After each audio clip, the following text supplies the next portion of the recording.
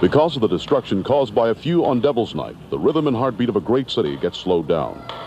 You have to have some place to live. It's pitiful. We got to start doing something about it now. On October 30th, get mad. Help us stop Devil's Night arson. For one day, Wednesday, October 30th, for 6 hours, you can help stop Devil's Night fires in your neighborhood. To volunteer, call 224-3450. Get mad. Get involved. Stop Devil's Night arson.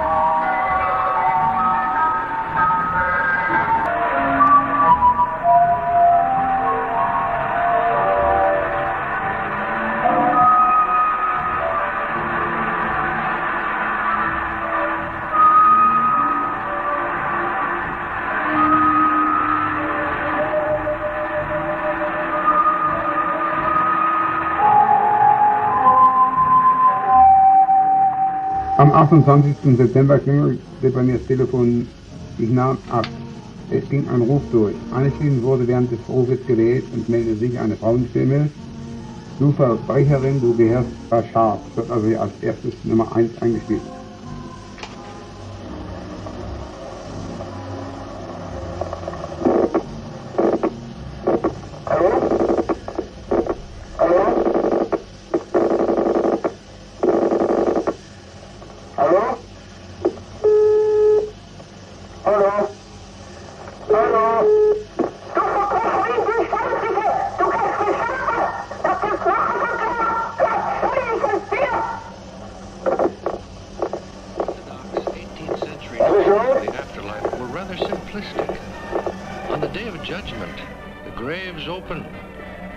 Is resurrected with a physical body to face a celestial bureaucracy.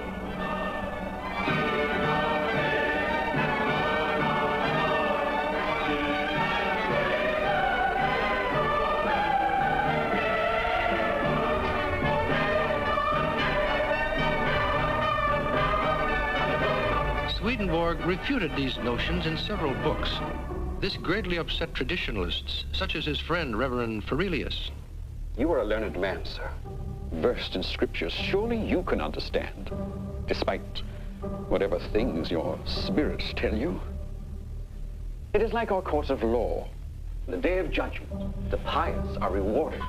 The wicked are punished. Now, each of us is his own judge, for heaven and hell are also within us.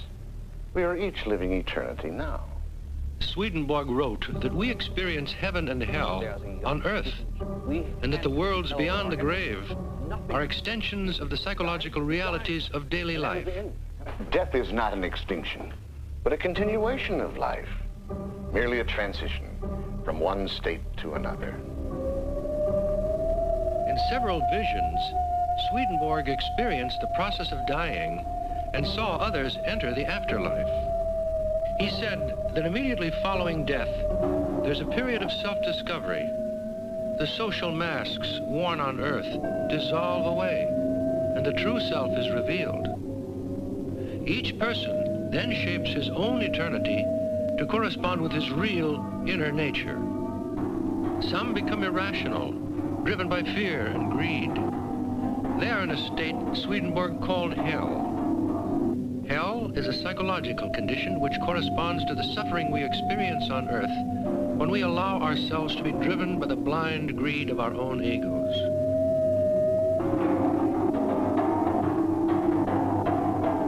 There are no devils here to inflict punishments, since in the state of hell, each person acts out his own malice by tormenting others.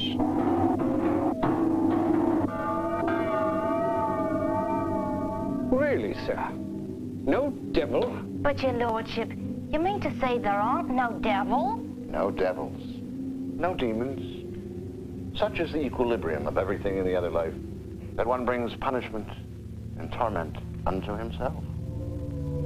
After death, others find within themselves a psychological state Swedenborg called heaven.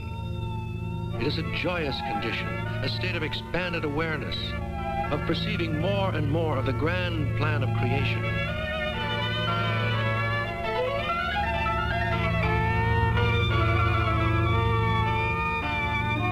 The heaven which Swedenborg experienced corresponds to deeds, not creeds. So persons of many races and religions form the societies of heaven, which Swedenborg often called the Church of the Lord. My friend, how can your so-called Church of the Lord include heathens and idolaters? Surely the Lord will cast them into the pit of hell. The Church of the Lord consists of all those who have lived in the good of charity according to their own belief. The Church of the Lord is universal. Good day, my friend.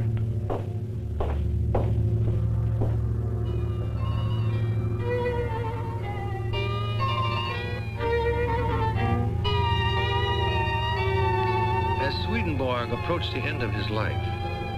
His writings continued to be unacceptable to the officialdom of the Church of Sweden. This posed a problem for Reverend Ferelius, who in the winter of 1772 was coming to visit Swedenborg for the last time.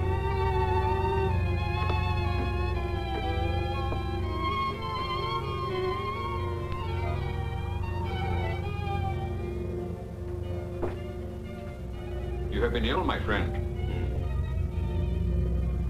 Have you considered that perhaps you might soon die? Yes. Soon it will be my time to die. Are you willing to receive the Lord's Supper? With thankfulness. Have you read my views on the true meaning of communion? How old will I be when I get a car? Good job. Go out with Adam. Get a tattoo. Eat bacon? Got questions? Don't be left in the dark. New glow-in-the-dark Ouija. Will my parents ever let me Can? Come on. Chapters of the domestic cat's history began during the Middle Ages. By this time, he was a common household pet in all the great cities of Europe. A cat sunning himself on the window ledge was just as familiar a sight as a flower pot. But the cat was never a freeboarder. He paid well for his keep in terms of service to mankind. His contribution was so great that it actually changed the course of human history.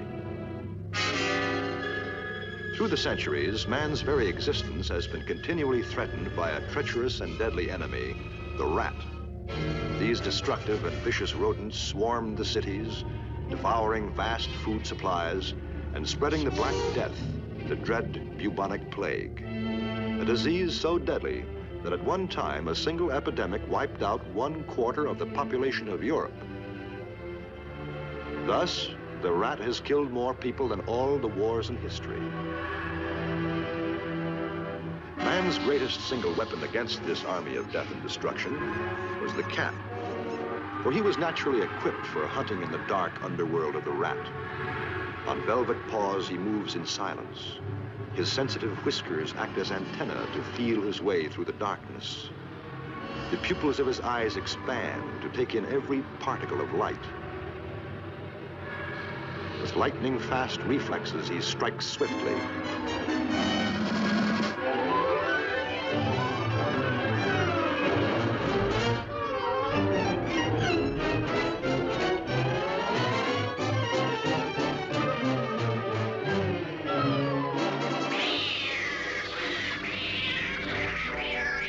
If the many millions of rats destroyed by cats had been left to multiply, they could have wiped out the population of entire cities and completely overrun civilization. But the cat was not always rewarded for his great service to mankind. There was a black chapter in history when cats were condemned and persecuted. A dark age when the world was haunted by strange fears and superstitions. It was believed that evil spirits traveled the earth in human form, and thousands of innocent people were hanged or burned at the stake for witchcraft or sorcery.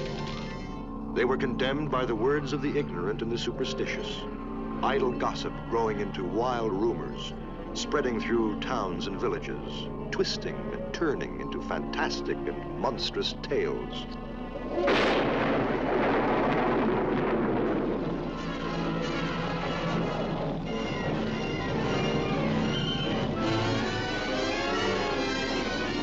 It was commonly believed that storms were caused by people who possessed supernatural powers. And anyone who dared travel by night could be accused of black magic and blamed for any sickness or death in the community. For night was the time of evil spirits. Since the cat was by nature a creature of the night, he too aroused suspicion.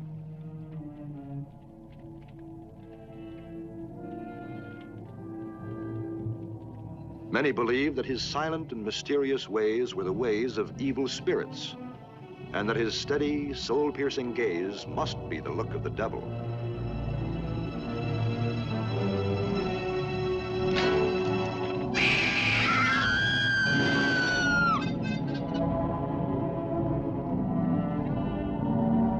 It was the evil eye, I tell you.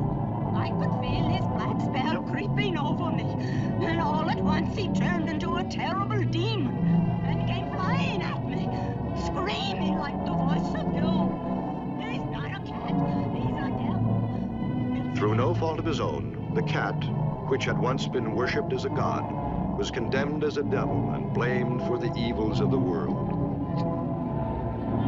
Hundreds of witch hunters set out to destroy these witches and demons wearing the form of a cat. There's one up in the tree! Get him! Hey, there he goes!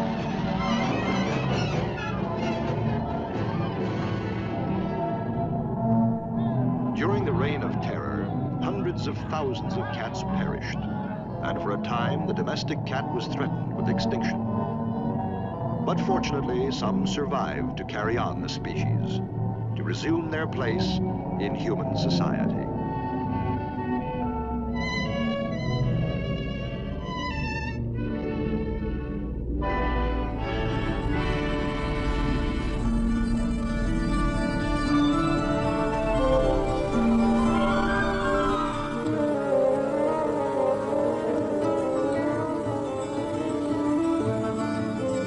In a remote period of American history, there was among the high hills, not far from Tarrytown, a drowsy little Dutch settlement, long known as Sleepy Hollow. There are some who say that this enchanted region was bewitched by a high German doctor.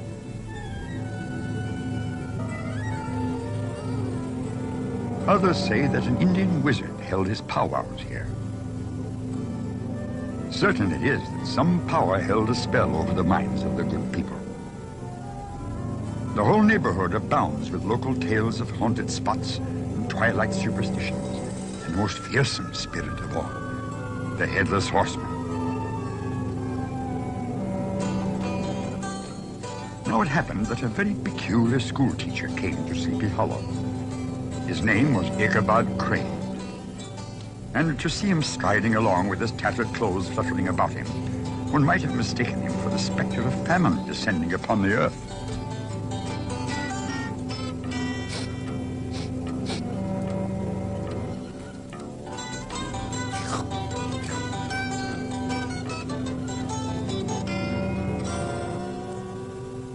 His schoolhouse on a crisp winter day buzzed with the low murmur of his pupils' voices, interrupted now and then by the authoritative voice of the master, accompanied by the crack of a birch stick. Ichabod's scholars were not spoiled, and all of this he called doing his duty. He was not, as you may have imagined, one of those cruel potentates of the school who joy in the smarting of his subjects. He administered justice with discrimination rather than severity. When school hours were over, he would often walk a student home, especially the ones who had mothers who were noted for the comforts of the cupboard.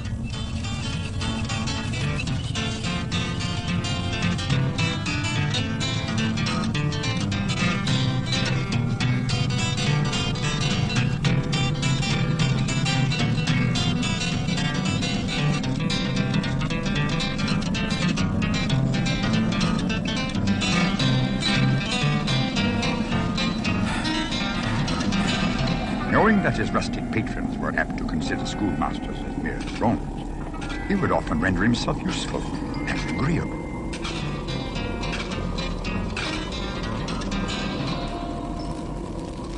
Then, late at night, sitting by the fire, he listened to old Dutch wives' tales of ghosts, goblins,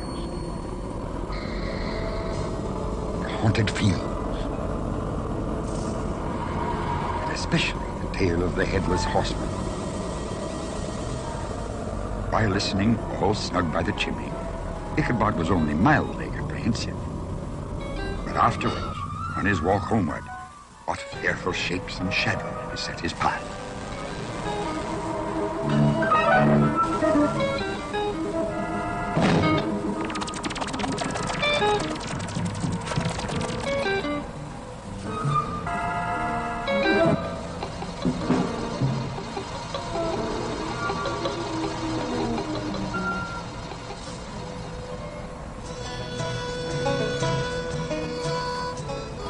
Among Ichabod's musical disciples was Katrina van Tassel, the daughter and only heir of a substantial Dutch farmer.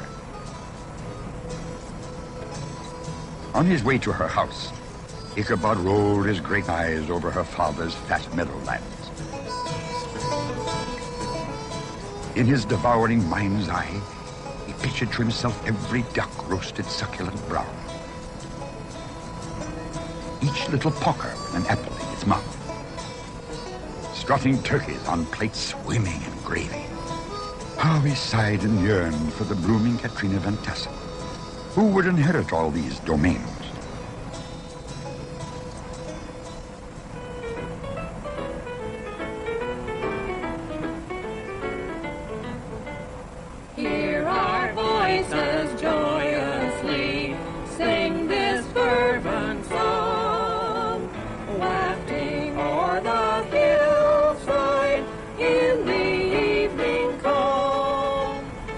Ichabod's most formidable rival was Brom Bones, who was the hero of the countryside and Katrina's suitor.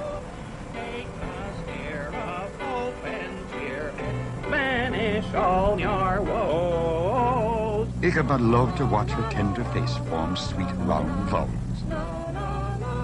Brom fumed with jealousy, but he knew he could not regain Katrina's affections by physically assaulting an obviously weaker opponent. So he employed his natural inclination for fun and mischief.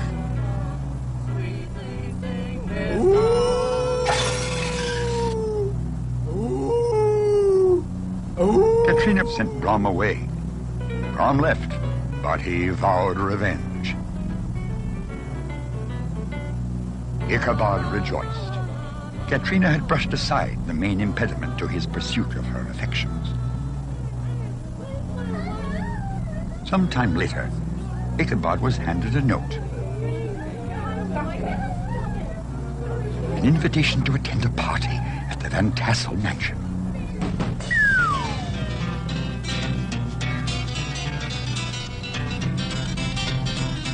Ichabod imagined himself in the true style of a cavalier.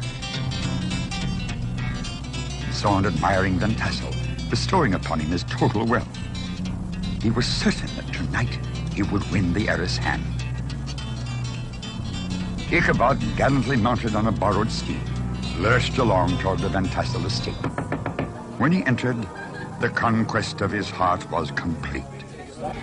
A world of charms burst upon his enraptured gaze. Not those of the bevy of buxom lasses, but the ample charms of a genuine Dutch country table. Ichabod was a peculiar creature whose spirits rose with eating as some men's do with drink.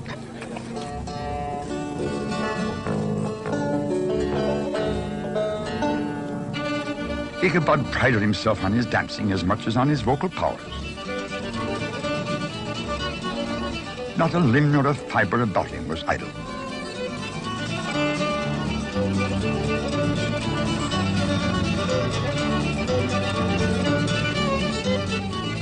To see his loosely hung frame in full motion, clattering about the room, you would think St. Vitus himself was whirling before you in person.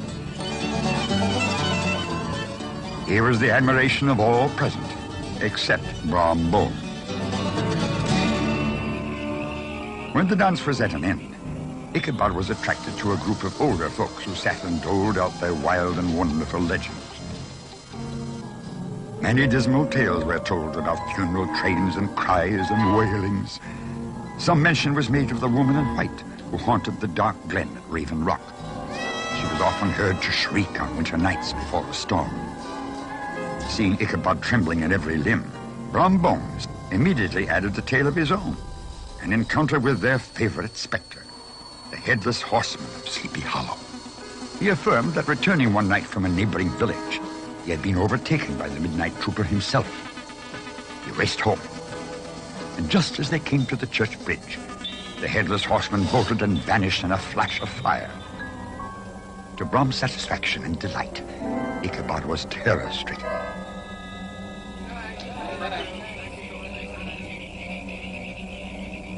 Ichabod lingered behind, according to the custom of country lovers, fully convinced that he had won Katrina's heart. What passed between them, no one knows. But something went wrong. Was her encouragement of the poor pedagogue all a mere sham to secure her conquest of his rival?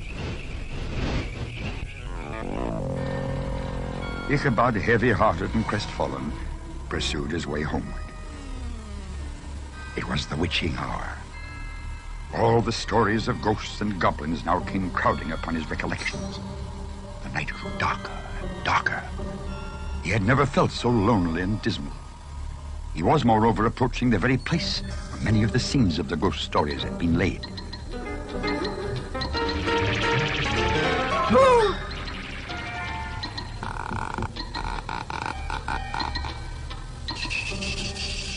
Suddenly, a strange sound caught the sensitive ear of Ichabod. In the dark shadow of the grove, he beheld a huge, misshapen, black, towering mass, like some gigantic monster ready to spring upon him. Ichabod burst forth into a fervent psalm tune. Hear our voices joyously sing this fervent psalm. Ichabod was momentarily relieved until he cautiously opened one eye and spied a horseman of large dimensions trotting alongside.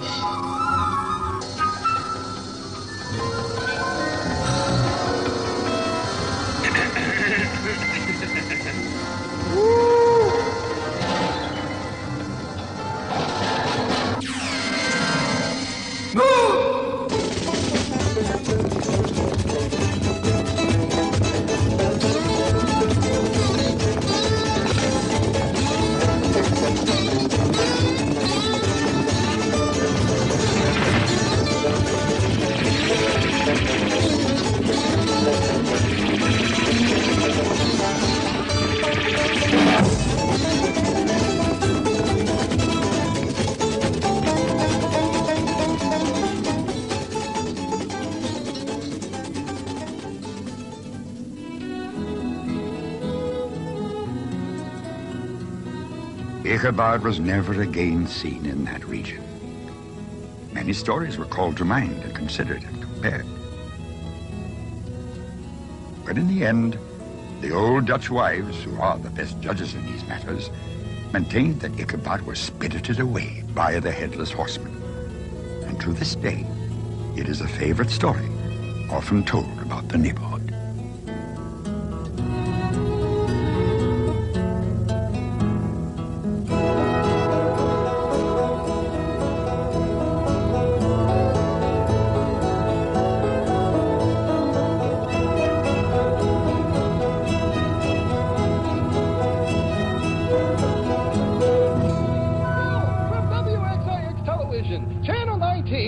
Cincinnati, Ohio, a service of Metro Media Television Incorporated. And... Hello, cool, and hi, everyone. Hattie the Witch, yeah! Happy Halloween to you all from Batty Hattie from Cincinnati. Bye-bye, Hello, and welcome to our special Halloween adventure and to the Magic Forest. I'm Larry Smith, here to introduce you to my many friends who live in the Magic Forest and to invite you to our Halloween surprise birthday party for Hattie the Witch. Before I explain why the animals living here in the forest would want to honor a witch on her birthday, why don't I fill you in on some of the details about the origination of the Magic Forest and how Hattie came to be a part of its legend. This is a magic forest because, well, I think it can better be explained if I read to you from the fantasy storybook that tells how it all began. Our story starts, as most stories do, with once upon a time. So, once upon a time, a very powerful but good wizard was looking for a new place to live. After searching for many days, he suddenly came upon an old hollow tree that suited his fancy. And when the wizard entered the tree, his very presence caused a very strange thing to happen. Immediately, the tree came to life. It opened its eyes and started to sing with the wind. The incredible new magic was so powerful that it shot from the tree's branches and roots, and before you could say hocus pocus, the entire forest had become enchanted. All the friendly animals were very happy, and they felt safe with the wizard's magic powers watching over and protecting them. That is, until one fateful autumn afternoon, when a terrible storm began to slowly sweep across the horizon.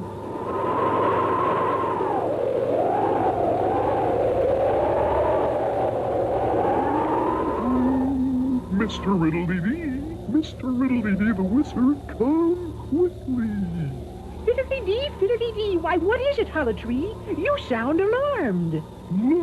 Look at the sky. My goodness, Hollow Tree. A violent storm is coming. And listen, the wind is howling like I never heard it before. Only when something evil is approaching does it ever sound like that. Oh, I have the fearful feeling that these winds will usher in a Halloween season not to be forgotten. Oh, this is no ordinary storm. I think we better warn the animals in the village, Hollow Tree. Sound the take cover warning. Oh, I'm going to do a little investigating and find out what this is all about. Boy, look at the sky. It's getting darker and darker. I think we're really in for a bad storm. I think you're right, Rudy. And listen to that wind. Oh, look, Teaser, here comes Buzzy the Bear. He certainly isn't wasting much time. You both better get inside. Those dark clouds are really moving in fast. Take cover. This is the most unusual storm. Take cover. A most unusual storm? Golly, Mr. Riddle-dee-dee would never tell us to take cover unless something weird is about to happen. He must be very worried. Teaser, why don't you stay at my house until this is all over? I don't think you can make it back home to the meadow in time. Oh, good idea. Thanks. I'm going to my house. It's really spooky out here. And it's so close to Halloween, too. Yeah, I hadn't thought about that. Well, come on, Tease. Let's go on inside. Oh, wait a minute. What is it, Rudy? I wonder if Miss Abigail heard the warning. You go ahead, and I'll be right back. Okay, Rudy. Miss Abigail Chicken. Bluff, bluff, bluff. Rhoda the Roaster, what are you doing out there? Don't you know there's a storm coming? Yeah, I know. I just wanted to see if you heard the warning from Mr. Riddle-dee-dee. Why, no, I didn't, Rudy. A warning? A hollow tree said to take cover, that this is a most unusual storm. It is? Well, I wonder why. I don't know, but it is awfully close to the 31st of October, and the wizard's never wrong. Just stay inside until the all-clear signal is given. I certainly will, and thanks, Rudy. The 31st? Why, that's Halloween! All the animals were safe in their homes, but I'm sure they were wondering what was causing this very unusual storm. Little did they know at that very moment, flying high overhead on a broomstick was a very crafty, not too wicked witch by the name of Hattie. Thoroughly disenchanted after hearing about the peacefulness that is always present here, Hattie, leading her entourage of shadowy spirits, left her home, the land of the witches, and sped swiftly towards the magic forest, vowing to cause trouble and unhappiness.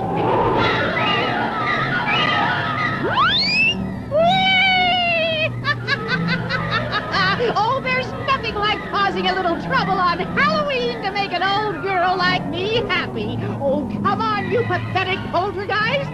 Get with it.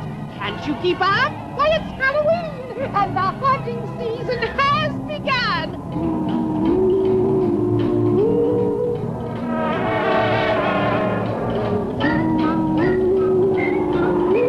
Hunting we will go, said one little ghost to another little ghost. A hunting we will go. It's Halloween, you know. We'll scare the people so, said two little ghosts to another little ghost. Come on and join the fun. We'll boo at everyone, 'cause Halloween's begun. The three little ghosts got together and found a witch's broom. Really, it was neat to wear a sheet and fly through everybody's room. They scared all the folks with the very scary jokes and said, we'll miss this so. Until next year, you know, when a haunting we will go.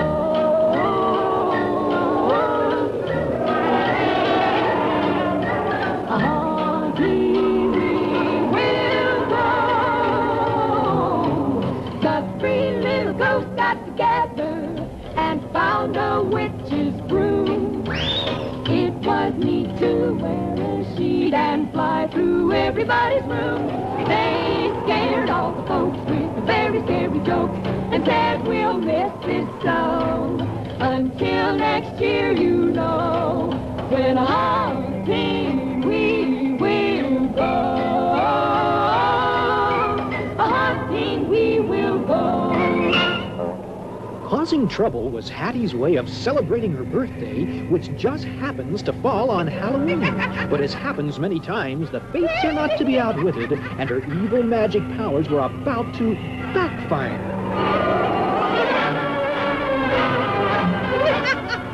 Oh, what a frightfully delightful way to celebrate my 200 and... Oops, I didn't mean to say that. I should never mention my age. Someone might be listening. Oh, nothing like a frantic broomstick ride to get me in the Halloween spirit. And just look what I've caused already. A perfectly beautiful tempest. I bet the animals of Happy Hollow are shivering with fear. They've probably never seen a holocaust like this. Not one caused by evil magic. And look at that old hollow tree. It looks as if it's about to blow over. Whoops, oh dear. Maybe I got a little carried away with myself. Maybe I overcast this disturbance a bit. Oh, I hope it isn't too late to turn back. I think I better put the broom in reverse and head for home. Well, come on, Black Beauty. What's the matter, Black Beauty? I can't get you turned around. Oh, what's happening to me? I'm losing altitude. I'm heading for the ground. Oh, I'm going to crash.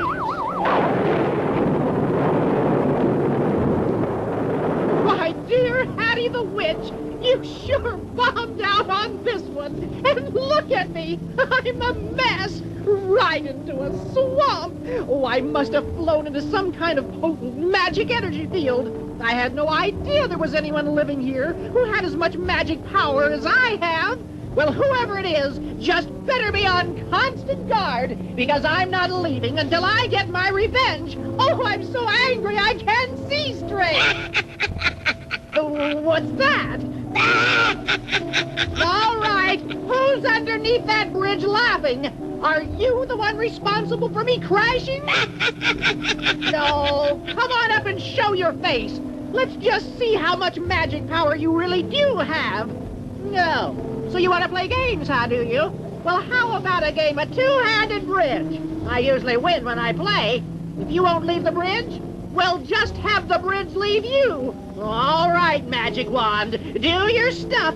Hideous laughter I despise. Transport this bridge into the skies.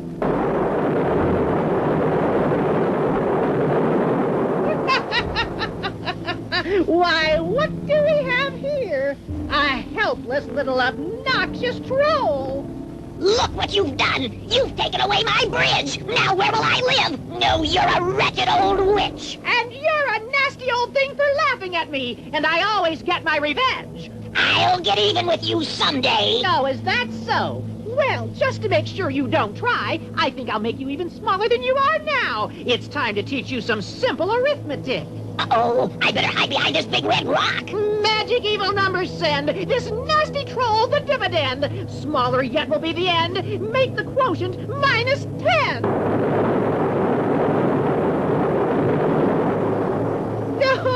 No! What happened? You're 10 times as big and 10 times as ugly. I multiplied instead of divided. Oh, dear. And who's that with you? It's me, Big Red. Before you came along, I was just a rock. And now I'm Big Red, the Red Rock Eater.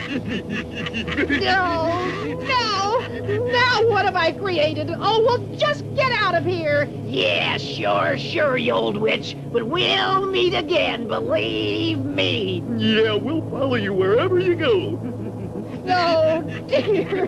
My magic powers failed again. I just can't understand it. Well, it looks like I'm stuck in this awful forest for a while until vengeance is mine. But by the time that I'm through, I'll have everyone here under my control, including the one responsible for my ill-fated, deplorable plight. Now, let's see. I'm going to need a castle to live in, but first I better find some accomplices to help me carry out my trouble-making conspiracies. Someone who will always do as I say, not like that nasty old thing. What do we have here? Why, it's a cat. Every witch needs a cat. And he's sort of mean-looking, too. Not bright, but at least mean. Meow. Oh, hello there. I don't think I've ever seen you around here before. That's because I've never been here before. I'm just a kind little old lady looking for someone to stay with me at my enchanted castle and help me do a few chores. Really? You mean you live in a castle? Yes. Not yet, but I will be soon. Are you interested? Am I ever? No, I just love enchanted castles. Oh, this is too good to be true. Well, come on, let's go. Wait, just a minute. First, you must take an oath. Oh, sure, anything you say. All right, then, repeat after me. I will be your faithful servant. I will be your faithful servant and help cause trouble for the animals in the magic forest. And help cause trouble for the animals in the magic forest. And I will comply with every rule of the IWU. And I will comply with every rule of the... what's the IWU? That's the International Witches Union. Oh. And I will comply with every rule of the IWU. You are now under my complete control, but I can still use another fiend to help me carry out my wicked schemes. I'll never be able to summon back my 3 flying spirits, but perhaps I can replace them all with one very spooky ghost. Let's see. What's that you're carrying with you? Oh, it's just an old sheet. A sheet. Oh, perfect for a ghost. Unwrap it and place it in front of me. I hope this thing works right this time. Well, here goes. Magic wand with wicked powers. Flying spirits from witches' towers. From this mix and match sheet here, a ghost named Spooky may appear.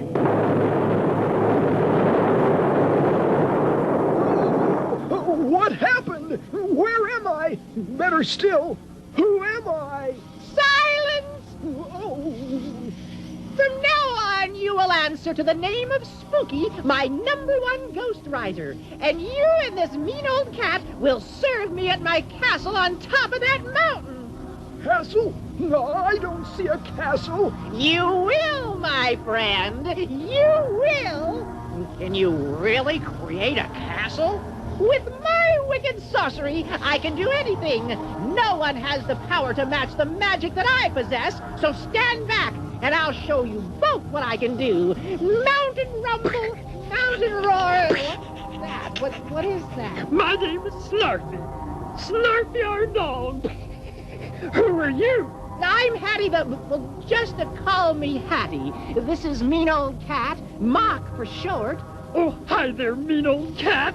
And this is Spooky the Ghost, both of whom shall remain silent. Oh, hi, Ghost.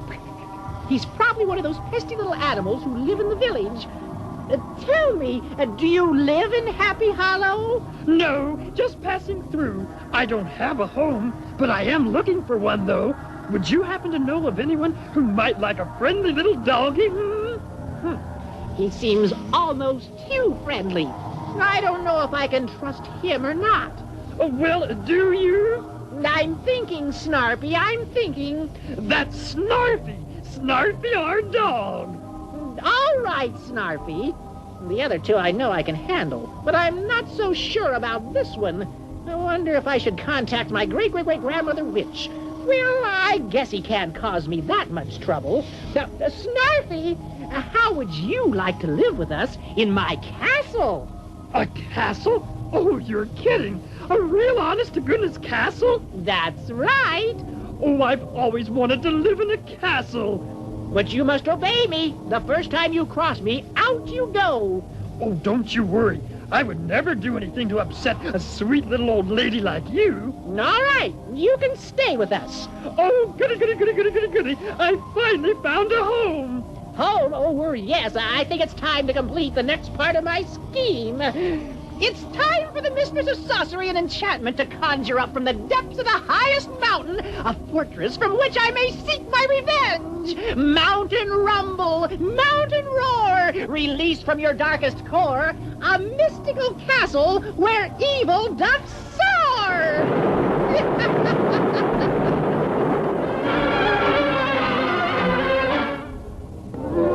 Much time has passed since Hattie was forced to make her home in the magic forest, and the number of fiends living at her castle has grown steadily through the years. From the very first day of her arrival, Hattie has tried to get revenge and cause trouble for the animals with the hope of eventually taking over their land. But time and time again, she has failed. She's still desperately trying to cause trouble, as witches are supposed to do. But her spells and schemes always backfire, and she usually ends up holding the bag. While Mr. Riddle-dee-Dee the Wizard is around, Hattie will never be able to do too much damage. And knowing this, her fiends at the castle and the animals of Happy Hollow have decided decided to do something special for her on her birthday. They realize how much fun Halloween is for them, and therefore understand why it's doubly important to Hattie. They're planning a surprise Halloween treat in her honor, but they now face the problem of figuring out how to surprise her. We'll join Hattie's screaming niece Pixie and Rudy the Rooster at the hollow tree and find out how their plans are coming along right after these messages.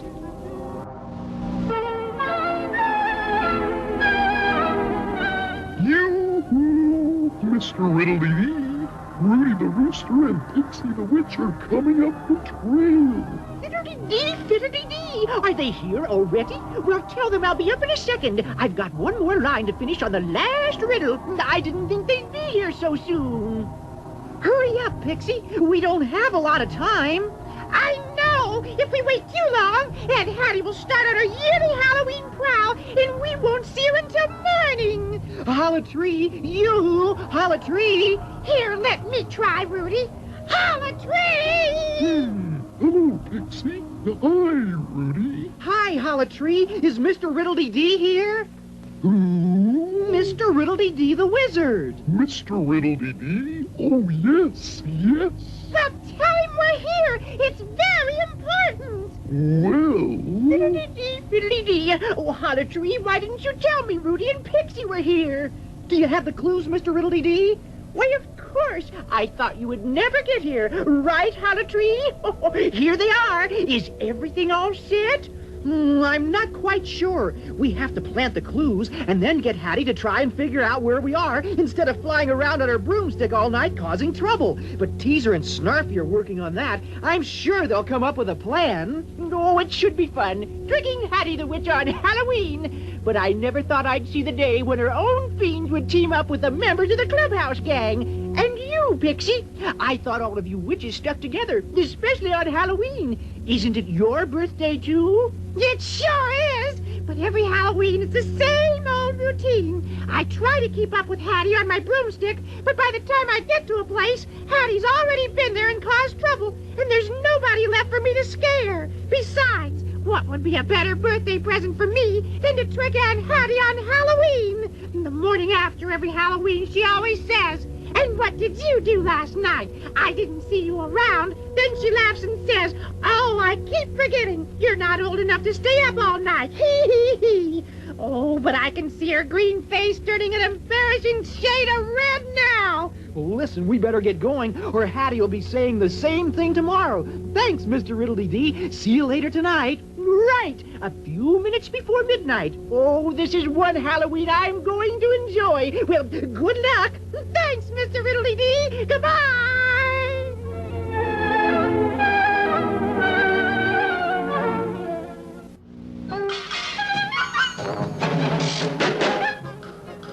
I just don't know how we're going to pull it off. Maybe nasty old thing in red, the Red Rock Eater, can help. Hattie can't stand it when they come up out of the dirty, dingy dungeon. Hey, Nasty! Red, come on up! Well, hello, Snarfy. Where's the old witch? She's still up in her tower room, and she won't come down. I can't spring the trap with her up there. I'll bet when she hears us, she'll come down. Give it to her, Nasty. Hey, come on down, you old bat. 'Tis I, nasty old thing. And Red, the Red Rock Eater. I'm not coming down till the clock strikes 11. Something's wrong with her. It's Halloween. You know what that means to her. Oh, yeah, that's right. Well, keep trying, Snarfy. Come on, Red. Let's go on back down and work on our special surprise treat for the old nag. A bag of surprises for the old nag. Better answer, that sounds like the phone. Hello, Castle of Hattie the Witch. Snarfy our dog speaking. Oh, hi, Teaser. I'm afraid I don't have good news to report yet. But you said there would be no problem. I know I said we'd get her out of the castle, but I forgot about her saying that she was going to sleep all day and stay in bed until the stroke of 11. Well, why 11? I guess it takes her an hour to get ready. She always leaves at 12 o'clock sharp. She said she wanted to store up as much energy as she could so that she would be rested and in tip-top shape for her annual Halloween ride. Where are you now? I'm at the clubhouse waiting for Pixie and Rudy. They should be here any time now with Mr. Riddle-Dee-Dee's clues. Can't you think of any way to get Hattie out of bed? Why, our whole surprise will be a flop if you don't. Oh, nothing works, Tease. All she says is, I'm not coming down till the clock strikes 11. Oh, at 11 it'll be too late. Wait a minute. What is it, Snarfy? Is she coming down? No, but I have an idea that I think might work. I'll call you back later, and we'll go on with our regular plan. Okay, Snarfy, and good luck. Spook! Spooky, come up here, quick! Yeah, what is it, Snarfy? Is Hattie coming down?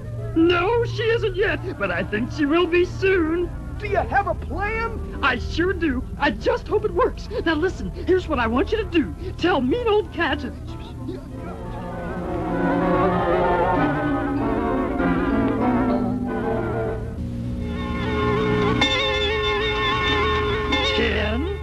11, 12.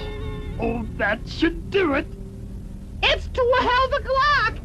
It's 12 o'clock. Oh, I should have been up and on my way by now. Oh, what will my great-great-great-grandmother Witch think when she finds out that I got off to a late start? And of all the nights, I didn't hear the clock strike 11.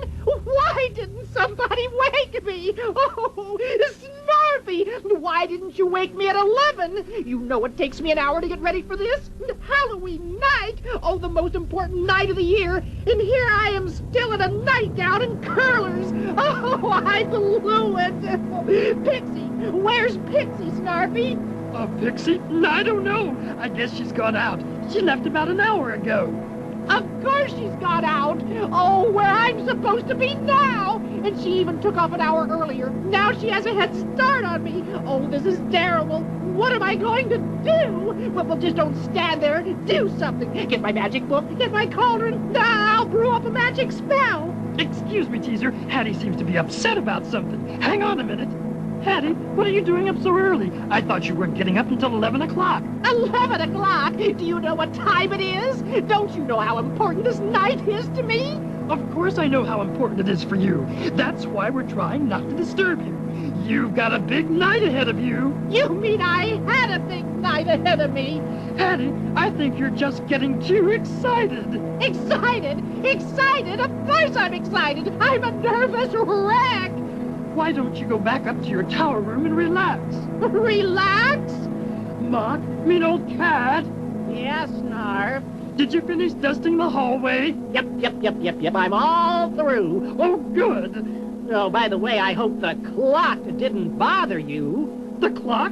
Why, what do you mean? Well, when I was dusting the face of the clock, the hands on it kept moving around the clock, and it kept going bong, bong, bong. Mock! How many times did it go bong, bong, bong? Oh, I don't know. About 12, I guess. Bong, bong, bong. Hattie, are you still here? Oh, Mock, while you're down there, will you set the clock back? Where are you going, Hattie? Back up to my tower room. I'm exhausted. And tell Mock to keep his paws off of the clock. Okay, Teaser, she's gone. I can talk now. Oh, I think it's a great idea. While Hattie's gone, we'll have our own party together, and she'll never know. Mock and Spook can't wait, and Nasty and Red are going bananas. Oh, she almost spoiled the whole thing, though, when she came down from her tower room. But she's gone now. Right. We'll see you at you-know-where, and you-know-what time. Bye-bye.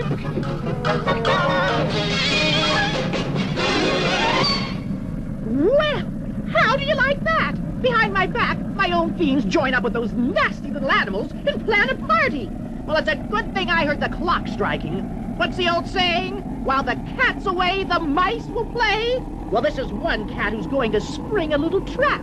I wonder how many years this has been going on. And behind my back, while I'm out causing a little trouble on Halloween. Well, this year I'm starting a little earlier. And what would be more appropriate and more exciting than to break up a party? A party attended by my fiends and the members of the clubhouse. Oh, the thought of it all. But just you wait.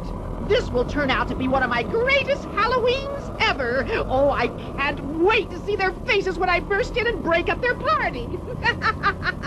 Now to find out just where this little get-together is going to be. Aha, my magic crystal ball.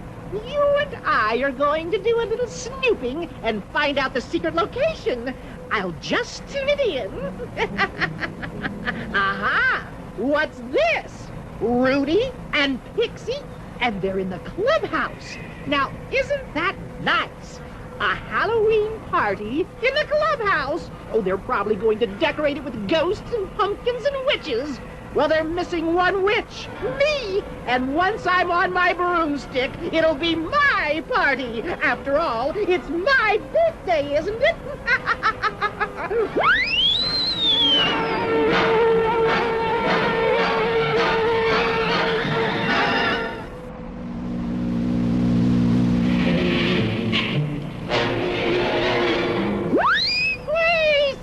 Surprise, surprise! 'Tis I, Hattie the Witch, and happy Halloween!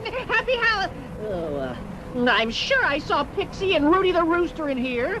My crystal ball has never failed me before. Oh, sure, they're probably hiding. I'll just sneak around and look for them. Surprise! Boo! That's strange. There's no one here. Ah, what's this? Oh, aren't they clever? They did think of everything, didn't they? They knew I'd be over in this part of the magic forest sometime tonight. So they put up these clues to tell everyone else where the party is really going to take place. Well, let me tell you, it takes a pretty smart cookie to fool Hattie the Witch. Now let's see what these silly clues say. Yes, if I hurry, I can be on Black Beauty and probably get there before they do. It says, there's fun in store for those in the know. Just go to the place where scarecrows grow. Isn't that cute? The clue is in the form of a riddle. I'll just go where scarecrows go. Where do scarecrows grow? Scarecrows don't grow, do they, boys and girls? Now, where would I find a scarecrow? Where?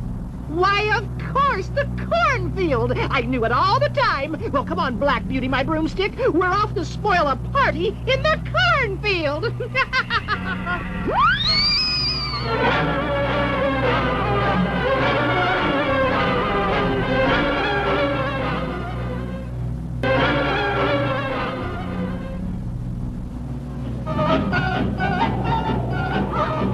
There's a scarecrow that I know who's always got a happy glow. He's never sad, never feels bad, you see.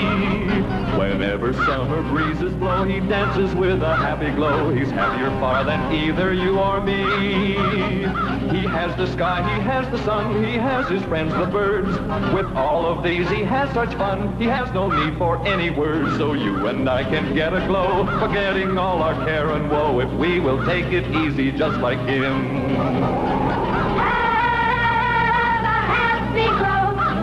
Life can be a sweet thing if you will. Have a happy glow. Life can be a sweet thing for you still. Whenever summer breezes blow, he dances with a happy glow. He's happier far than either you or me. So you and I can get a glow, forgetting all our care and woe, if we will take it easy just like him. Life can be a sweet thing if you will. Have a happy glow. Life can be a sweet thing for you still.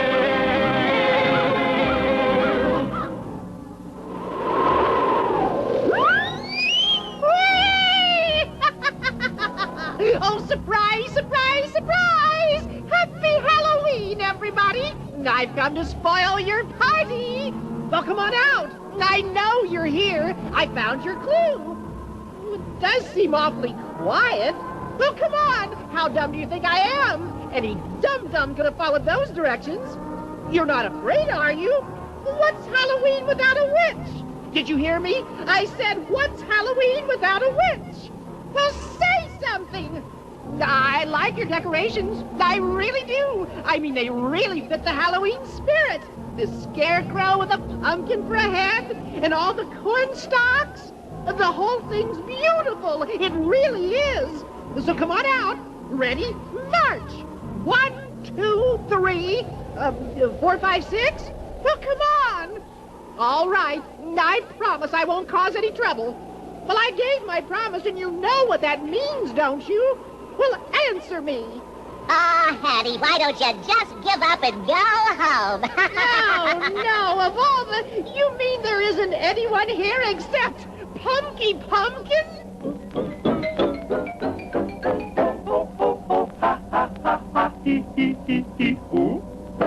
I've got a friend who's big and round and oh so jolly, gee whiz. Lend me your ear and you will hear just who this fellow is. He's Punky Pumpkin, the happy pumpkin, happy all the day. And his great big smile will chase your cares away. Chase them away, away. Punky Pumpkin, the happy pumpkin, never wears a frown. You can see that he's cut out to be a clown. Oh, what a clown is he. The candlelight inside him makes his eyes light up and gleam. They shine right through the window at you for a happy Halloween. Punky Pumpkin's a happy pumpkin, and do you know why? 'Cause he's a jack-o'-lantern instead of being a pumpkin pie.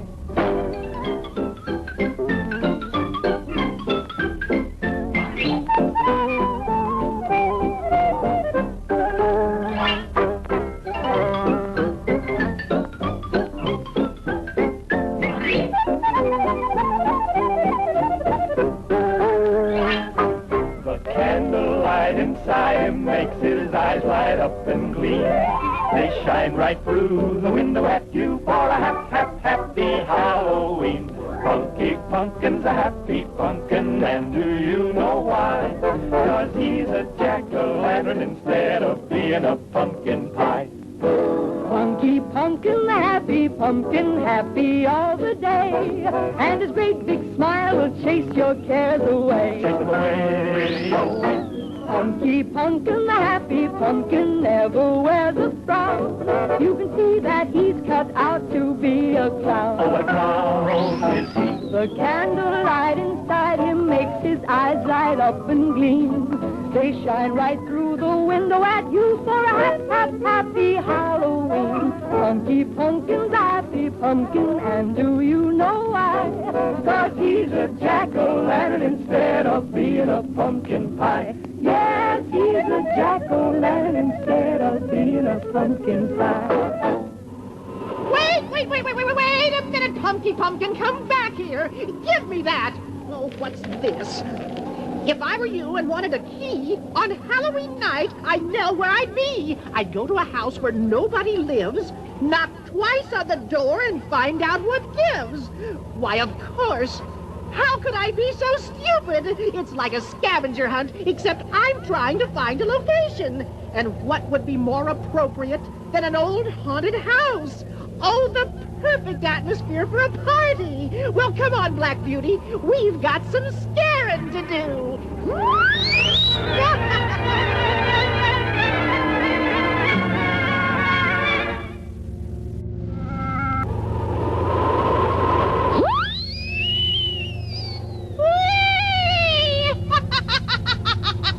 Oh, perfect. Absolutely perfect. Just right for a do. Oh, yes. Not twice. Well, here goes. Oh, how stupid do they think I am?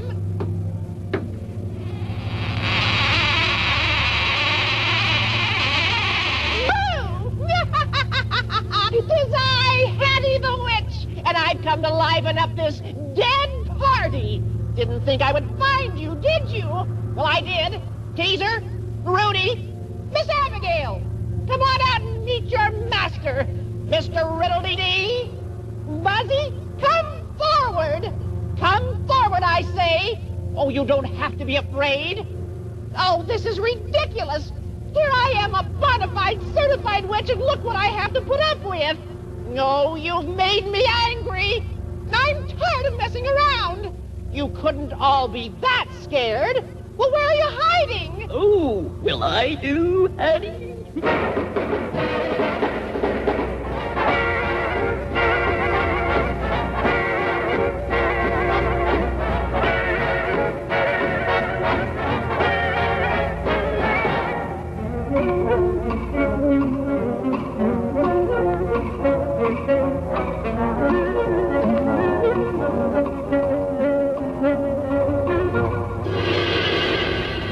No, you don't frighten me, you bag of bones.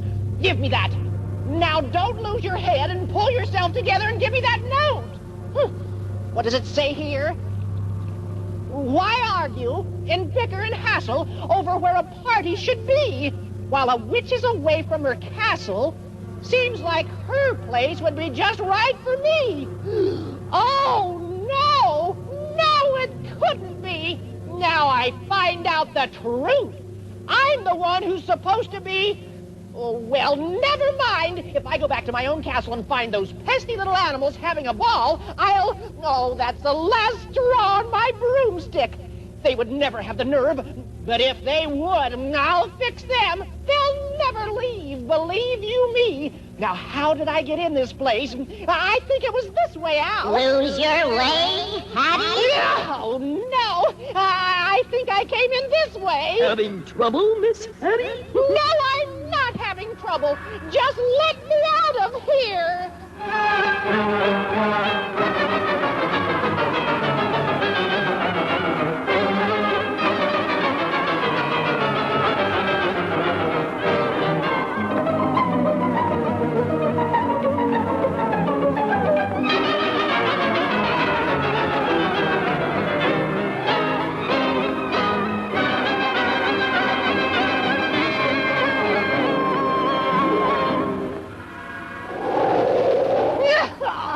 They certainly were of no help, but they probably didn't know who I was. If they did, they would have obeyed my every command. Oh, but I can't waste my time with those amateurs. I have more important things to do, like getting back to the castle and putting an end to the party that's going on there.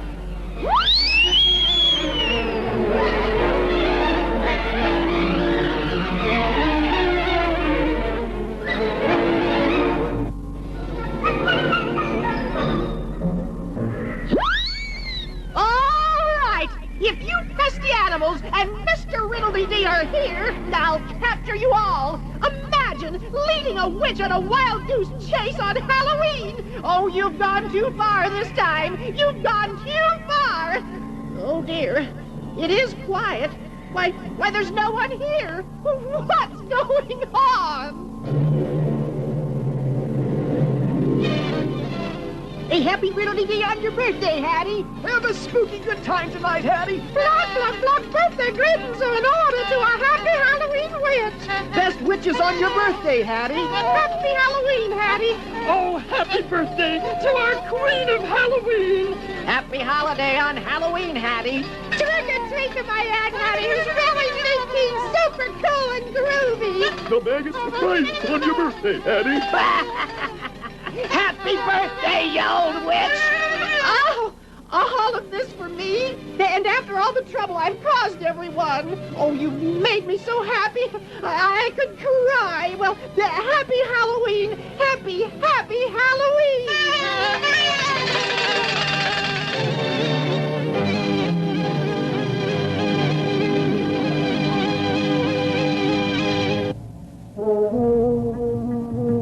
It's time to close the Magic Forest Fantasy Storybook. We hope you enjoyed our special Halloween treat, and please let us know if you did.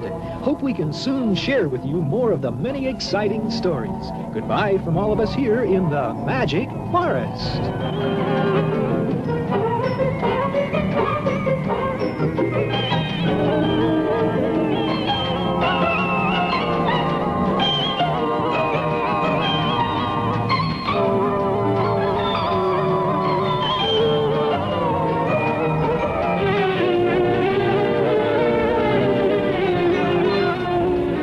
This has been a Smith-Glanzer production.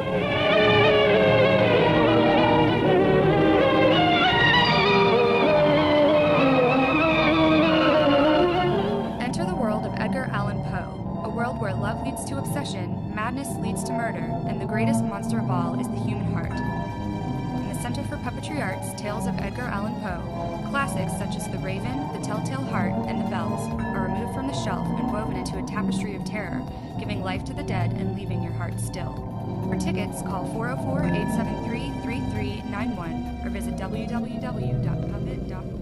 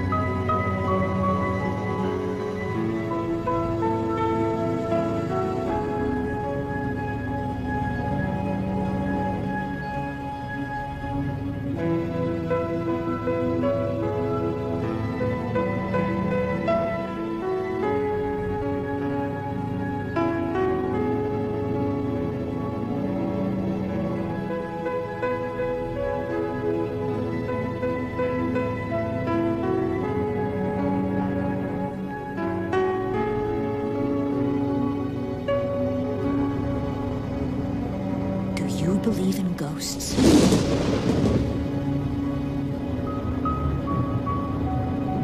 Well, there are some places where people do, and for good reason. If you travel up the Hudson River from noisy and crowded New York City, you will come to a cozy little valley hidden away among high hills where time seems to have stopped. The people who live here are the families of the first Dutch settlers. They like their old ways and see no reason to change or to leave their quiet farmland to travel to the big cities of the outside world. I've heard it said that long before the first white man came, an old Indian chief cast a magic spell on the land. Whether it is true or not, there certainly is an enchanted feeling that hangs over this region, and it's easy to believe that some very strange things can happen here. In fact, everything is so dreamlike in this little valley that it's known by the name of Sleepy Hollow. One day, a long time ago, a stranger came to Sleepy Hollow. He was so tall and so thin that you might have mistaken him for some scarecrow that had run away from its cornfield. His name was Ichabod Crane, and he had traveled all the way from Connecticut to be Sleepy Hollow's new schoolteacher. The schoolhouse was a little one-room building made of logs. Through its patched windows, you could hear the murmur of the students' voices reading out their lessons, and then, whack! A frightful sound of the birch rod as it met the bottom of some particularly naughty child. It may hurt now, Ichabod Crane would tell the smarting urchin, but you will remember this lesson and thank me for it for the rest of your days. You see, he wasn't a cruel man. He just believed in the old motto, spare the rod and spoil the child. Ichabod Crane's students were certainly not spoiled, nor were they abused. Indeed, it was wise of him to stay on good terms with his pupils, for he relied on the generosity of their parents for his living. When school hours were over, he would usually walk some of the smaller children home, especially those who had pretty sisters or good cooks for mothers. His visits always caused some commotion at a farmhouse.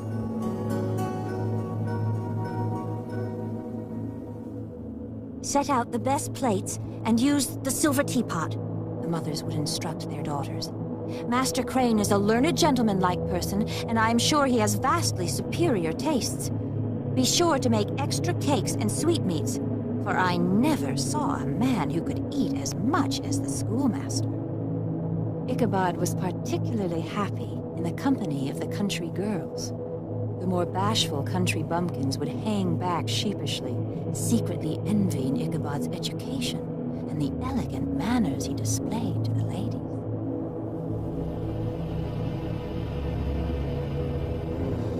On cold autumn evenings, Ichabod loved to visit with the old Dutch wives as they sat spinning by the fire, telling their tales of haunted houses and haunted fields and haunted brooks and haunted bridges, not to mention numerous ghosts and goblins. It was on one such evening that he first heard the story of the most famous spirit of them all. It was, they said, the ghost of a Hessian trooper who during the Revolutionary War had his head shot off by a cannonball. They buried his body in the churchyard, said one old dame. But they never found his head, added another. His ghost rides out in the gloom of the night to the old battlefield where he searches for his lost head. And then he thunders back along the roads as if on the wings of the wind until he reaches the church bridge where he vanishes in a flash of fire and brimstone.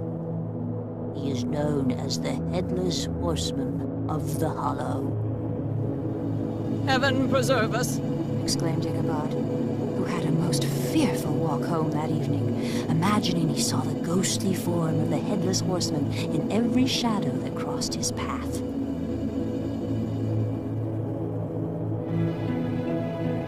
Be that as it may, the morning sun sent any ghost or goblin scampering back to its secret lair, and shone once again on the rich and friendly farmland of the Hollow. On this day, Ichabod found himself summoned to the largest and most prosperous of the Dutch homesteads.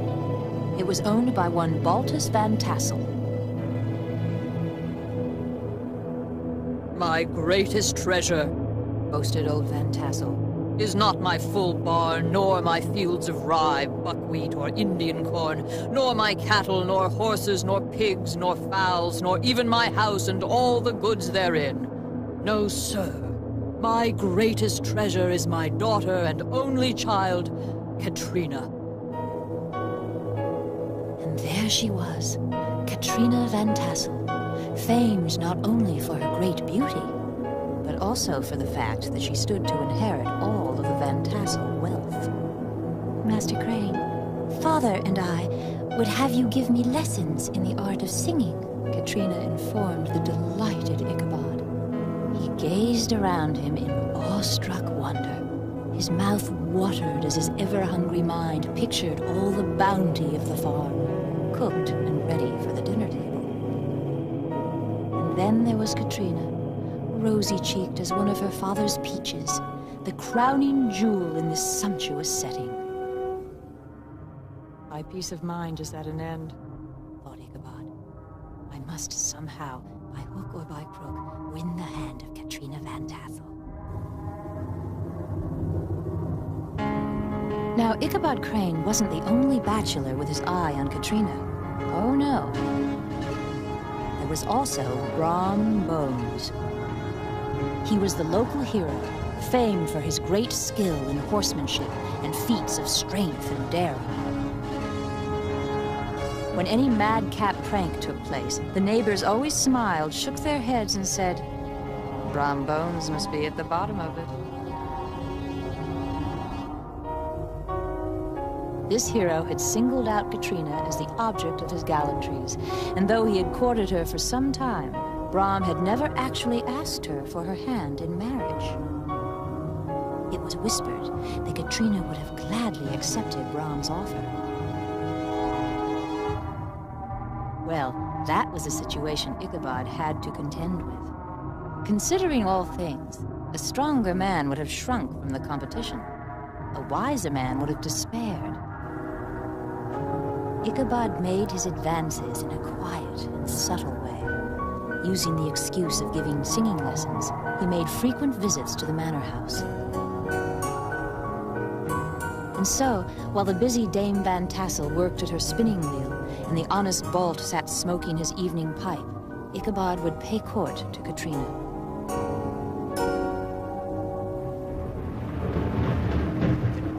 take that schoolmaster, fumed Brom Bones.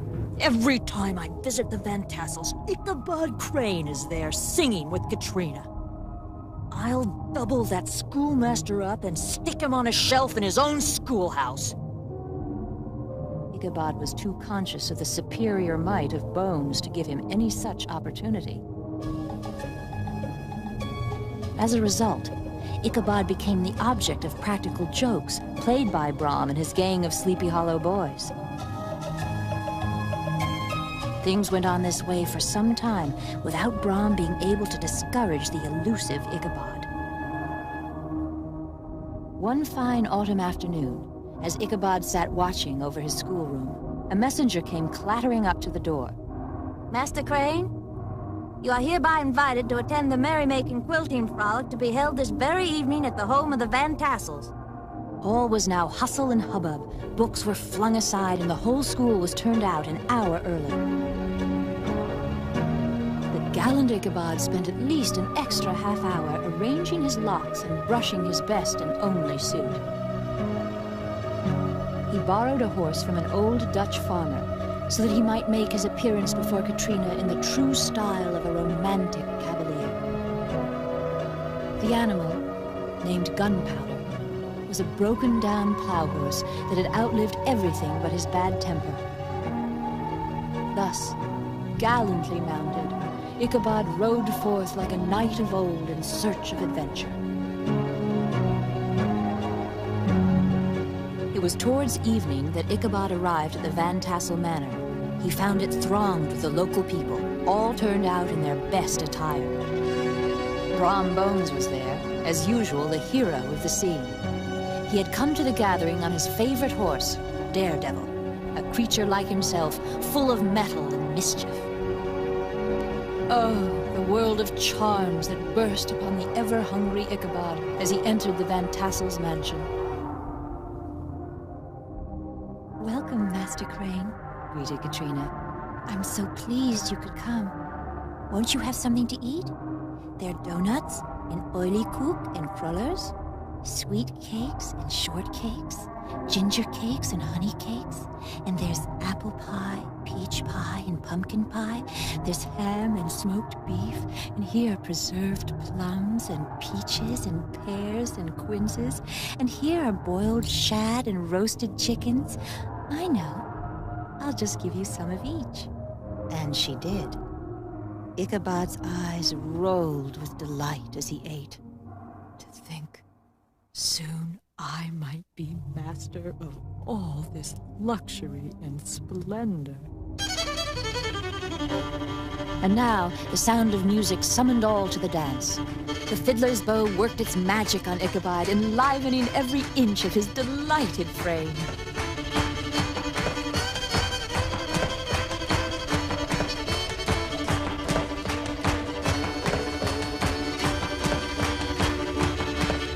How could our flogger of urchins be anything but animated and joyous?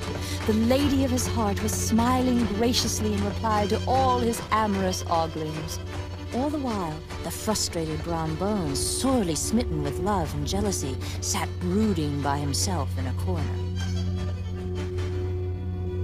When the dancing was over, Ichabod joined a group of elders who sat out on the porch, smoking their long clay pipes and telling their wild and wonderful legends.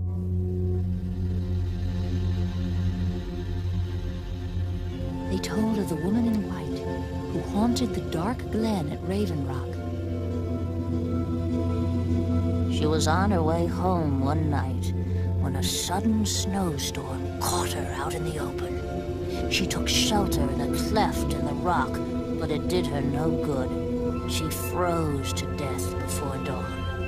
And to this day, you can still hear her bone-chilling shrieks on cold winter nights, just before a storm. The old folks all puffed on their pipes and nodded their heads in agreement. Now Brom Bones spoke up. A fearful thing happened to Hans Van Ripper last night. He was chased all along the church road by none other than the ghost of the Headless Horseman. Yes, and poor old Van Ripper was nearly carried off to hell by the goblin. He would have been too, but he reached the church bridge first, beating out the headless ghost, who all of a sudden vanished. A flash of fire. His listeners all shook their heads, muttering, "Lucky old Hans." The party now began to break up.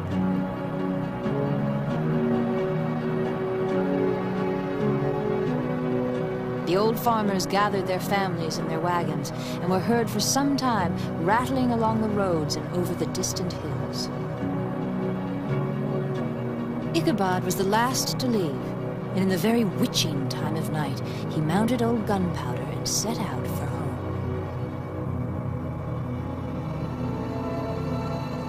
All the tales of ghosts and goblins that he had heard that evening now suddenly came back to him.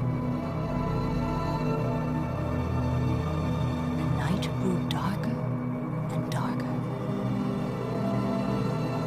The road now led into the very shadow of Raven Rock. As he approached this terrible spot, Ichabod cast frightened glances to the right and to the left for any sign of the ghostly woman in white. Suddenly, he heard a groan. His teeth chattered at the sound, but it was only one tree branch rubbing on another as they swayed in the breeze. He passed in safety, but new dangers lay ahead. A small brook crossed the road and ran into a dark hollow called Wiley's Swamp. A few rough logs served as a bridge over this stream. Ichabod attempted to dash quickly across the bridge, but old Gunpowder came to a short stop and refused to move. In the dark shadow of the grove, Ichabod saw something huge and misshapen. His heart began to thump as he demanded, "Who are you?" There was no reply. Once again he called out, "Who are you? Speak!" Ichabod's hair stood on end as the silence continued. The schoolmaster used both whip and heel on old Gunpowder, who finally started forward. But the shadowy figure was also in motion. Ichabod urged Gunpowder to a faster pace, but the stranger quickened his horse to equal it. As they came to the top of a hill, the dark figure could be seen clearly against the sky. The stranger was headless. Not only that, he carried his severed head in front of him on the saddle. Ichabod's terror rose to desperation. He showered kicks and blows on the terrified Gunpowder, who leapt into action, but the specter started full jump with him. Away they dashed, stones flying, sparks flashing at every bound. Over the road, plunging down, into the hollow they raced. Over logs, under branches, galloping side by side. Faster, faster, Ichabod urged. Gunpowder bolted ahead. Suddenly his saddle slipped from beneath him. It fell to earth, trampled under the thundering hooves of the demon horse. Ichabod clung desperately to the neck of old Gunpowder as he raced for his life. An opening in the trees ahead revealed the church bridge. If I can reach that bridge, I'm safe. Another kick in the ribs, and old Gunpowder sprang onto the bridge. He thundered over the planks. He reached the opposite side. Ichabod cast a look behind, hoping to see the ghostly horseman vanish in a flash of fire and brimstone. Instead, he saw the goblin rising in his stirrups, in the very act of hurling his head at him. Ichabod tried to dodge, but too late. It hit him with a tremendous crash!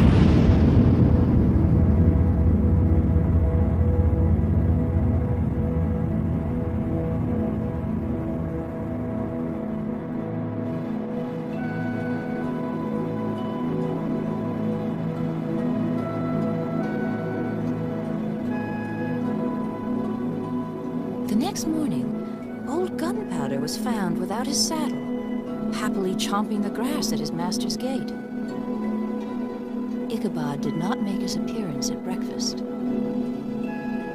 His students assembled at the schoolhouse, but no schoolmaster. one part of the road leading to the church, the saddle was found, trampled in the dirt.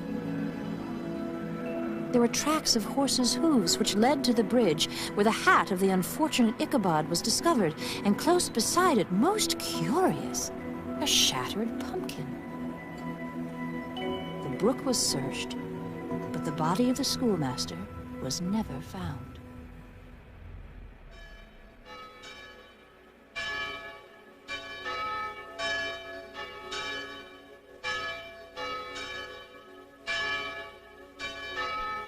Shortly after the disappearance of Ichabod, all of Sleepy Hollow rejoiced at the wedding of Katrina and Bram. Could it be, as some whispered, that Katrina's encouragement to the schoolmaster was merely a trick to get Bram to the altar? As to Bram Bones, some suspected that he knew more than he chose to tell about the disappearance of Ichabod, for whenever the story was told, he always burst into a hearty laugh, especially at the mention of the pumpkin.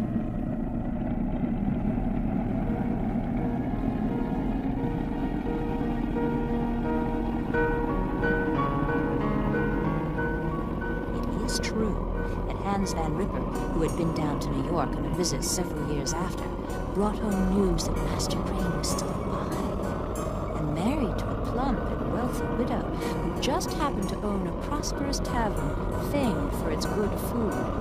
But of course, we only have old Hans's word on that.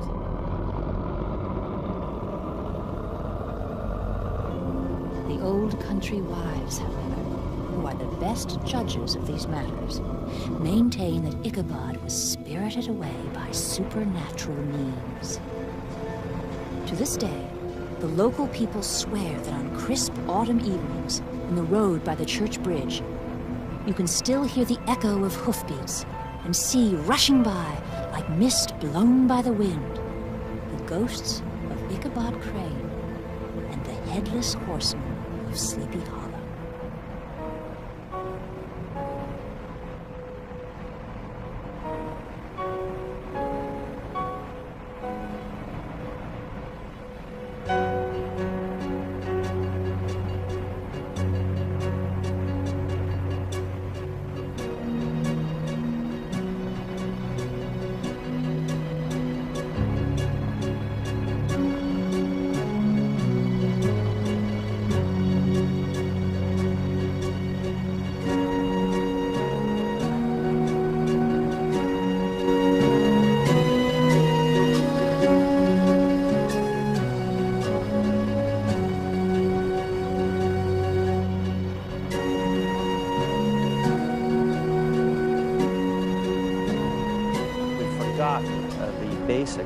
Of spirituality, which is that it's a communication and a conversation with God. And I'm convinced when I was in the light, that communication, that talking with God, was probably the most important. It's just a feeling you can never ever forget. And then obviously each person's going to have that conversation in a little bit of a different way. Where I was up there in the light, in a familiar place. I was home. If I had my choice, I would have stayed. I try to go around loving people today. When you go to the other side, you understand first this: you're a great and powerful spiritual being. It's not all over with the death of the brain and the body.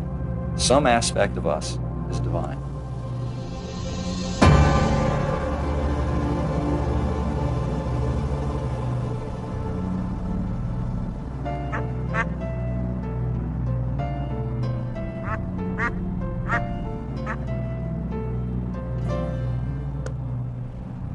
Hello, I'm Joseph Campanella. All the people you've just heard from have had their lives permanently altered by visions of what lies beyond this reality. Many have been positively changed by a near-death experience. The near-death experience, or NDE as it's come to be known, is common knowledge in the 90s. And no, this program isn't simply another treatise on the near-death experience. No, we're going to take you far beyond that. An estimated 8 million Americans have had near-death experiences, and many of them tell of having had personal encounters with divine beings as a result of their brush with death. And these encounters, these conversations with God, have had amazing transformational effects on the lives of these people. But first, let's lay the groundwork. All those who have had a brush with death tell a very similar story. People from all over the world who come close to death as a result of a cardiac arrest or other illness will report to us a common pattern of experience. This is Dr. Raymond Moody, noted psychiatrist, lecturer, and researcher. He is perhaps best known as the author of the groundbreaking examination of the near-death experience, the best-selling book, Life After Life. It has sold upwards of 15 million copies and has been printed in 14 different languages. They tell us, first of all, that they seem, from their point of view, to leave their physical bodies, to float up above the scene of the resuscitation and to watch the events going on down below. They tell us that they go through a narrow passageway or a tunnel into an incredibly brilliant and warm and loving light. And they say that as they go into this light, they are met by the spirits of relatives or friends of theirs who have already died. They tell us that they may meet a being they describe as a being of light, a wise and loving presence who conducts them through a panoramic memory review in which they seem to see every single detail of their life displayed around them in full colors and 3 dimensions. And that as this progresses, they learn that the most important thing they could have done with this life they had just led is to learn how to love their fellow human beings.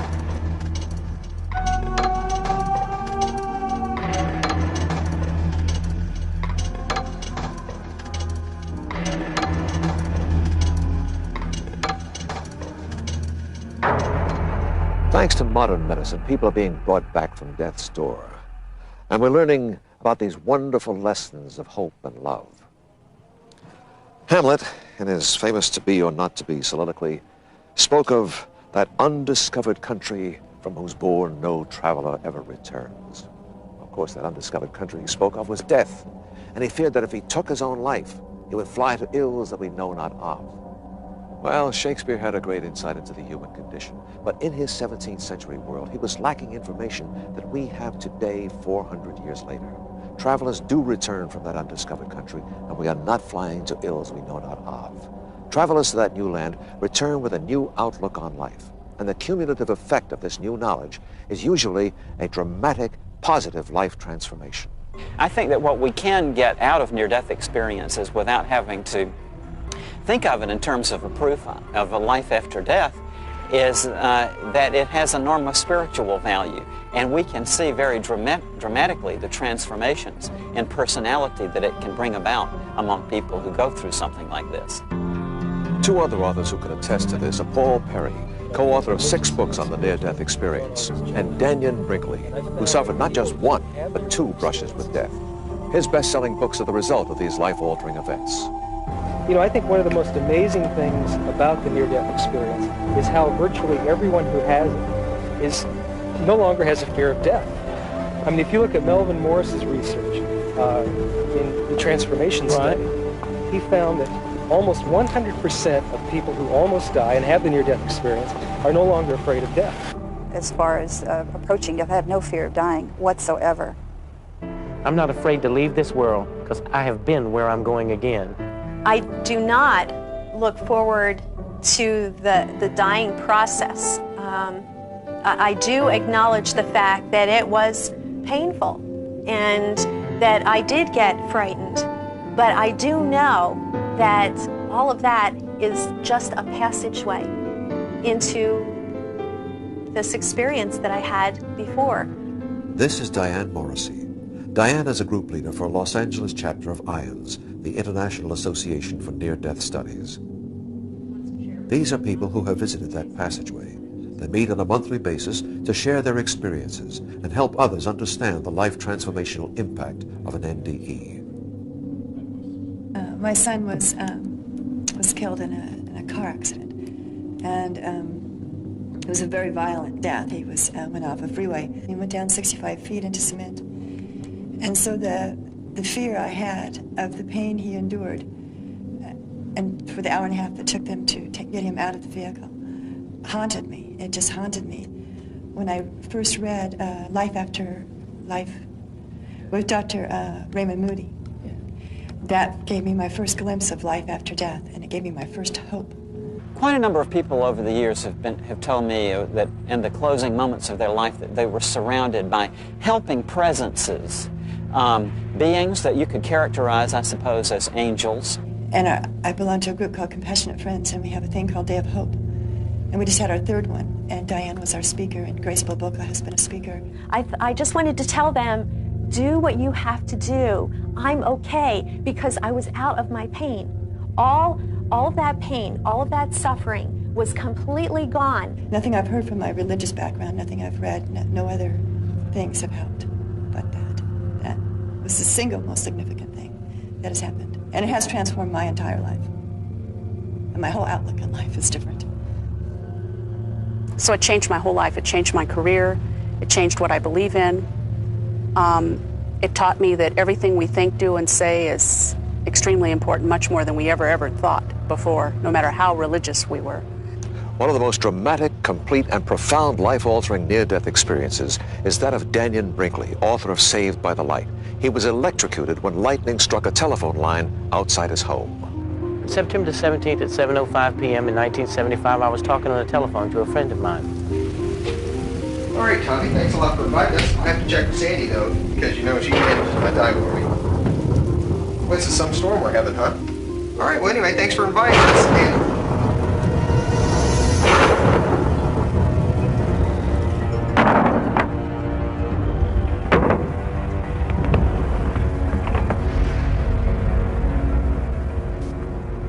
I was on fire like I had been consuming battery acid. I was burning. I didn't know what had happened to me. Then all of a sudden, it was as though I was floating. And then I rolled over and I saw my wife coming down the hall. Oh, Danny! Oh, Danny, what happened? Oh, my God!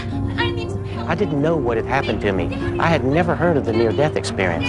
And I didn't know if I was at ground zero or what had happened. The guy who I was talking to on the other end of the phone came over immediately. He was a corpsman in the Navy, and he knew I was dead. Call an ambulance. Okay, but don't leave him. Don't leave him. Okay, I'll go. I'm watching him watch me. I'm watching him be emotional, wondering, here is his friend and what's happening, and I can hear his thoughts. And I remember looking over his shoulder and looking down at myself and thinking that I thought I was a better-looking guy than that.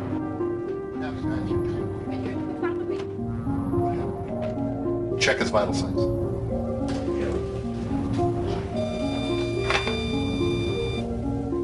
He's gone.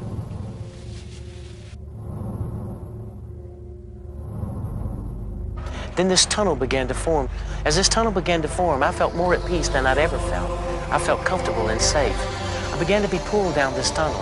And as I moved down it, I become so secure that I may not know exactly what's going on, but I know that this is right and natural.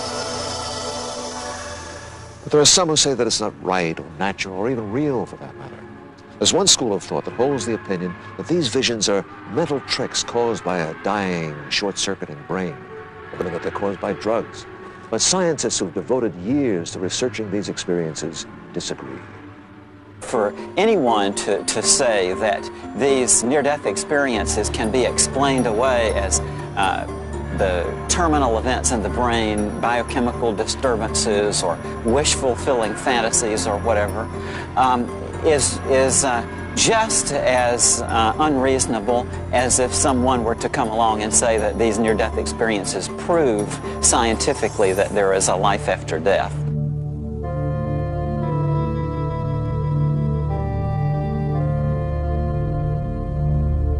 People, I think, are familiar with the fact that we actually have two brains. We have a right brain that controls basically the left side of our body, a left brain that controls the right side of our body. Dr. Melvin Morse is a practicing physician and associate professor of pediatrics at the University of Washington. He has written the best-selling books Closer to the Light, which spent 3 months on the New York Times bestseller list, Transformed by the Light, and Parting Visions, all based on his interviews with child patients who have died and come back. Deep within our brain, on the right side, right above the ear, and deep, deep, deep within the brain, is an area which allows us to communicate with for lack of a better word, with God. And that is the part of the brain which allows us to have an inner voice, that allows us to have a sense of conscience. It's the quiet part, the non-verbal, intuitive side that every human being has. These studies have not been taught in medical schools. They're out there for anyone to look at, and I challenge people to look at this data and assess it for themselves. And I believe that if people will look at this data, this can show positive effects of mind at a distance. And to me, this represents a friendly, benevolent side to the universe. Dr. Larry Darcy, an internist who has studied the effect prayer has in the healing process. He is the author of Meaning and Medicine and Healing Words, The Power of Prayer in Medicine. There are now well over 130 controlled laboratory studies testing this ability of prayer to act positively at a distance, and over half of these studies show statistical significance that when I pray for you and I have a loving, empathic, and compassionate attitude toward you, then you change for the better.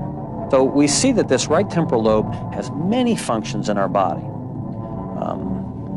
Some viewers may not be aware that telepathy, for example, is a well-established fact, has been documented in the laboratory again and again, and is mediated by our right temporal lobe. In one of the best human studies, we saw a cardiologist at the University of California Medical School at San Francisco perform this study in the coronary care unit at San Francisco General Hospital.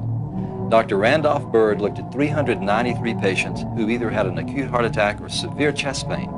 All of these people got admitted to the coronary care unit and were given state-of-the-art, high-tech coronary care. Half of these people, however, had their first names farmed out to various prayer groups in the San Francisco Bay Area, and half did not. This was what we call a double-blind study. Neither the patients nor the healthcare team, the doctors, nurses, and so on, knew who was and wasn't being prayed for.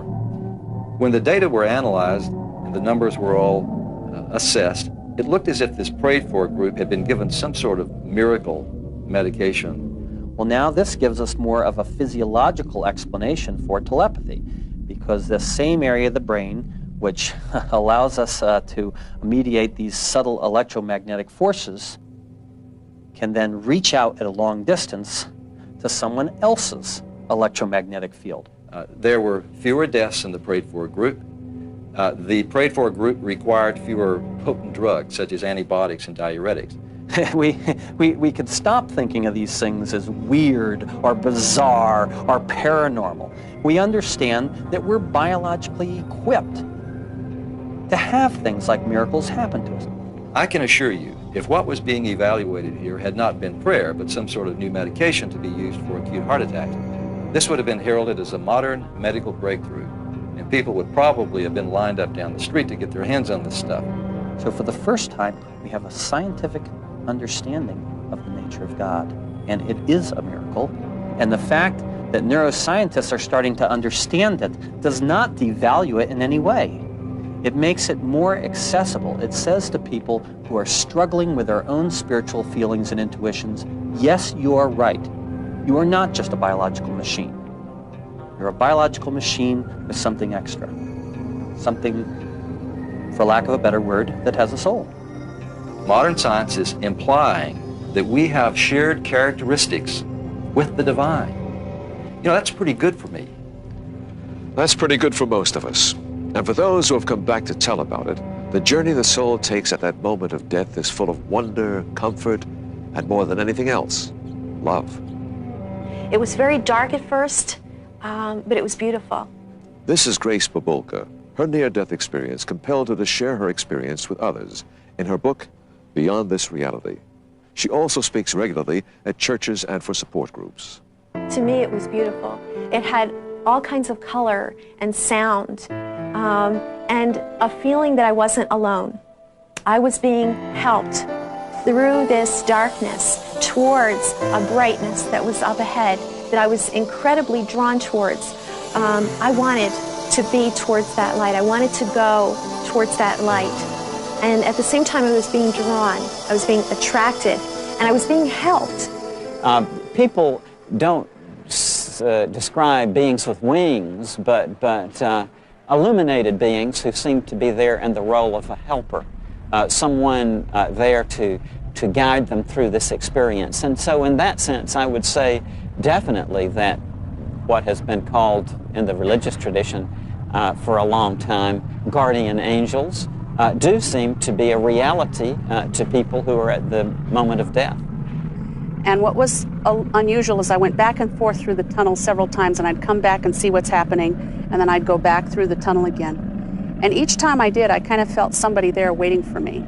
And I think the best thing that I learned out of this is that the actual moment of dying is the greatest trip you're ever going to go on. It's a fascinating, wonderful trip. Many of these journeys begin in a hospital, in an emergency room or operating theater. Such was the case for Grace Babulka, herself a registered nurse and working associate of those who frantically tried to save her life. Her journey began when she had a miscarriage in her 5th month of pregnancy. In the middle of the night, about 1 o'clock in the morning, I woke up with severe abdominal pain and chills and a fever. I took my temperature and it was 106 at that point. Called my obstetrician to let him know what was happening, and he said to get right back to the emergency department where I worked. By then, my temperature was 107. The nurse showed the thermometer to me and asked, was it this high at home? And by then I was starting to have an irregular heartbeat. My blood pressure was starting to drop.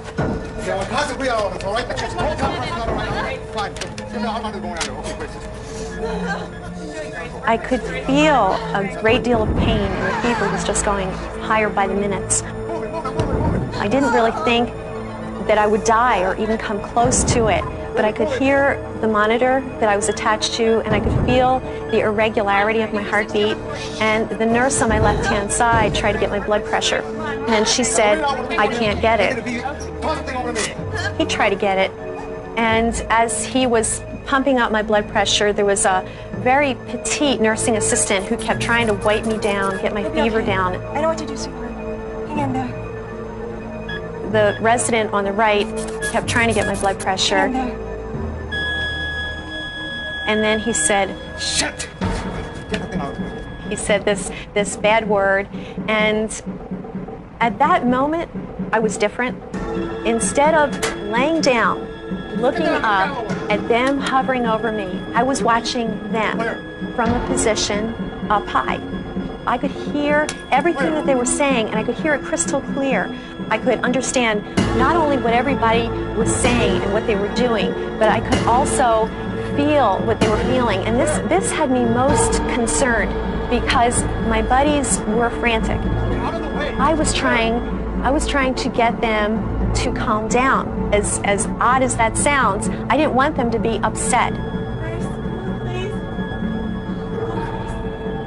All of that pain, all of that suffering was completely gone. And there I was watching them, and the one little nursing assistant kept trying to wipe me down, and the one young physician gave her a shove.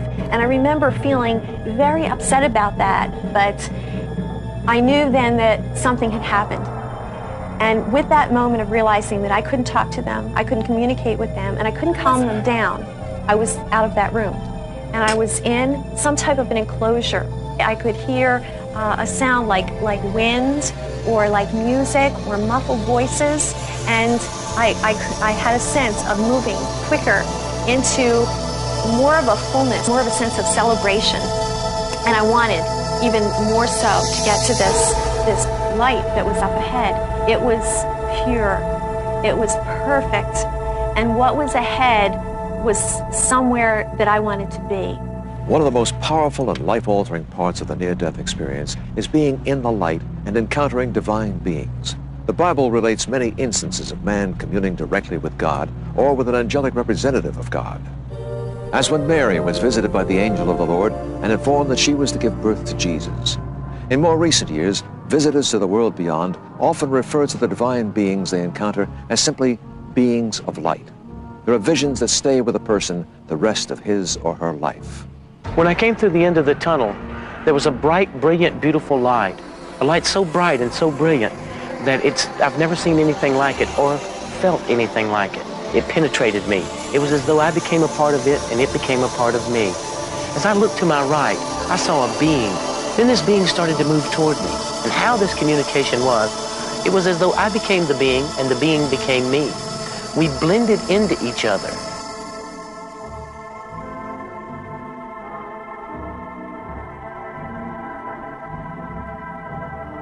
I kind of felt somebody there waiting for me. And when I finally saw who this was, I can't say at this time that I ever knew who she was prior to this, but she loved me like nobody ever has. She just radiated love. And When she spoke to me, I could hear her thoughts in my mind instantly as she spoke them. And when she asked a question, she didn't ask one question. Inside each question were thousands of other questions, all separate, all different. And inside all those thousands of questions were other questions, all separate, all different. And I answered them all at the same time, and I couldn't even figure out how I could do that. Who is the being of light? As Melvin Morse put it earlier, we each have a different conversation with God. Some refer to being in the presence of Jesus. Some prefer to call him Allah. Some are greeted by a guardian angel. But many are convinced that they were in the presence of God. Without a doubt, what was on the other side of that barrier that I could not get past was God. In my mind, no, I don't even want to say in my mind, in my soul, or whatever part of that is deep inside, that's who was there. That is the God that I always hoped to believe in, but now I know is there. I lost all sense of any body that I had, and I was pure consciousness in the light, and I absolutely knew the light was God. It was overwhelming.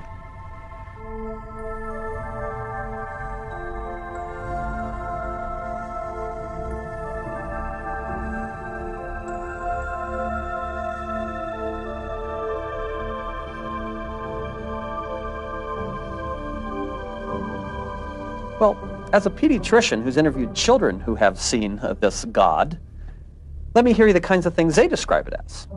One boy told me that he saw a wizard dressed in white, and this wizard said to him, "Struggle and you shall live." That's a boy who's crazy about Nintendo. Another boy described to me that heaven was a pup tent in a golden field. A third child told me that he didn't go down a tunnel, he went through a huge noodle. I don't think anybody feels those images conflict with their personal beliefs. I don't think anyone can be struck by such images and not be convinced that something important spiritually is happening to children when they die. It's my impression that people may use words drawn from their religious background and terminology, but that universally people describe the characteristics of this being of light as the same: a presence of complete love and compassion and understanding and wisdom.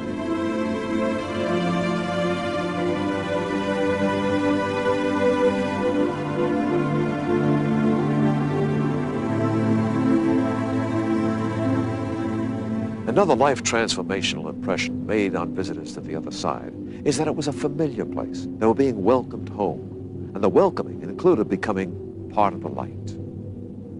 It was the beginning and the end of everything. It was the source.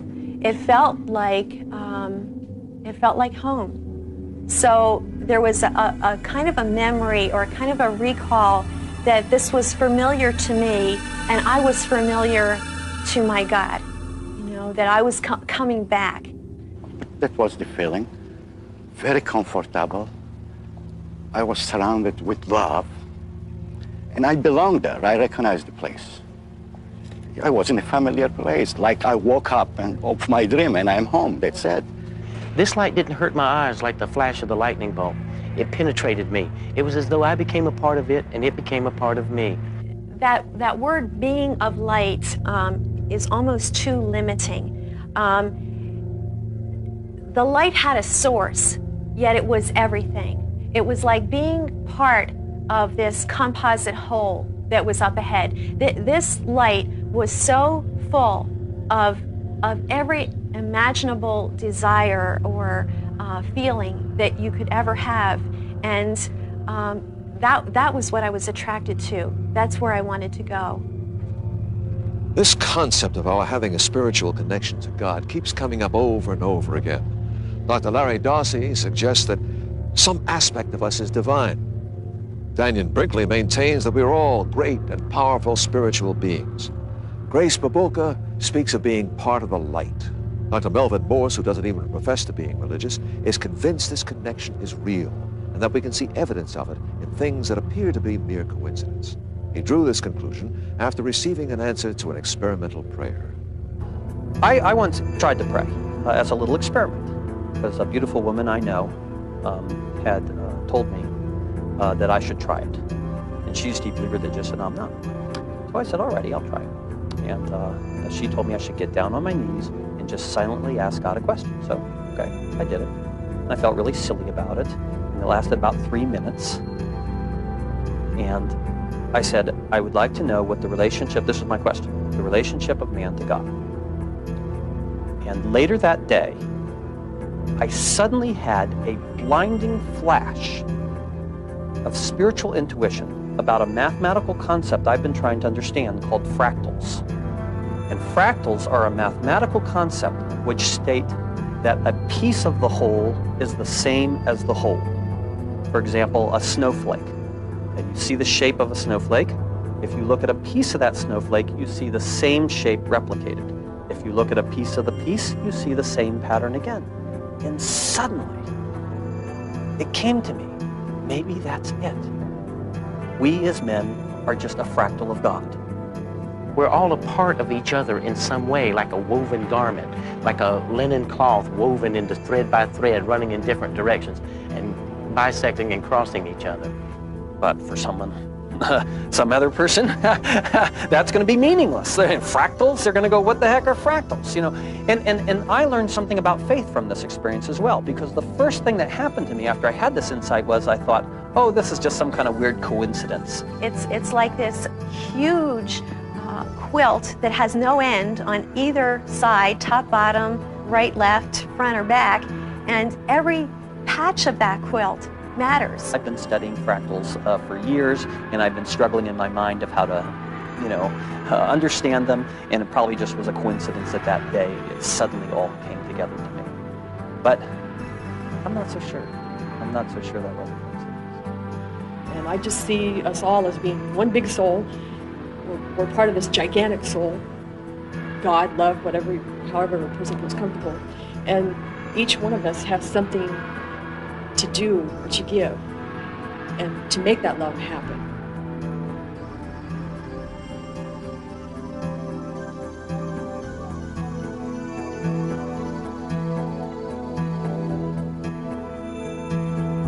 You know, if you read Parting Visions, that's the one thing I've learned from listening to the near-death experiences of children, is I have the absolute conviction now that the patterns of life are often revealed in so-called coincidence.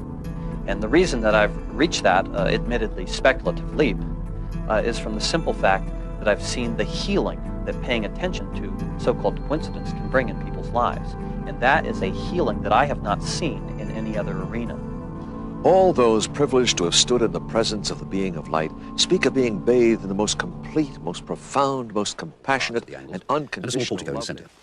On either side were trees, and in front a considerable expanse of lawn. The legend AWF, Sculpsit, was engraved on the narrow margin, and on the back was a paper label, the left hand of which had been torn off. All that remained were the ends of 2 lines of writing. The first had the letters NGLEY, Hall, the second, Essex. What is this place, Williams? Said Binks. Just what I'm going to try to find out, said Williams, searching in vain through a gazetteer. I can't conceive why Britnell should want 2 guineas for such a wretched engraving. There aren't even any figures to give it life. Oh, it's not so badly done. And I should have thought there were figures, or at least a figure, just on the edge in front. And indeed there was. Hardly more than a black blot on the extreme edge of the engraving. The head of a man or woman, a good deal muffled up, the back turned to the spectator, and looking towards the house. Williams had not noticed it before. Later that evening, after dinner and an hour in the common room, Williams and a few of his colleagues retired to his rooms, and during a lull, Williams picked up the mezzotint from the table without looking at it and handed it to one of them. The gentleman took it carelessly, but then said in a tone of some interest, "It's really a very good piece of work, Williams, and the figure, though it's rather too grotesque, is somehow very impressive." "Yes, isn't it?" said Williams, busy giving whiskey and soda to the company. So it was not until some time past midnight that on lighting his bedroom candle, the picture again caught his eye. It was face upwards on the table, and what Williams saw made him very nearly drop the candle on the floor. In the middle of the lawn, in front of the unknown house, there was a figure where no figure had been at 5 o'clock that afternoon. It was crawling on all fours towards the house, and it was muffled in a strange black garment with a white cross on the back. I don't know what is the ideal course to pursue in a situation of this kind. I can only tell you what Mr. Williams did, which was to lock it up in a drawer, but not before he had written out and signed an account of the extraordinary change which the picture had undergone since it had come into his possession. By now, in need of a further witness, he had decided to invite his neighbour Nisbet to breakfast on the following day. Nisbet arrived about 9:30, and during the meal nothing was said about the mezzotint save that he had a picture on which he wished Nisbet's opinion. But at last the moment arrived for which he had waited. With considerable excitement, he unlocked the drawer and placed the picture face downward into Nisbet's hands. "Now," he said, "I want you to describe exactly what you see in that picture." "Well," said Nisbet, "I have here a view of a country house, English, I presume, by moonlight." The moon appears to be on the wane, and there are clouds in the sky. There's not much more to be said. The house has 1, 2, 3 rows of windows, 5 in each row, except at the bottom where there's a porch instead of the middle one. And, what about figures? Said Williams. There aren't any. But, what? No figure on the grass in front. Not a thing, I'll swear to it. But there's just one other thing. One of the windows on the ground floor, left of the door, is open. My goodness, said Williams with great excitement. He must have got in. It was quite true. There was no figure. And there was the open window. After a moment of speechless surprise, Williams went to the writing table and, after scribbling for a short time, brought 2 papers to Nisbet, asking him to sign one, his own description of the picture, and then to read the other, which was William's statement written the night before. It looks, said Nisbet, as if we were assisting at the working out of a tragedy somewhere. The question is, has it happened already? Or is it going to come off? I must get the thing photographed before it goes further, said Williams, and I'll go and fetch Garwood, who saw the picture last night, and get him to sign a statement that the figure, when he saw it, hadn't got far across the lawn. And I must show it to old Green. It's quite likely he'll know the place.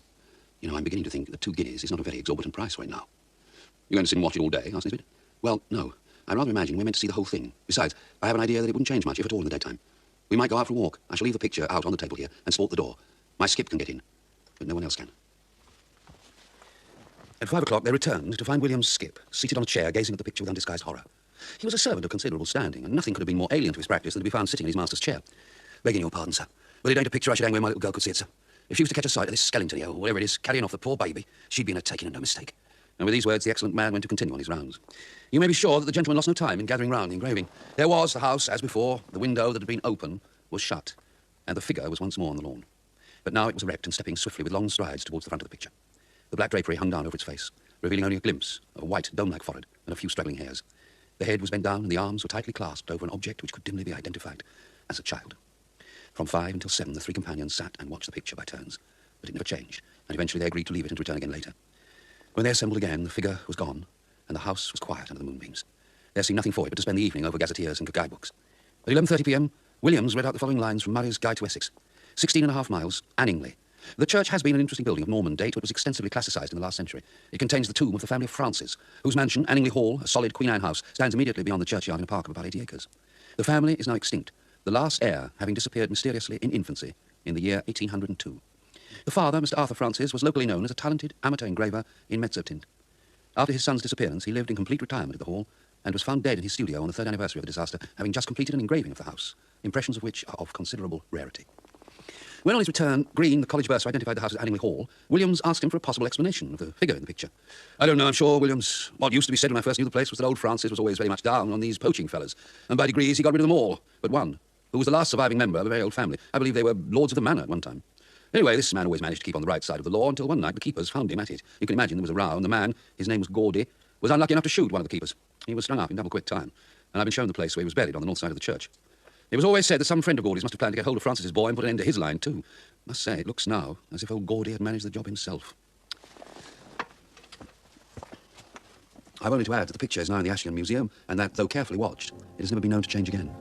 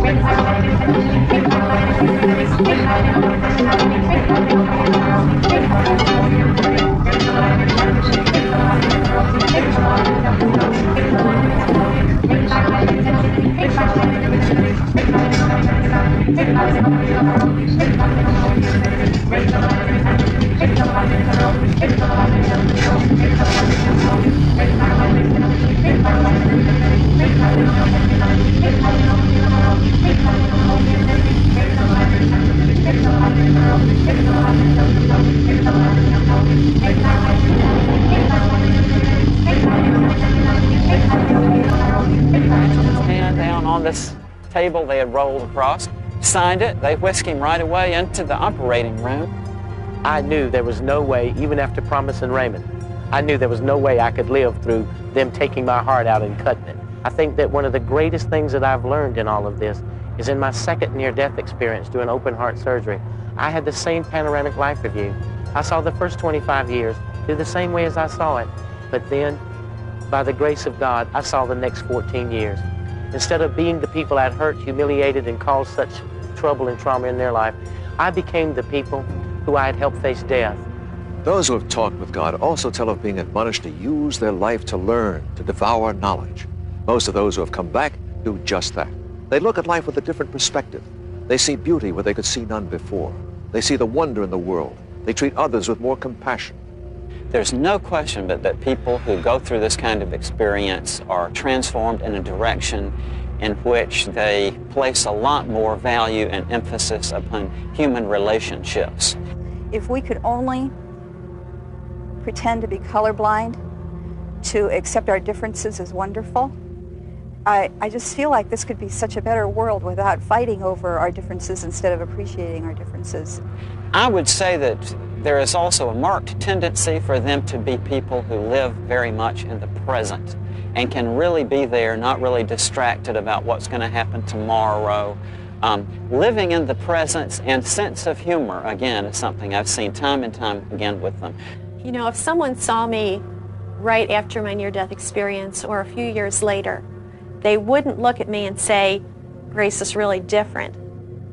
They wouldn't notice an outside visible change, but I think people that know me well will realize the depth of change, the shift of perspective, the caring, the quality, the time, noticing things that I've never noticed before.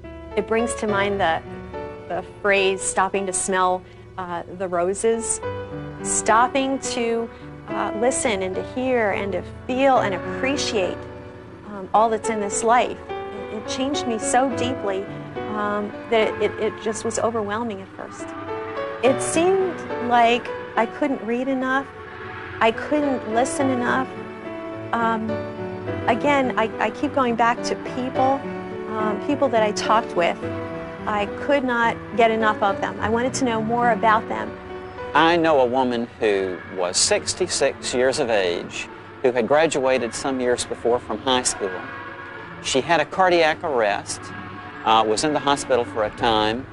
2 weeks after she got out of the hospital, she went down to the local junior college and signed up for courses. So now, after 19 years, I've been a hospice volunteer for 17 years. I've been a nursing home volunteer for 12 years. How we affect things in our life is, you know, when you're a kid, how you skip stones or you throw a stone into a still pond, and then you watch the ripples. Every thought that you have, every action that you have has that same effect. You know, in all the books I've written about near-death experience, one truth really stands out, and that is that religion is very much like working for the federal government, and being spiritual is very much like being an American. And the analogy here is that people who have near-death experiences frequently quit being religious and become far more spiritual. All spiritual intuitions and feelings are equally valid, and that's why I've emphasized again and again that one person who has a spiritual feeling that causes him to have a knot in his stomach is the same thing as another person who just feels a whisper in the ear, "I love you." And I felt my mother's presence coming to me. It was very eerie and kind of, I don't know, just kind of cold but eerie, but very spiritual, very loving. And I felt like her hand was taking and going like this to me, because that's what I was doing to her while she was in the coma. "I love you. Thank you for taking care of me. I'm okay now." Well, also, the neat thing about the life review is that you can have it without being almost dead. Absolutely. I mean, you can have a life review on a daily basis, and you can make changes in your life just as if you had a near-death experience.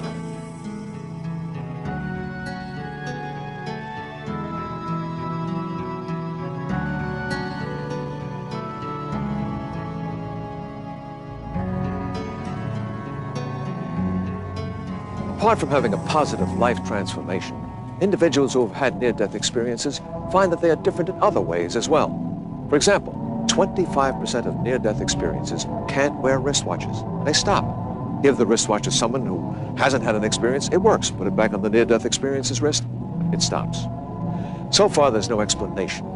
Some find that their minds are open to new knowledge in profound ways, miraculously given insights into mathematics or physics. Some have even been given psychic abilities, having a newfound clairvoyance or extrasensory perception.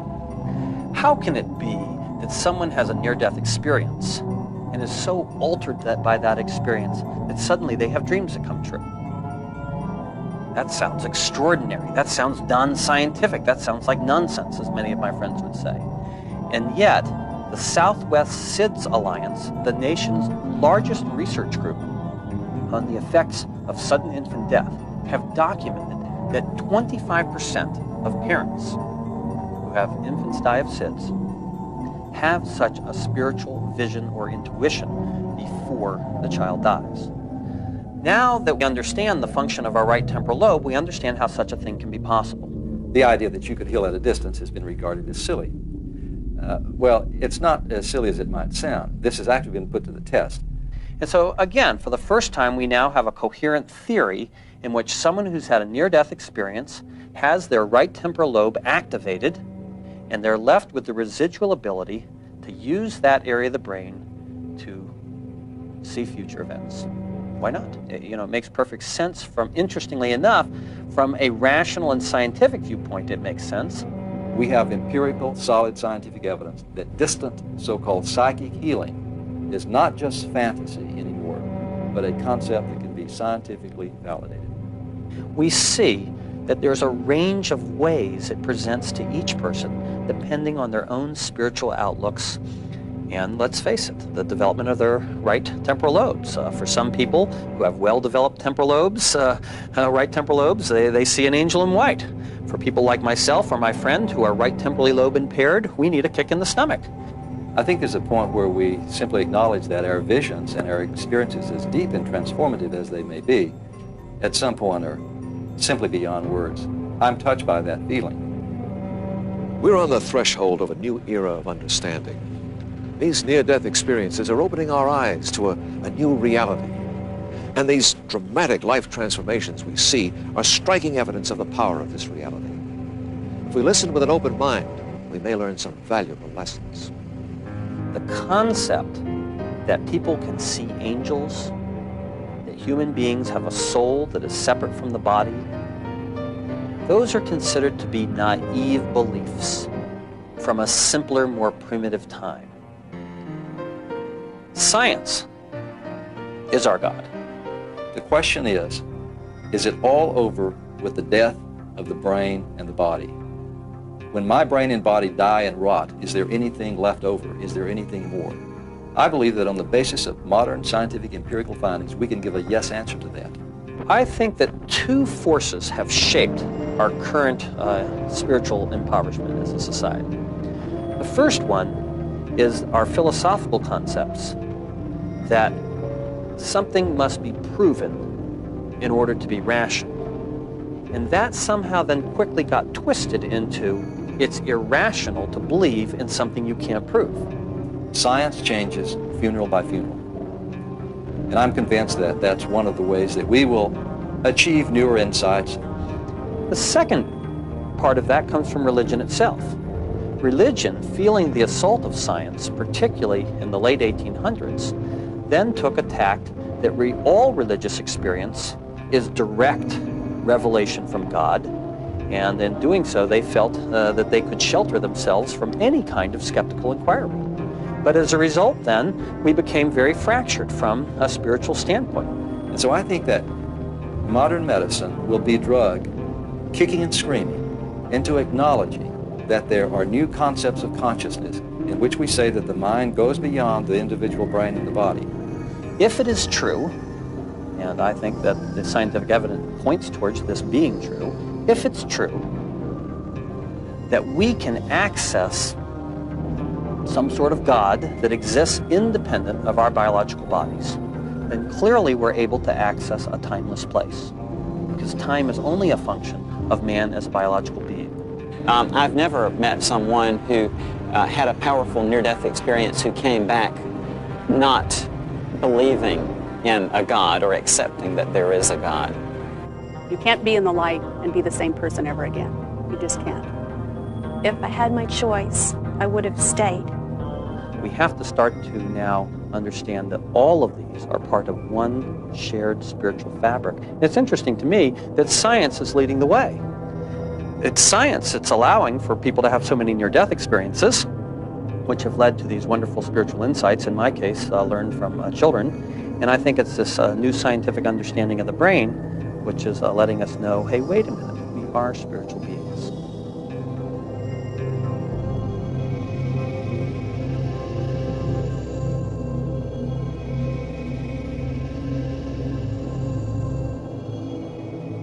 As Dr. Raymond Moody pointed out earlier, we may not be able to scientifically prove life after death from these experiences, but we can prove that these experiences have a profound and positive life transformational effect.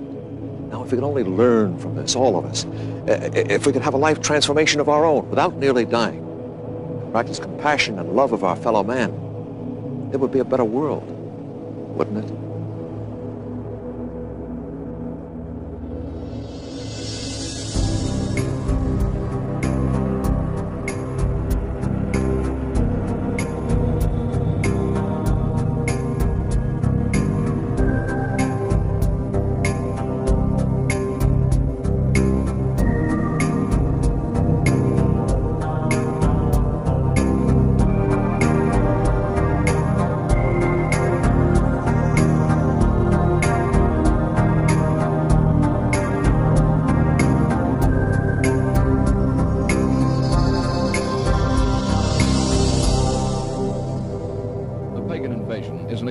New 13-part video series providing a thorough behind-the-scenes examination of today's New Age movement and neo-pagan revival.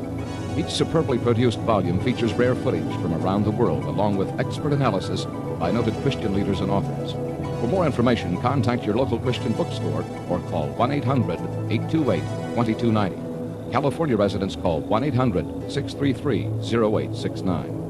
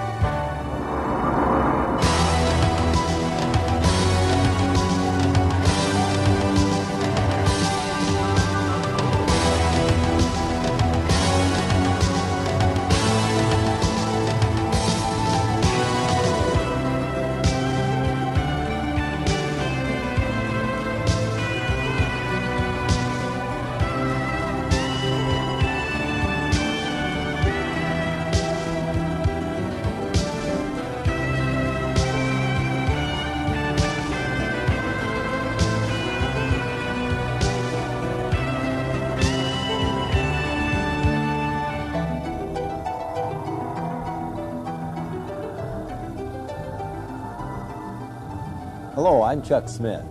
And I'm Carol Matriciana. Welcome to this edition of The Pagan Invasion. Halloween is a festival that conjures up images of ghosts, skeletons, black cats, witches on broomsticks, and little costumed children scurrying about the neighborhood. Trick or treat! Oh my goodness. Here. Who are you? Vampire. Dracula's wife. While there are some people who may be concerned about the origins of Halloween and its focus on blood, death, horror, and the occult, to millions of youngsters across the nation, it has been adopted as a time to pursue scary fun. It is an opportunity to dress up in ghoulish or fanciful costumes, to engage in the fantasy of being a witch or a vampire, ghost, or devil. Eager trick-or-treaters solicit candy door to door or bob for apples at Halloween parties. Others brave haunted houses and horror movie marathons, while the more daring visit cemeteries at midnight, play with Ouija boards, and hold seances in an effort to contact spirits of the dead. One of the biggest promoters of Halloween is the public school system. School-sponsored Halloween-themed activities often include dances, costume contests, carnivals, and arts and crafts projects. Education officials admit that more effort is usually put into the celebration of Halloween than any other holiday, including Christmas and Easter. Is the stimulation of a child's sense of fun and fear all there is to Halloween, or is there more? For many entrepreneurs, Halloween is big business, a major promotional event used to bring in billions of dollars worth of revenue.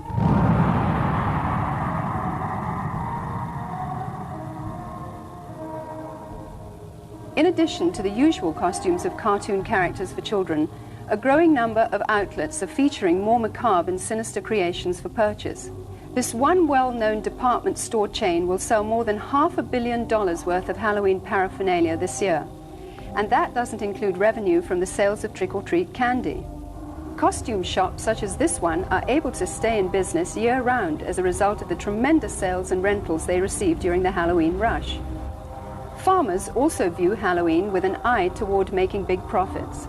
Pumpkins are a traditional Halloween accessory used by households nationwide as jack-o'-lantern decorations. This one Southern California field of only 164 acres will yield nearly $250,000 to its owner. Halloween is manipulated by the promoters of horror movies and videos as a major marketing opportunity. While horror films used to be synonymous with B-movies and considered the conventional low-budget industry standby, today they account for nearly 20% of all of the revenue received by feature film producers and distributors. The success of the technical revolution in special effects has attracted serious film directors to produce well-crafted, elaborate horror productions. A recent visit to the Video Software Dealers Association exhibition in Las Vegas showed that the two biggest selling artistic genres were pornography and horror. Hollywood is continuing to capitalize on society's growing craving for the occult and demonic. The irony is that while these producers label such films as fun and make-believe, many of them hire practicing witches or Satanists as technical advisors who ensure the authentic reproductions and performances of rituals, sacrifices, spells, and curses.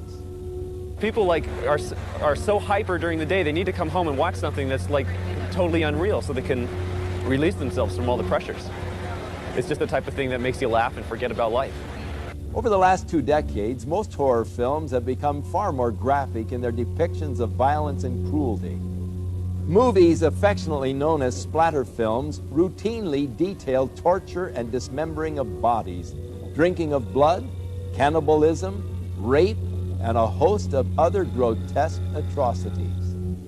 Well, we think it's pretty fun. A lot of people just like it because it's fun, it's wacko, it's not real, and so it's just the type of thing that people like to watch because you don't have to think reality when you watch it. When it comes to gore or splatter or any other particular genres, the justification lies in our Constitution. I don't feel anybody has the right to tell me what I can or cannot watch. Most of these films receive R ratings, which mean that children under 17 cannot view the film or rent the video without the accompaniment of an adult. Yet this precaution is seldom enforced. For 15, is the average age of those who see these films. While many producers claim that these gruesome spectaculars are merely fun and not dangerous to the psyche of our youth, many of the scenarios from the horror films are duplicated in copycat crimes which make for sensational headlines.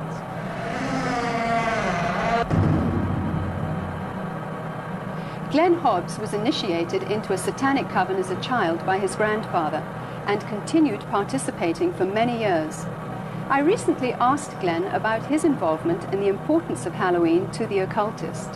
Well, my involvement in satanic worship was, I was involved in it as a child. Of course, I was a generational Satanist, what they call a generational Satanist, and what that means is that my family was involved in it and their family before them.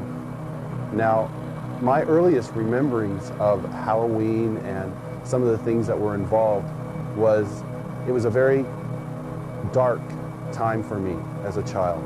It was something that I didn't enjoy. Glenn, could you tell us about your involvement in any rituals at Halloween as a child? There was another little girl that was involved in the occult with me, and her name was Becky. Now, Becky was a different type of child. She was blessed to be a sacrifice.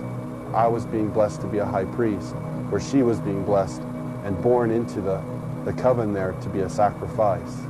Now, we were in a ritual where we were married together. It was a marriage to the beast. And me and the little girl were married together, and there was a lot of sexual abuse that took place and a lot of blood that was spilt over us, joining us together. When do Halloween rituals actually begin, and what is the ultimate purpose of Halloween? Well, the ritual that I remember the most clearly began about the end of September. Me and the little girl, the one I mentioned named Becky, the abuse was very concentrated at that time. We were taken into several rooms where our clothing was removed.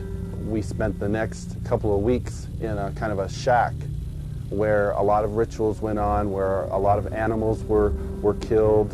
They summoned Lucifer and his spirit to come and possess me, and so that I would be blessed to take over the position of the high priest at a certain point in time. Now, Halloween night, they had again put me and the little girl in the back of this van, and we again drove off, which seemed like for a long time. We were drugged once again, and we finally came to this stop. They took the little girl out and they left me in the van.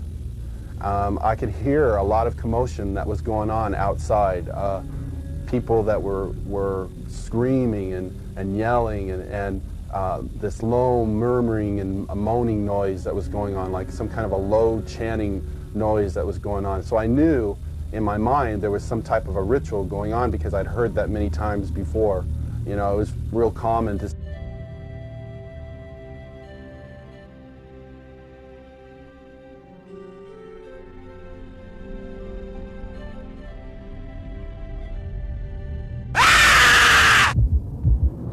Thank you. Won't you be seated?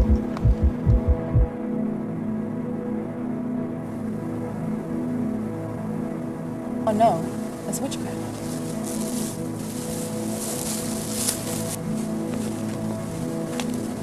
In order to stop this process, which would eventually give the men of Earth power and knowledge that would rival their own, the remaining Watchers caused a worldwide flood, destroying most of mankind.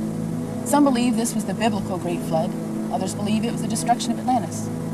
Whatever it was, witchcraft has been practiced mostly in secret ever since.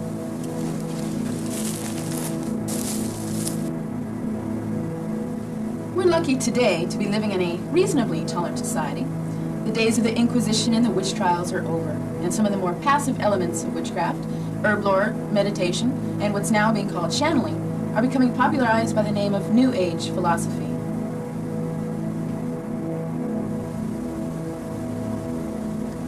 But what we'll be showing you here is something very different. This is an introduction to the very active practice of magic, the ancient way of the wise witchcraft. Witchcraft operates on a very natural force that is in and around all of us everywhere. To utilize it, you will need to become a vehicle for that power, focusing and applying it to specific purposes. That involves preparation, concentration, and even a different way of thinking than you're probably used to. Today, we are taught to use our conscious minds almost exclusively, applying a kind of mechanical, surface type of logic to accomplish our goals. But the practice of witchcraft relies substantially on the deeper mind, the unconscious, which deals primarily in symbolism. This is a real power of ritual. Rituals help you to link together your conscious mind with your deeper mind and utilize the full extent of your powers. Ritual magic should be accomplished in 4 distinct phases: preparation, opening, activity, and closing. And you begin with yourself. Anything you do, of course, the more you prepare yourself, the more effective you'll be at what you do.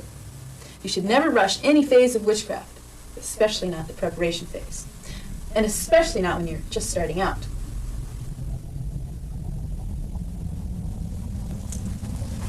There are actually 2 equally important parts in the preparation process: cleansing and empowering. Cleansing is the elimination of any external forces, and for yourself that includes distractions. Empowering is a process of charging an object with magical force, which for yourself is a combination of activating and focusing that power that is already within you, and then drawing in more. Ritualistic breathing is an excellent technique for preparing yourself to perform witchcraft, and it also combines both cleansing and empowering. As you breathe in, you concentrate on energizing and unlocking the power within you, and gathering in more. As you breathe out, you concentrate on ridding yourself of all external forces and distractions. You should form a mental image to help you concentrate and to use as an indicator of your progress. You could use a particular sound or feeling. I prefer to use a visual image of a clear mountain lake. It starts out choppy and windblown, and as I begin to breathe, I concentrate on flattening out the surface of the water, making it perfectly calm. While that is happening, I build up a blue radiance suspended over the water, gradually increasing its intensity. When the water is smooth and calm, and the blue witch's fire sparkling pure and brilliant, I know I'm fully energized and prepared for the task at hand. The mechanics of the technique are quite simple. You begin by standing in the most relaxed posture possible. Remember, that's a relaxed position, not a collapsed one. Anyway, you'll find the straighter you stand up, the better. I guess Mother was right about good posture after all. Anyway, if you are unable to stand erect comfortably, then get into the most alert position you can manage. Let your arms hang naturally at your sides, or clasp them in front of you if it feels more comfortable. You may close your eyes for a minute or 2 to help you relax. When you're ready to begin, spread your arms out open-handed to your sides, and pull in the force slowly as you breathe in. When you have a full breath, hold it momentarily, and then expel it forcibly but slowly. And push out all interferences. Take it easy when you first start out, and don't breathe in again until you feel the need to, because you don't want to hyperventilate. When you first start out, it'll take a little practice before you feel really comfortable. But when you master that technique of ritual breathing, you'll learn to love it. It's so energizing.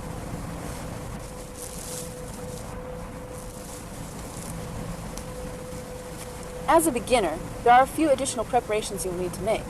First, you need to establish a place to practice your craft. If you're going to form in a coven or a circle and practice as a group, it's best to take time and locate just the right spot, preferably one in the outdoors, where you can build a traditional bale fire, one that won't attract the nearest fire department. It's a good idea to individually scout out the area for a few promising sites, and then have the whole group visit them together. Use your instincts. If a particular spot feels good to the whole group, then you have found your coven stead.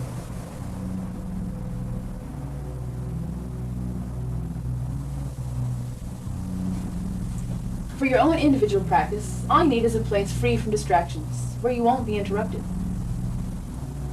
You will need to find a way to shade your windows so that you can create the proper candlelit atmosphere for your rituals. Next, you will need to decide how you want to dress for witchcraft. This is a tabard, a simple traditional robe like the one I have on. It's a single piece of material folded over with an opening cut at the top for your head, just like a poncho. On the sides, it's sewn all the way down, leaving ample room for your arms. A tabard is usually worn with a cingulum, a knotted waistcord, and you may also add a cowl if you'd like. Whatever you do, you must use natural fibers and make it as comfortable as possible so it's not a distraction. As a matter of fact, some covens insist on practicing their rituals skyclad, without the interference and distraction of any clothing, but others find nakedness itself a distraction. Whatever you decide, When you are performing a group ritual, all members of the coven should dress with some unifying similarity to reinforce the cohesiveness of the group. In the privacy of their own chambers, many witches do prefer to practice in the nude, for the sense of freedom it gives them. But others prefer the tabard, even for solitary work. It really is just a matter of personal preference. The final, and probably the most important thing you'll need to do in preparation, is to perform an initiation rite. Traditionally, this is done in a group under someone's direction. But you can also design your own personal initiation ritual to be performed in private, and the form it takes will be entirely up to you. We've all been inundated with conditioning and restrictions since childhood. It's a little ironic, but in order to realize the full power of our adult minds, we need to reacquire the kind of free, creative thinking we had as children.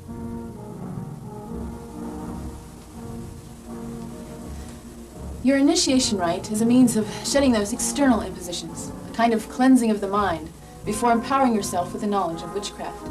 It's also a way of facing up to the natural fears of the unknown and conquering them. You'll be venturing into some unknown territory as a witch, and that gets a little scary sometimes. You'll need to learn to recognize, accept, and deal with your very natural fears. This is your own personal initiation ritual, and to design it properly, you need to take a good, honest look at yourself and identify your obstacles. If you have become too rigid or logical in your thinking, then babbling silly gibberish may work for you. If religious taboos are a factor, you need to make a decision. You cannot practice witchcraft if it violates your own personal convictions. But if you can identify some verse or dictum from your religious training that seems to you to be invented by man rather than inspired by God, write it out and then rewrite it backwards. You can recite the reverse version in your ritual. If social acceptance is a consideration, something as mundane as wearing your clothes inside out or backwards can represent your disdain for the imposition of social conformity. Your ritual will probably be a combination of several elements, but remember it's symbolic and doesn't need to be long and complicated. Place 3 candles in the center of a darkened room, along with any other implements you will be using. For 3 nights in a row, light a candle, form a mental image of freedom, like a deer running through a forest, and repeat your ritual 3 times while the candle burns completely, as the last thing you do before going to bed. It doesn't have to be a large candle. In fact, a small birthday candle would be very appropriate for your mental rebirth. If you've been completely honest with yourself, you'll probably feel quite a little anxiety the first time you perform your ritual. But by the time you wake up on the 3rd morning, you should feel like a new person, calm, confident, and brimming with energy. Once you have prepared yourself, you're ready to acquire and prepare your implements of power. These are some of the basic tools of witchcraft. This is the ephemera, a small ritualistic knife made of high-quality steel, unless you can find and afford the flint version. It's nice but not necessary for your witching tools to be as traditional as possible. But the most important thing about your ephemera and all your other implements is that you keep them separate from your other household utensils and to use them only for the purpose of witchcraft.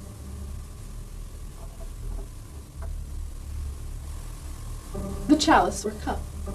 Most commonly made of metal, but be careful. Both brass and copper react to wine to become poisonous, so you'll have to glaze the inside thoroughly if you're going to use brass or copper. Actually, any material will do if it holds liquid and it feels good to you. By the way, the old witch's cauldron that you see so much in the romanticized depictions of witchcraft are actually just a larger version of the chalice or cup.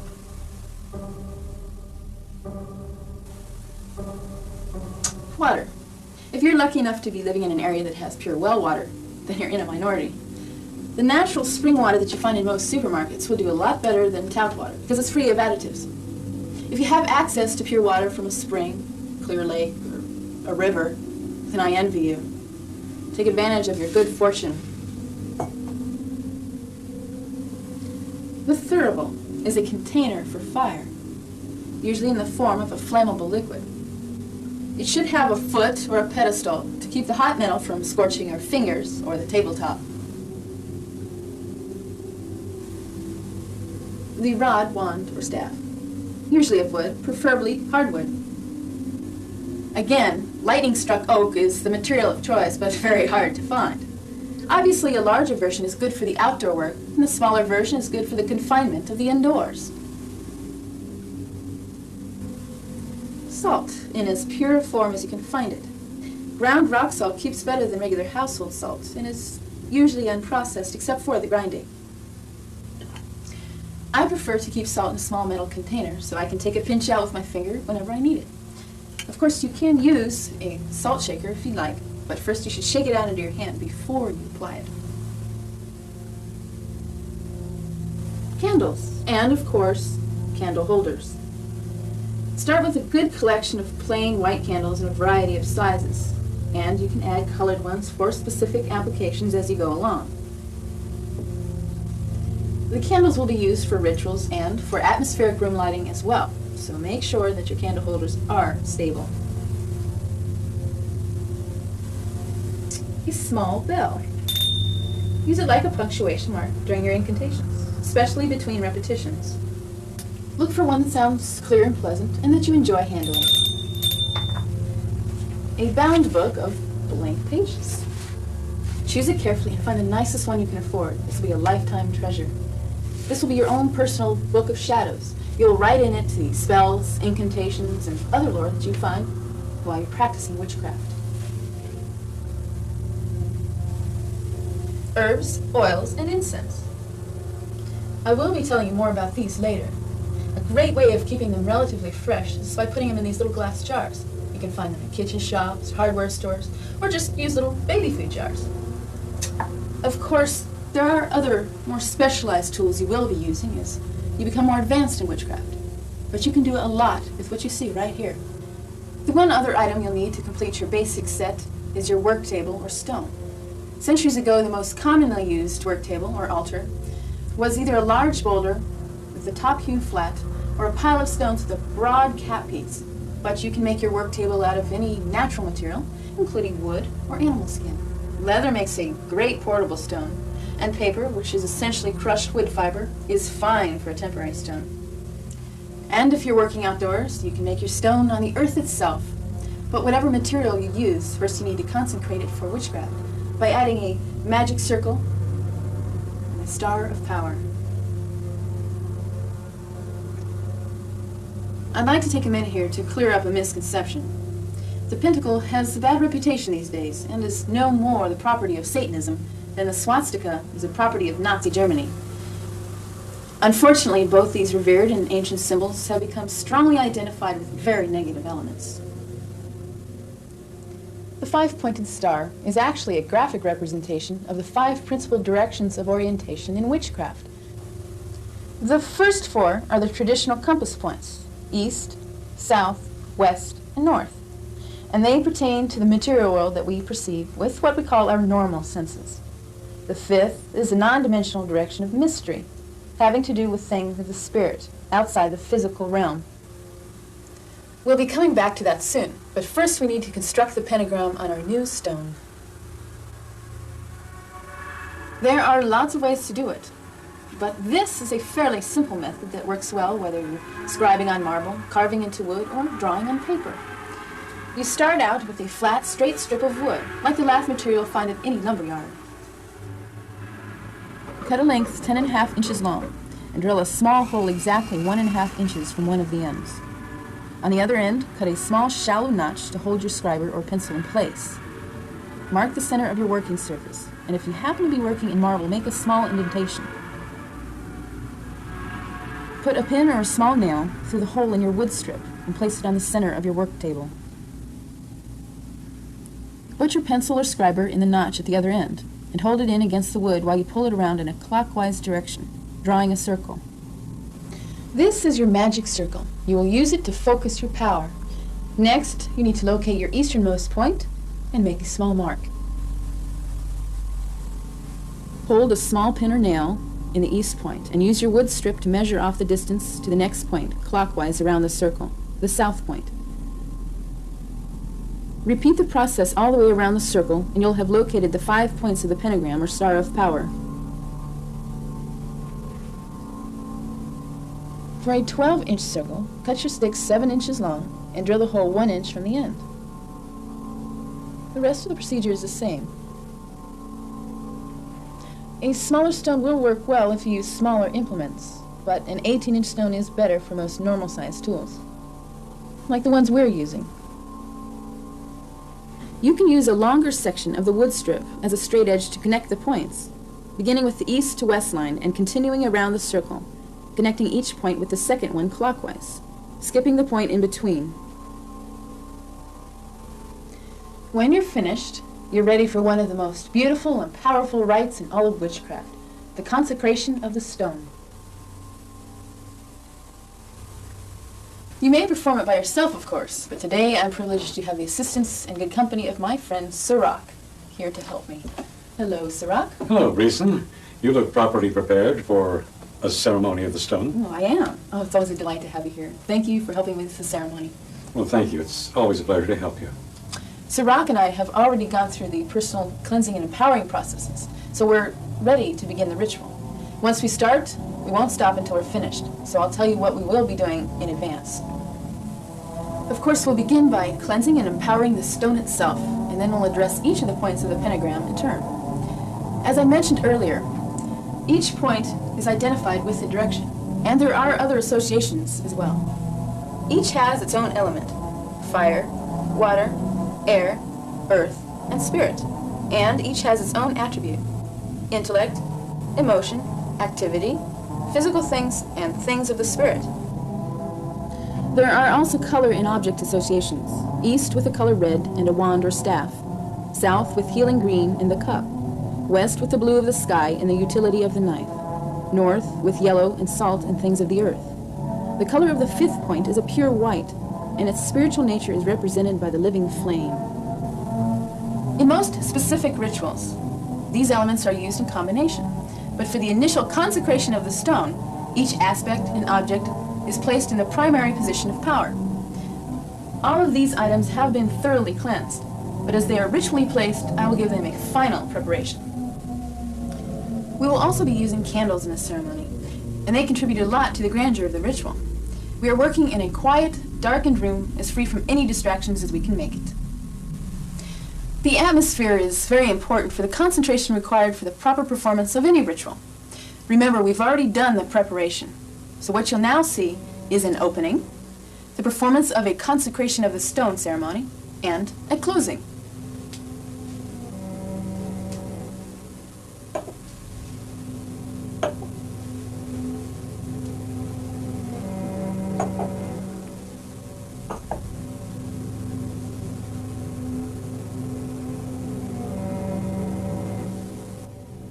And now we're ready to begin. The first thing you need to do as part of the opening is to draw your outer circle of power, including everything and everyone involved in the ceremony.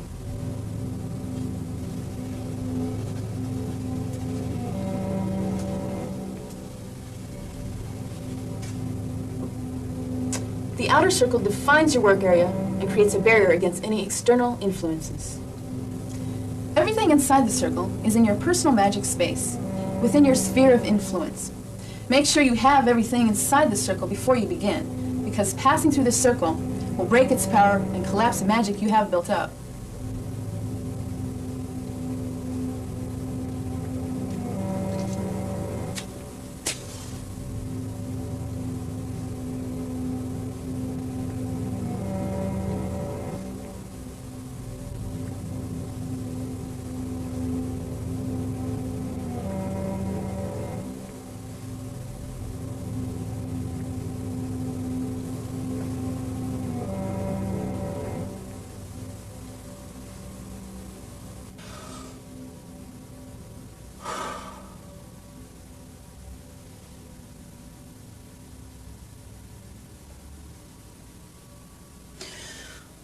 I am Breeson, and I call upon the ancient powers of the universe. Come to me. Live in me. I pledge to use this power with reverence and unflinching application, and I take this oath at the peril of my very existence. Come to me. I will be the instrument of change. Help me accomplish this goal, to consecrate this simple stone and transform it into an anvil of the universal power. Come to me. Work through me. Let it be so.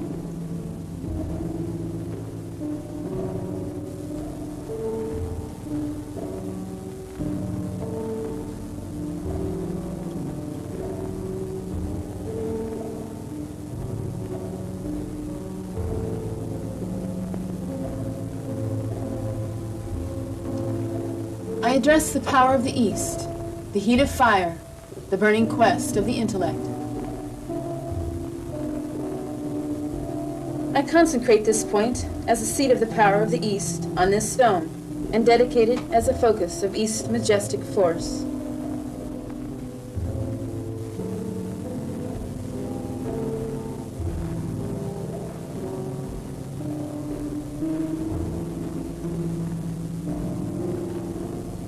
I place the symbolic wand here in honor of the power of the East, the heat of fire, the burning quest of the intellect.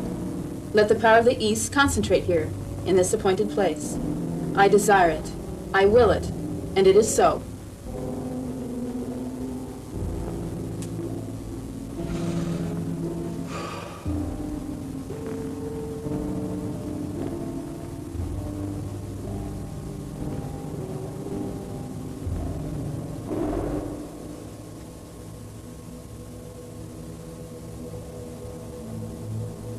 I address the power of the South, the cool nourishment of water, the passionate flow of emotions. I consecrate this point as a seat of power of the South on this stone, and dedicate it as a focus of South's healing force.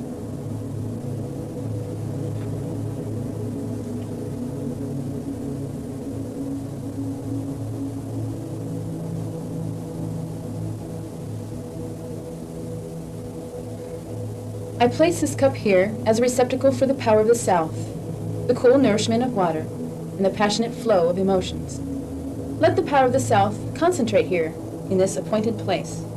I desire it, I will it, and it is so.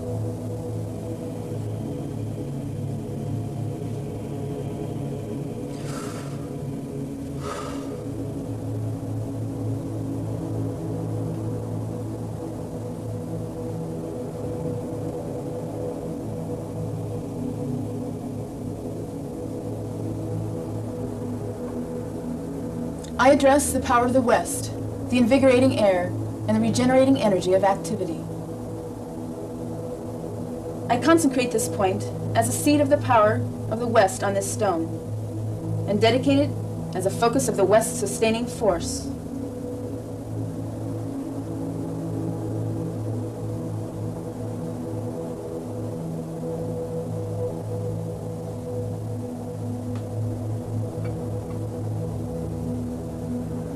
I place this useful knife here in appreciation of the power of the West, the invigorating air, and the regenerating energy of activity.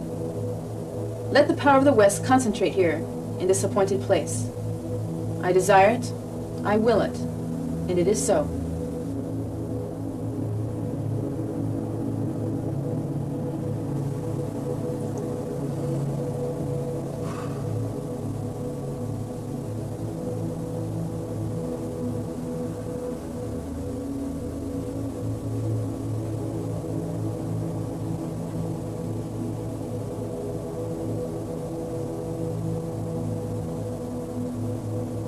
I address the power of the North, the stability of Earth, the solid nature of physical things. I consecrate this point as the seat of the power of the North on this stone, the focus of objective force.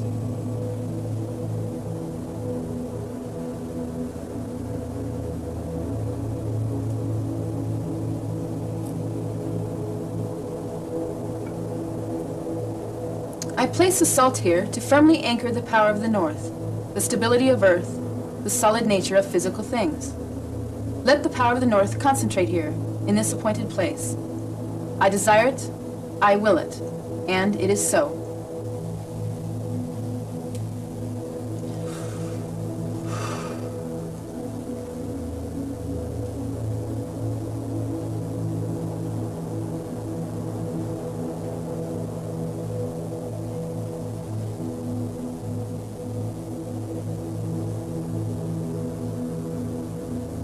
I address the power of the Spirit, the eternal force, the very source of life.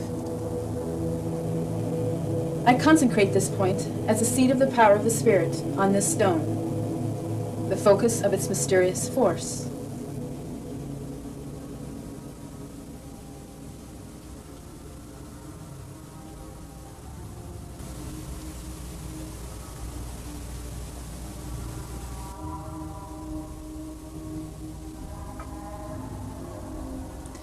I place this living flame in reverence of the power of the Spirit, the eternal force, the very source of life.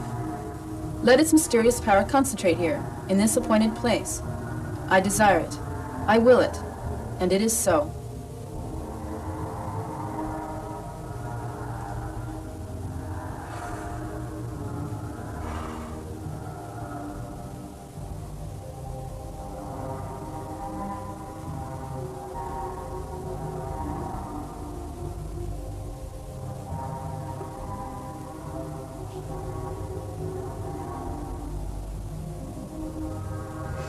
I invoke the universal powers in this stone and consecrate it to their use.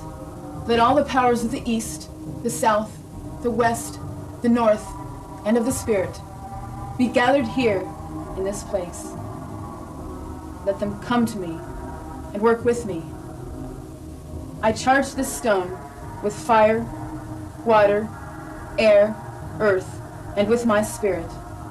Let the circle be a forge in which implements of power are formed, and this stone an anvil, in which those implements strike change. I desire it, I will it. So shall it be, so it is now.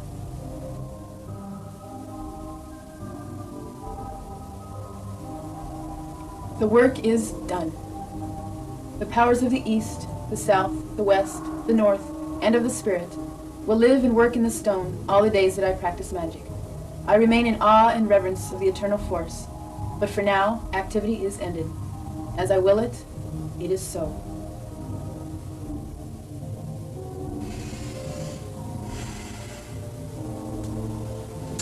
Thank you, Sirach, for helping me. My pleasure, Breeson. It was a wonderful ceremony, and you performed it beautifully. I'm glad I was here to see it. Oh, I'm glad you were too. It's not often you get to do something this spectacular. And of course, it's always fun to have you here to share it with. Well, thank you. You mean you usually don't do this flaming routine on all your work tables? Oh, certainly not on the paper ones. Obviously, not all rituals have to be as elaborate as this one. In fact, most are quite a bit simpler, aren't they? Well, I should hope so. After all, what you did here involved all of the elemental forces and some different implements. But what is needed for your everyday spell or ritual is one or two objects to focus on specific energies. Okay, let's do one. Okay, you're on. First, I'll make a temporary stone from simple materials. I'll take a piece of plain white paper from a very appropriate witchcraft object, a tree. Then a pencil, more tree wood, and graphite from the earth to make the circle and the pentagram. Okay, let's see. This is east, isn't it? Yes. And this is the east point. A circle of magic now begun, including all, omitting none. East to west, straight and true, fire to air, red to blue. West to the spirit, power and might, air to mystery, blue to white. Spirit to south, pure and clean, water from mystery, white to green. From south to north, before going back, water to earth, green to black. North to the east of the rising sun, beginning to end, completed and done. Well, that's great. Where did you find that verse? Well, actually, a friend made it up for me. Most witches use rhymes in their everyday spells for a couple of good reasons. It makes what you're saying sound different than your normal speech pattern, and that helps you focus your energy a little better. And I don't know if anyone really knows why for sure, but for some reason, your subconscious responds better to rhymes. The poetry lovers know that certain sounds and syllables have their own intrinsic power. And there's another valid reason. It's a lot of fun. You mean you don't have to be deadly serious all the time? That depends on what you mean by serious. I find that the more energy you use, the more successful you can be. I can generate a great deal of intensity with a smile on my face. Well, that's a good point. So what else do you need? Well, I'll need a dollar bill. And since it's for you, I'll need a dollar bill from you. Well, I just happen to have one ready right here. Fine. I'll add a few things to this and make it into a money charm. Okay. Ruse the money herb. And I'll even add in a little honeysuckle oil. Now I'll just fold it up inside the bill, and since I need to write on it, I'll fold the whole package up inside a piece of green paper and tie it all up with green string green for growth. And we're ready to charge it up. Wind from the north, bringing growth and health, power this charm, bring her more wealth, add to her fortune riches galore. Whatever she has, let her have more. Here you are, milady, with my compliments. Why, thank you, kind sir. Now what shall I do with it? Actually, you have several choices. You can keep it with you. Your purse would be a good place since you also keep money there. And it would keep stimulating your own energy without you consciously thinking about it all the time. But if for some reason you didn't want to keep it with you, you could bury it beside a tree. Or put it in a safe or money box if you have one. Or just someplace special in your house, like on your mantle. Since you happen to be a practicing witch, you could even make a small working stone to put it on. Well, what about the old practice of hanging it around your neck? Well, in those days, people wore loose clothing. And, of course, they didn't bathe as frequently as we do today. So, wearing a scented charm around the neck was not as conspicuous then as it would be today. People do wear amulets today, but usually as jewelry. Birthstones, astrological signs, religious symbols. A locket is a good thing to make a charm with. You can put nearly anything into it, including a little picture of someone you care for. That brings up a good point. You don't really need blood of mugwump or powdered bat wings to perform witchcraft, do you? No, not really. Many of these items can be purchased at most supermarkets for your everyday potions and spells, especially if you're creative. It's just knowing what to do and what works well for the purpose. Right. We'll be giving you a list of the common herbs and spices and what they're used for later on. But right now I'd like Sirach to help me show you how to go about making a potion. Great. I guess for an example, we will make the most popular potion that is associated with witchcraft. Love potion. An excellent idea.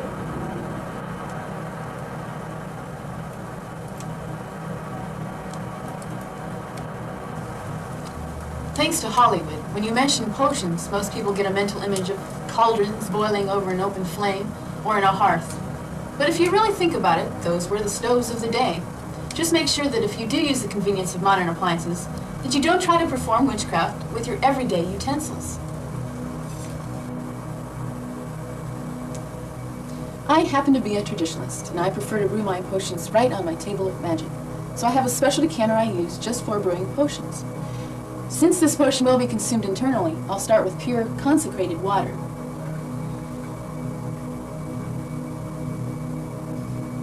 Power of south, of things growing green, charge this water pure and clean. In this water come to dwell, the force to work my magic spell. A burning. Thank you, Sirach. Sirach has ground some fresh dried red pepper and a little brown sugar into a powder that will dissolve. And I will add a whole bay leaf. The chafing dish is oriented to the south point for the special influences in the area of emotions. I will pour in the ingredients, of course add the lid, and then I shall light the flame.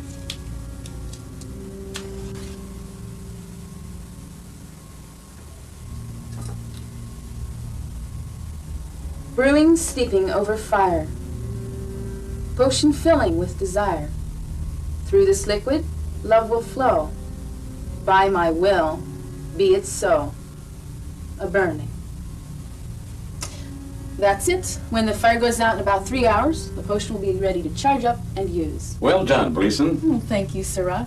One word of caution about this love potion, and any others, really. It will be most effective if used with the consent of the other person. And I really don't recommend that you use magic to make someone do something against their will, because spells have been known to backfire on more than one occasion, and the rebound is usually even stronger than the original force.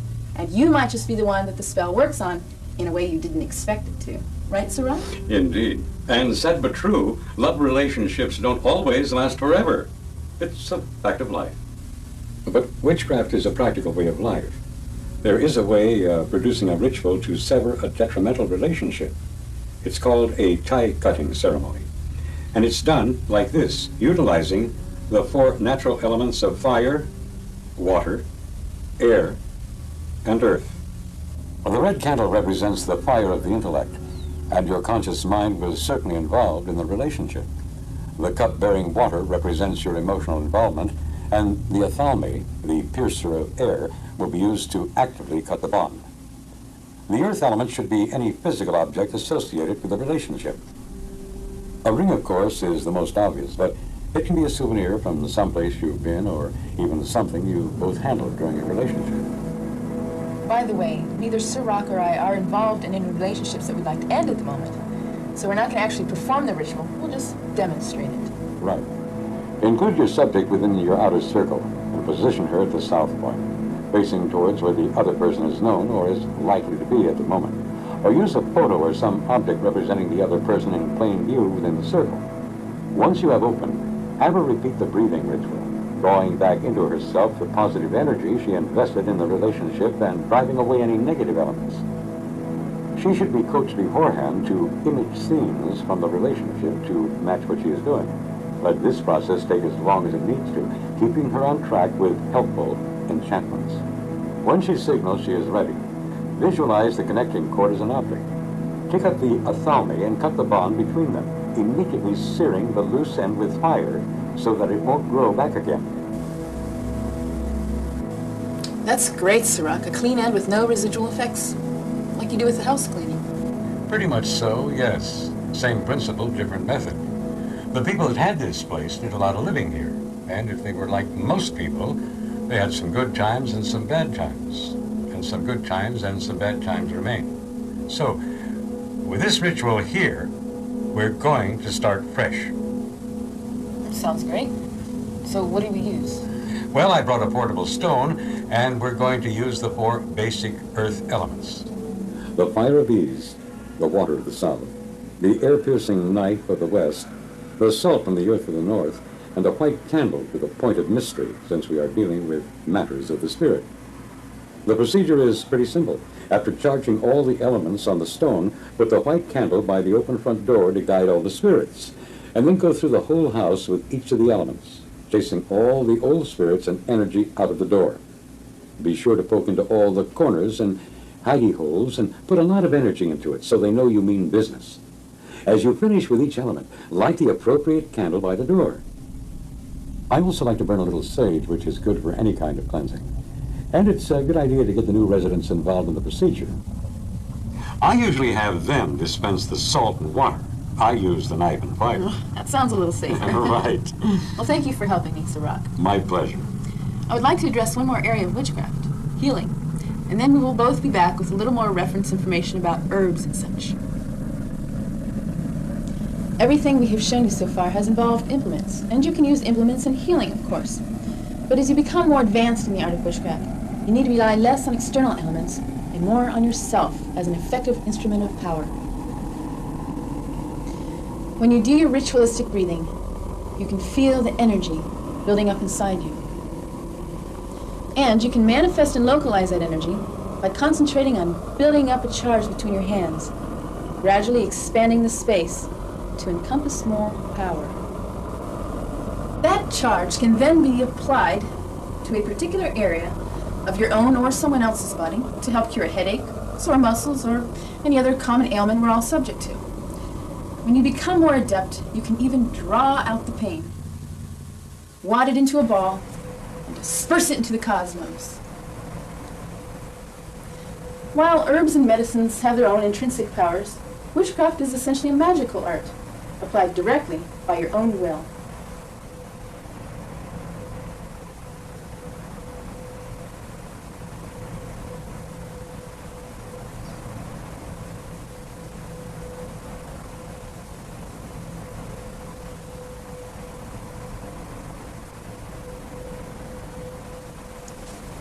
Witchcraft is a complex art, to be studied, practiced, and mastered over a lifetime.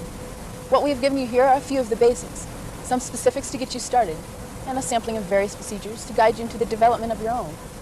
With that in mind, we'll take you back to more of the Beltane ceremony, while Sirach and I give you some review and a little more reference information.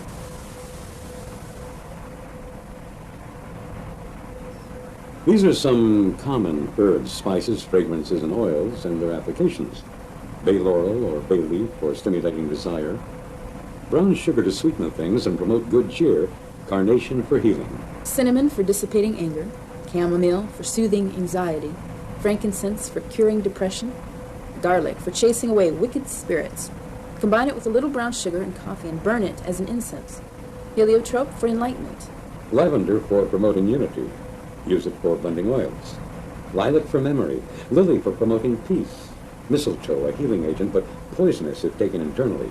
Musk for sexual attraction. Red clover for cleansing. red pepper, an aphrodisiac, rose for energy, rue, the money herb, sage, which draws positive spirits and drives away negative ones. Sandalwood for all spiritual things. Sweet pea, an antidote for loneliness. Thyme, good against female disorders and PMS as a hot tea, thick with honey. Tuberose, a cure for nightmares. Put a drop on the four corners of your pillow. And wisteria, for communicating with the spirits.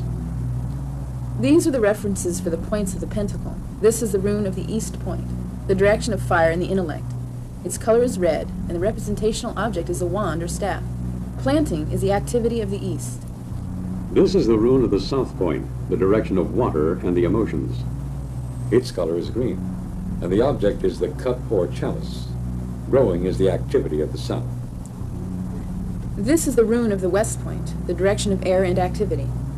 Its color is blue, and the object is the knife or sword.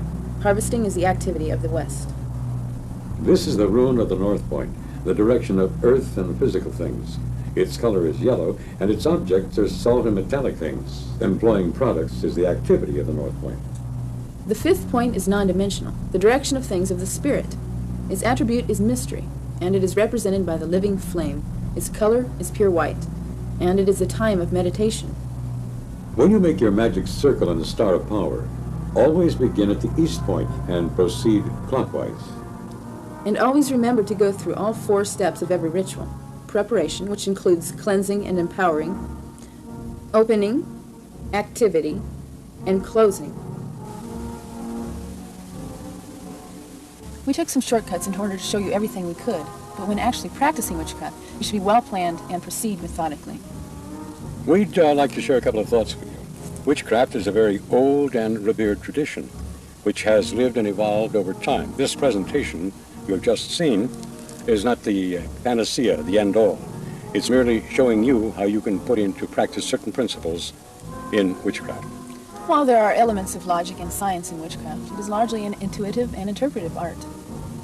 You are dealing with a real and powerful force that can be used for great good or misused for great evil. Respect the power. Trust your instinct. If it doesn't feel good, don't do it. If you feel uncomfortable, don't do it. When in doubt, don't. Remember, witchcraft draws on a strong natural force, like the wind and the tide. We don't understand it fully, maybe we never will. But it's there for you to use if you care to, and if you're willing to learn how. Don't toy with it, because you can cause yourself harm. But treat it with awe and respect, and you can work wonders with it. Approach it with enthusiasm, love it, and enjoy it. We will leave you with our good wishes and a little more of my personal favorite ritual, the celebration of life at Beltane. May it be well with you. Oh, it's a pleasure, Bishop. I hope Annie brought the honey cakes on you. She makes the best honey cakes.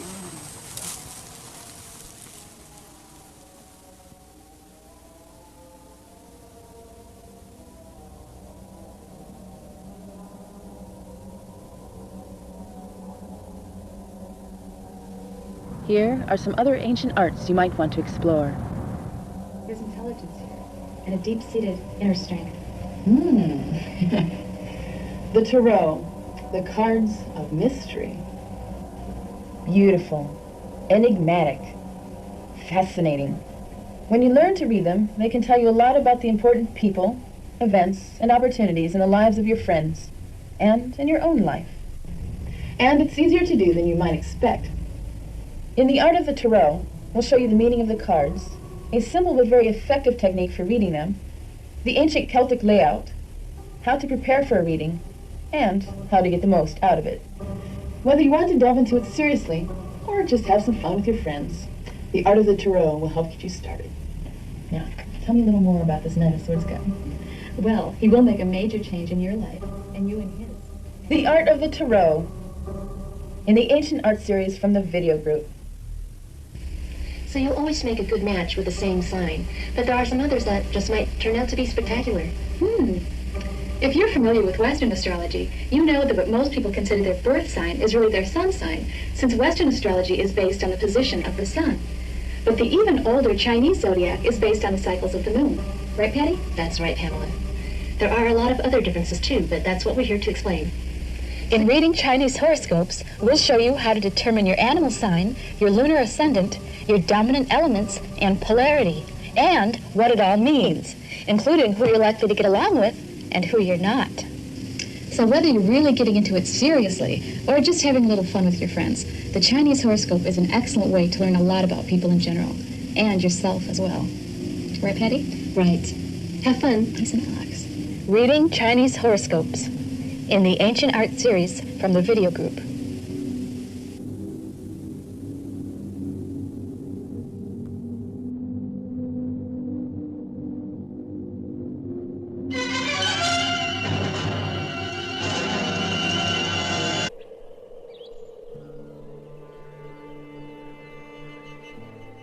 The shadows of the past are rapidly passing away. A new era is dawning on the earth. The rise of spiritualism in 19th century America. Seances with strange noises and mysterious messages. Were they telegrams from the dead? Tonight on The American Experience.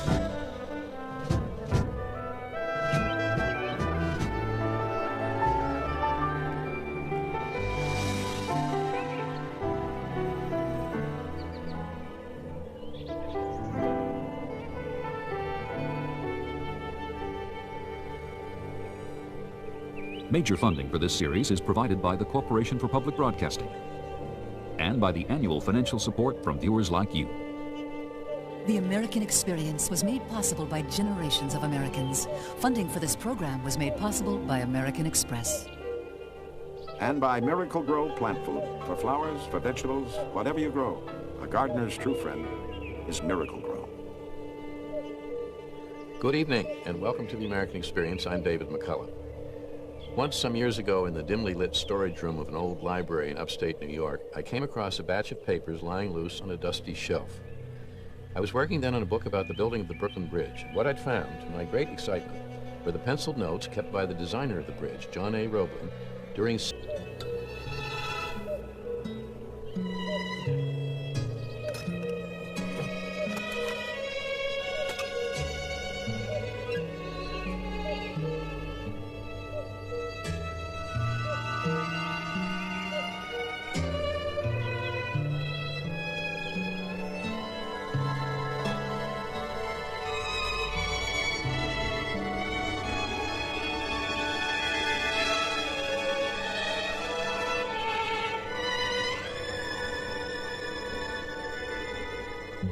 I believe that all the world religions teach that there is God, the brotherhood, the sisterhood of all humanity, the golden rule, life after death.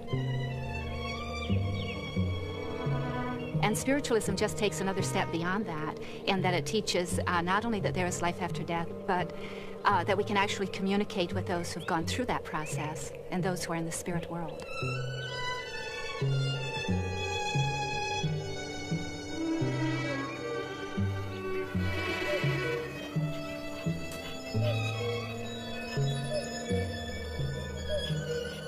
The 19th century was the age of progress, when things that had not previously been possible might now actually occur.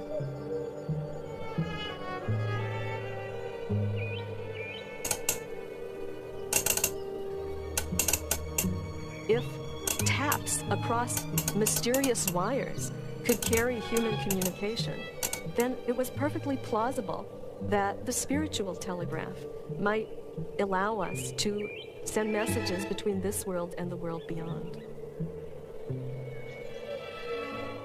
The religious movement that called itself spiritualism put a modern twist on an ancient belief. Spiritualists claim to have proven, using the latest science, what Christians had previously taken on faith, that there will be life after death. The centerpiece of the religion was the séance, half scientific experiment, half religious ritual.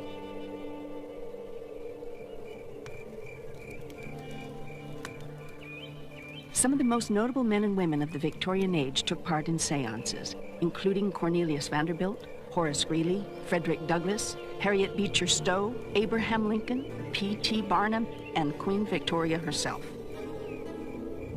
All were at least curious enough to spend a little time in a darkened room like this one waiting for messages from the spirit world.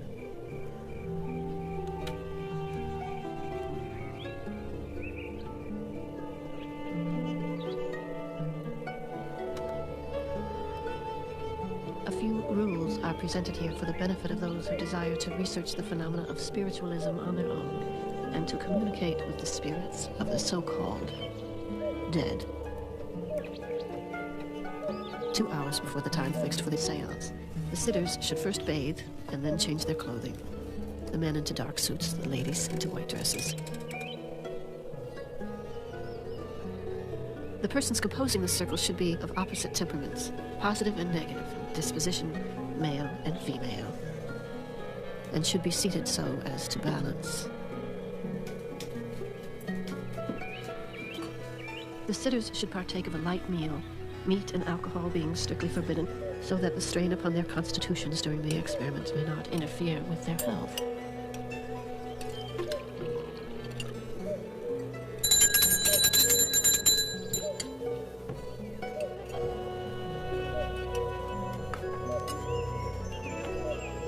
Light vibrations must be reduced to about 400 billions per second or less by being filtered through orange or red glass or linen, just as they are filtered for photographic purposes.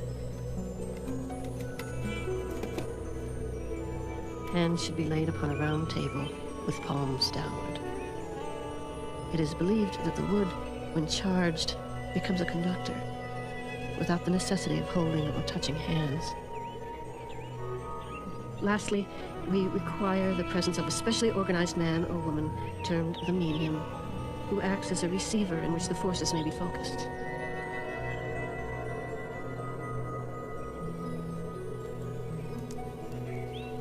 It's impossible to know how many times this ritual was repeated in 19th century America. Spiritualists kept no membership lists. What we do know is that spiritualism was one of the most talked about and argued over subjects in 19th century society.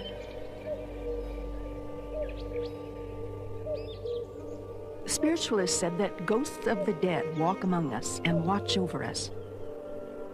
Occasionally, in the presence of a person who acts as a medium, spirits were said to perform miracles.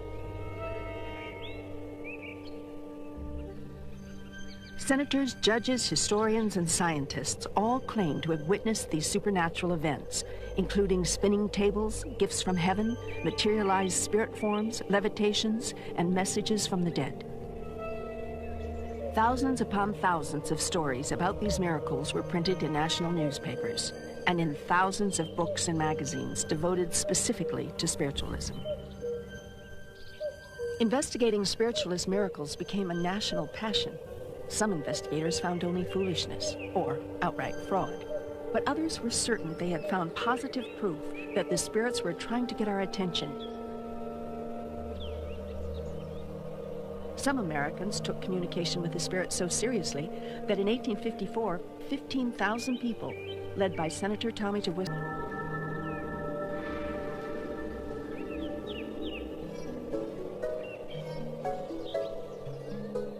Spiritualism began in upstate New York with stories about miracles that took place in the presence of two young girls.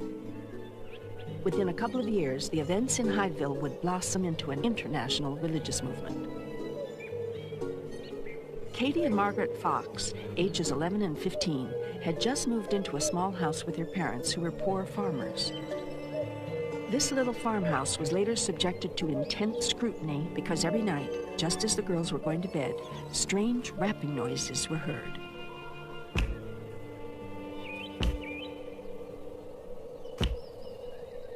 There seemed to be no explanation for these aggravating noises. The parents checked the cellar, the casings of the windows, and the doors, but failed to find the source. The girls said the only possible explanation was that the raps came from a ghost. They nicknamed him Mr. Splitfoot.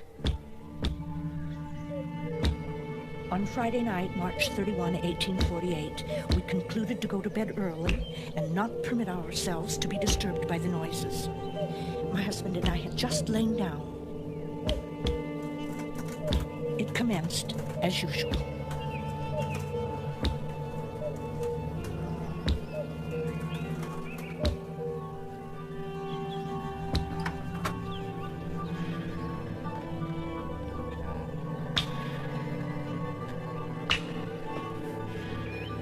My youngest child, Katie, said, "Mr. Splitfoot, do as I do," clapping her hands.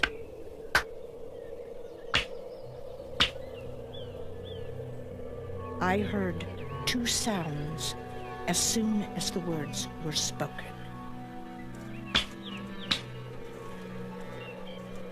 With those two raps, responding to a young girl's request, a religion was born.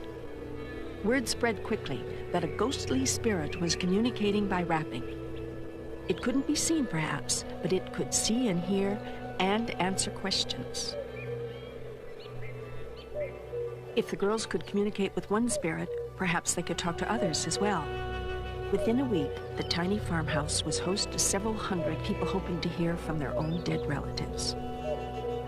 Having heard rappings myself many, many times from the spirit world, I am indeed convinced that it was a way in which spirit was able to communicate and get our attention to a world that was very asleep spiritually. And yes, I believe that the little girls were indeed mediums. Skeptics wondered why the rappings in the farmhouse could be heard only when the Fox girls were present.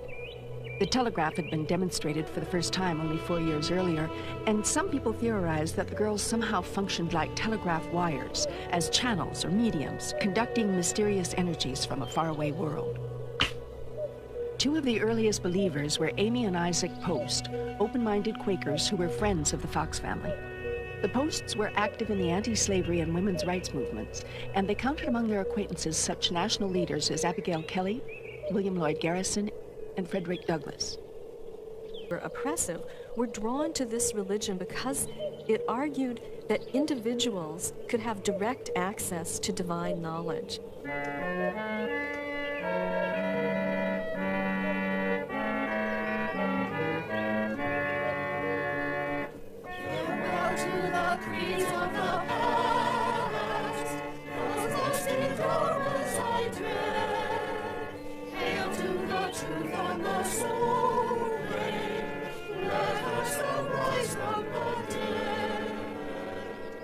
Most Americans in the pre-Civil War period did not belong to a church. We oftentimes think the opposite, but in fact, only somewhere between 25 and 35% of American adults before the Civil War actually belonged to a Christian denomination. This means that the denominations were, in fact, busy trying to proselytize among the general public, but now the spiritualists offered them competition.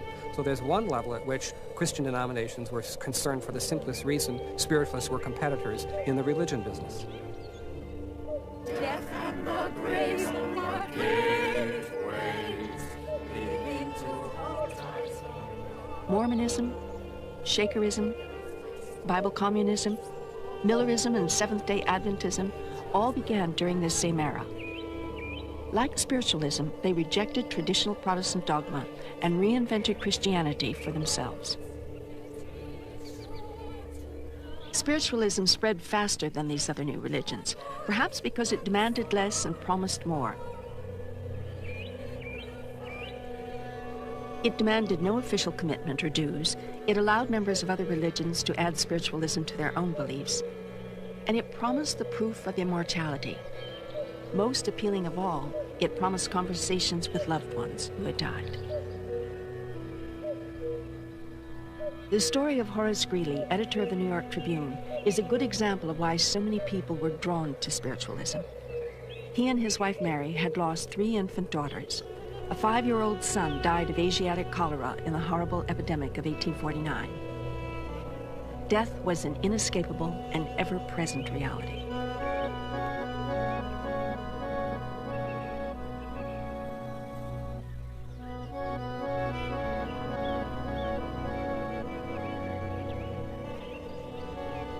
There were few parents who didn't know what it was like to lose a child and to pray for some sign that their child's soul had arrived in heaven. Although the Greeleys were Episcopalians whose church officially frowned on trying to communicate with the dead, they still invited the youngest Fox sister, Katie, to live with them for several months. Through her, they said, they were able to communicate with their dead 5-year-old boy.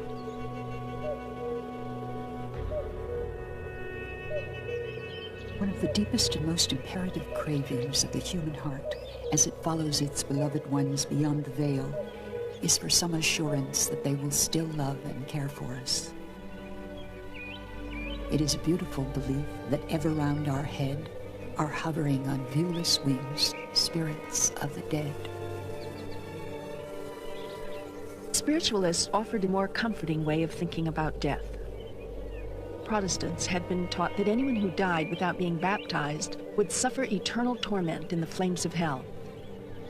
Churches were softening this harsh doctrine, but spiritualists were the most radical. People are good by nature, they said, so there was no need for a hell and no need to fear death.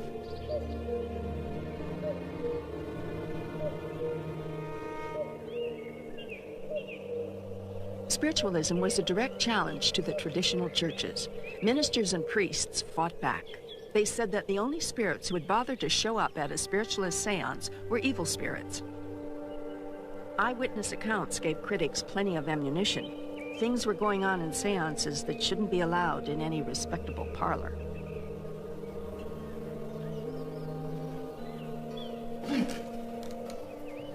The two mediums were thrown into a trance state. They appeared to be possessed by evil spirits. The spirit that controlled one of the mediums was a murderer, and the one that controlled the other was a forger. The former seized the latter by the throat. It was an impressive picture of moral depravity. The murderer went through a scene of robbing, gambling, dueling, and other vices, and those present could hear the rattling of the dice.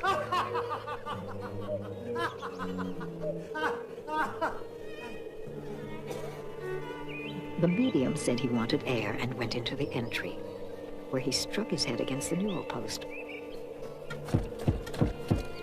and then said, "I feel much better now." Church leaders may have denounced spiritualism, but they couldn't keep their congregations from being curious about it. If nothing else, spiritualism made for provocative parlor theater. But entertainment value alone cannot explain the rise of spiritualism.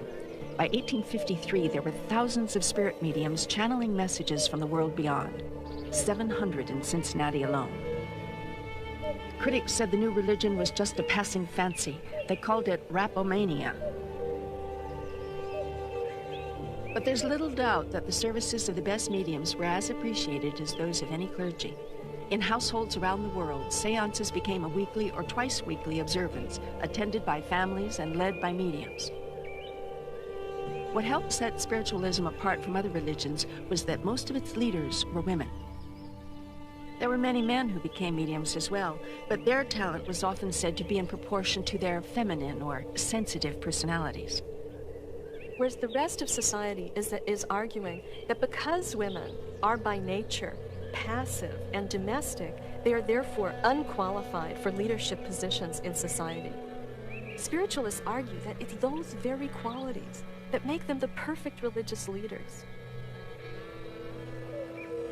The typical American of the Victorian age would say that women were irrational and overly sensitive and more susceptible to illness than men.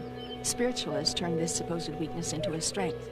Women's sensitivity and lack of formal education made them better mediums, more susceptible to the influences of spirits. Some mediums claim to be able to give themselves over to a trance, allowing spirits to take over the use of their voices. Within a couple of years after the first rappings, some 200 so-called trance mediums were giving spirit lectures to paying audiences. These were the first women that many Americans ever saw speak in public.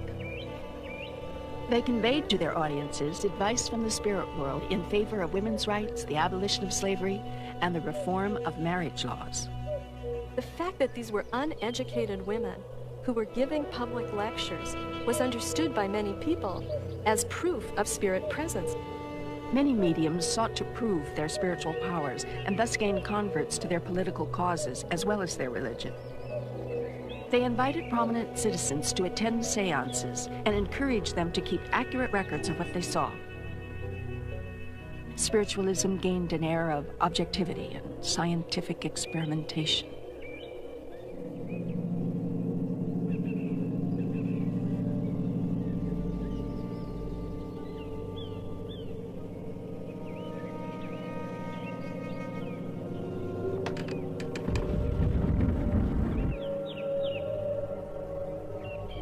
the table moved occasionally.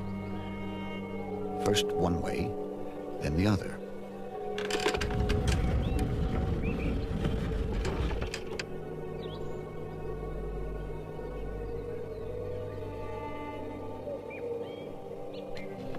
We all moved back from the table so that no one touched it. Suddenly, it moved some 3 or 4 feet, rested a few moments, and then moved back again to its original position.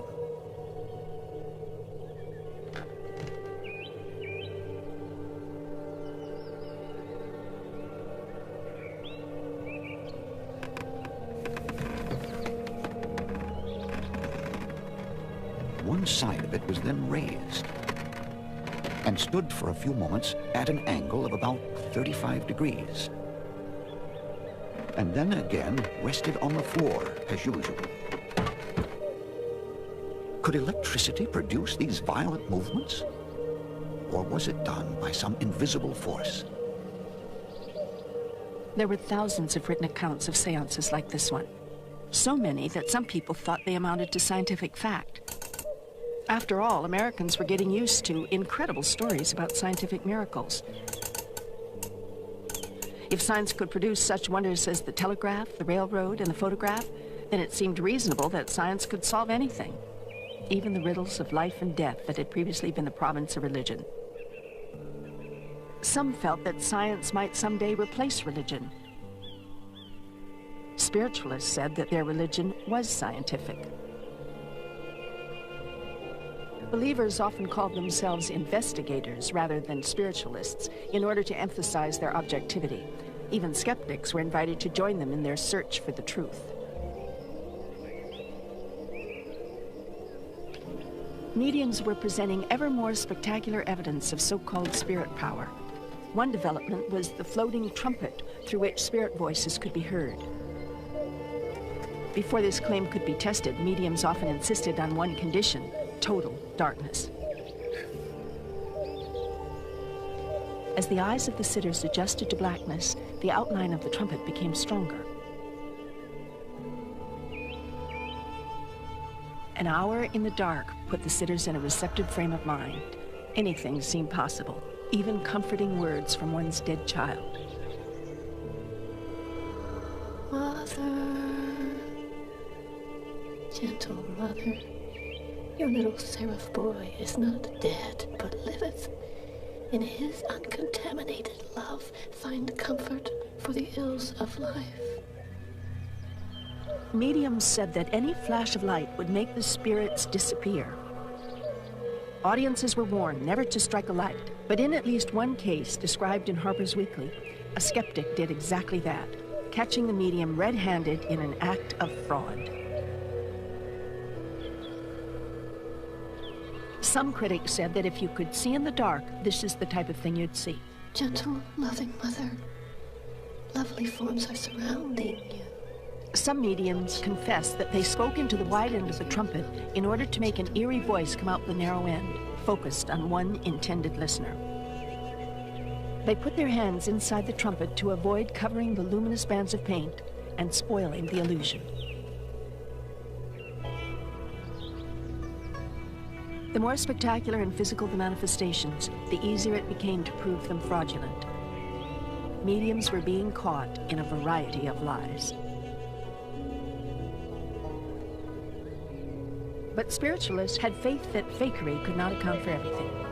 Some respected scientists agreed with the spiritualists after conducting extensive tests. Robert Hare, a physicist, and Sir William Crookes, an English chemist, became believers in spirit communication. Other scientists either dismissed the whole thing or explored psychological explanations.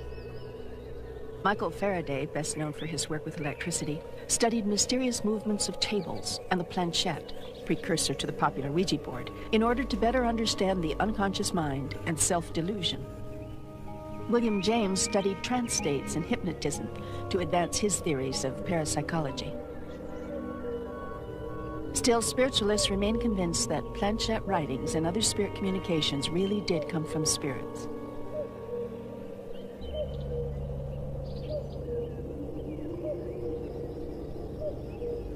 shadows of the past are rapidly passing away.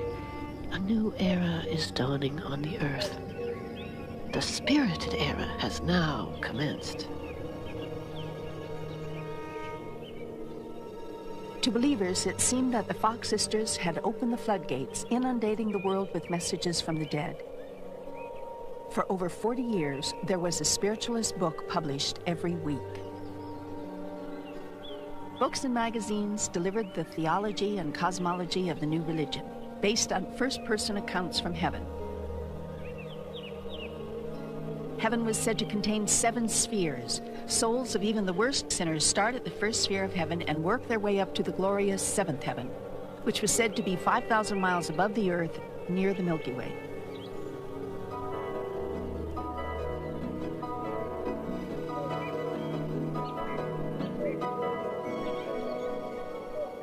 Heaven was a perfect middle-class Victorian world of lush gardens and fine homes. Spiritualists called it the Summerland. There were fountains and diamonds and clothes more lovely than any on earth.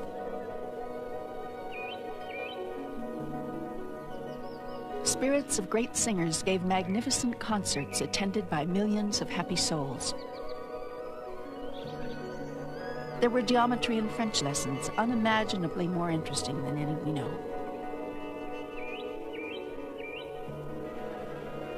In the Summerland, great minds were not silenced by death. Mediums claimed to transmit new wisdom from illustrious residents of heaven, including such American heroes as Thomas Paine, who had died back in 1809.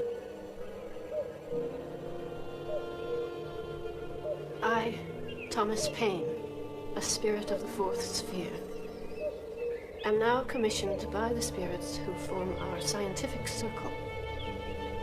Let your mind follow ours in our upward progress, and we will sail together to the far-off regions of inhabited globes and spheres. In addition to Thomas Paine, mediums delivered what they said were exciting new ideas from Plato, William Shakespeare, and Ben Franklin. The spirit of Franklin was said to have invented rapping. This seemed reasonable because in life he had experimented with electricity.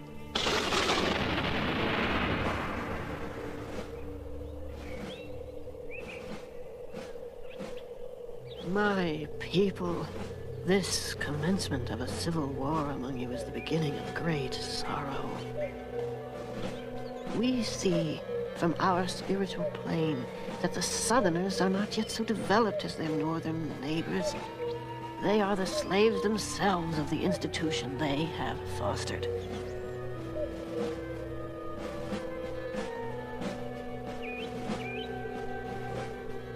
The tremendous death toll of the Civil War created a new and broader interest in spiritualism. For each of the 617,000 Civil War deaths, there was a family in grief. Never before had so many Americans at the same time come face to face with mortality, and never before had so many sought comfort in faith. Although most Americans didn't belong to any kind of religious group, it's very clear that enormous numbers of Americans believed in an afterlife or believed in some kind of transcendent existence.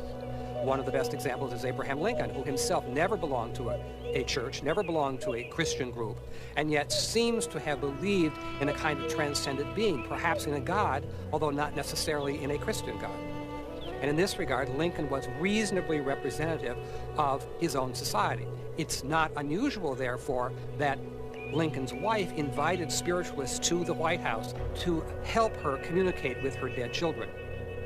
Of the Lincoln's 4 sons, 3 were lost to childhood diseases. In her grief, Mrs. Lincoln arranged seances, and the president attended. Some even claimed that miracles did occur, but it's never been clear what Abe Lincoln thought of them.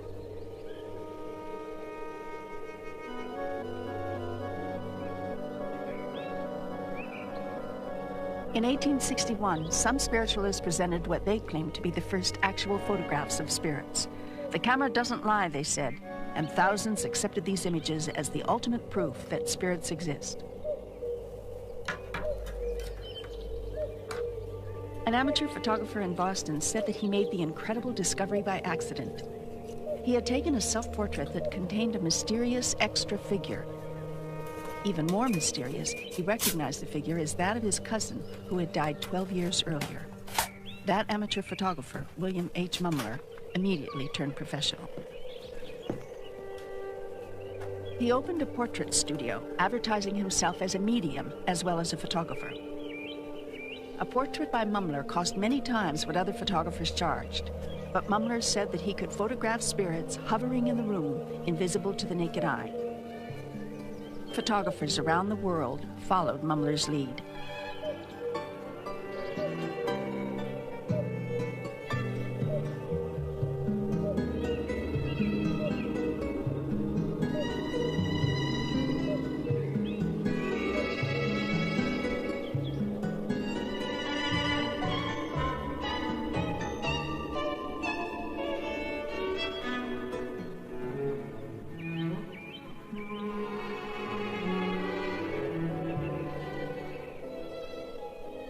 Spirit photography was as effective as it was in those days, simply because photography was not well understood.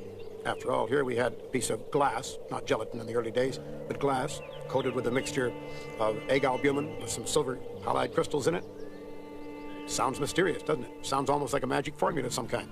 Nothing was visible on it, but when you flashed an image on it for a short period of time, and then stuck it in a developer and a fixer, you had a negative image. This seemed pretty well miraculous. It was, in its way, magic. Mumler was tried for fraud in 1869. Prosecutors said that he secretly prepared a plate before his subjects arrived by exposing it with the so-called spirit image. For example, in 1865, shortly after Abraham Lincoln was assassinated, Mrs. Lincoln had come to William Mumler in Boston and paid him to take her portrait. With the prepared glass plate inserted in his camera, Mumler carefully positioned his subject in front of the lens and then photographed her onto the same glass plate.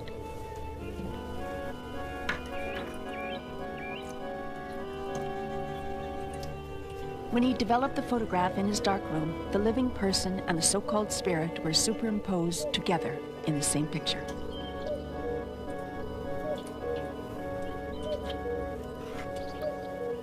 In the case of Mrs. Lincoln, the figure of her late husband seemed to lovingly watch her every move. The judge at Mumler's trial found a lack of evidence to either convict or acquit him, and the case was dropped. Mrs. Lincoln and other spiritualists continued to cherish their spirit photographs. The Civil War, with all its death and grief, created a boom in business for professional mediums. One of the worst things that began to happen in spiritualism was the commercialization of mediumship. And that may sound very strange for me to say because I have made my living all of my life as a medium, as a speaker, as a teacher, as a counselor through mediumship. But I believe that the commercialization of mediumship also brought in fraud. As spiritualism became more popular, it became as much entertainment as religion. The Spirit Cabinet Act had been developed by the Davenport brothers in the 1850s.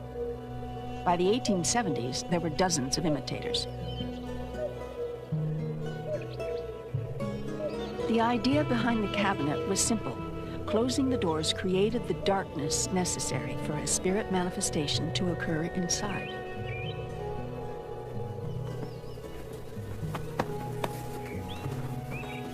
Mediums were frisked by members of the audience to make fraud more difficult.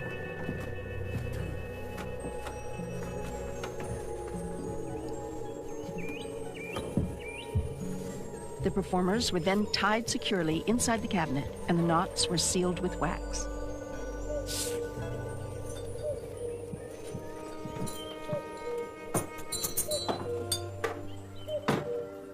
A brave and trustworthy member of the audience, preferably a scientist or a member of the clergy, was invited to sit in the cabinet between the mediums to experience firsthand the playfulness of spirits in the dark.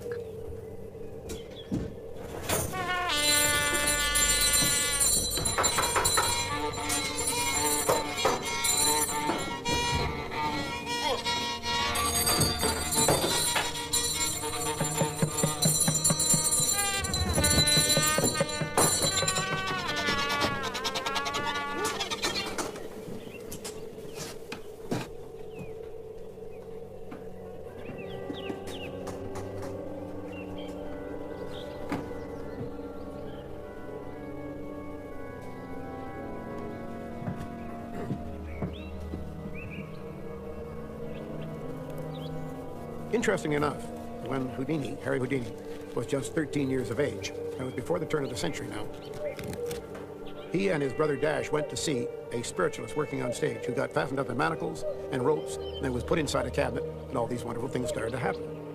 Instruments played, flew out the top, wonderful things that couldn't happen if he were still manacled. Because what the Davenport brothers essentially were, and the other people who did this act in theaters all over the world, they were essentially escape artists.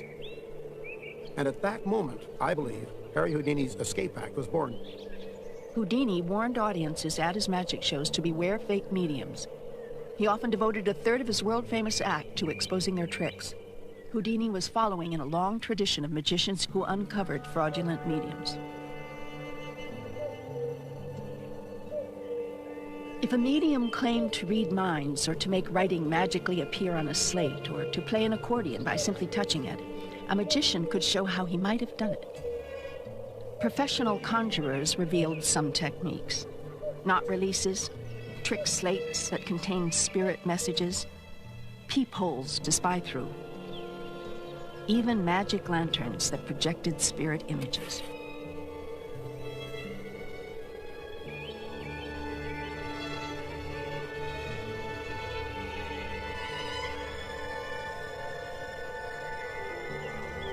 Spiritualists grew increasingly defensive. By 1880, they were spending more time creating elaborate precautions against fraud than discussing the philosophy of the spirits. Mediums now routinely asked to be bound hand and foot in order to prove that they weren't cheating.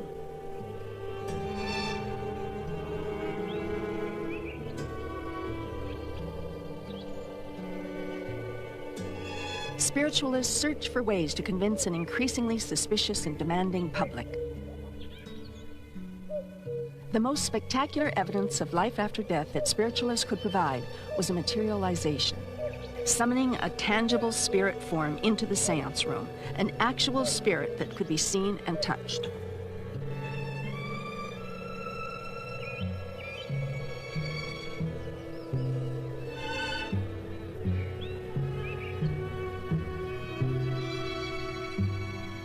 Many spiritualists believed that when proper care was taken to eliminate fraud, materializations were the most convincing manifestation of all.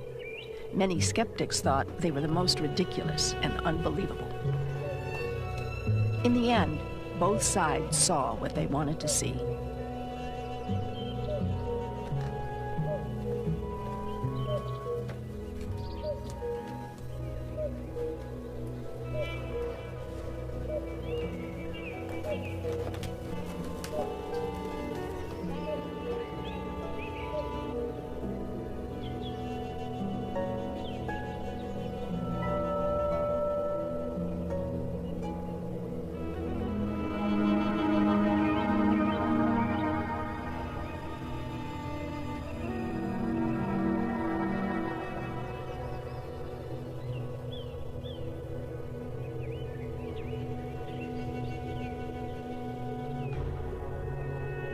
The gentleman to my right asked the spirit to favor him with a kiss. She did so, seemingly desirous of adding to the pleasure and spiritual convictions of all. She then stood opposite to me in a hesitating manner, advanced a little, and stooped down slightly. Our lips met firmly. A fervent kiss was recorded on the surrounding atmosphere. For some spiritualists, being able to touch, to see the departed loved one was absolutely the final evidence that they needed to know that the immortality of the soul existed.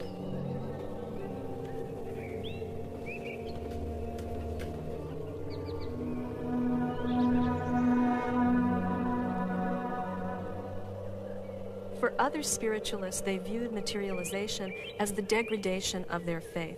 They saw this as the sensationalization of a religious philosophy that they thought gave a bad image to spiritualism. Mediums dressed up to look like spirits sometimes caught their spirit garments on chairs or were physically grabbed by skeptics in the audience. Such scandals created a rift among spiritualists and drove some leaders of the movement to renounce sensational demonstrations. Many who were casually interested gave up on spiritualism altogether, leaving mostly the true believers. In 1888, spiritualism faced its greatest challenge of all. After 40 years of spirit rappings, Katie and Margaret Fox confessed that they had made the noises themselves by snapping and cracking their toe joints. Margaret had learned the trick first, then taught it to her little sister. They did it with imperceptible movements, virtually invisible to the eye, but very loud. The confession was printed in a book called The Death Blow to Spiritualism, and many felt sure that it would be the death of the belief. In some ways, they were right. 19th century spiritualism never fully recovered its credibility or respectability. But when Margaret Fox went on tour charging people money to see how she cracked her toes, her tour had to be cut short due to lack of interest. Many spiritualists simply refused to hear the confession or to ever abandon their faith.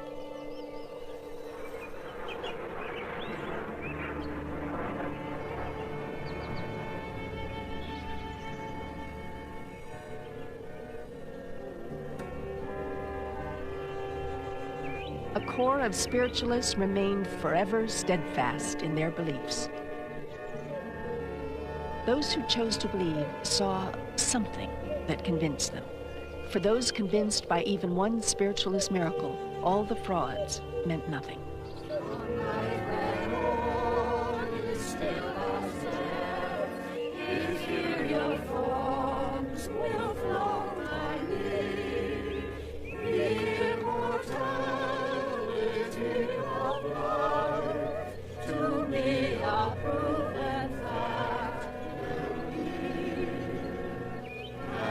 Shall hear and understand the message from the Spirit land.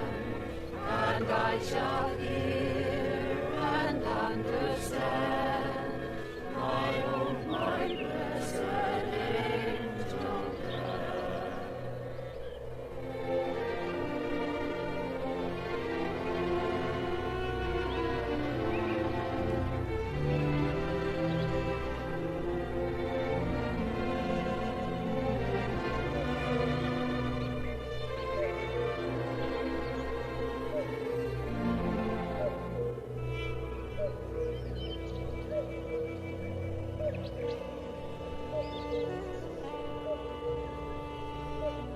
A production of WGBH Boston.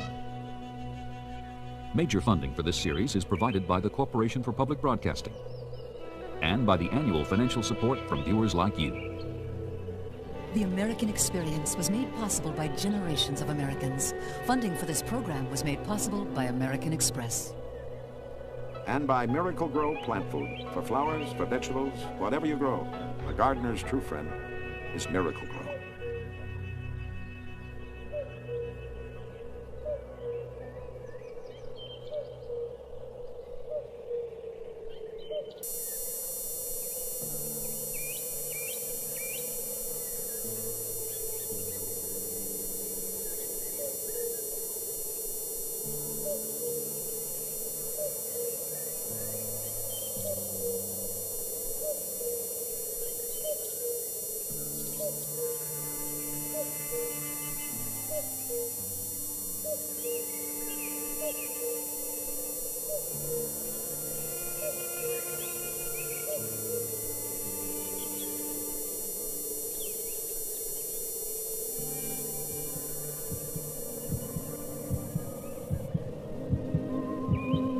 Fanny was only 14 when she was taken to a church by her aunt.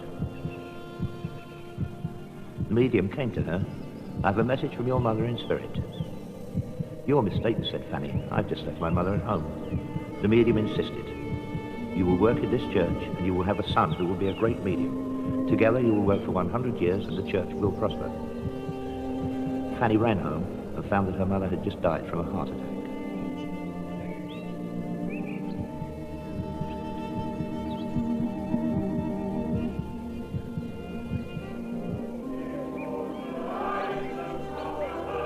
This prophecy has been fulfilled.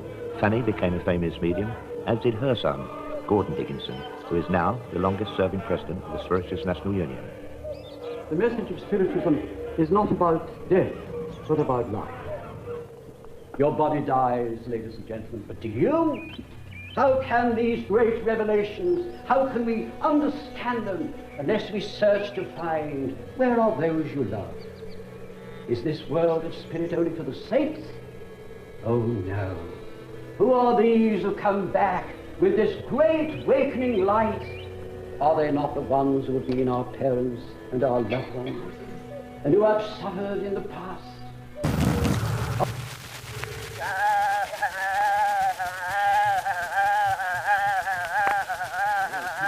Whose fibers made strong rope.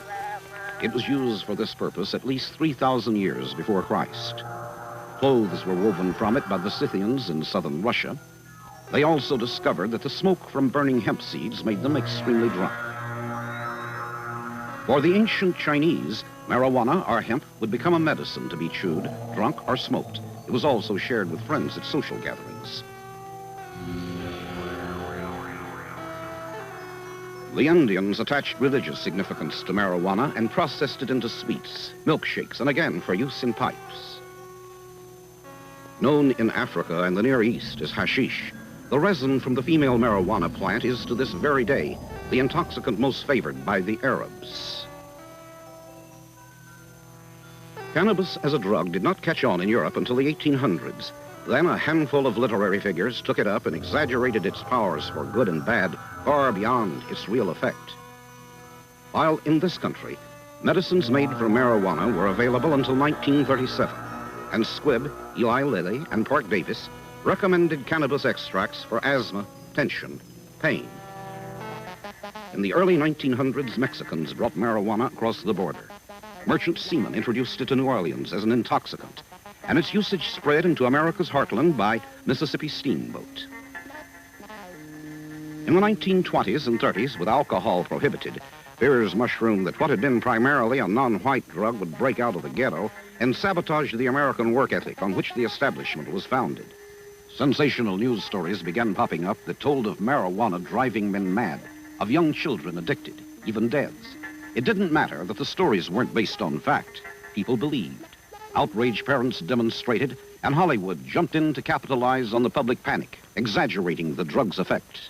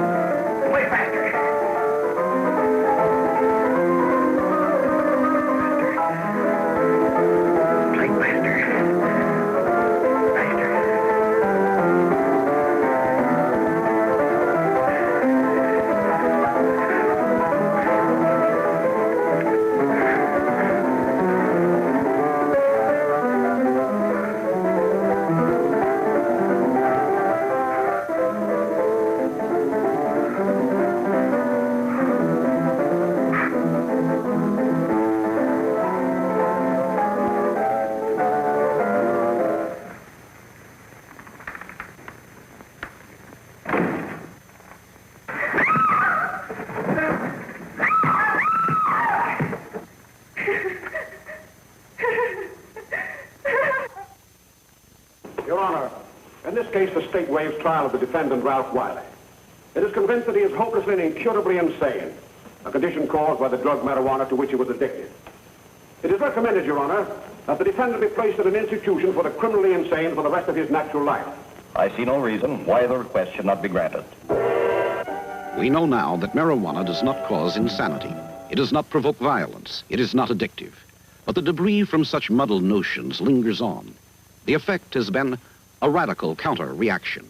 Today, marijuana supporters are just as biased in their claims for pot as their parents and grandparents were in denouncing it. When I'm high, my head works more intelligently, more accurately. Well, I could express my opinions better and I can open up with people. I'm 18, an art student, and I do believe in smoking marijuana. Marijuana has both male and female plants, with the female resin, stems and leaves, far more intoxicating than the male. Its chemical structure is complex, with the most active element believed to be THC, tetrahydrocannabinol. The most comprehensive study of marijuana yet made was completed more than 75 years ago. A 3,000-page report compiled by the Indian Hemp Commission, it concluded that with moderate use, there was no evidence of physical damage. New York City's LaGuardia report in the late 1930s reached the same conclusion. Though we know little more about marijuana today than we did in 1895, some general conclusions can be drawn. Smoking may cause nausea, vomiting, diarrhea. There may be an increase in the pulse rate. It was once thought that the marijuana smoker could be recognized by his dilated pupils. Researchers now say there is little, if any, dilation. The mouth and throat may feel dry and parched. The smoker may suffer mild tremors. Though there is no change in blood sugar, there is hunger and a high appreciation for food. Time seems to move more slowly. Psychologically, where one smokes, when one smokes, what one expects has much to do with a person's marijuana experience. If while smoking, your brain sees a chair in a neutral setting, there may be little or no reaction. If surroundings are luxurious, the sensation may be pleasant.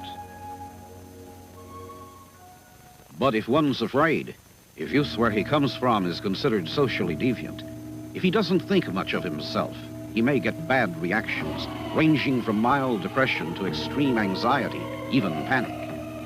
In some cases, symptoms may last or recur days or weeks after having smoked. The way psychological and chemical quirks interact with marijuana to have a lot of problems to cope with. They're growing up. And it makes it even more difficult to cope with this coming to maturity, to introduce the use of stimulants. Don't you want devoted followers who leave their families for you, give their money to you, give their bodies to you, give up their lives for you, consider you God, and will kill for you? I love you.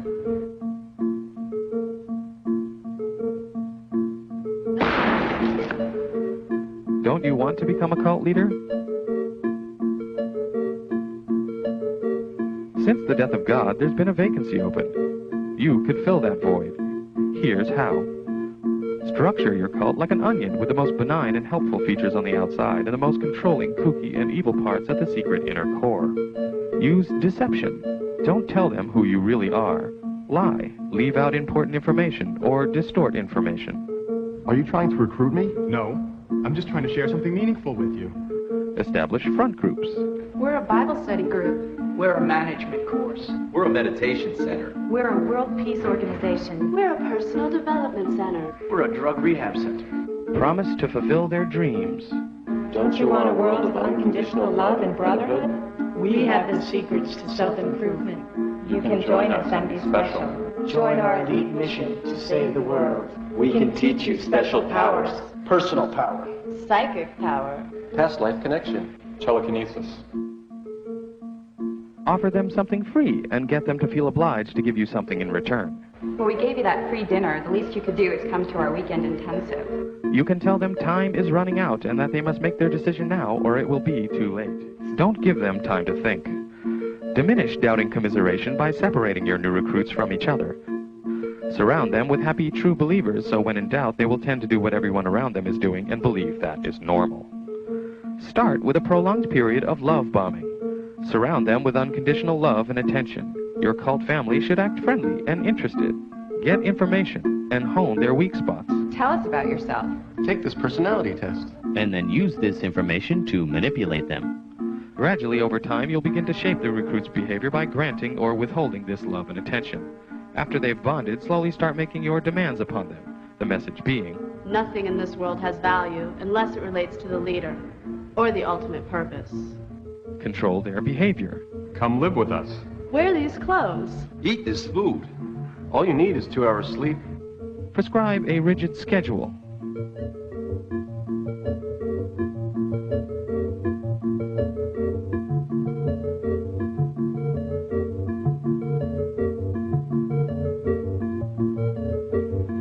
Keep them active and with as little sleep as possible. If you can, restrict their eating habits to low-protein food. Control their thoughts. Our ideology answers all questions to all problems. Let our doctrine think for you. Control their emotions. Induce guilt. The United States dropped the atomic bomb on Hiroshima. People are dying of starvation. People are dying of starvation. You are not living up to your potential. You are not living up to your potential. You cheated on that test. And fear. The enemy will electroshock you, torture you, kill you, or carry you off to hell. Control information. Keep them from knowing all the workings of the cult. Block out any information which is critical of the group. Encourage members to spy and report on one another. Separate the recruit from himself by attacking the self and inducing a mental breakdown disguised as a spiritual awakening. When they start to freak out, have side effects, or hallucinate, tell them they are flushing out the bad stuff inside. When I was meditating, I felt an infinite emptiness. It was utterly terrifying. See? No, it's a coincidence. We can't control life. Many people die on the operating table. I know, but this is different. Tonight, I almost killed a girl in the bar. It wasn't me. It was... it.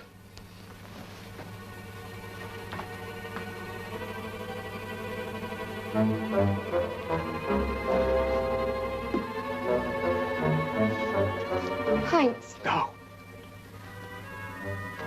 You know I love you. And you love me. Don't be frightened by a nightmare. Put your arms around me. Please. And your fears will go away. Yes. Not her! Not her!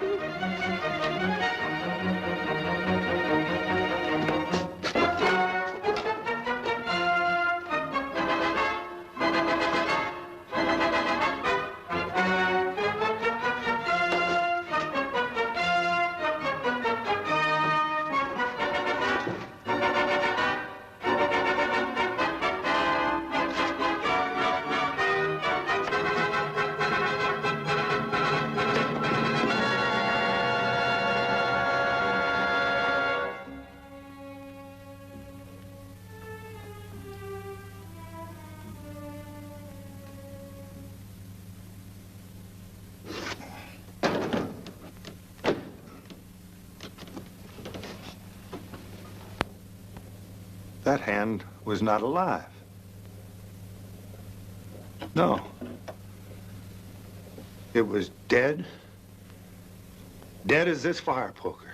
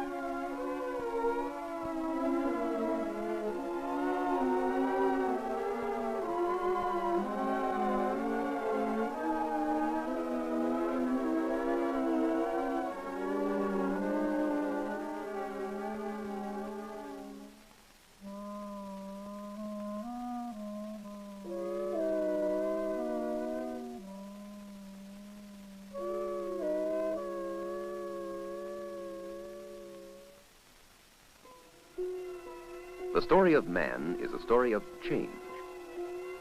From his earliest beginnings through each successive age, these changes came about slowly, through thousands of years. Because early man could not write, archaeologists have had to put together that story as it is revealed by the tools, weapons, and other artifacts which prehistoric man left behind. Archaeologists believe that man's antecedents go back over 600,000 years. Little is known of that remote time. However, from unearthed artifacts, greater insight has been gained in the way man lived in epochs closer to our own. From caves in southern France, archaeologists have been able to learn about Cro-Magnon man, who lived over 25,000 years ago. And from Scandinavia, they have learned something about man's life in later periods. The coasts of Denmark are especially rich in ancient trash heaps called kitchen middens. From these piles of refuse have come many artifacts, which, together with drawings made by ancient man on walls of stone, permit us to gain some knowledge of how man probably lived in northern Europe over 10,000 years ago, and how he moved from an age in which all of his tools and weapons were made of bone or stone to one when they were made of metal. At one time, great glaciers covered much of northern Europe. Over thousands of years, the sheets of ice advanced and retreated, and into the newly opened tundra region moved both animals and the men who hunted them. For man was primarily a hunter. For him, the reindeer provided the difference between life and death. With a stone knife, he removed the hide, from which he made his clothing. Once the hide had been scraped clean, it could also be used to provide him with a sturdy tent. Most important, from the reindeer came food. Because he had to go where the animal, man and his family were nomads, ever on the move. Even the bones of the reindeer had their use. They could be turned into harpoons for spearfishing. With the antler, a cutting tool could be made. For his other tools, man relied on the flint he found strewn on the rocky beaches. By breaking the flint, he found he could achieve a sharp cutting edge. He could fashion the arrowheads he needed to hunt. About 10,000 years ago, the glaciers retreated entirely from the face of northern Europe, leaving a new temperate area. Gone were the reindeer, which had moved northward toward a colder climate. Those people who remained in the new, milder region had to find other basic sources of food, for now the rewards of the hunt were not as plentiful. In addition to the old way of catching fish by spearing them, man devised an even more productive method. All he needed was a hollowed-out log. Now he didn't have to wait for fish to come to him.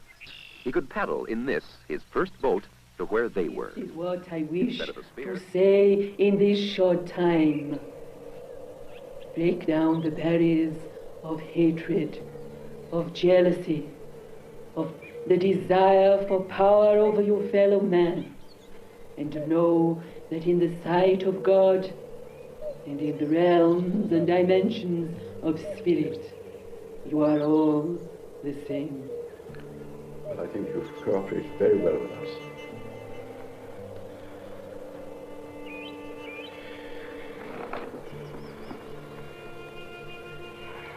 May I now ask something of you? May I ask you to put out your lights for one moment? I told you I would be awkward.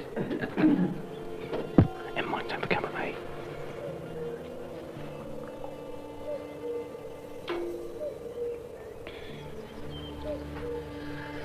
You did very well. I would like very much to say that I cooperate with the spirit world and they cooperate with us. They don't intrude. This is my self and I offer it free. They don't make fools of you. They do not, no, that's right. And you must have been quite satisfied, or else you wouldn't have come. well, I felt all day, you know, unsure I was doing this, but there has been that feeling, obviously my own nerves within me, but the feeling that I get when I know that he is happy to do it, and having had communication with him, he said he was prepared to try, and that he felt the problem might be more with me than with him, which it probably was. And have you actually sort of working in public, Judith? Working the platform? Or with... By these particular gifts, and people were having remarkable evidence by having a voice that was not spoken by any person living, but was a voice recognized of people that had passed over. And from that, we then found that there was white mists appearing with people, and eventually we discovered that it was ectoplasm. And from this there was moldings and formations of people were beginning to happen. I have a friend of mine that was reminding me of attending a seance with a lady whose daughter had passed away. And at one of our seances, she built and built up, formed, and walked quite a long distance to get to her mother, because a lot of people present. And they actually held hands, and the mother and daughter were united together.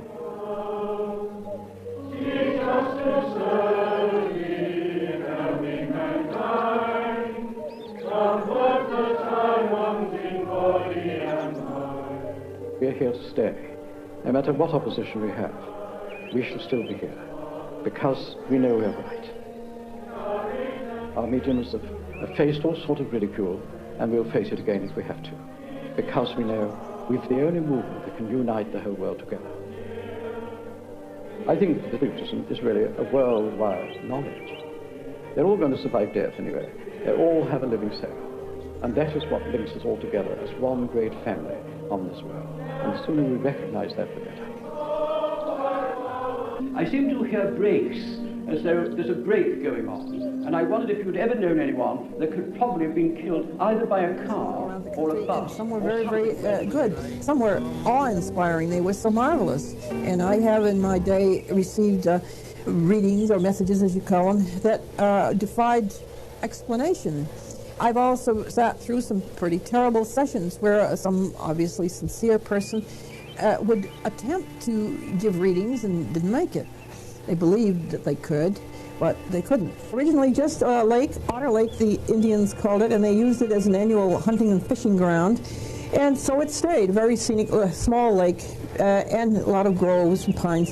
In 1870, a man, a rather enterprising man named Potter, thought he saw some possibilities, and in 1870 he cleared some land, put up some tables and benches and that sort of thing, and invited 50 of his friends from the Greenfield area to come and have a picnic. And immediately it was a great success. And the next summer it was quite a mecca for everybody to come.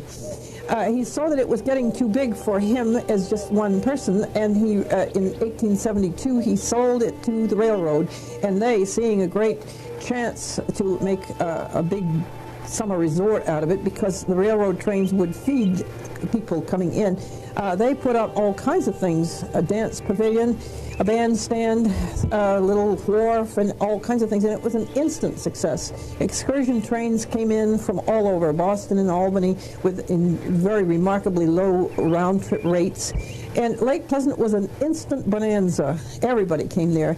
Little towns nearby, like Montague and Greenfield, they had their tradition of going back to the Revolution, but Lake Pleasant was an upstart, sort of a Johnny-come-lately, but it had enormous popularity. People were very anxious for this sort of an outlet. And by 1874, they had thousands coming in weekends, and all summer people came and stayed. They had tents there. They had as many as 900 tents. And there was an amazing, for that era, a form of communal living. People gathered around community cook stoves, and they dug their wells, and they had their little outhouses and all that. And people who got sick of that immediately began to build, selling off little tent lot for cottages. And right away, it was a success. But in 1874, the Spiritualist people formed their association. Up to that point, the grounds had been utilized by many organizations, the Masons, the Odd Fellows, the Chautauquas, and even the Methodists. But once the Spiritualists got hold of it, they really did wonders for it. And because their beliefs were fairly permissive, everybody had a wonderful time. There were band concerts all day, and you can see there's a little steamer here on the lake, Uncle Sam they called it, and everything was going on. And this was what people loved, because there was nothing much else to do. And my family, being in the Greenfield area, thought that would be a wonderful thing to do, to spend some of the summer over there. Everybody was tenting, and it was the big thing to do. You were somebody if you went to Lake Pleasant.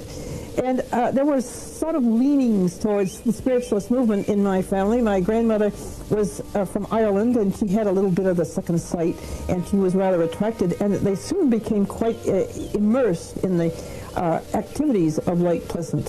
What was this big spiritualist movement? Right now, of course, we have a great deal of interest in all that sort of thing, but we've gone way, way beyond spiritualism. Back in those days, spiritualism was very simple. People liked to think that this was not the end. There were other things after life, and they liked to go even further and think that they could communicate with those who had gone. Now, this was not a new concept, because even back to the days of the Greek oracles, people felt that they could communicate with those beyond, and in some way that the saints would intercede for them. So it's not a new concept at all, ancestor worship and all that. But as an organized belief with a lot of followers, it was very popular in the middle 1800s. And that was just a right time, right after the Civil War, when everyone was searching for new things instead of radical. And it was perhaps a slight rebellion against the strictness of the Methodists and so forth. And everybody seemed to feel that they had a little psychic ability. I think, on the whole, spiritualism was a band of very sincere and rather good people who had a simple belief that you died and you went to an eternal summer land, and you could, under some circumstances, communicate with those left behind. They did not have a particular philosophy, such as the Theosophists, where there was progression on the other side. They just felt there was an eternal summer land there. And so it was a happy religion, and it was very permissive. You could dance and play cards and do all kinds of things, and everybody was very happy. So in a way, it was good. It's true that although most of the mediums, so-called, were sincere, and many did have ESP or psychic talent, it did attract people who felt that they had ability to do that sort of thing, and they didn't. They were perhaps a little bit of showmen or charlatans. It attracted phrenologists and faith healers and all these people, but it made for a colorful society. And when you got them all together in a camp, such as Lake Pleasant in its early days, it was a very colorful place. The mediums were controlled by Indian guides or something of that sort. Everybody in that past life was a princess or something. They read from flowers you brought in, or they read from people's rings. They had even something more sensational in the trumpet seances. Some of the more colorful and possibly more charlatan-minded of the mediums were sensation seekers, and they would darken a room completely and everyone hold hands, and they would have some music and perhaps recite a little chant, and then expect that this fog-like, steam-like white substance would come and materialize, or maybe a disembodied voice. There has been a great deal written about that, vast masses of books on early spiritualism, and although a great many of them have been shown to be fakes, there were a lot of fakers, still there is some credence in ectoplasmic.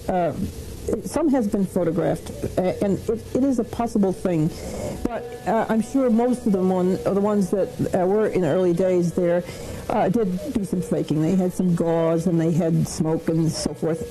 Trumpets were the same way. They had a big bell-like trumpet, and a disembodied voice would come out. But as I was told by my mother and grandmother, not too much of that was going on. On the whole, it was fairly honest. Some of these people with the snake oil and they're feeling the bumps on your head and the ectoplasm, they were more or less in the minority. I think they tried to keep it pretty much on the up and up. The others didn't last long. There was a self-policing sort of system. Those that were pretty obvious money-making fakes didn't last too long.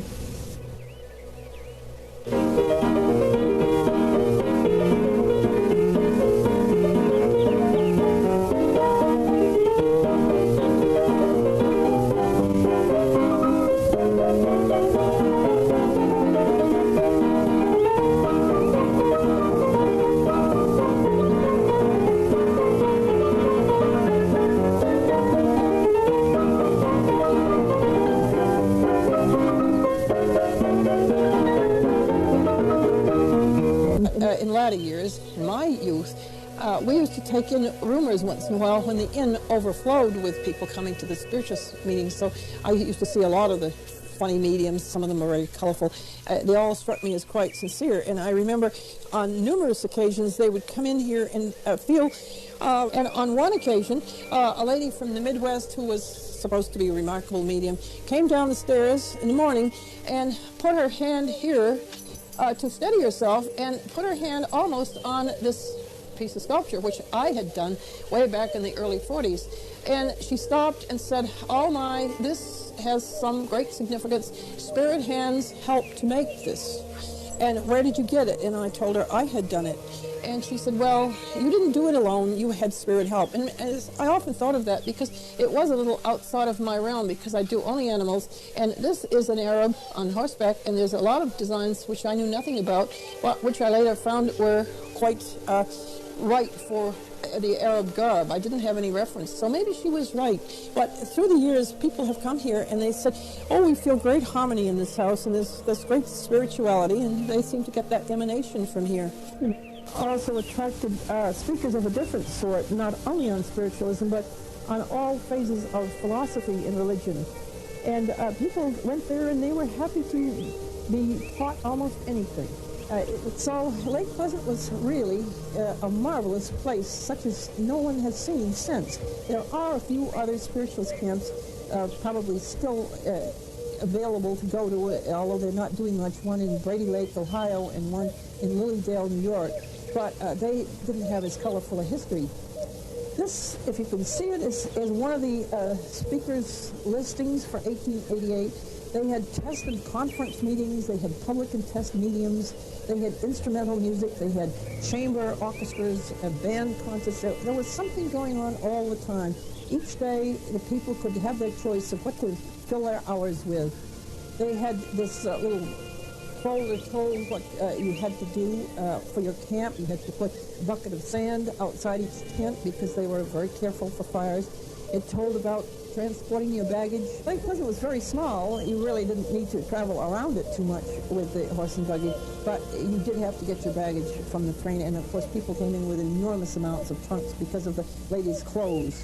That depot with the uprights and the little gingerbread work, that was later moved bodily up to be the old inn, which was a remarkable building because it gave dinners and they had meetings and so forth, spiritualist meetings there, and it lasted right up into the 50s and 60s and was finally abandoned. It pretty much was vandalized and it was torn down, which was a shame because it should have been preserved. It was a fine old building. Part of it was the original boathouse restaurant, so that building had a lot of history, and it was remarkably built inside, nice woodwork. But old inn before the fire, 3 floors of it.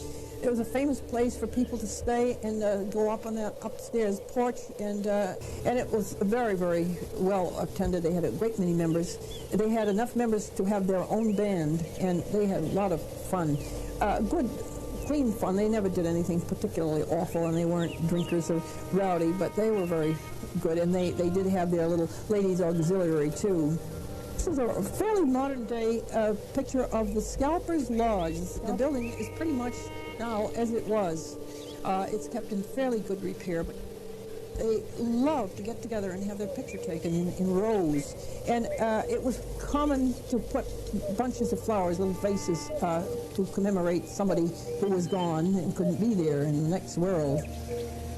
Even though they were very permissive people, they still went by their traditions that the people on the other side were still available and with us. This is the Cascade, slightly outside of Lake Pleasant, but a great place to get away and have picnics. And not only for the young people, some of the older people went there. Sometimes they combined it with a blueberry picking session. There's a group up there in the Cascades having one of their happy times. Evidently, they'd found a little place to play ball because I think someone has a baseball bat. A whole lot of my relatives are in this picture. With the coffee pot is an aunt of mine. She was a very renowned singer, concert singer, and did a lot with the Lake Pleasant Entertainments, played the piano. Next to her is a very gay Blade, my uncle, who was a devil with the women. And down in the lower right, with her hair parted in the middle, is my mother. But the gentleman there with his arms stretched out is another uncle of mine, who was a very well-known band leader and a violinist, and he had a lifetime of music and was very busy with music in the early Lake Pleasant days. This is a very poor picture, but it's an attempt to show what they called Illumination Night. In the middle of the summer, they put garlands of flowers and all kinds of decorations and the famous Japanese lanterns, which I can remember. They were just flimsy paper, but each house was all decorated and crowds of people were on the street. And it was a wonderful time. There was much visiting back and forth between houses. Now, here's some sad things. The fire of 1907 was in April, and an overturned lamp caused it, and it just went like wildfire and obliterated all of one side of Lake Pleasant. And so this is part of the rubble. You see, the cottages are gone, the trees are pretty blasted. There's not any documentation on it, but they were all lost, everything. You can see the lake there. Now, this looks like it's down the wharf area. It's very hard to know exactly where it is because everything was changed. This is a group of people. It says the site of the dance pavilion, Lake Pleasant. And what that structure that remains is, I don't know. I've never been able to find out. But anyway, I have heard that little lady, the third from the right, was a cook in the White House at the time of Lincoln's administration, and she retired in old age and came to Lake Pleasant and had a cottage. So these are all the property owners come to survey what they lost. I remember that there was no bathing, no fishing, and that was one blow. And the fact that the car came in, and that sort of eliminated the railroads. And now that people can get around and go camping and hunting and fishing and traveling, a lot of the old people who had cottages and had things like this, they just plain died out and nobody else came. You know, places have their heyday and then they go down, like the ghost towns of the West, and spiritualist movement sort of went. And of course, after the First World War, everything changed. And I think the Depression put the final ruin on Lake Pleasant. As the cottages going down, the old people dying off. It was just another era. Now in Lake Pleasant there is the Spiritualist Alliance building. It's an old building and it's an old organization, and it does have branches throughout the country. They meet only a few months in the summer, and it takes on the form of pretty much a regular church. And they still retain the old philosophy. They have a very fine library of the old books from the 1800s, and they try to keep up the tradition. They have some branch churches in Templeton and Gardner, and they keep going. But if you were to go there with the hope of getting a message or seeing something with a flavor of the old days, you really wouldn't see very much. Nevertheless, the people still want very much to get messages from the other side or find out what their life is going to be, and they do come. So the church does go on. I think people come now because they're more curiosity seekers, and they're very self-seeking now. They come, they have a problem. Will I sell my house? Will I marry my boyfriend, or whatever it is? And I don't think they always get the answers that they hope for. Here now, it is slightly different. They've changed the door, but this is the Spiritualist Alliance, and it started in life as a publishing place, a printing place where they printed tracts on spiritualism and philosophy and so forth, and then it was made over as a church, and it is now used as a church, June, July, August, and part of September. And they have a very old organ. They don't realize what a fine old organ they do have, and then a basement where they give dinners and so forth, and they're doing quite well. They have little psychic fairs and so forth. When they have these meetings, as they do, I think that's kind of nice. On a Sunday in the summer, they ring a bell, which is an old railroad bell, and that sounds so different, and then you hear the organ, and they're singing "Nearer, My God, to Thee," and that takes me back in time to when I was a child. Sunday in the afternoon about, I think 2 o'clock. And, you know, that's rather clever when you think of them having their meetings about 2 o'clock. That gives people of other religions a chance to go to their own church in the morning. Because spiritualism has always been that way. You can be a Catholic or a Jewish or a Methodist, and you can go to your own church and then come and be a spiritualist. And that happens, too. A great many people are. Because I go to the Episcopalian church, and, you know, it doesn't interfere at all. Very few people in Lake Pleasant ever go to the spiritualist meetings or know anything about it. There's a tiny little church in Templeton called a Church in Wildwood, a little bitty church, and there's one in Gardner, and I guess they're all over. There's a church in Onset that's quite prominent, has a lot of members. I don't really keep track of it much anymore. I prefer to think of it as it used to be, you know. This is not Lake Pleasant at all, but I could absolutely swear it was. In fact, I could almost tell you just where those cottages were. But it's Martha's Vineyard. But it just shows this is the era of the gingerbread work, the funny Victorian architecture. They made funny little houses with porches and so forth. It's typically New England of the era. But Martha's Vineyard is still well kept and treasured for what it is. And almost all these little cottages that were this way at one time have been altered, been modernized, been torn down, and you won't see much of that left. And Lake Pleasant really sort of lives on in these pictures or in my mind, and that's about the end of it. New weapons to wage war. Against such weapons, the flint axe was of little avail. The ways of warfare were changed. Victory came to the men who wore weapons of bronze, as an increased population fought for the spoils that new lands could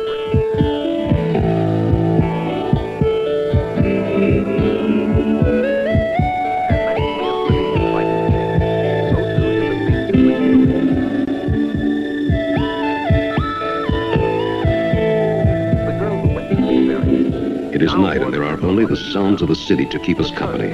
Who or what is out there in the vast blackness of night? As this little boy walks along, he is aware that something is watching him, something which is not of this earth. There is something watching this boy, and he wonders what that thing is. Does it wish him well, or is it a force of evil, a force of the Prince of Darkness? What is out there in the night waiting for all of us, waiting to be discovered? Is there something which lurks in the shadows, waiting for us, waiting and hoping that we will make the fatal mistake of not believing in it? Do you believe in ghosts? Do you think there are such things as ghosts? Things that go bump in the night, things which haunt our nightmares with dreams of death and blood, dreams which stagger our imagination as we fearfully contemplate the amazing world of ghosts. What does this young boy see as he walks all alone in the city at night? What does he see as he looks out over the night into the city? What does this young boy think of as he walks through the streets, searching for what? The lights of the city seem friendly, comforting, but they cannot dispel the aura of gloom which hangs over the night. Suddenly he hears a sound. What is it? Is it a ghost? Is it a creature from the realms of nightmares? A walking horror which will bring to him the endless embrace of death? Is the boy about to become one of the undead, one of the unholy ones? What will protect him? Ancient man looked to the stars to guide him through the amazing world of ghosts. As we search through the caves of antiquity, we wonder about ourselves, about our lives, and about the possibility of life after death. A realm in which the dead may live again, in which the living will be truly the living dead. All throughout recorded history, man has wondered about the mysteries of the grave and about the possibility of life after death. Is there life after death? Do we coexist with ghosts in our everyday lives? Do ghosts watch us constantly, silently influencing the affairs of men, arranging the destinies of those around them, without attracting any notice at all? Some ghosts make a lot of noise. Poltergeists, for example, who throw things around the houses they haunt and make life miserable for unfortunate human beings. These poltergeists can sometimes become very menacing, as some occurrences reported include blood dripping from a ceiling of a house in Pennsylvania, followed by a hail of smashing china and crockery, and a car which inexplicably started up in a driveway outside a house in California and plowed through the front of the hapless victim's house. These are some of the more violent occurrences in the amazing world of ghosts. But other, quieter occurrences happen every day, and not all ghosts are evil. Throughout man's history, his literature has told us tales of ghosts of departed ancestors returning to help the living, of ghosts who interceded on behalf of kings to help them regain their kingdoms. And of course, Banquo's ghost in Shakespeare's immortal Macbeth, who foretells the doom of Macbeth. Surrounded by reminders of our past, examples of lost cultures which we know very little about, we realize how far we have come in our understanding of the universe. But at the same time, we also realize that we still have a great deal to learn.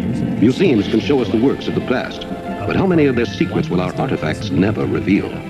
When will an ancient sarcophagus which bore a heretical Egyptian priest to his doom ever tell us the horror and pain of being buried alive? When will the knives and spears of lost civilizations ever give up their past to us, their history of blood and terror? Though he did not really understand the workings of the universe, early man liked to pretend that he knew all the secrets of the heavens and invented involved mythological systems. Demons and gods who rule the universe and control the movements of the planets. Today we know that such speculation is ridiculous, but the solar system as we know it today was considered a preposterous theoretical impossibility until only a few hundred years ago. For a long time, man thought that the Earth was the center of the solar system, rather than the sun. The planets were supposed to revolve around the Earth, exactly as the planets really revolve around the sun. Again, today, we know better. But dedicated men of science were persecuted and sometimes forfeited their lives as they stood up for what they believed and persisted in their beliefs on the true order of the solar system. Perhaps one day scientists who now believe in paranormal phenomena, ghosts, and ESP will no longer be scoffed at, and the study of ghostly phenomena will be a legitimate study of the scientific community. However, it will probably be a long time before the study of ghosts is accepted. For too long, the entire subject of the supernatural has been cloaked in a cloud of deception and controversy. And often, unscrupulous mediums and fakers have presented cleverly staged displays as truly ghostly visitations. Real ghosts are very hard to find. People have spent their whole lives searching for ghosts in houses and castles throughout America and Europe and never found one. And then, a typical American family will move into a small house in a quiet suburban community and find to their shock and horror that the house is haunted. Haunted by creatures of the night, haunted by monsters from beyond the grave, who return from the realm of the dead to haunt the living and exact their terrible revenge upon those who would disturb their rest. And why did they choose to haunt this typical American family? A family which had never before taken seriously the existence of creatures from the netherworld, of things that go bump in the night. Who can say?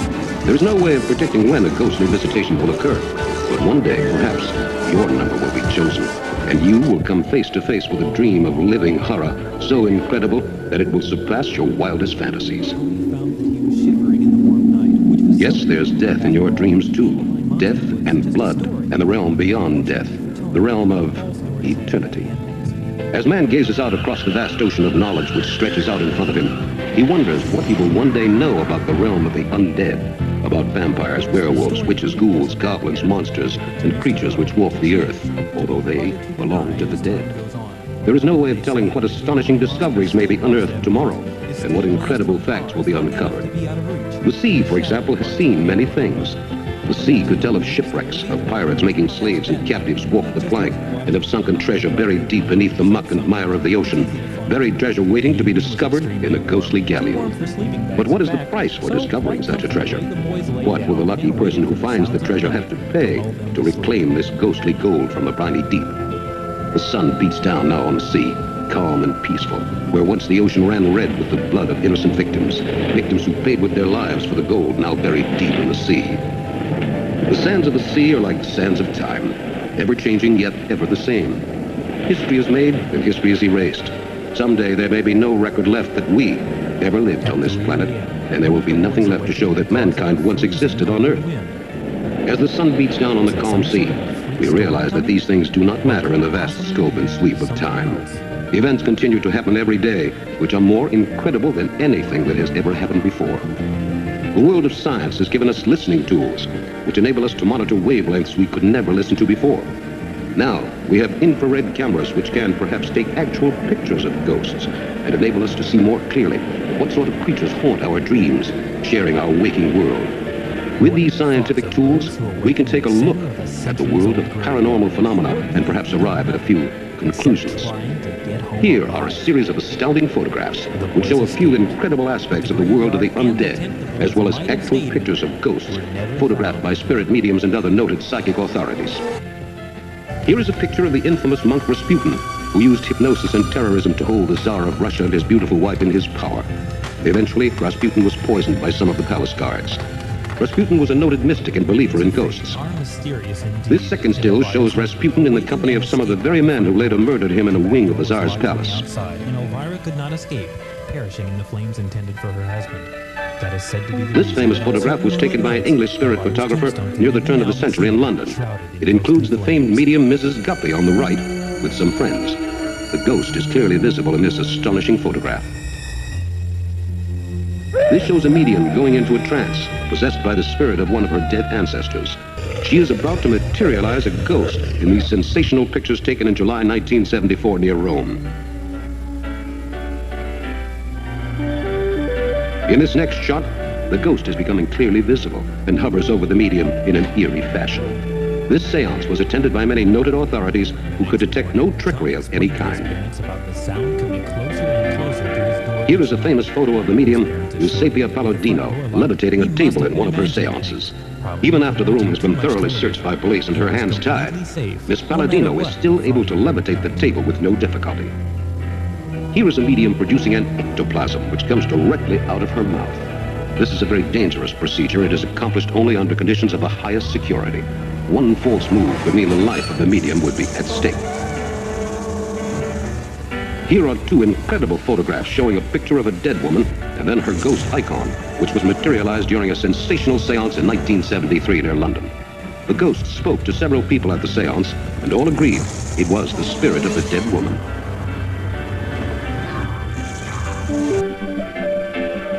These photos taken in London in the early 20s show a medium who later turned out to be a fake, demonstrating the method by which he fooled his gullible customers. The man and a confederate would hide themselves in the room, and then they would produce a variety of effects through trickery, amplification, and electronic devices. Here are an incredible series of photographs showing the materialization of a spirit photographed at 50-second intervals with infrared lights. This woman is a successful practitioner of automatic writing. She simply lets the pen rest against her fingers, and it moves by itself, writing in a variety of handwritings the woman does not know. And where do such powers come from? Where does the mysterious power which enables a ghost to materialize come from?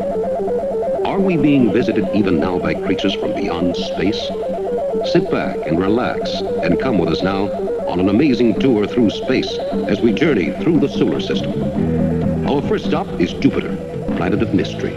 Here we see a series of computer graphs which chart the stages of a typical encounter with this enormous giant planet. As we move away from Jupiter, we wonder what strange forces are at work on the planet. Are ghosts really the living dead from outer space?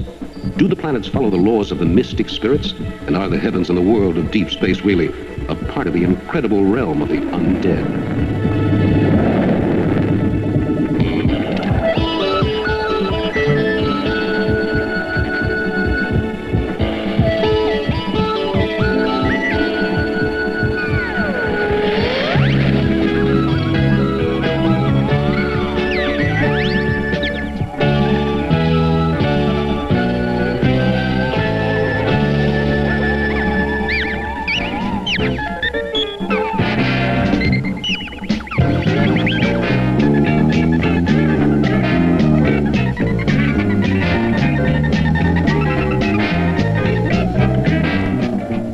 Traveling through space, we come upon one of our silent watchdog sentinels of the skies.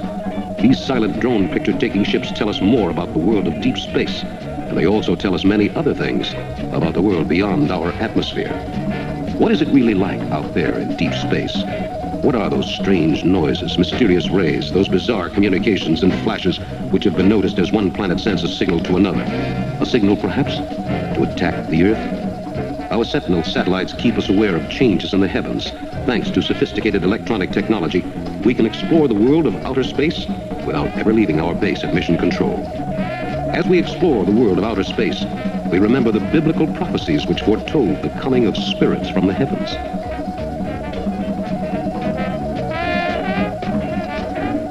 These scenes from an ancient tapestry interpret the story of St. John the Divine in the book of Revelations. The many-headed dragon of mythology makes a formidable opponent in this ancient masterpiece. Here, in a nightmarish vision, the ghosts of an ancient city rise up from the grave to wreak terrible vengeance upon a sleeping population. This painting, done in the late 19th century, shows a typical Victorian preoccupation with ghosts. Here, in a staged picture made during the mid-19th century, the ghost of his departed wife returns to comfort a widower. Before the age of infrared photography, ingenious fakes such as this were numerous. This is a gargoyle on the Cathedral of Notre Dame, Paris. Gargoyles were thought to ward off evil spirits and to guard the precious religious icons inside the church.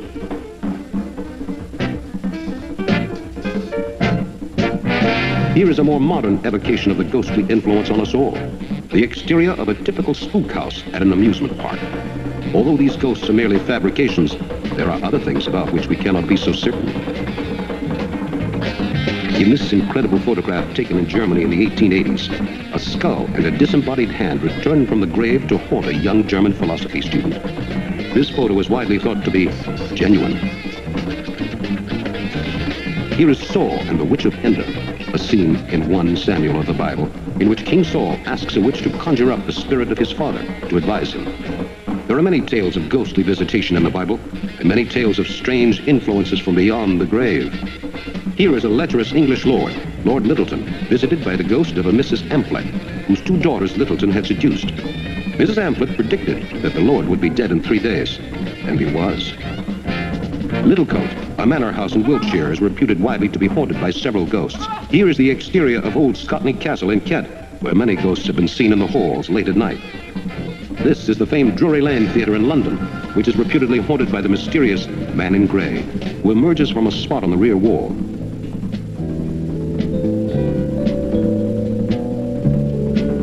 This is the tomb of an Englishman named Robert Cook, located in Digby, England, and the churchyard is haunted by the ghost of a grey pony who runs through the graveyards on nights when the moon is full.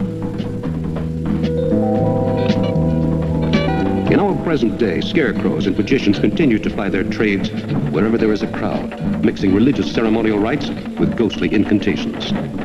Sometimes, the intoxicating beat of a drum is mixed with the mysterious hypnotic power of a coin.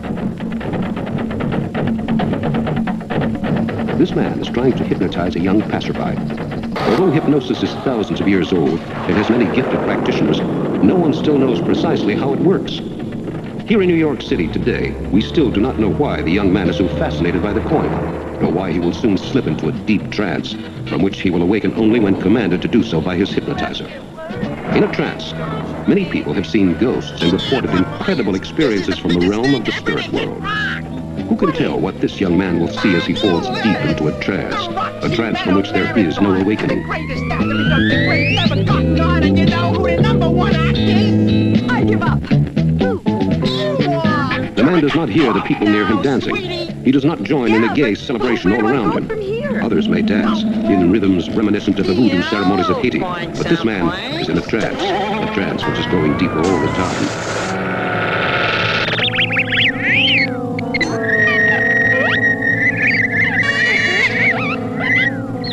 The music becomes more frenzied. The dancing becomes wilder, full of sensual abandon. The drums beat louder and louder as the dancing becomes more and more charged with a wild, incredible energy. The man in the trance is not aware of the pounding, insistent rhythm of the drums which beat out a tempo which is both old and modern. The drums harken back to mysterious rites, to incredible ceremonies performed in the mists of time, of sacrifices, of satanic ceremonies and witchcraft, and unholy invocations. Bystanders are caught up in the beat. They are gripped by the insistent rhythm. The man in the trance is lost in a world beyond time and space. Hopefully, though, he will return. Here is a church in Eastern Europe, which is widely regarded as a haunted church. There have been many strange and inexplicable occurrences in the church, and now many worshippers will not use the church because they fear it is connected with the world of ghosts.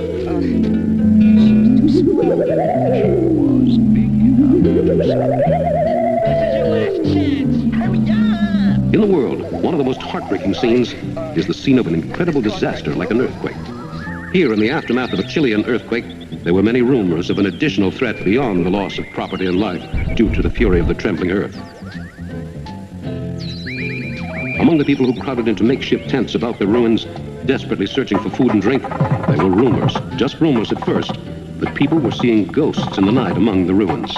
Ghosts of those who had died in the disaster, of those whose lives had been sucked out by the tragic natural cataclysm.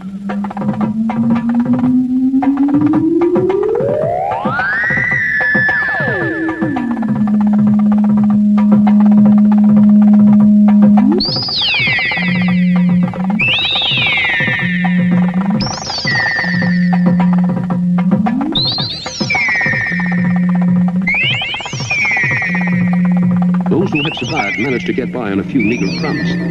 They eat their food hurriedly and wonder, what will happen when the darkness falls tonight? Will there be more tales of ghostly visitation? Will there be more astounding occurrences that will shake those who have survived the terror of the earthquake? Even more? What will protect these survivors when in the night, the ghosts of those who were alive only a few days before come to haunt them, to confront them with their deaths?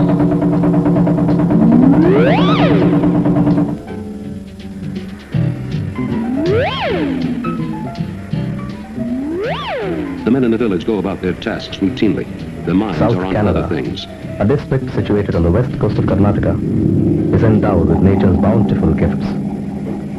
The Tulu-speaking people of this area worship bhutas, or spirits, even today. These are benevolent gods, As the bulldozers sweep away the wreckage left in the wake of the quake, the people who survived hope that with the buildings demolished, the ghosts will be gone forever. This is a folk confession. Perhaps they are right. Perhaps with the last ruined shell of a building gone, the ghosts which haunt these ruins will be no more. But perhaps not.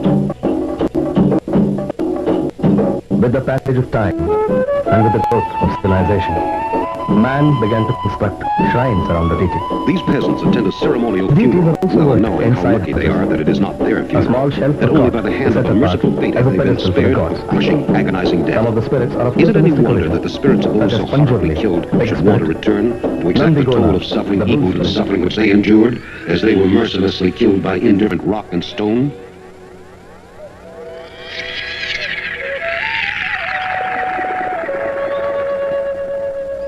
This man walks through the ruins of the quiet, deserted city. He sees nothing. All around him it is quiet, quiet now in the aftermath of the quake.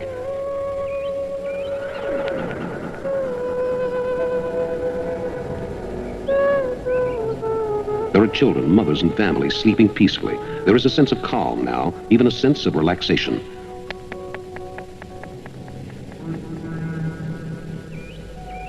One man sprawls in the sun, and a nearby family tent house offers shelter to other members of his family.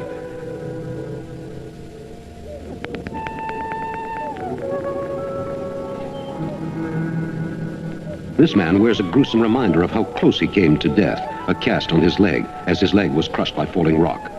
At the local hospital facility, set up in cooperation with the American Red Cross, scientists keep tabs on the health conditions in the tent city to prevent any outbreak of disease. This would lead to more death and perhaps more spirit visitations. In laboratories around the world, the specialists of NASA and other governmental agencies are constantly compiling a running list of all the data which pours into their computers daily as they strive to predict earthquakes before they happen and thus prevent the loss of many millions of lives. These lines demonstrate where there are fault lines in the earth, areas of great stress which will collapse in the event of an earthquake.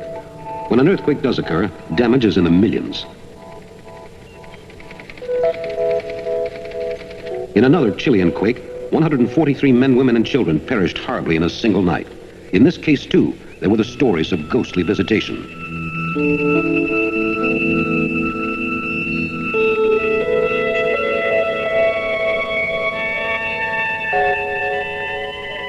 Here is the horror of an earthquake. Buildings collapse, walls give out. There is not anywhere to escape to, nowhere to run. As the buildings crumble into the dust, there is nowhere to seek shelter. The carnage and destruction is terrifying. Fires and looting break out in the aftermath. Firefighters struggle against the fire and wind conditions to put out the fire. Later, after the quake's aftermath, a lone ghost researcher walks out among the ruins, searching for signs of ghostly visitation. Did ghosts visit this quake site? Can we be sure?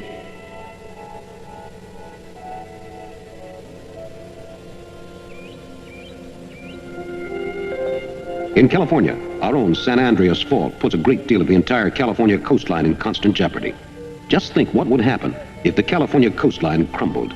Just think of the damage and destruction. It would be the most horrendous catastrophe to ever befall this country, and it could happen in the very near future.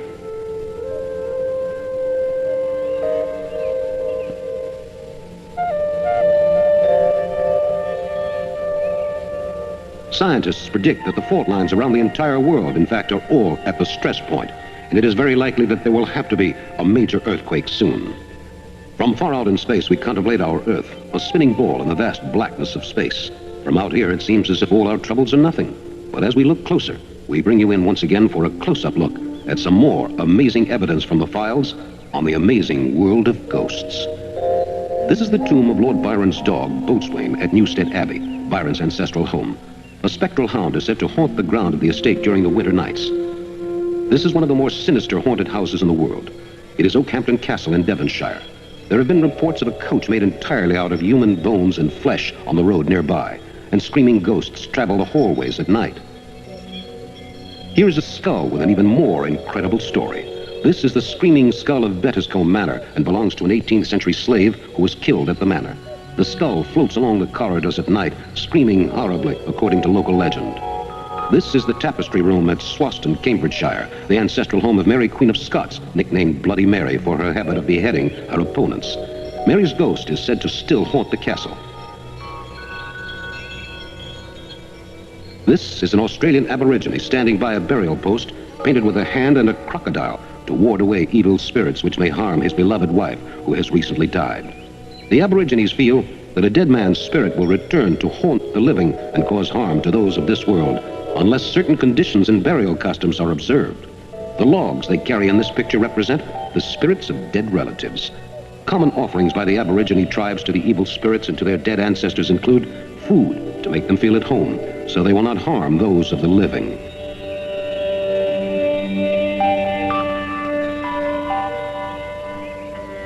Who knows? Maybe the Aborigines are right. For as this terrified, shattered woman's face suggests, the world of the supernatural is an amazing place, a world of pandemonium and mystery. One cannot be too careful to not offend the spirits which walk these misty corridors of time. Here is a drawing by an Indian tribe that will help to keep the living safe from the dead. This is a scarab amulet from an Egyptian cult circa 30 BC, inscribed with a prayer to the gods for safe conduct through the world of the dead.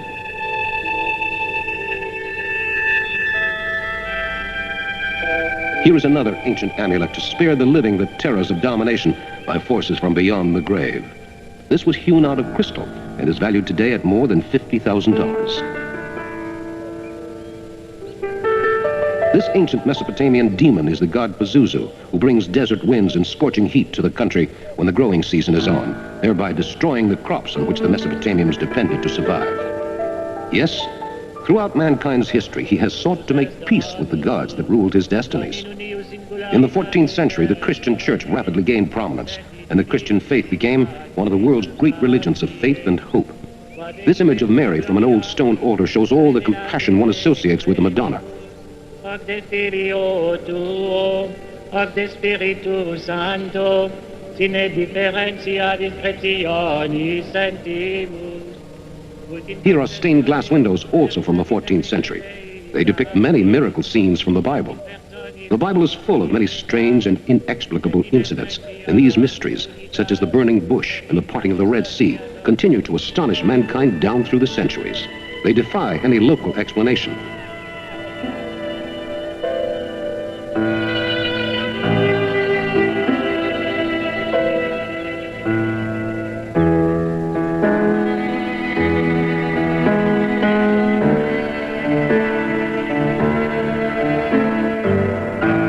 As we look out over the sea and see the sun reflected in the waters which swirl about us like the sands of eternal change, we must wonder about what awaits us beyond the horizon, beyond the sunset in the netherworld of night, where creatures from beyond the grave haunt our wildest dreams.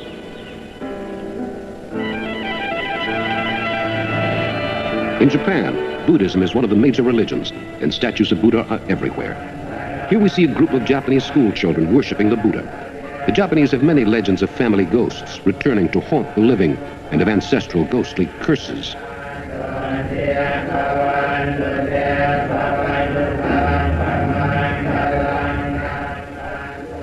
Here the children are looking at the statue of Buddha at the center of a large complex of religious temples. Religion and ghostly superstition are still interwoven inextricably in the fabric of Japanese life.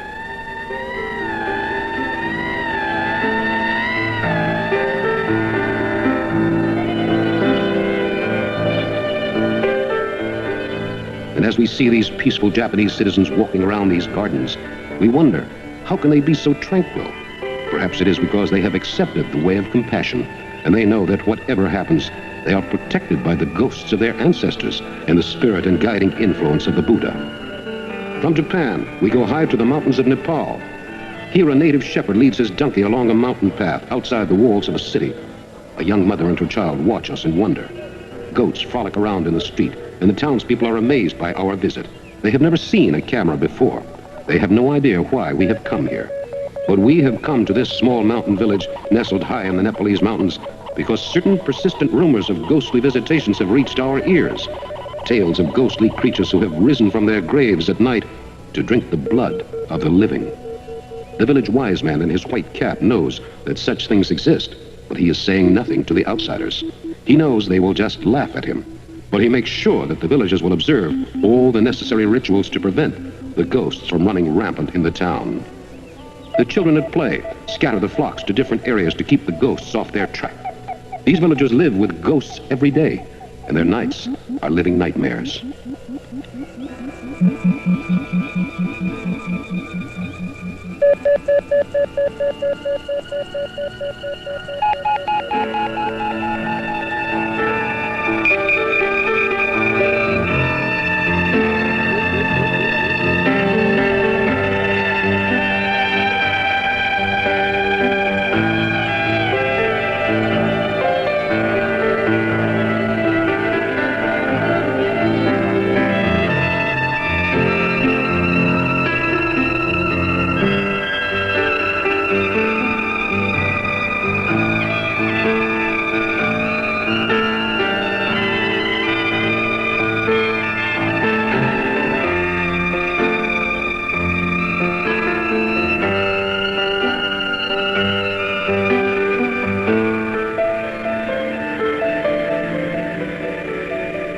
Here we see Loch Ness, the famous lake in Scotland so often associated with the famed Loch Ness Monster, or Nessie as the inhabitants affectionately call her.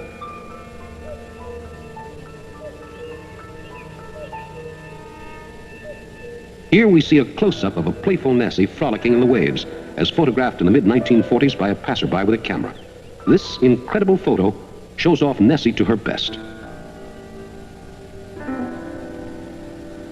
This cage was actually constructed to keep the Loch Ness Monster on public exhibition, should the monster ever be caught. Of course, the cage built in 1921 was never used, but perhaps someday it will be, and the legends of the Loch Ness Monster will become fact. This is another close-up of the monster's head rising out of the water.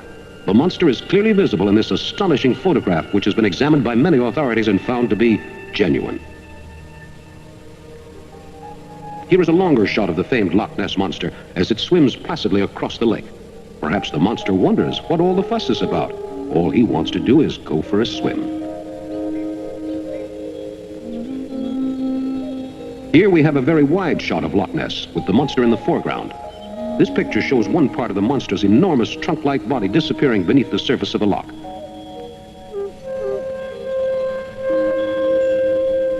Here is another incredible view of the monster, clearly showing all three of her humps as she slithers through the water like a gigantic snake.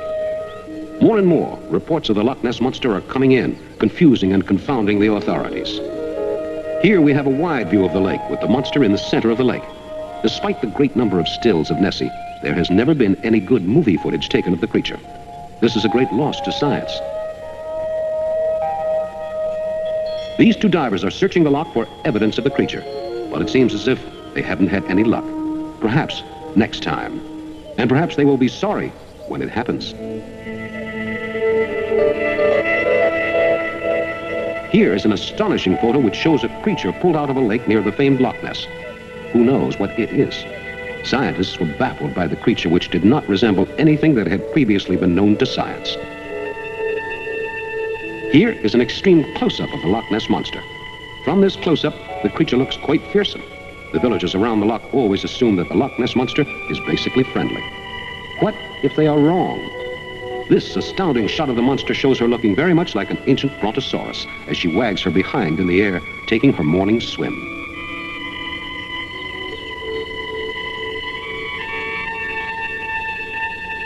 Here is another view of the loch, with a Scottish castle in the foreground to the left of the picture. The castles around the loch are noted for the many ghostly visitations and to a lively tourist business.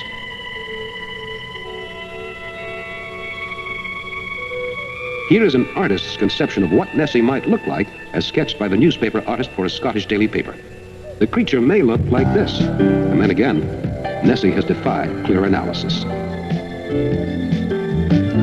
Here is another view of Nessie swimming playfully through the water. Here we see the water part beneath her enormous bulk. Experts estimate that Nessie is many hundreds of feet long, perhaps more. Here is yet another artist's conception of what the Loch Ness Monster might look like. The monster is seen here as a sort of amphibious dinosaur.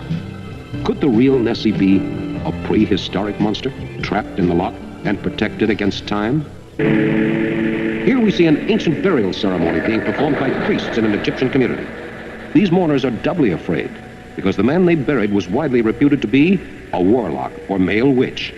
And this ceremony is necessary so that his evil spirit will not return to earth to haunt the living. These men are performing a solemn and sacred task, and they know that they will be responsible if the ghost of the man returns to the earth to desecrate the lives of the living.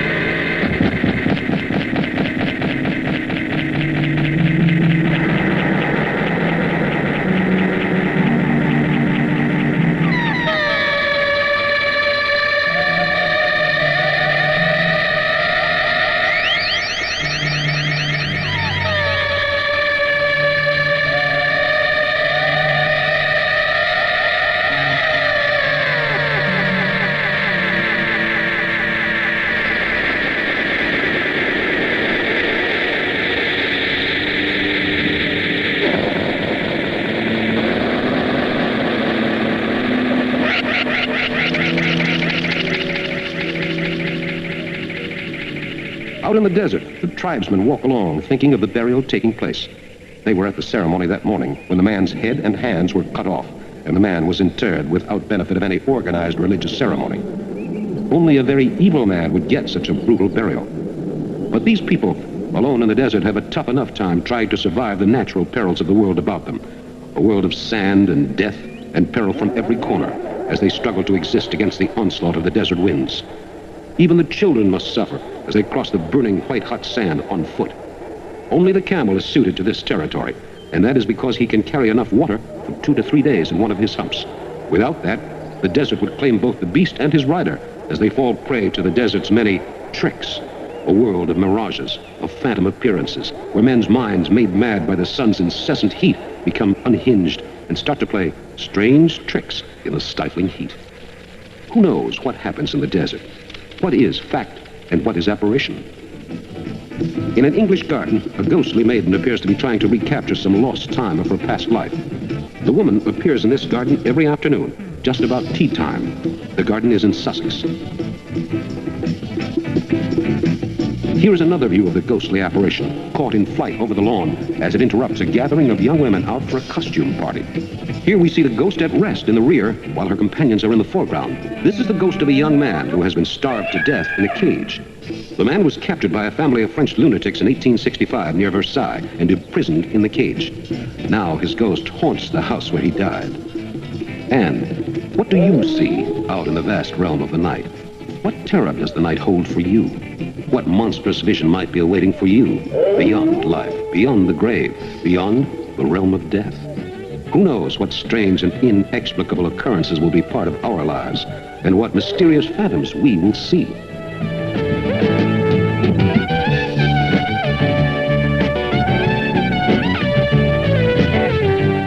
This woman is in the throes of a trance, seemingly possessed by evil spirits. She thinks she is possessed of the spirit of a wolf. She thinks she is a victim of lycanthropy. But is the woman really possessed by a wolf spirit? Here is a famous British psychic medium. Here the medium prays for the living and hopes to effect a link with the spirit world so that he may advise his human subjects.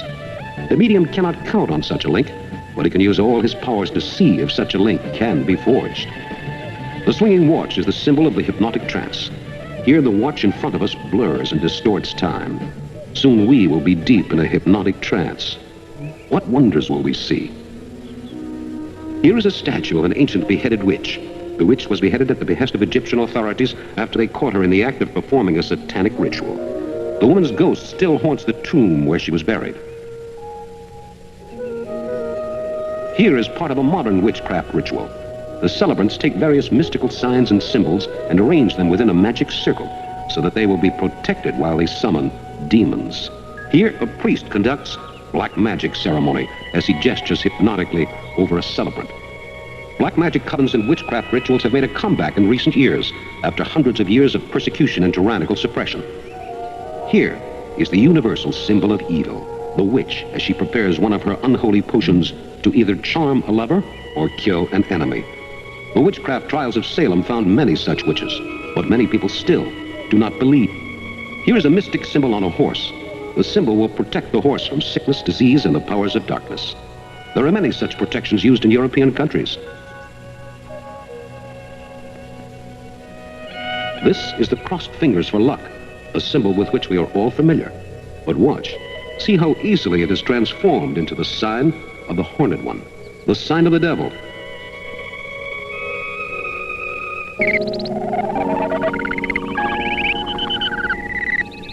There are many other symbols used in Black Mass ceremonies as well. The Black Mass is often celebrated with a cock used in a blood sacrifice on the altar of Satan.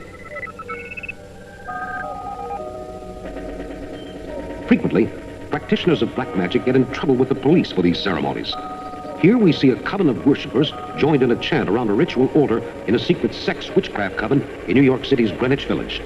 These people are all ordinary people by day. By night, they become witchcraft devotees. Here is another typical satanic altar. This is a collection of ropes, mystical signs and runes, candles, and other mystic paraphernalia. These altars can be rapidly assembled almost anywhere. Here is a man involved in a voodoo ceremony in Haiti. The man is lost in a deep trance, probably brought on partially by the use of hallucinogenic drugs. As the ceremony progresses, the ritual sacrifice is made, and the participants in the ceremony become drenched in blood. This debauched ritual is truly appropriate for the Prince of Darkness, Satan himself. Yes, in the amazing world about us, there is still so much to understand. Although we know more and more about the world of ghostly phenomena every day, there are still many things which are a complete mystery to us. Why are there so many reports of ghostly visitations?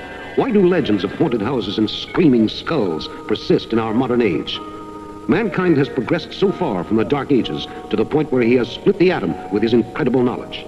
Man searches the skies, looking for his potential neighbors far away in the galaxies. But what is the truth behind the stories which continue to circulate, linking UFO activity with ghostly manifestations?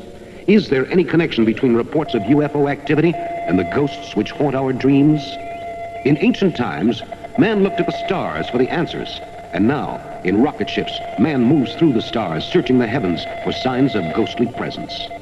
What is out there in the vast blackness of space? What mysteries await us out there in the vast blank void of interstellar darkness?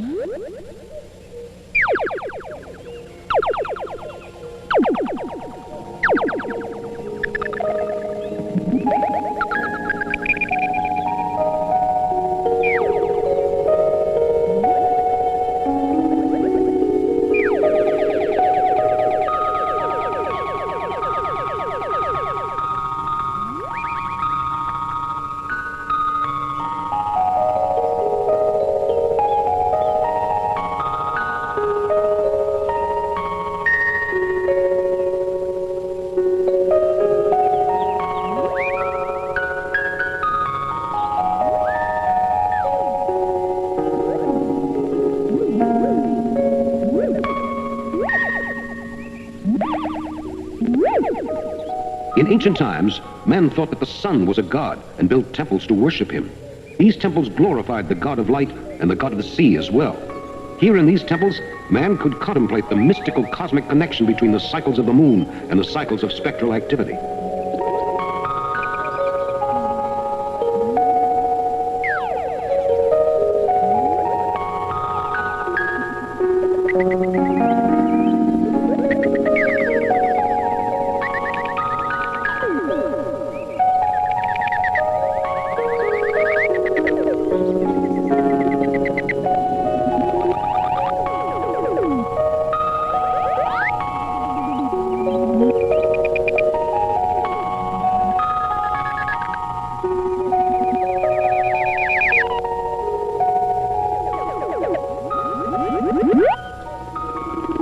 But the real answer remains out in space, out in the vast blackness of night. And as we search through the heavens for the answers to many questions which haunt us, we learn so much more about the world around us, things that before we could only guess at. Now, man can make astonishingly accurate photo pictures of the moon and cover its surface with radio telescopic examinations by drone picture-taking satellites. These satellites swarm through the heavens, keeping watch on the most distant areas of space, sending us back information which will better explain to us the origin of our world. Are we alone in space, or are we just one of many worlds? This seance photo was taken in the late 1920s and shows a medium materializing an ectoplasm out of his mouth. Again, the risk to the medium in these situations is considerable, and this sort of seance is becoming increasingly rare. Here is a more modern seance, taking place in a bright and cheerfully lit home. The flowers are at the center of the table to make the ghosts feel more at home. These seances have become a part of everyday life. This is an example of psychic surgery, where the noted Filipino mystic Tony Agpaca made an incision in 4 seconds, removed a malignant growth, and then closed the wound with a wave of his hands. This is the medium Marjorie Crandon producing an ectoplasm of a rather dark color out of her mouth. Many of these seances have become sensational front-page news when they occur.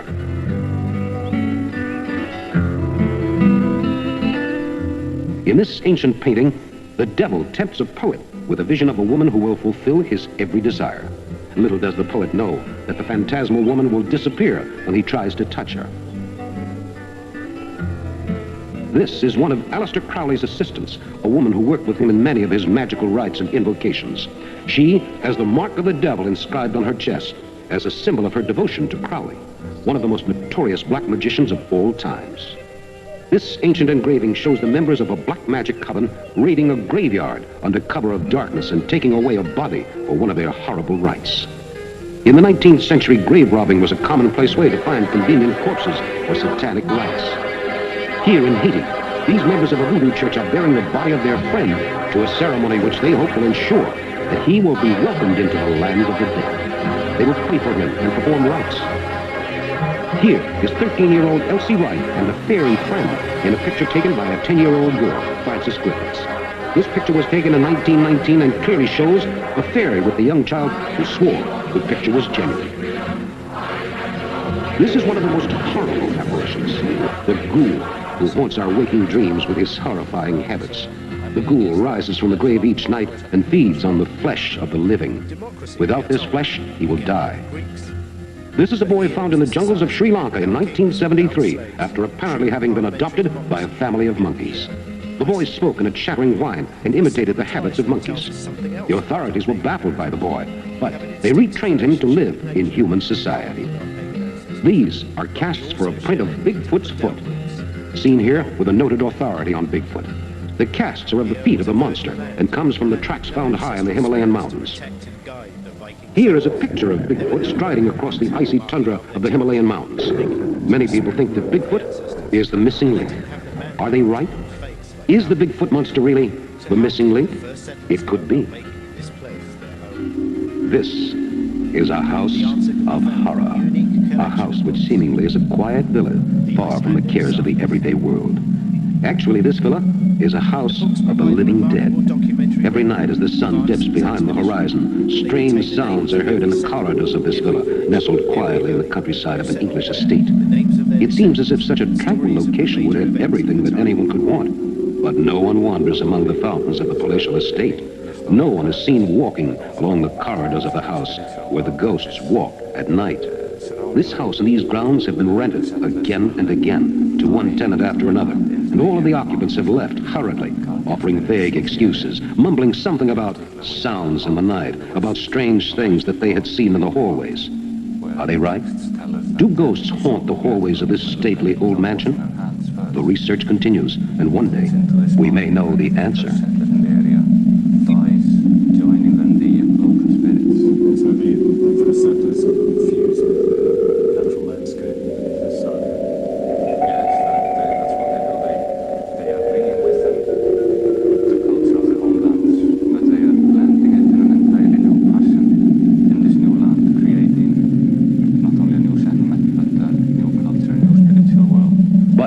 What's this? A ball coming out of the sky. What's going on here? These mysterious orbs seem to move with a will of their own, and no human hand is evidently controlling them. These mysterious orbs may be just another manifestation of strange things happening at the country estate.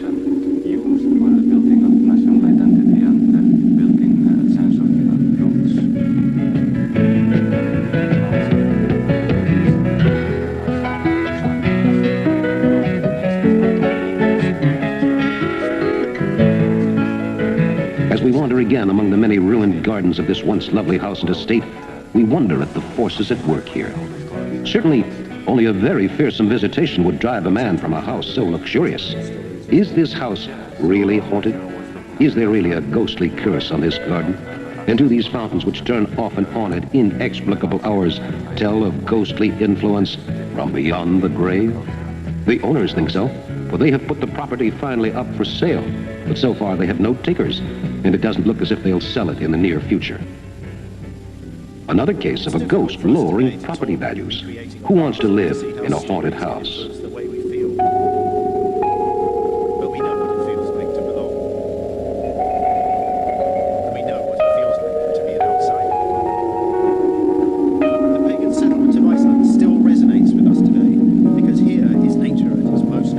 Once again, in deep space, we marvel at the way in which the order of the universe is reflected in the orderly procession of the planets as they travel majestically through space. What strange forces guide the planets? What is happening out here in space, in ever-expanding, ever-changing interstellar space? The many constellations and galaxies of stars in the universe hold incredible secrets of lost civilizations, of races of supermen from beyond the stars. Do UFOs exist? Do they visit the Earth from their home base, searching for a way to control human affairs? If UFOs exist, are they our friends or our enemies? Do UFOs have a connection with ghostly phenomena? Are many of the cases of ghostly visitations, as we've discussed, in reality, visits by creatures from beyond space? Creatures from the nightmare world beyond reality, where fantasy and fact mix somewhere out there in the vast void of space. As we watch, we see the Horse Nebula before us, about which we know so little. What is it composed of?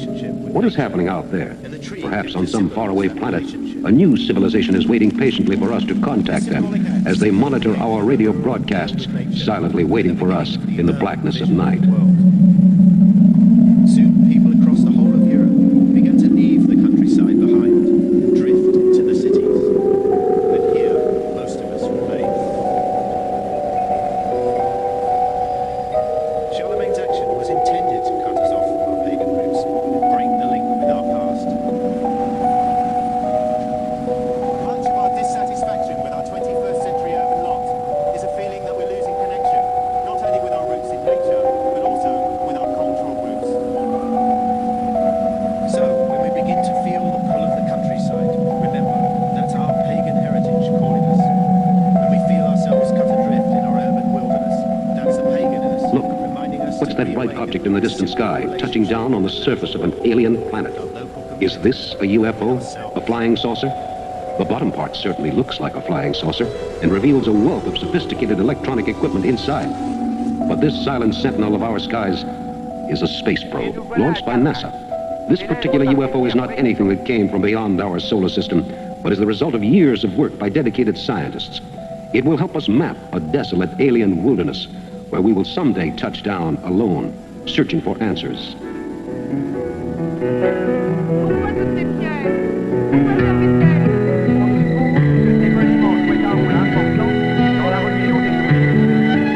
And as we look out across the vast alien distances, watching the satellite we launched glide majestically over us in space, over the planet, we still wonder at how far we have come since the early days of the space program.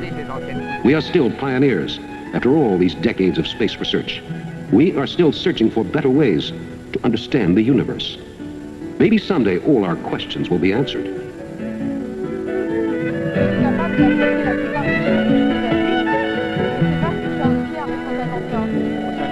One of the most curious phenomena of the amazing world of ghosts is the astounding ghost train, which ran in the late 1950s between New York and Los Angeles.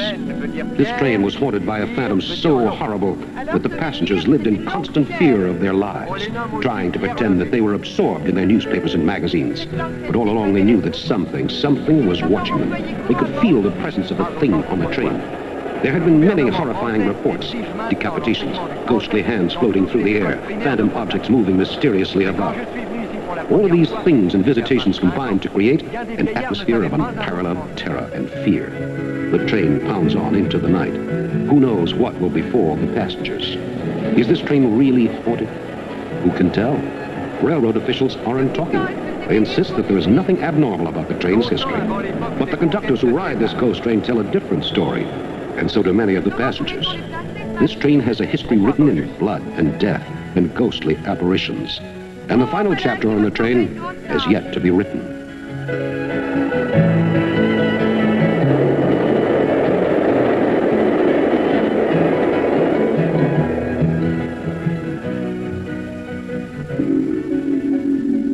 Croyez-vous que les dieux de l'Olympe y soient venus en pique-nique? Quelle imagination, Margot! Mettez-vous là-bas, près de ce menhir, que je vous photographie.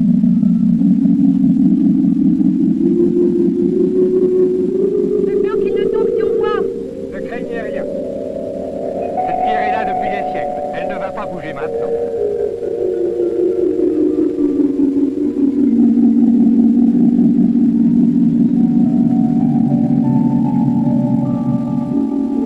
The research into ghostly phenomena continues, and working late into the night, scientific researchers and paranormal professionals diligently research all the information in the amazing world of ghosts. Although there is still a great deal of work to be done, it seems obvious that there are things in this world which we cannot explain, things which some people feel would be better left alone, things which go bump in the night and cause horror and death and fear.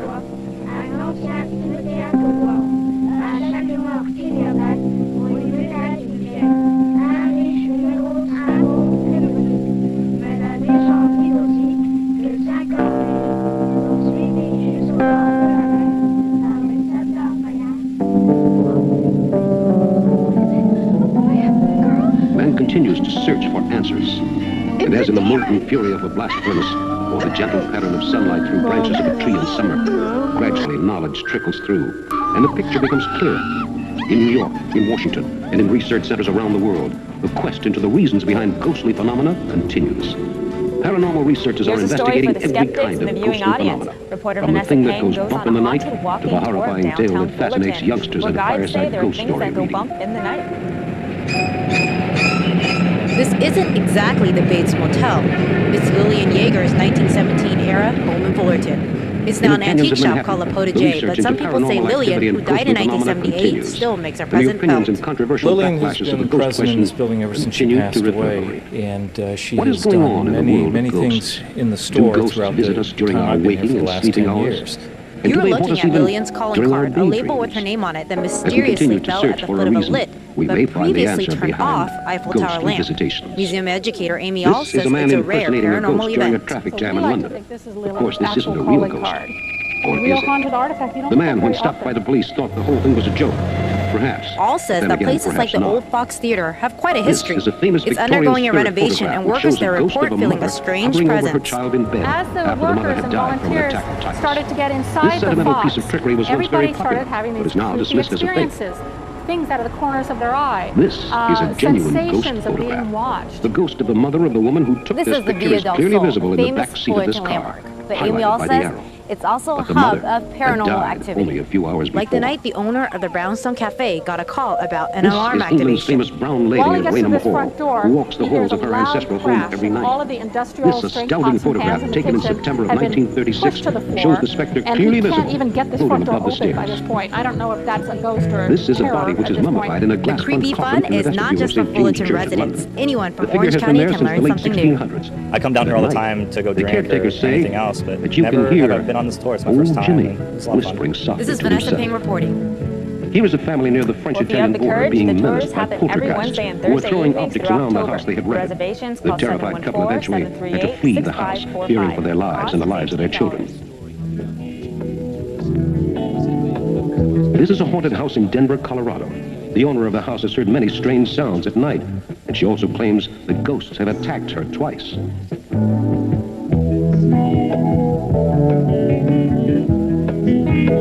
Here is a researcher connecting a mechanical vibrator to a house on the theory that such a device might have been used to fake poltergeist attacks in the house in France. The tests were inconclusive. This is a photograph of the staircase at Queen's House, Greenwich, showing a phantom appearing on the staircase. This photo was taken under conditions of tight security and is considered by all authorities to be genuine. This is a picture taken by an amateur photographer of the altar of St. Nicholas Church in Arundel, England. The photographer was astonished when the picture was developed to see the figure of a ghostly apparition hovering in front of the altar. Do ghosts exist? Space, the vast blackness of space. What is happening out here on the vast, silent reaches of outer space? Man has long yearned to travel through the stars, to live as an equal among the creatures of the universe. But why must we wait? Why not now? Come with us then on an astounding journey through the solar system, a journey which staggers the imagination and reaches all the way from the launching pad at Cape Canaveral to the furthest part of the heavens. This is a voyage beyond imagination, a voyage which searches for the answers to a million questions. The secrets of the atom, the story of creation, the riddle of man's existence. How were we formed? What is man's destiny? These questions have puzzled man since the dawn of creation. A meteor floats by us calm and serene, knowing its place in the universe. Can we say the same thing? Man knows so little about himself, and he knows almost nothing about the secrets of other worlds. Does life exist on other planets? Is there a civilization waiting for us beyond the stars? A civilization which is far in advance of our earthly science? What will this civilization think of us when and if we finally make contact with our visitors from the stars? Does man really think that he is alone in the universe? How can man possibly think that in all the vastness of the universe, he alone is the only intelligent life form, the only form of life with a soul and a mind and intelligence in all the galaxy? As we look out over the vast, desolate landscape of an alien world, we wonder, what is out there waiting for us? Are they our friends or our enemies? Are they the future rulers of outer space, or will they welcome us into the community of interplanetary brotherhood with open arms? What sort of a future awaits us among the stars? As we travel through space, we are struck by how small man is in comparison to the planets and galaxies which make up the ever-expanding universe. Man is just a small part of the vast design of things, a small speck which has no meaning in the context of an alien civilization which has been developing for millions of years and can now travel from planet to planet as easily as we cross the street. These aliens in their supersonic ships of the future would have to travel at many times the speed of light to reach our solar system, assuming they do not come from our solar system. For in all the vastness of the universe, there might well be a duplicate universe somewhere, which would in many ways parallel our own.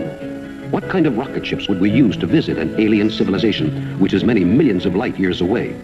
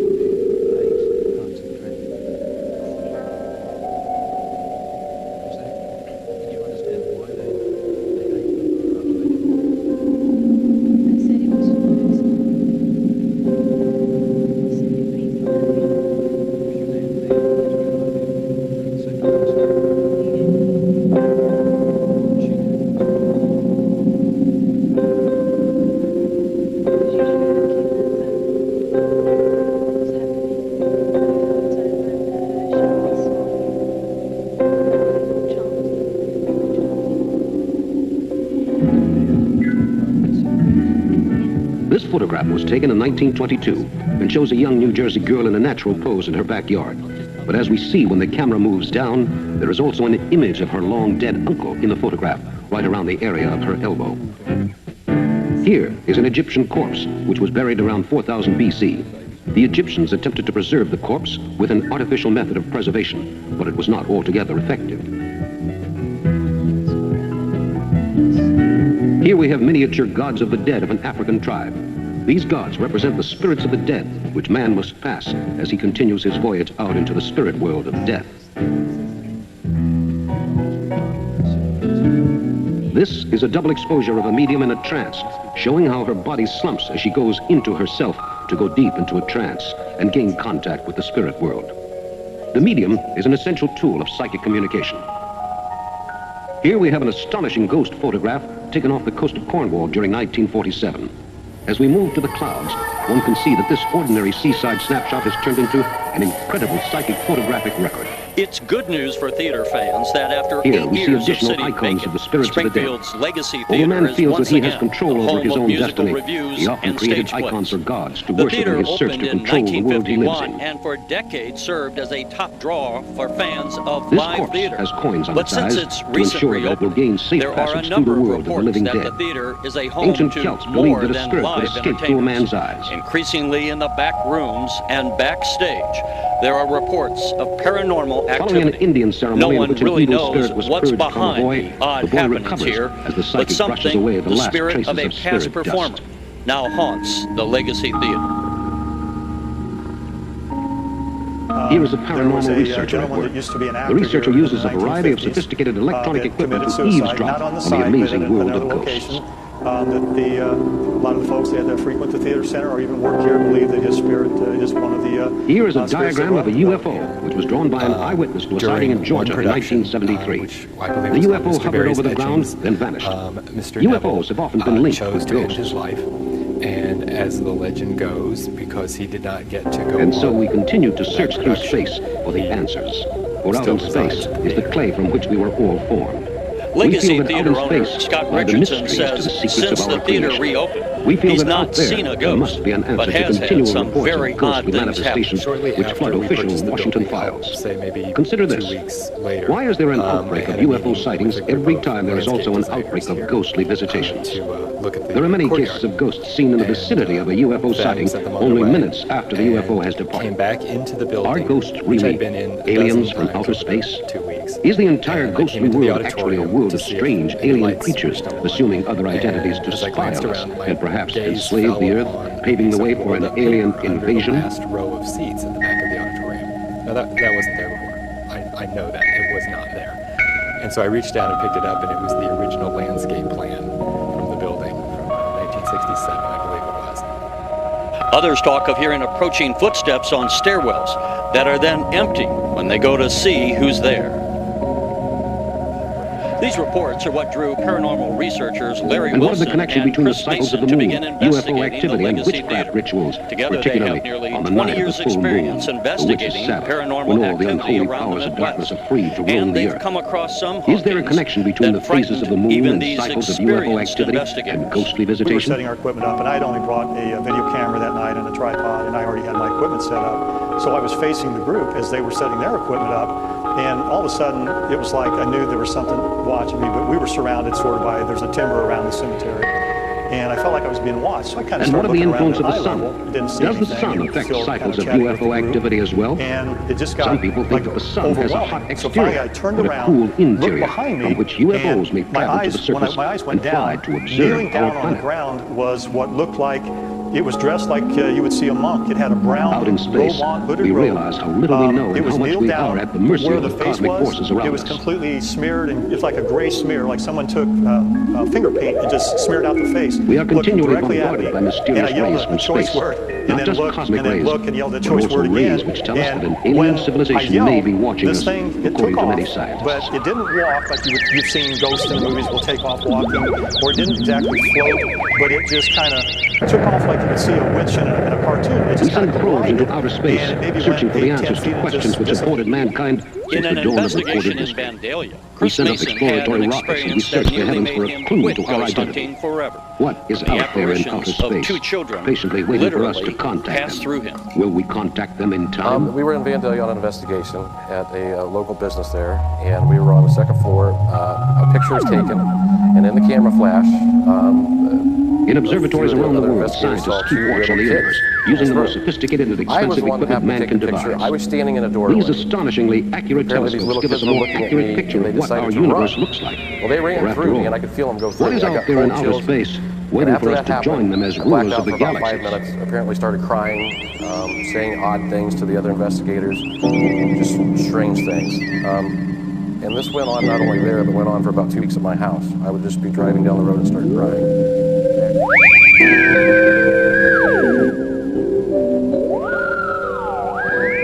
In the 1950s, the Air Force, prompted by public inquiries, inaugurated Project Blue Book to look into the UFO question. Here is former President Richard Nixon as he toured the NASA facilities looking into this question. After 15 years, the Air Force dropped their inquiry. The results, inconclusive. Here in Japan, the ancestral homes of many of the inhabitants are haunted by the ghosts of their departed ancestors. Japanese traditions of fraternal loyalty and family ties make the Japanese particularly susceptible to visitations by ancestral ghosts. Japan is also the site of many UFO visitations. Again, is there a link between UFO sightings and ghostly visitations?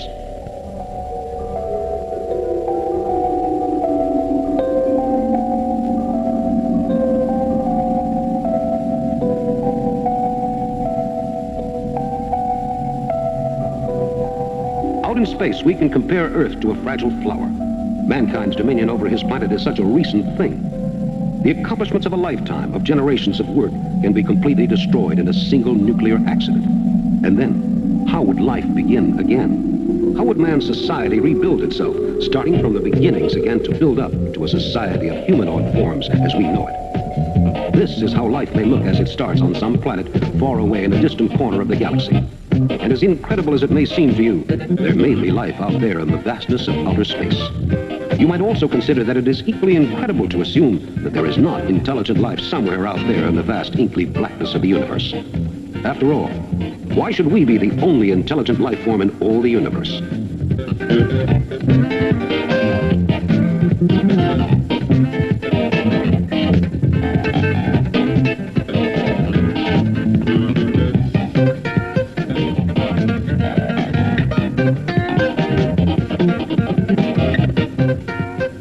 Here in the western desert, we run across another kind of ghost story.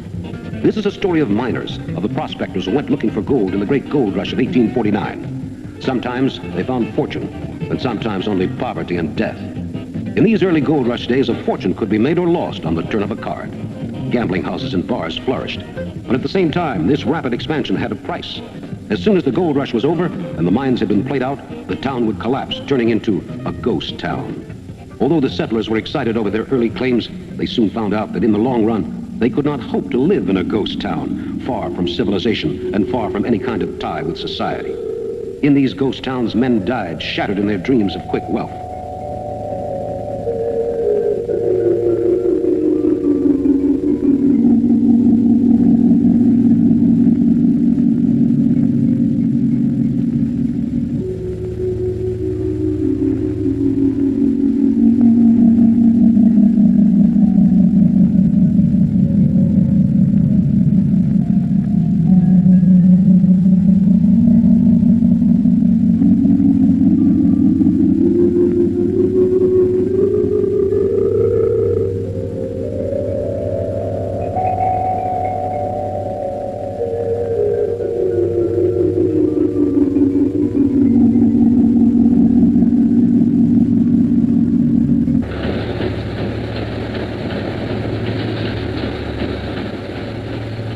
Today, gold mining is a very simple affair, mechanized and run by computers and skilled workmen under the earth. Look how easy it is to build an underground city.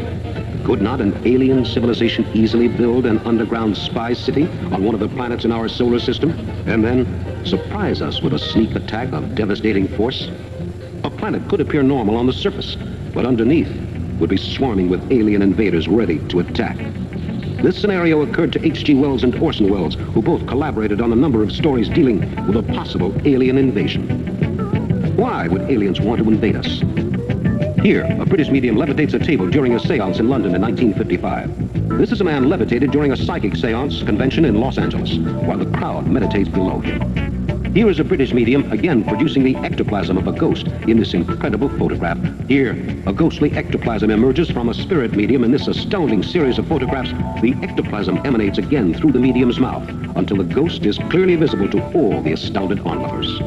This incredible materialization has seldom been duplicated. Did a ghost actually materialize in this room in Pennsylvania in 1953? You be the judge.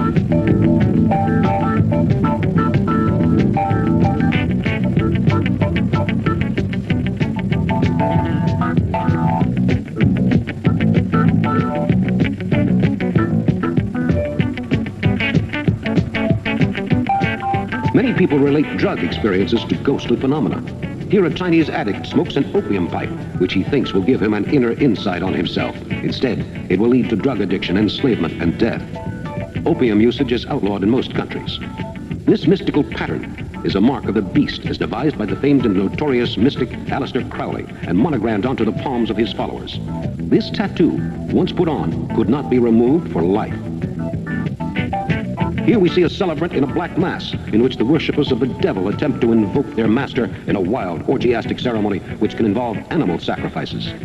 In ancient times, black masses involved human sacrifices. Here is another more sedate black mass. These devil worshippers are obviously Park Avenue types, not your average everyday demon worshipper by a long way.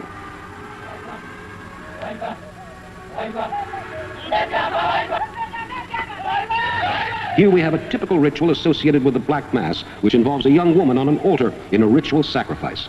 The Black Mass involves many mystical, paranormal, and spirit world concepts and attempts to recreate man's original links with the world of darkness.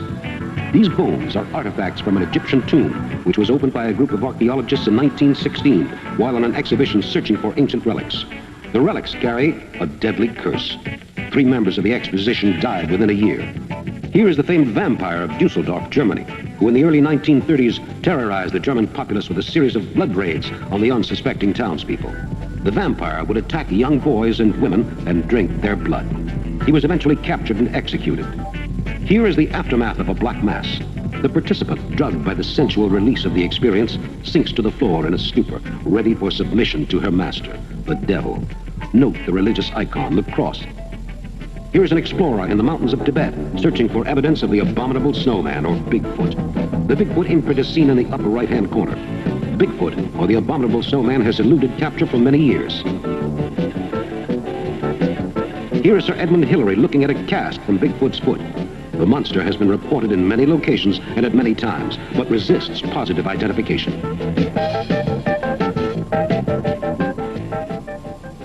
We are in space, on the last leg of our astounding voyage through the world of scientific fact and the world of science fiction.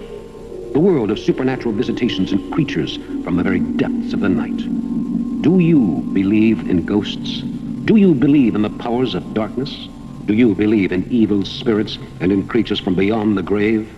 That the dead return from the grave to haunt our waking days with dreams of nightmarish intensity? Do UFO cycles affect cycles of ghostly visitation? Is there actually a connection between the phases of the planets and the world of ghostly and supernatural phenomena? As we have explored these phenomena and issues in this film, we leave the final answer up to you.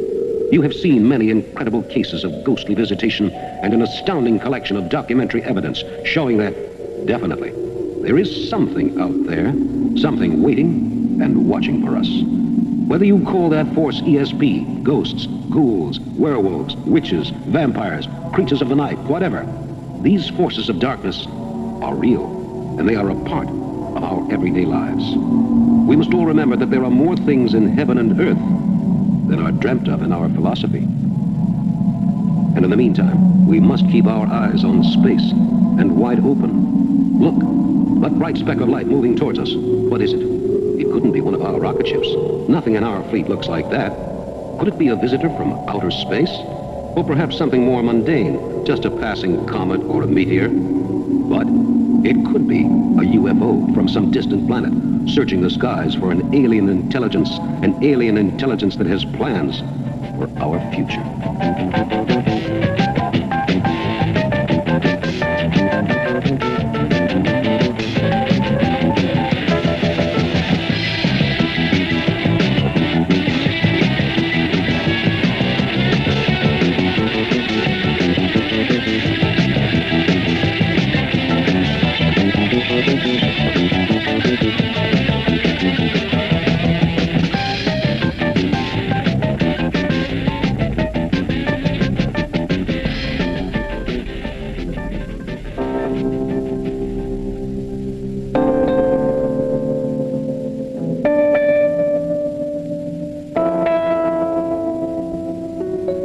And so, we come to the end of our astounding journey through the amazing world of ghosts. We pick up our young explorer again. He has so much to learn, but he is aware of the powers of darkness, and that is his secret strength. He knows that the powers of darkness are real. He knows that the amazing world of ghosts is no laughing matter, that there are powers out there beyond our comprehension. Do you believe in ghosts? Perhaps the question is unimportant, but then again, perhaps not. Until all the facts are in, we will have to continue to explore and wonder about our amazing world of ghosts.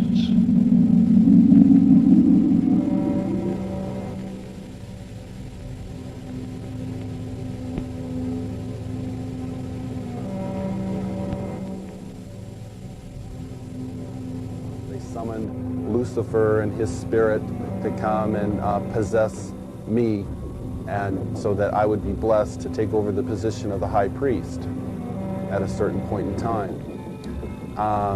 Now, Halloween night, they had again put me and the little girl in the back of this van, and we again drove off, which seemed like for a long time. We were drugged once again, and we finally came to this stop.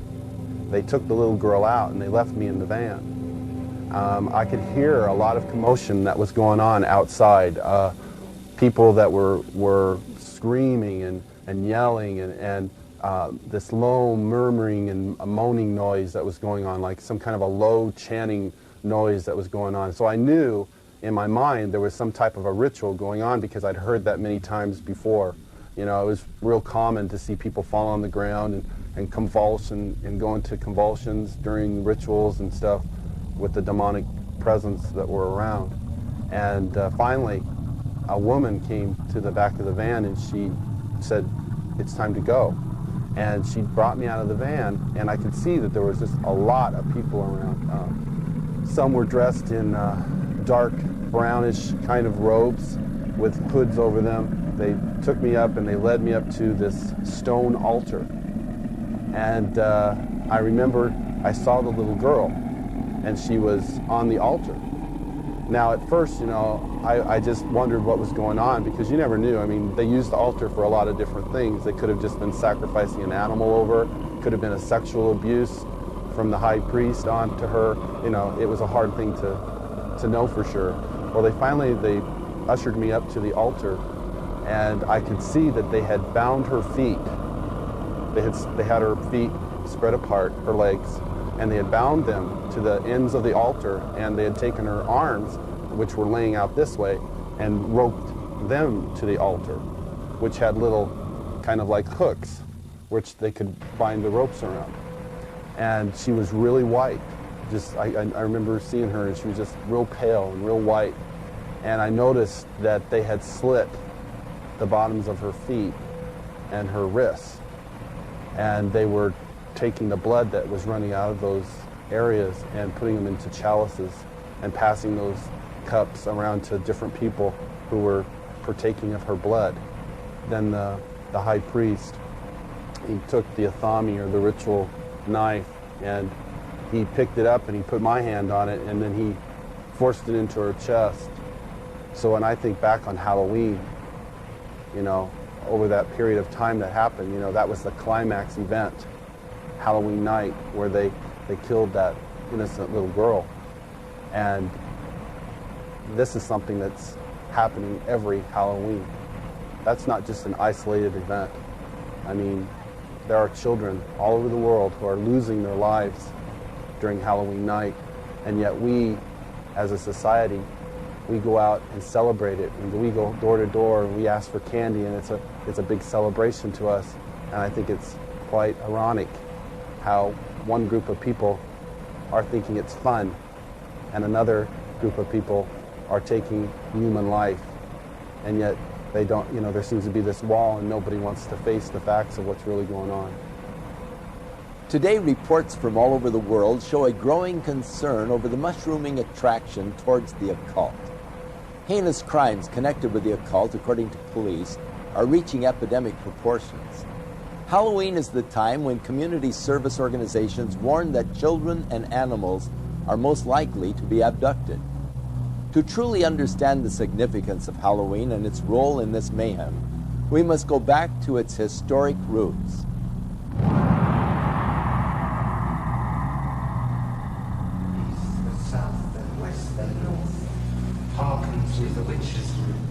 What you are looking at are actual rituals and spells being performed by practicing witches and druids throughout America and Europe.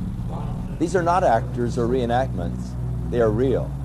Most of Halloween's customs are the remainders of pagan superstition relating to Samhain, the Druidic New Year. The Druids were the influential priests, magicians and sorcerers of the nature religions that prevailed in early northern Europe. These native beliefs permeated Celtic culture for about 2,000 years, up until the introduction of Christianity. Today, a revival of the practices of Druidism, along with various forms of witchcraft and nature worship, are sweeping across Europe and North America. The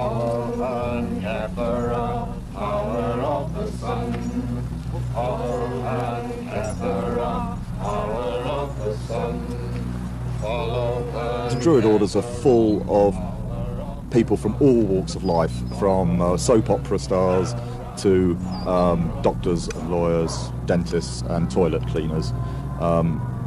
Anybody can be a Druid.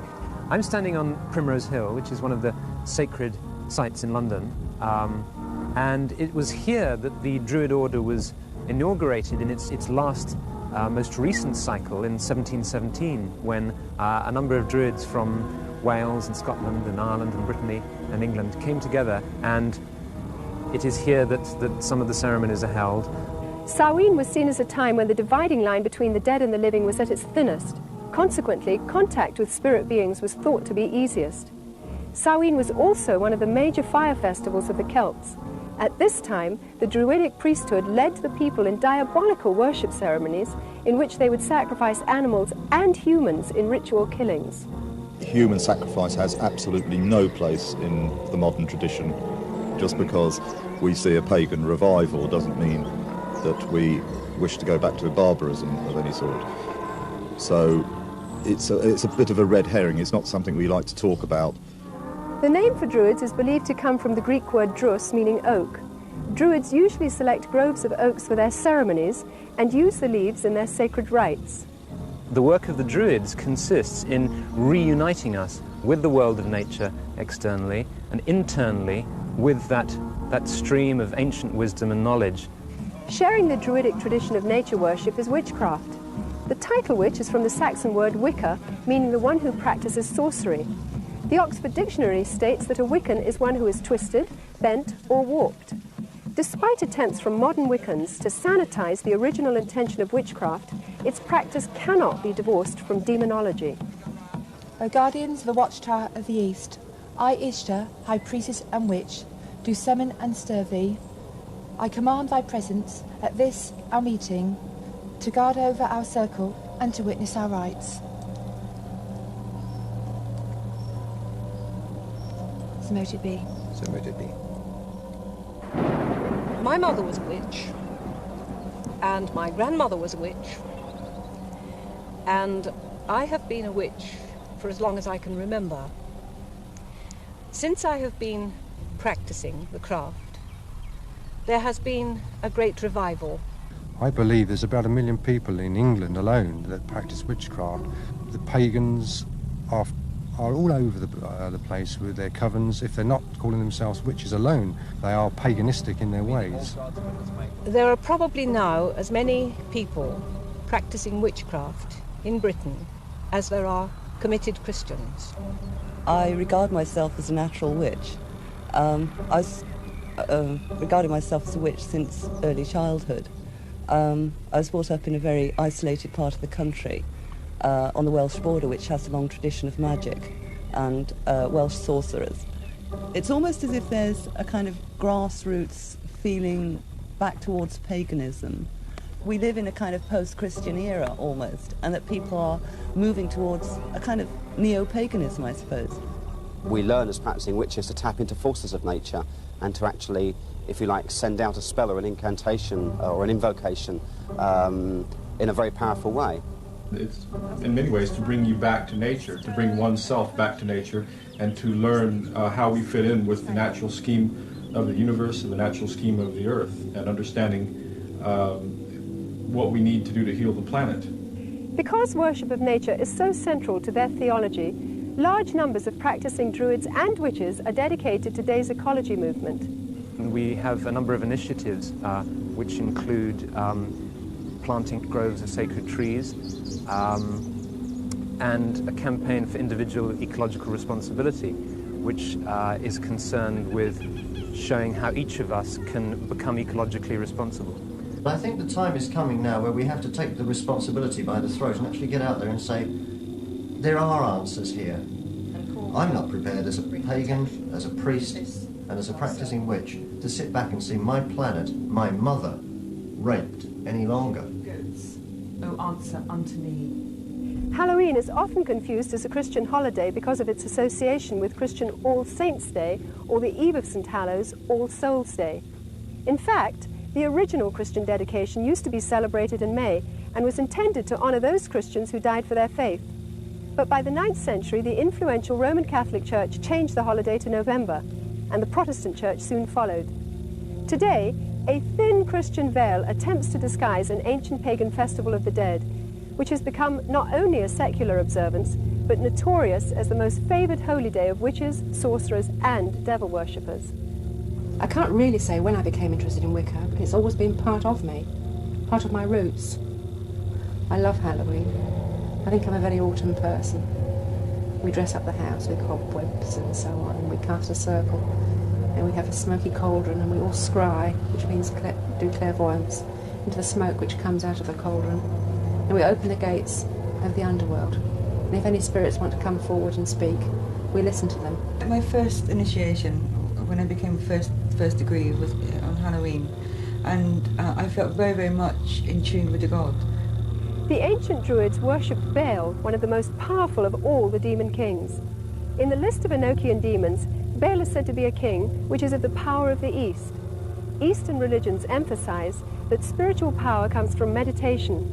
The common denominator between Druids, witches, and Satanists is the practice of meditation for the purpose of making contact with the spirits of the dead or disembodied souls.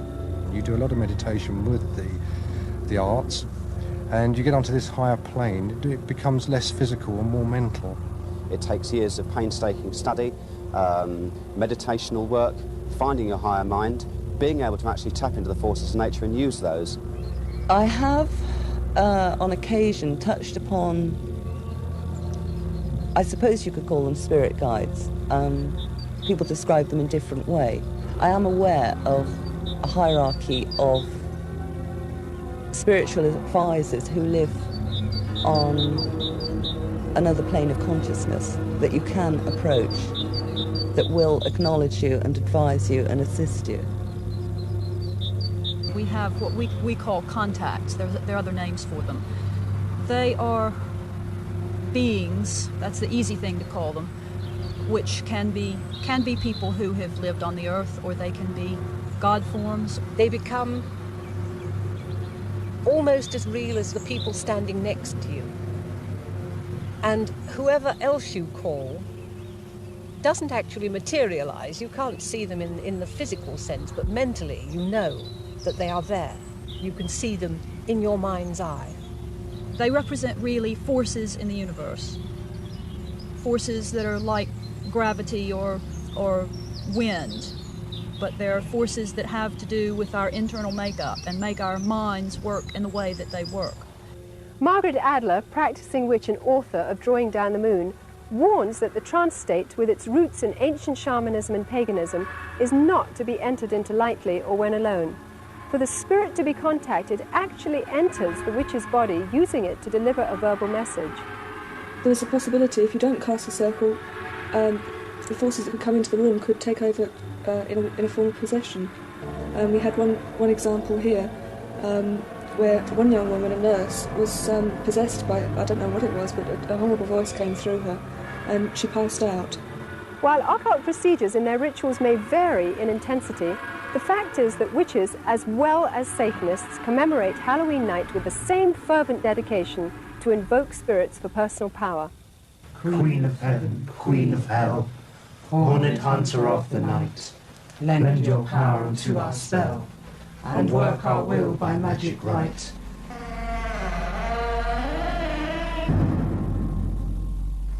Glenn, you've now been a Christian for some time. What is your reaction when you see Halloween celebrated by people? Whenever Halloween time starts coming around, at the 1st of October, you go into the stores, you see the costumes, you see the mother with her little girl putting the witch's hat on her, and the little boy getting excited about getting the devil mask, and you see the candy, you see the Halloween pumpkins, you see people decorating their houses with skeletons and all these symbols of death. You know, it only serves to bring back horrifying memories to me. Memories of death, memories of children being so abused, so ripped of everything, their character, all in the name of Satan.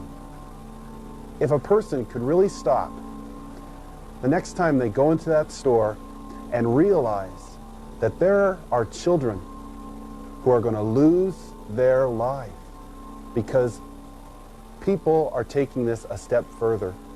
There are people out there who don't just celebrate Halloween with trick-or-treat candy. This is a religious holiday to them. This is something that is holy and sacred, and they are taking innocent human life. I can't say, go ahead and have Halloween fun. It doesn't matter if you're participating in Halloween, even if you're not a Satanist, you know, if it's just for fun. No, because these Satanists are using this as a smokescreen. Glenn, you said that Halloween is a religion of Satan. What do you think when you see churches and Christians celebrating Halloween? It makes me sick that the Church of Jesus Christ would take on this horrible demonic thing that is happening in our world. Christians should be the ones who are standing up against this. Christians should be the ones who are saying these terrible things are happening and we want to stand against this. Churches should not be having these Halloween parties at all. They should be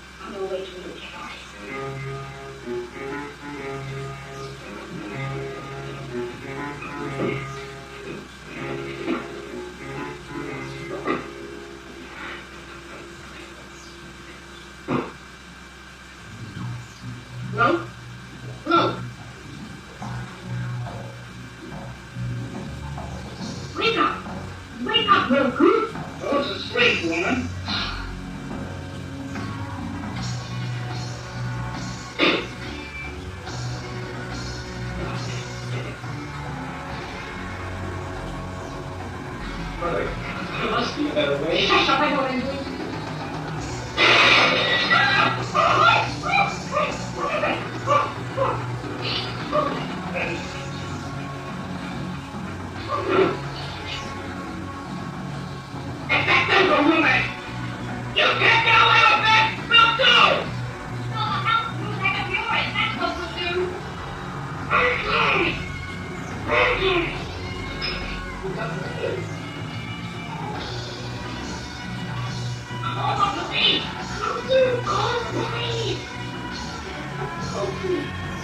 That's not very neighborly. Call the police. Call the police! Come on!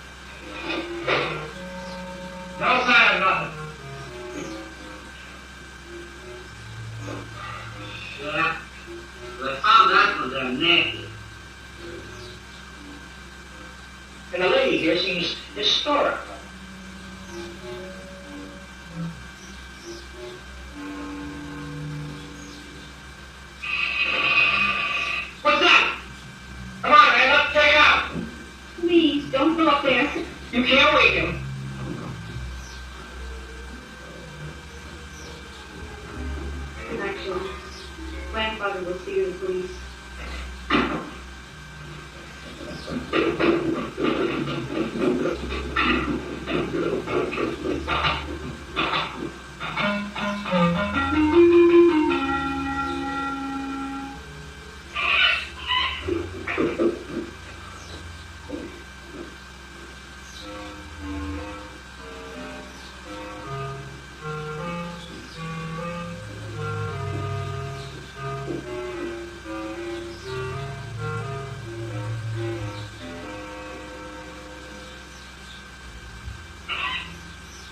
Blue. What are you doing up here? You're a disgrace to the uniform. Get back to the lines, you men. Back to the lines. You're living in this cattle farm and none of you deserve us here. All right, relax, old man. It's all right. Take it easy. Nobody's gonna hurt you. Come on, man. Get him up. Get him out. You sure you're gonna take no quarter from me, you groveling scoundrels? Damn you! Ain't like a bunch of a mangy cur!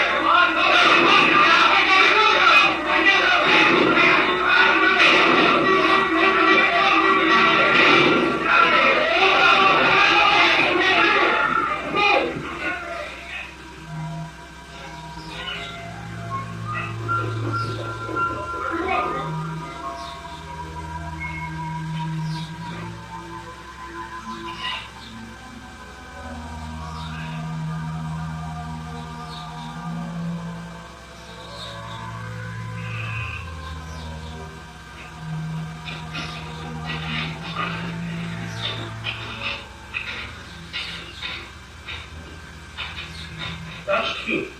That's really cute. I'm gonna get my gun back, my little bird. Yeah? You or who else?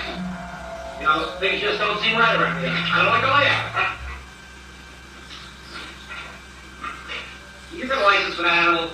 Yes, you do. You want to see it? No, forget it. Up in this dog, can you tell me what's going on? What's happening to it? It just looks real low now, huh?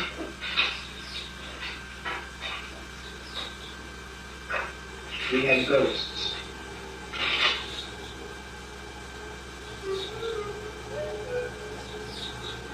Brother Sam, that's a good one. Okay, man, let's get back to headquarters. Something happened here. You guys broke up past the neighborhood. There were shots fired. Come on, what happened? Chief, come on, can you tell me what happened? Can you tell me what happened, Chief? Hey, Chief! Here I am. Can you talk to me? Hey! Hey! Come on, what happened? Tell me what you got, huh? We have to find each other.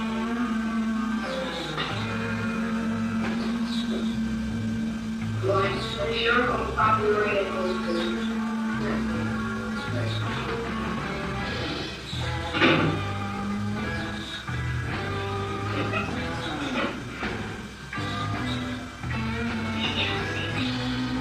Grandpa's struck.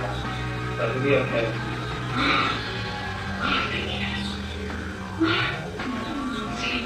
What I mean is, dear Secret, I just don't understand why everyone is getting so excited.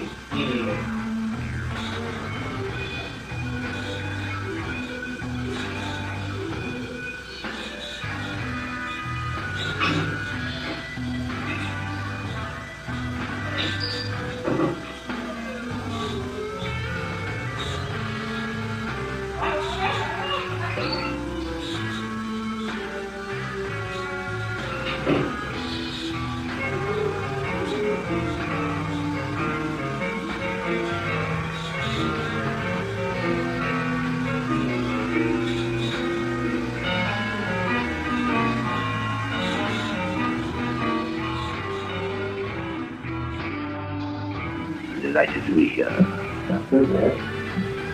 I'm not quite sure if you will hear me. Very quite well. Since I'm precisely doing nothing back out the house, so that I'm lost in the web.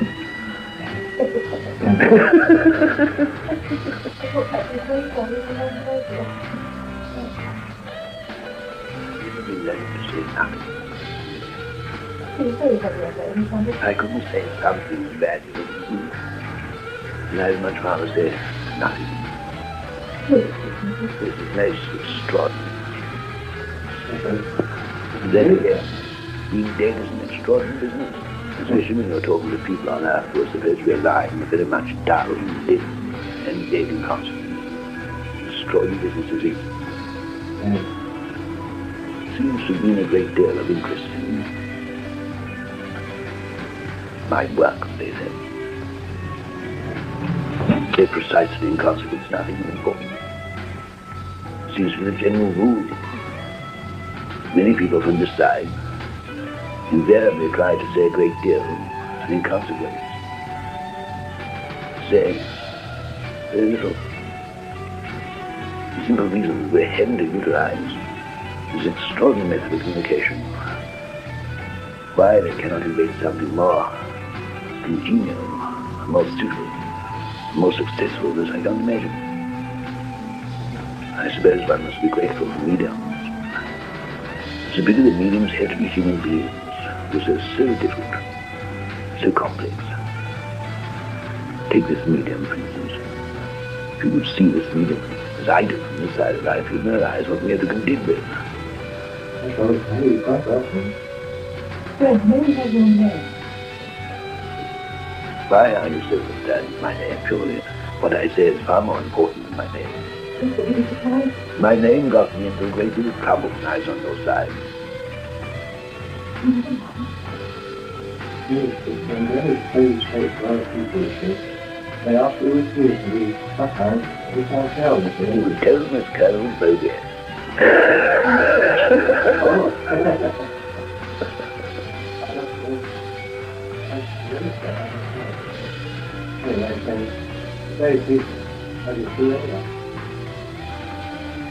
I'm sure you're much more pleased to have me through than I am to come.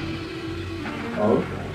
At least, perhaps be more correct to say that I'm quite happy to come. But I certainly wish that you were much more congenial in trying to converse, to pass through to you my thoughts through this particular method of communication, which may or may not be successful according to whatever way you happen to view it. But from my point of view, it's the most irritating business. Here am I trying to talk intelligently to you, and I find this fluctuating thing that I have to use makes it practically an impossibility. When one writes, though one has the medium of the pen, there's nothing to bar you from clearly putting down on paper your thoughts.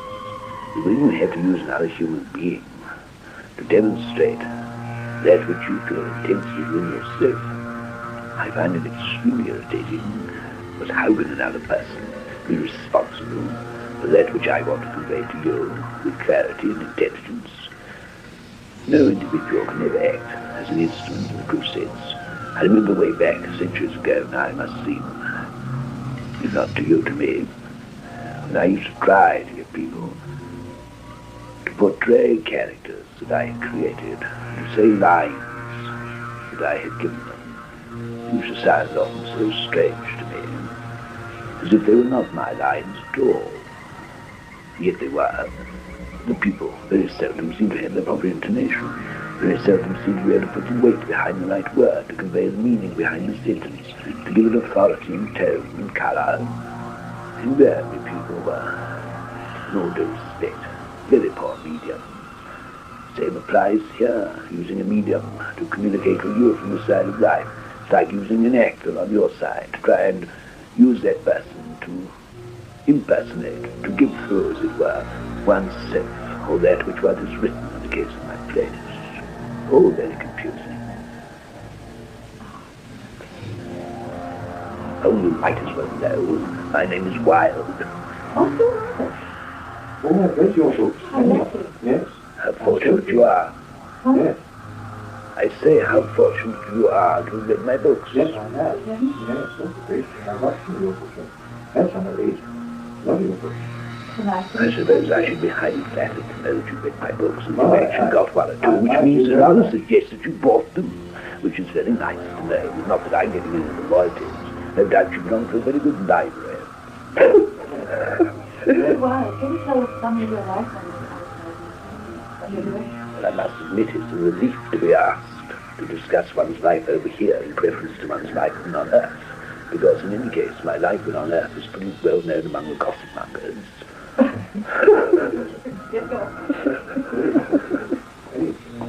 would say to you that my life here is not unlike my life on Earth. You'd probably be very horrified, but it happens to be perfectly true.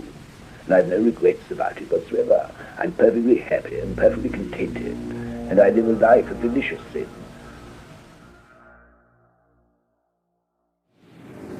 Hello. I don't know, my dear. Hello, that's not possible. A little louder, darling. Charlotte. Charlotte. Charlotte. Your name is Charlotte, yes. You're very welcome, Charlotte. You're here with Emily. You're here with Emily. Oh, bless you both. Bless you both. I find this very strange. Do you, dear? I expect you did. We're very glad. We're so glad to have you. Is this Charlotte still? Yes. Yes, yes, dear. I pray that you will forgive me. I am not very sure of my being able to come and speak very late to you. It is many, many, many years since I was on your side of life. Yes. And my dear sister also finds some difficulty in manifesting in this fashion. We are in tune mentally oftentimes with people. I have been to you on occasions, but have never spoken to you. When you write, I'm so grateful. how long ago it is since we were on your side, and how things have changed. Yes, my dear. So much is unrecognizable. Yes, that is true. The parsonage. Parsonage, yes. I have met so many souls that I had not the joy of meeting when on your side of life. I have such great affection and regard for Jane Austen, whom I have met here. And I am very concerned that I should perhaps still be able, in some measure, to write and impress others on your side of life. Yes, I see.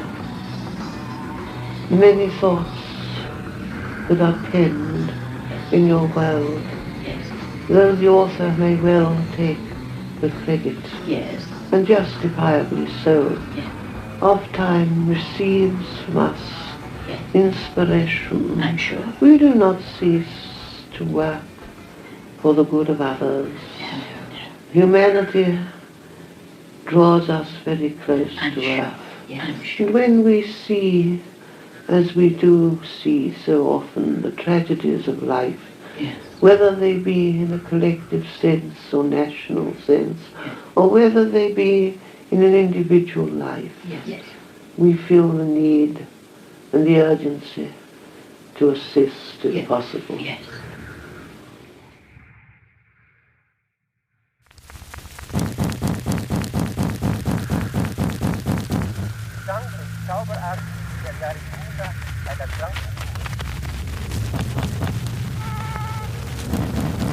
They should be coming together as brothers and sisters in Christ, binding together and coming against these dark forces, praying for these children that God will spare their lives, that somehow God will intervene and save these children. Whether the public chooses to believe in the frightening growth of Satanism or not, the fact is that a highly organized network of Satanists are operating in America and Europe today. They seem to be respectable members of society and are integrated into all professions and walks of life. We go now to a special report from noted author Hal Lindsey, who is on location at a site known to be used for satanic rituals.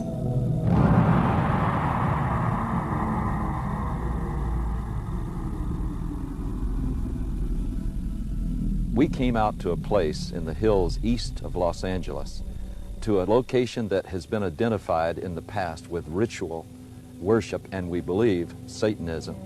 Frequently, this site has been discovered with candles that had been used in ritual, and you can look at some of the artifacts we found here today, upside-down crosses that were put around, bones that are scattered around here, and various satanic symbols, but also something disturbing in the light of what we'll be talking about in the future, and that is the diaper of a very, very small baby. You know, I believe that this country is experiencing a pagan invasion, including a new upsurge of practice of witchcraft, the New Age, and as we will talk about today, outright Satanism. Around the middle of the 1960s, there was a dramatic upsurge in satanic worship, beginning with Anton LaVey and his writing of the Satanic Bible and the founding of the Church of Satan in San Francisco in 1966. I watched as this accelerated, not just in the West Coast, but around the country. When Charles Manson and his gang in 1969 committed the horrible, brutal crime at Sharon Tate's home, this was done in connection with all of the paraphernalia of Satan worship. This started a whole avalanche of satanic crimes. We've seen serial murders. We have watched as one after another has been brought to light.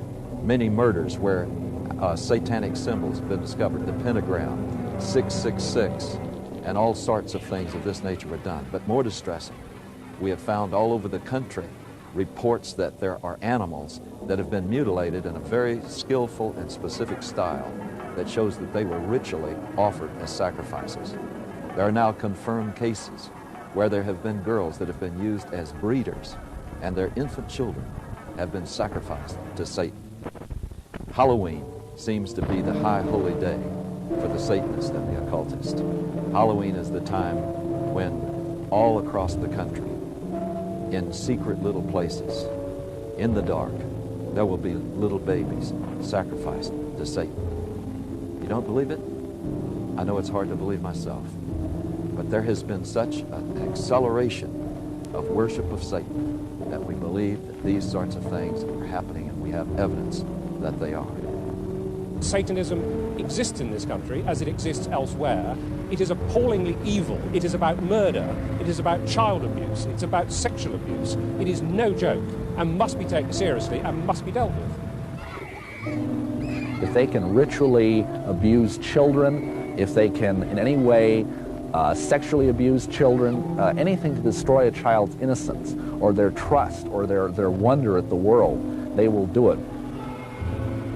The most tragic stories that I've ever heard are where a child has told people what's been happening, and adults have said, don't be stupid, that doesn't happen in this country, you're making up stories, you're lying. The problem we're coming across is that the higher officials and these public organizations do not want to acknowledge that this is occurring.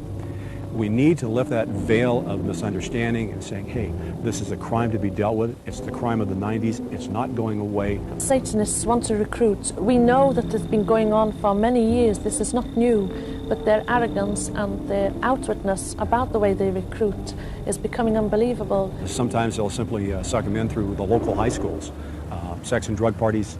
We have an epidemic of young people participating in some strata of Satanism. Now, that doesn't mean that they're all out sacrificing human beings, but they may very well be doing the rituals that involve mutilation of animals. One fire department individual told me all of the woods around our area have these types of rituals going on. It is believed that if you kill an animal, that exerts a tremendous amount of energy that the people there can sort of vampirize on, and so animals would be slain, and this is especially true on the high holidays like Beltane and Samhain, Halloween and May Eve.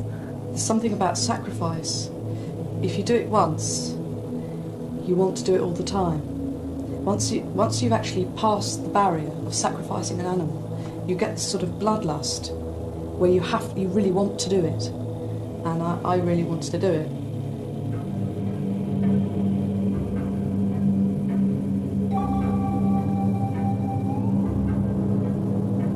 This lady in a black robe came forward with this little baby. And at first I didn't realize it was a real baby. And she just laid it on the altar. It was breathing, but it wasn't crying.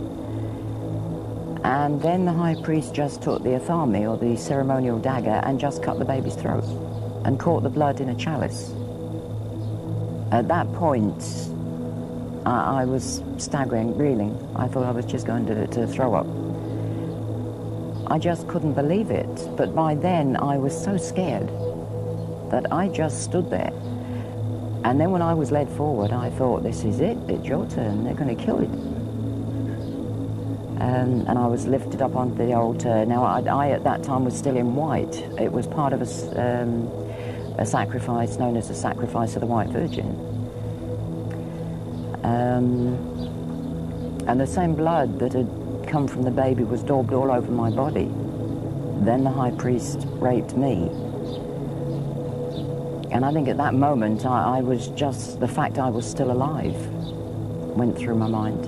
I thought, you're still alive. I then had to sign in blood a parchment stating that I would never, ever reveal what had happened in a coven. If I did, I would die. Are human beings being sacrificed? Yes, they are. There's a lot of things that I would look for to make a determination on a ritualistic crime. It could be marks that are found at the scene. It may be things like a pentagram. It may be an upside-down cross. It could be, again, the number 666. It could be a loss of blood in the body, certain parts removed in a certain manner. They're victims. Some were targeted for specific reasons. One, because they wouldn't join. Two, because they did join and they want to drop out. Some of their victims are themselves. They voluntarily do it. In many satanic groups, a mother will be asked to sacrifice her own child to Satan, and she may even, in fact, be ritually impregnated to do that. She may even specifically have been impregnated, and then when the child is born, they never register the child as being born, and they kill it in a very horrible way, and sometimes the mother herself is actually asked to do it. Some of you may not even believe what you've just seen. You may believe that this is just something that's aberrational and that it just doesn't reach the mainstream of America. But just think about some of the headlines we've had recently. The case in Matamoros, where a group in Mexico were practicing human sacrifice, where they kidnapped and actually sacrificed several innocent young people. And think about the Night Stalker case here in Los Angeles, with Ramirez brazenly flashing the satanic symbol and saying, "Hail Satan," and holding up his palm with a pentagram in it. And yet Ramirez was convicted of some of the most brutal crimes that we've ever seen in this civilized society. One case where he caused the woman to say, "Hail Satan," while he was raping and sodomizing her alongside of her husband, whom he had already murdered. These are things that were done as a result, I believe, of getting involved in Satanism. The real Satanists, the hardcore Satanists, are involved in criminal activity, and for that reason they are going to try and look as normal as possible, the better to be able to deceive you. They're doctors, they're lawyers, they're teachers, they're oftentimes people who are in positions of great influence over small children.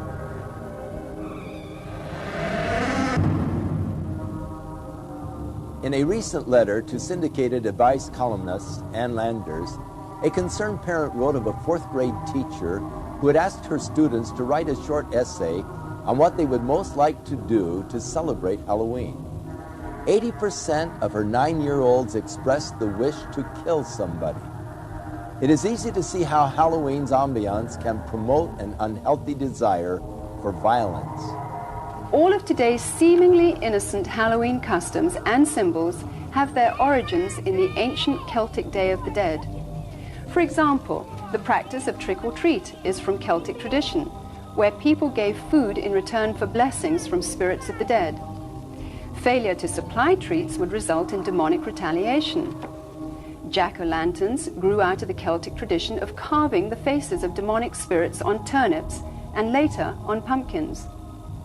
The World Book Encyclopedia says the apparently harmless lighted pumpkin face of the jack-o'-lantern is actually an ancient symbol of a damned soul. Candlelit pumpkins, or skulls, at a home signified that the occupants were sympathetic to Satan and would therefore receive mercy by spirits and trick-or-treaters on their Halloween rounds.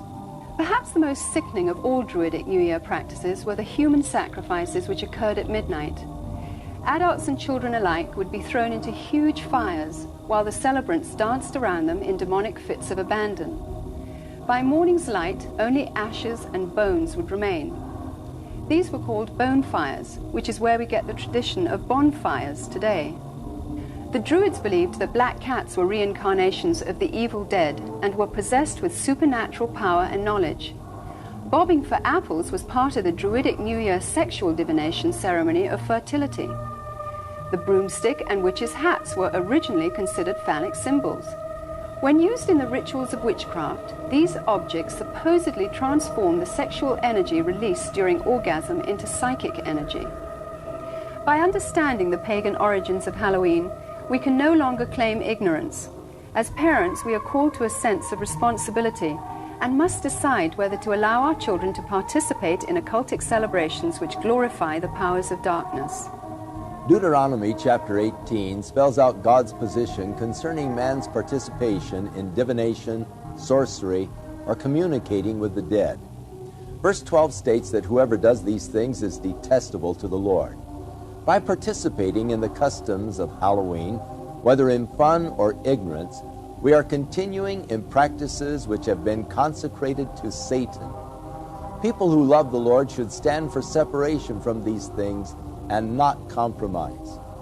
Christians can gather together at Halloween and use the night to educate themselves to the dangers of paganism and to take the opportunity to pray and wage spiritual warfare against the powers of darkness in their community. It can be combined with a time of worship, praise, and thanksgiving to our Heavenly Father for victory over Satan, death, and hell. Many of the people appearing on this program got involved in the occult because of a desire for divine-like power. The source of occult power is Satan. It is deceptive, exploitive, and will eventually fail to deliver on its promises. And there is always a hidden and heavy price to pay. The power God offers mankind, on the other hand, stems from a personal caring for that which He created. If you don't know God, but would like to experience His life-changing power, then recognize that Jesus Christ wants to be the Lord and Savior of your life.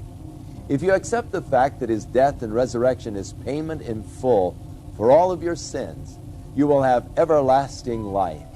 Within all of us, there is a God-shaped vacuum. Throughout the ages, man has attempted to fill that void with the things of the world. But it is only through a relationship with our Creator that we can be truly satisfied. His Holy Scriptures reveal the way in which we can be reconciled to God, and that is through the provisions of His Son, Jesus Christ. I'm Chuck Smith. And I'm Carol Matriciana. Join us again for another edition of The Pagan Invasion.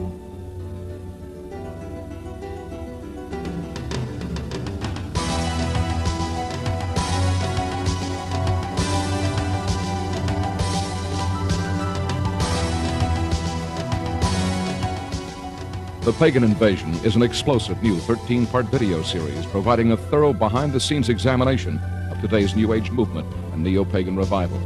Each superbly produced volume features rare footage from around the world, along with expert analysis by noted Christian leaders and authors. For more information, contact your local Christian bookstore or call 1-800-828-2290. California residents call 1-800-633-0869.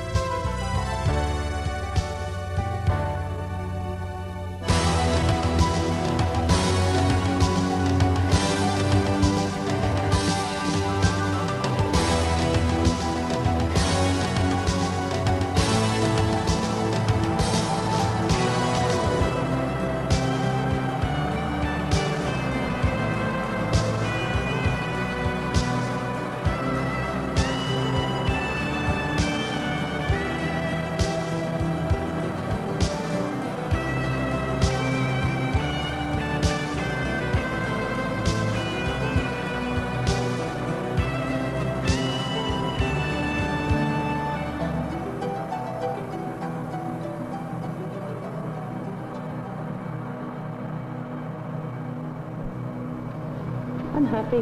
I guess it's because I'm a witch. I've met a couple of people who profess to practice black magic. There's one who works in a bank. I'm not going to tell you which one. But you wouldn't be able to tell them they don't wear mysterious clothing and put hexes on people that walk in the door. Maybe not. But witches are surfacing everywhere, playing parts once punishable by death. They're into everything, from black masses to separating spirit and body in astral projection. Something very unusual happened to me one time, and it's happened twice.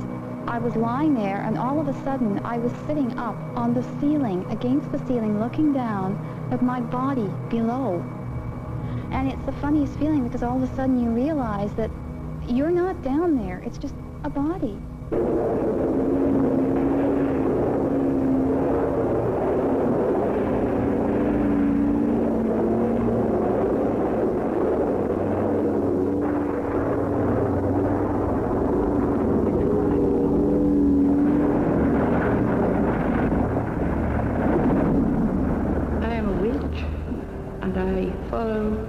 An ancient occult pre-Christian religion of witchcraft. The occult, which is the hidden, the unknown, has been with us since the cave. Most of us don't believe in any of it, but there have been some celebrated exceptions. Sigmund Freud wanted to study it more. The Canadian Prime Minister Mackenzie King and Queen Wilhelmina of the Netherlands were true believers. Some scientists have said the discovery of DNA molecules and how matter is programmed suggests undefined intelligence in cosmic radiations. Author-philosopher Colin Wilson believes that one day man will discover a sixth sense, an X factor that will pull everything together. We'll all understand. Meanwhile, candles are big in new wave occultism, and so are the true believers, the pros and the amateurs.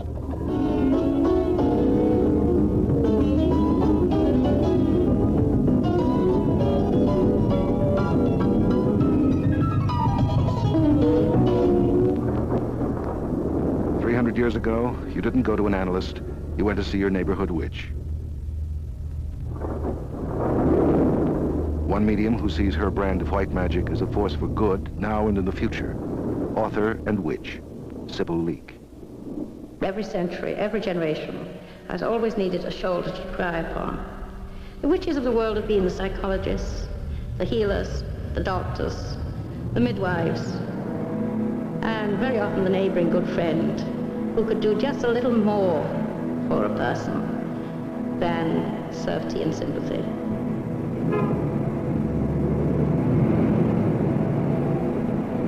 Witches are going public, and there's every reason. Their promoters often get $50 an hour.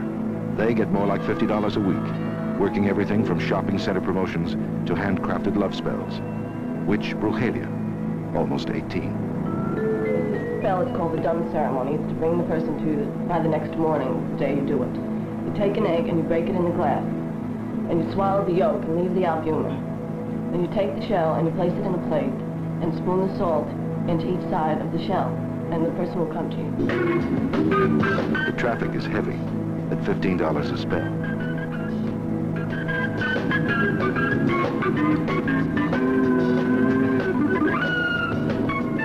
I came to her because I have a boyfriend who lies to me, and I care for him. I'd like him to come see me. He tells me that he's coming and he never shows up.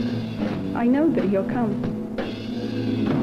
I first found out I was a witch when I was 14. I put a curse on someone who had hit me in my eye, and I wound him up in the hospital with an eye operation. It's a long story to go into, but it was too accurate to be a coincidence. Of course the young are interested in witchcraft, and I think this is a very, very healthy thing in today's age, because we have very special people born today in the young people. I call them the Pluto people. They have inquiring minds, they're seekers, and they're not hung up on the inhibitions that their parents and grandparents had. They're aware of psychic forces and psychic energy and occultism, but they're not just going to accept it, they want to know. They're probing all the time. There's already the back room for selling you the right medium, with consultants and clearinghouses to help you decide everything down to what kind of chart or spell you want. In New York at Psychic Dimensions, promoter Bill Danielle. I don't think you understand what a psychic progress chart means. I think you're telling me now what a graphology analysis is, and graphology is handwriting, and I'm talking of a psychic progress chart where a psychic works with an astrologer and progresses a chart for the next 12 months. See, this is where everyone makes the mistake. They don't understand the proper science or the proper occult science to use in order to be helped. Then I also should do, by all rights, a psychic progress chart on you. Because then we'll know from that situation, we'll know both people, we can have a comparative chart done. We started about a year and a half ago, almost a year and a half ago.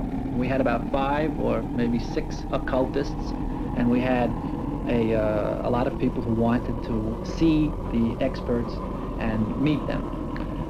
We now have about 3,500 to 4,000 members. This is a brand new thing. The occult offers a hope and a promise. It's a substitute for religion. Investigators have never been able to find any measurable scientific evidence of the supernatural. One opponent who thinks they never will, author of the book Debunking the Occult, Professor Owen Ratcliffe. There is the factor of young people, especially, looking for something new and exciting, reacting against their parents' general indifference to religion. So they've always had to find the more freakish kinds of religious beliefs. And certainly witchcraft and the general occult, for many kids, fits into this category. But then there are the pros, people who make a living out of it, people who are on the television talk shows all the time, the precogs who supposedly read the future, the psychics and so forth. There's a woman that's making a concert tour playing music that she says was given to her by Franz Liszt, playing it rather badly too. In any event, these people are generally fall into a category which I suppose one cannot avoid the word fraud. There's a lot of phonies running around, which of course we try to weed out from the real people, the people who really believe and who really follow the occult. But that doesn't stop Danielle from believing that a helicopter drop can be as spiritual as any other trip. They're going to pick you up by helicopter. They're flying out to Smithtown. Again? Again. And then Wednesday, you're going to be up in Huntington. Oh. So don't make any plans for Tuesdays and Wednesday. But I'll tell you, that's going to be great, because Saturday, you're all set. You meet at the heliport on 30th Street. I see the number 3, and it's a large 3. It's 3 years.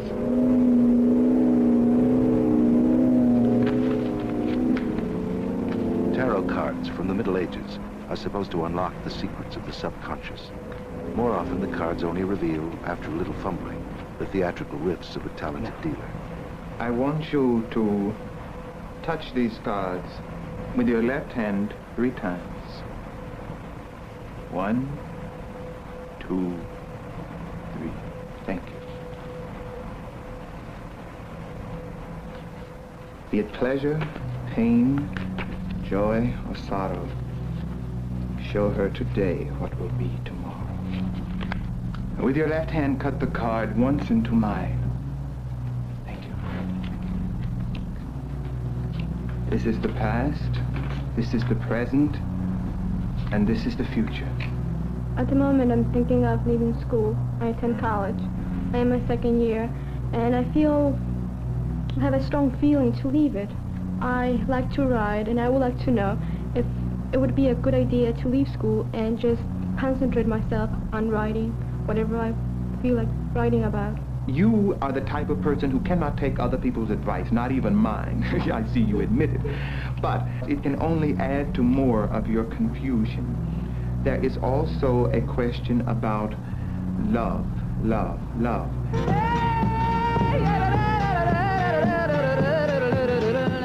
National Instructional Television.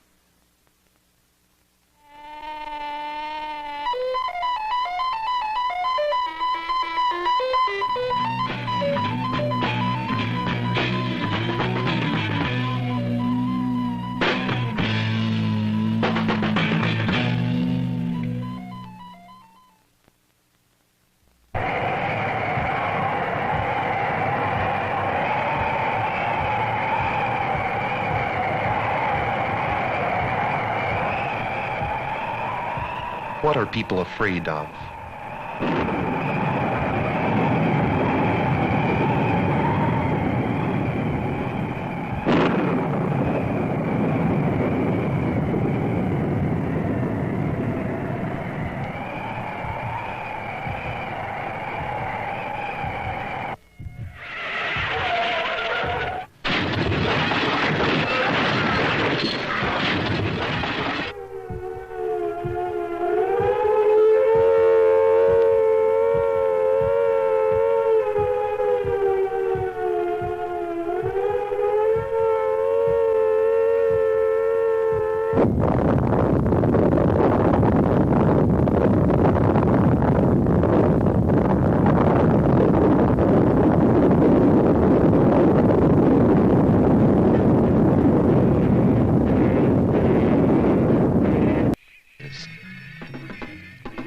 Nigeria is a very modern African country, there are still those who preserve old ways.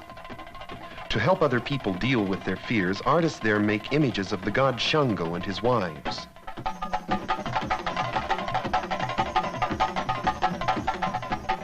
Believers who think that someone is plotting against them prepare to visit the shrine of Shango. They will ask Shango to call down his vengeance on their enemies. They must prepare themselves by putting on a special makeup made of the ground bark of the cam tree. This camwood makeup is sacred to the god Shango. Shango was an evil king and magician. When he died, some people refused to believe he was dead. They felt he had magically entered the earth as a force of nature. They believed Shango controlled thunder and lightning, and that he could be called upon to protect them from evil.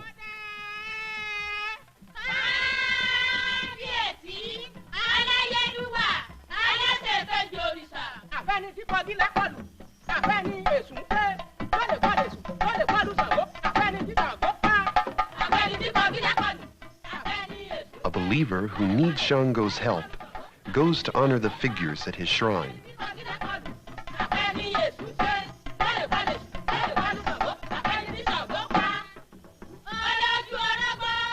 Kábíyèsí ọba kò so, àwọn ọmọ rẹ̀ tún délé ní bá ṣe máa ń ṣe. Àwa gbàdúrà fún wa. Jọ̀ọ́ kó gbàdúrà wa. Kó bá ṣẹ́gun àwọn ọ̀tá wa lọ́nà gbogbo. A dẹ̀ mọ̀ pé wàá gbàdúrà wa. Kábíyèsí ọba kò so. Kábíyèsí.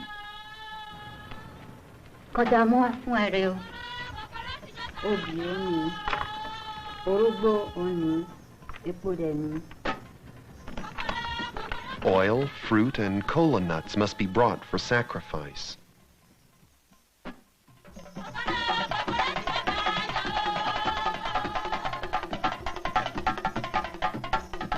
Shango's vengeance comes with a storm.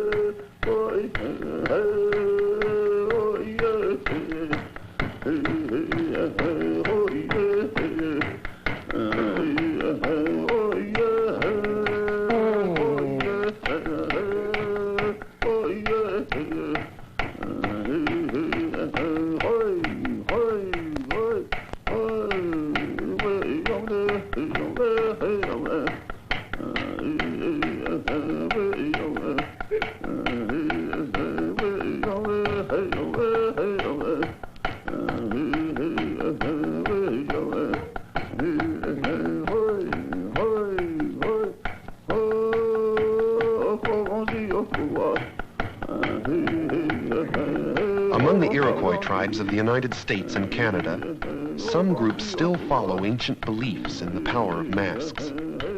A person who becomes sick, or who dreams of the masks, can expect the masks to help him.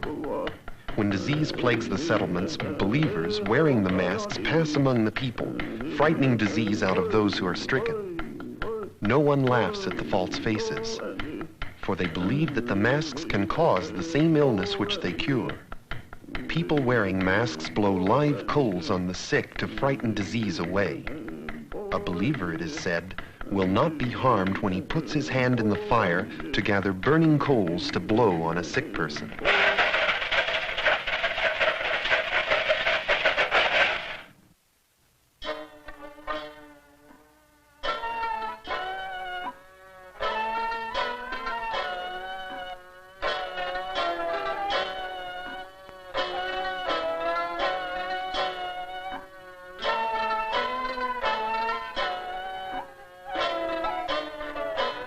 Oriental art has preserved a 1,000-year-old legend that has helped many people deal with their fears.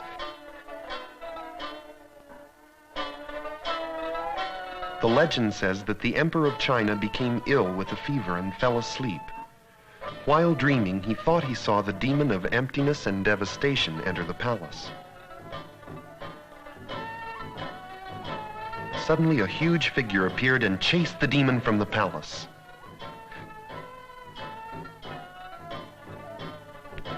The emperor asked the figure its name. Sheng Kui, he replied. When the emperor awoke, he made the spirit of Sheng Kui official demon chaser of the Chinese Empire. There are many artworks that tell the story of Sheng Kui. This is a 700-year-old scroll painting of Sheng Kui and his sister out on a demon hunt. At the end of the scroll are notes by many people who have seen it. They say that they had been troubled by bad dreams, but that after seeing the scroll, they were able to sleep peacefully, without trouble from the demons of the night.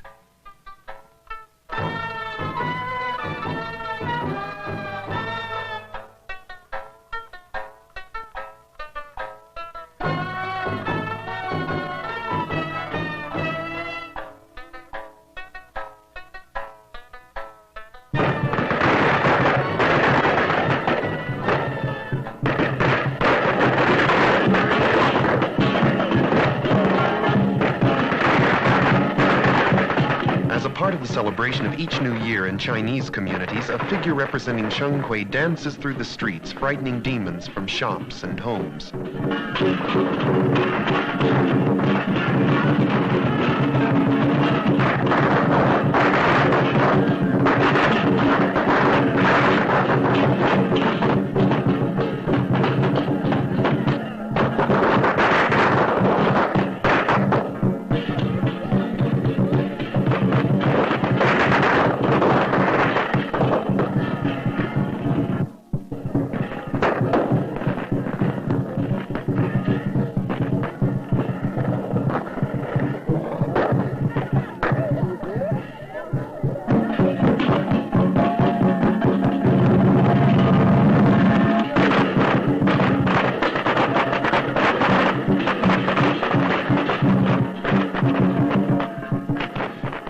That are not yet clearly understood, things people make can be a great psychological help to others in dealing with fear.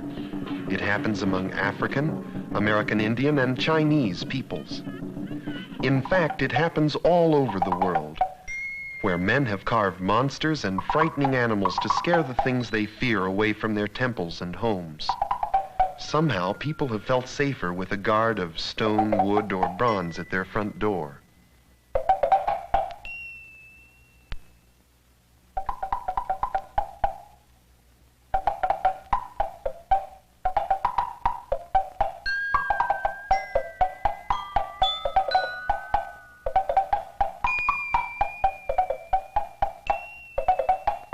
They have designed armor, helmets, and uniforms to put fear into their enemies and confidence into themselves.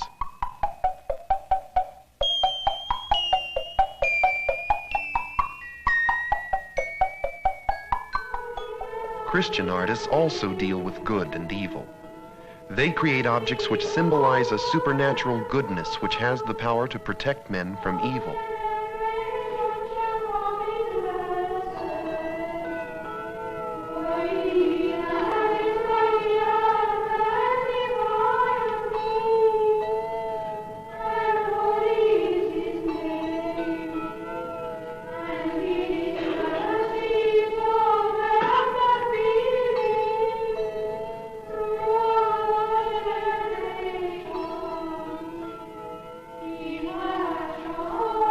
An unseen enemy is the worst kind.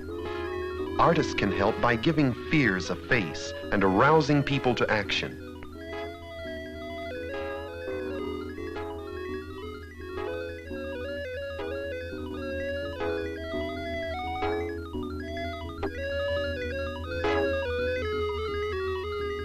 Art can be used as a weapon.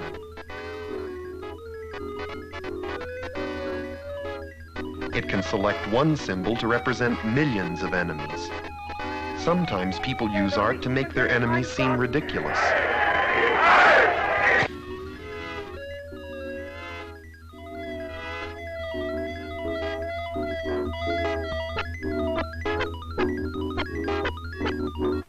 Certain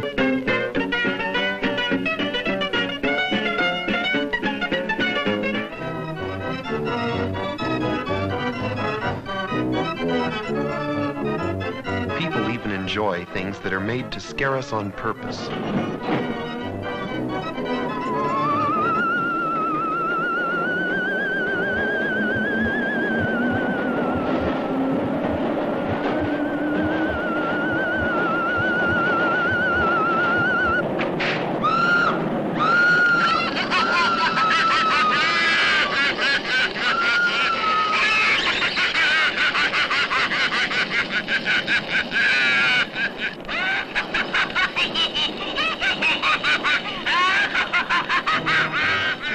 you afraid of?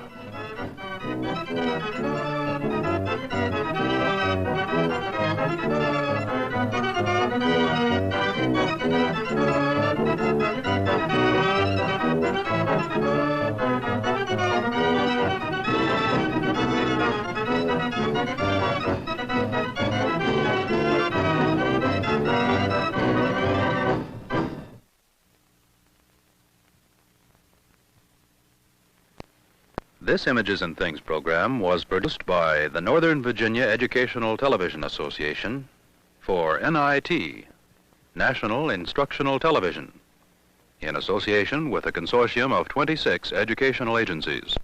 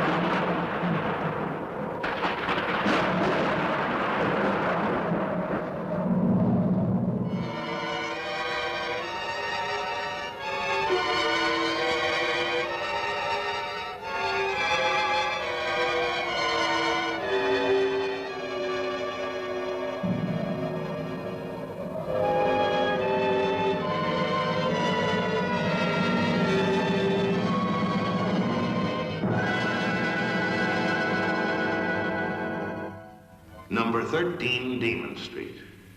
I am condemned to live here, to suffer on this earth eternally, as a punishment for my sin. It is said that no greater outrage was ever committed by any mortal.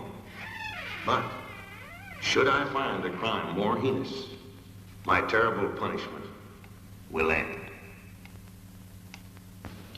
Come with me to a lonely coastal road, fringing a village in Bavaria.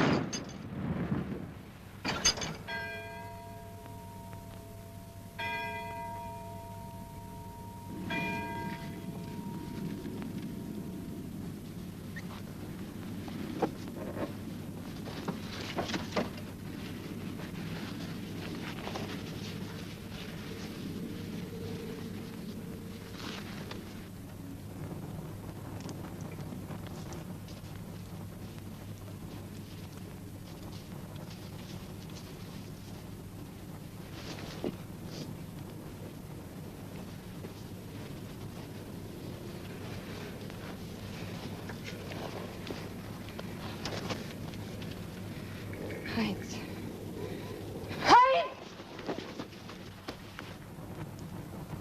Heinz!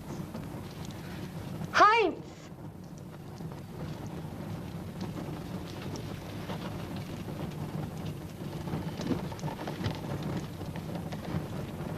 My hand is caught. Help me. It's no use. What are we gonna do? My satchel. My satchel, quick!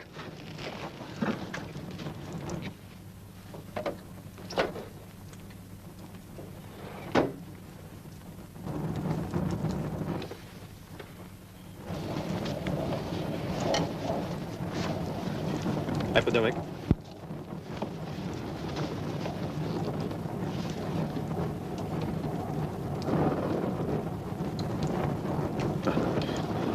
Scalpel.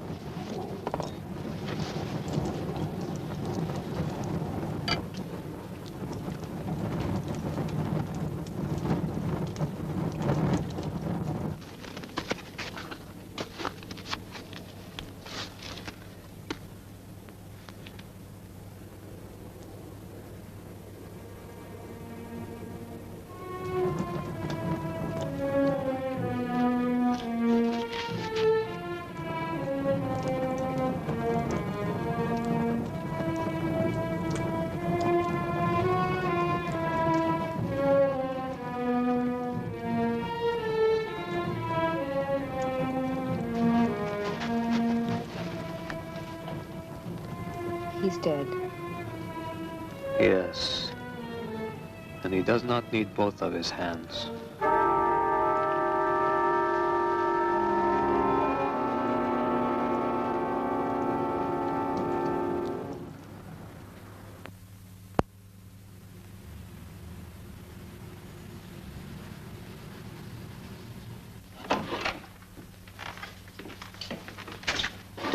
Heinz, this is Police Inspector Berg. How do you do? Oh, sorry. Please, sit down. Thank you. I must congratulate you, Dr. Schloss. Congratulate me? Mm-hmm. It's more than a miracle that you both survived and uninjured, except your broken wrist. I think I'll exhibit the wrecks at the police museum as a warning. I have here the name of the man who ran into your car. Of course, you won't have much luck with the insurance companies. Oh, well, I didn't think of that. Who was the man? Erich Münster. Münster? Yes. You must have heard of him? The psychopathic killer? He has 5 lives on his conscience. Of course, I use the word conscience advisedly. Psychopathic killer? Yes. He saved the government money by killing himself in that accident. Well, the case is closed. Goodbye. Oh, sorry, yeah, sorry.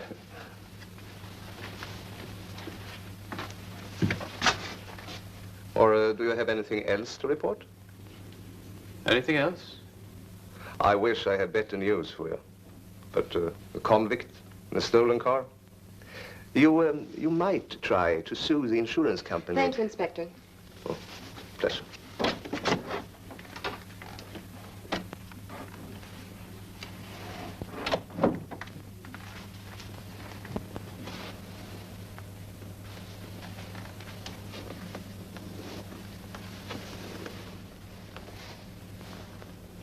Heinz, A murderous hand. does it make any difference whose hand it is? But it has killed.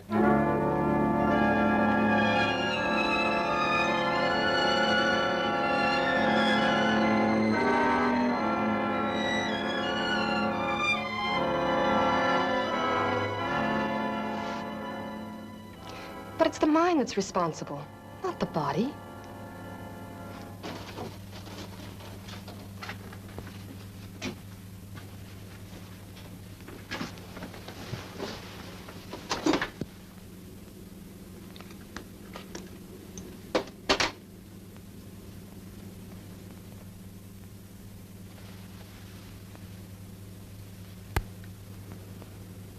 Not bad.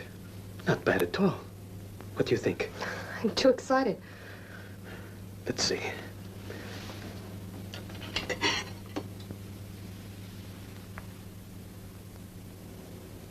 You know, I seem to have even more feeling in this hand than in the other.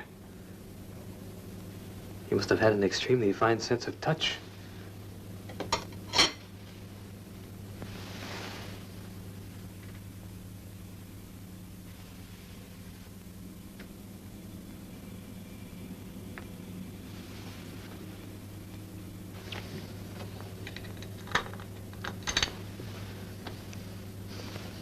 You see it?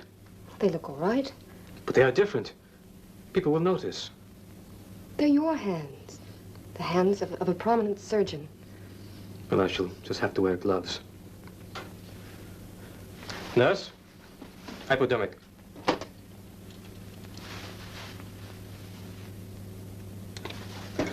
Scissors.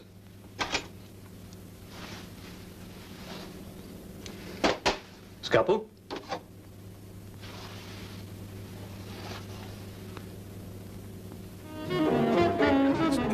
Fanciful tales still haunt the superstitious subconscious of American history.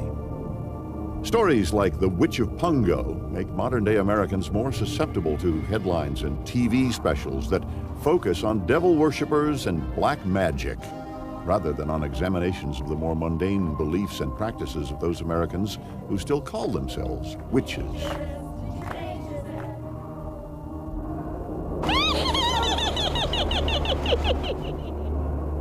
as long as the public has this idea of witch as initially someone who rides a broomstick with black robes flowing and a black hat and so forth, there's no hope for the neo-pagans to be able to change the public perception of a witch. Anybody involved with psychic phenomena, or what's been called the occult, has been discriminated against in the American culture almost from the beginning. Some early European immigrants to the U.S. tried to practice non-Christian rituals like this one. Rituals that have been passed down from the pagan times of pre-Christian Europe. Hail and welcome. But in the 1600s, these rituals were misunderstood by the Christian ruling class and were forced underground. The religious beliefs and practices of other cultures have also been greatly misunderstood. The Chinese immigrants brought with them a belief in spirits and demons.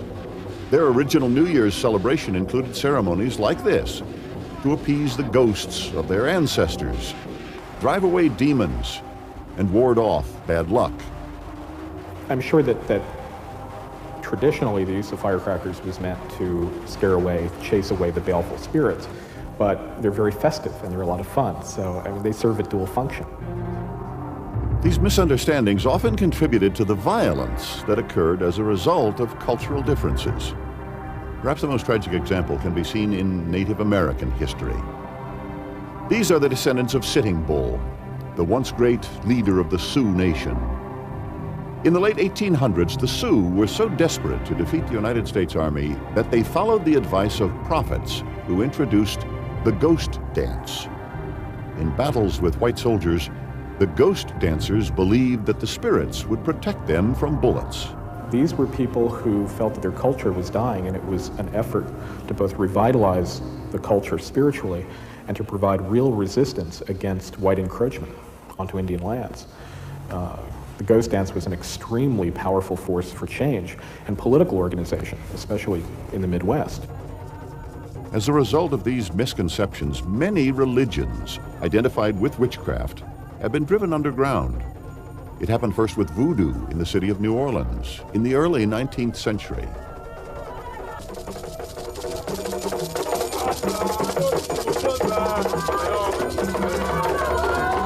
Voodoo originated in Africa and Haiti.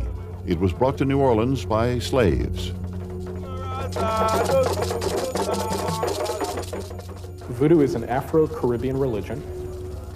It is based originally upon the religion of the Yoruba people, and it comes from West Africa.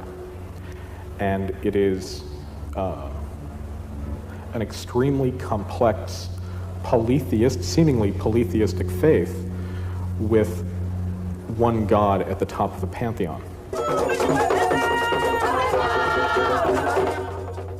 From the beginning, Christian slave owners feared the worship of African gods. Slaves caught performing ritual dances or chants were severely punished.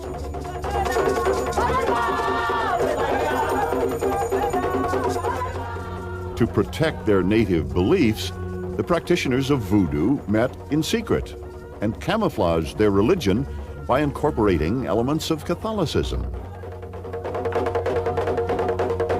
Remember that those practices were outlawed by the Catholic Church. The drum, for instance, was always outlawed by the Catholics, be they Spanish or French. So people had to find ways of expressing their religious beliefs and sentiments through the mediating influences of Catholic symbology. Okay? So, for instance, they would observe the feast days of the saints, but in their minds and in their hearts, they would actually be observing the festival days of their gods. Marie Laveau, New Orleans' most famous voodoo queen, was Catholic.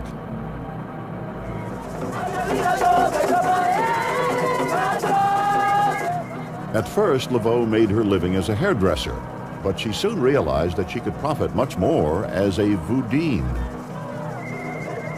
By the 1830s, she had established a cult and was a very successful voodoo queen. If you ask those who consider themselves to be in the lineage of Marie Laveau whether or not she was a true priestess of voodoo, they will say yes.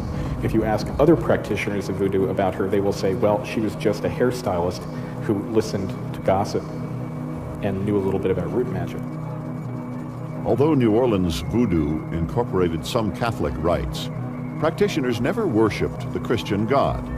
If you look closely at what's going on in voodoo from a Roman Catholic perspective or a Christian perspective, they are not worshiping Jesus Christ as he is portrayed in the Bible and in Christian tradition, as he's understood in Christian tradition. They are worshiping an African spirit who has been given the name Jesus Christ.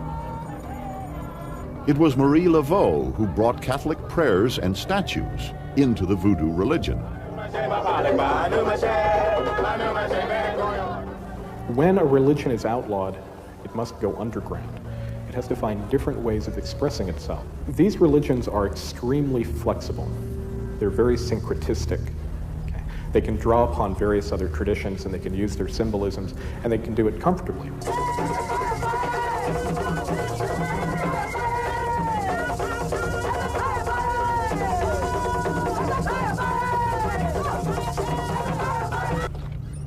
Voodoo, as practiced in New Orleans by Marie Laveau, used herbs and powders to conjure both good and evil spells.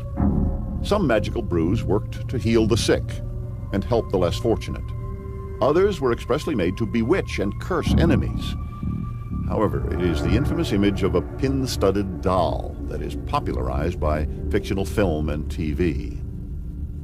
That's as much a matter of Hollywood and novels about voodoo in Haiti as it is about anything else. It is not the centerpiece of the religion. In fact, voodoo practitioners, people who observe voodoo as a religion, don't use voodoo dolls. And today, these followers are trying to dispel the stereotypes of evil voodoo and black magic.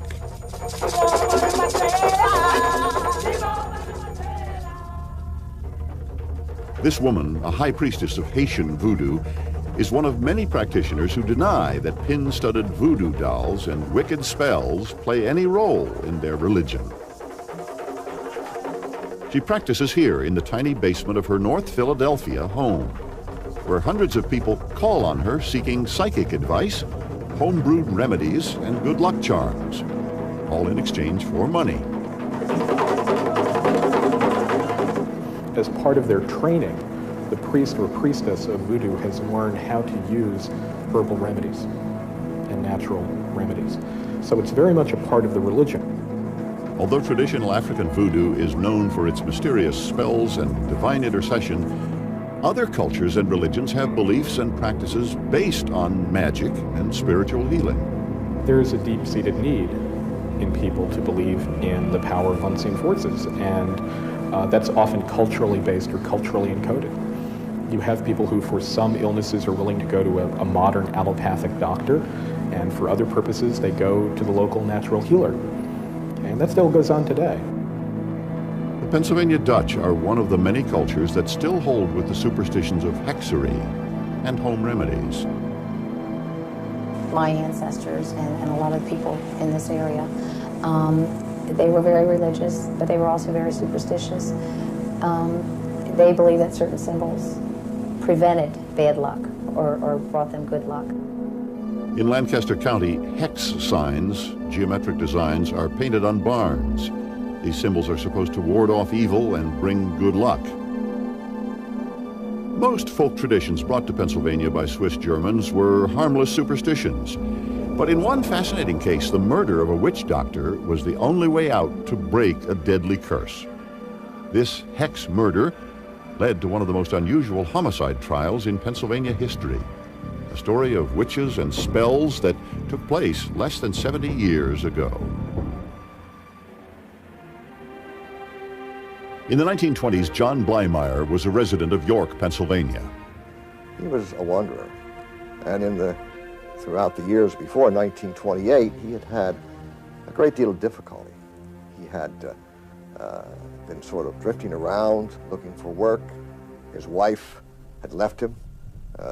Two of his three children had died, and he was more and more convinced that he was having these difficulties because someone had put a spell on him. John Blymeyer was descended from a long line of powwow doctors who had earned their livelihoods through supposed powers to hex or heal. With this unusual family history, it was not surprising when Blymeyer became a victim of his own superstitions. He went from one powwow doctor to another. Some reports have it that he talked to some 15 or 16 around York in an effort to find a way to resolve his problems. In a state of deep depression, Blymeyer roamed the streets of York, where in the winter of 1928, he met John Curry, a runaway who greatly sympathized with Blymeyer. Curry was a kind of waif of the street. So Blymeyer and Curry had common cause in the sense that they were both unfortunate individuals and wanderers, sort of what we would call today, I suppose, street people. In a final desperate attempt to discover the source of his curse, Blymeyer traveled across the county to consult with yet another powwow doctor, a woman renowned for her skills at hexery. Finally, he went to Mrs. Knoll, who lived in Marietta on the western edge of Lancaster County, just across the Susquehanna River. He consulted with Mrs. Knoll on several occasions. Mrs. Knoll told him that he was under a spell and that the person responsible for the spell, or the curse, was Nelson Raymeyer from Raymeyer's Hollow. Raymeyer was a farmer and also a powwow doctor, and he had once been John Blymeyer's employer. Blymeyer knew Raymeyer. Raymeyer had a little farm down in Raymeyer's Hollow, some 12 or 13 miles south of York, and Blymeyer had picked potatoes for Raymeyer on his farm several summers. The thing that confirmed in his mind that he was under a curse put on him by Nelson Raymeyer was the fact that Mrs. Knoll took a dollar bill and put it in the palm of his left hand. And as he looked at the picture of Washington on the dollar bill, it changed into the picture of Nelson Raymeyer. John Blymeyer not only believed that Nelson Raymeyer was responsible for his curse, but also for the misfortunes of his friend, John Curry, and Wilbert Hess, a boy whose entire family felt bewitched. So the whole Hess family believed they were suffering under some kind of a curse. Eager to break this hex, Blymeyer continued to consult with Mrs. Knoll. Now, in the course of Blymeyer's conversations with Mrs. Knoll, she finally told him how he could break the curse. And what she told him he had to do was to go down to Raymeyer's house, Raymeyer's Hollow, which incidentally was a very isolated and lonely place. Go down to Raymeyer's house and get a lock of Raymeyer's hair and bury it 6 feet in the ground. This would break the curse. Now, Blymeyer had to act. To help break the spell, he enlisted the aid of his friend John Curry. But they were unsuccessful in getting a lock of hair.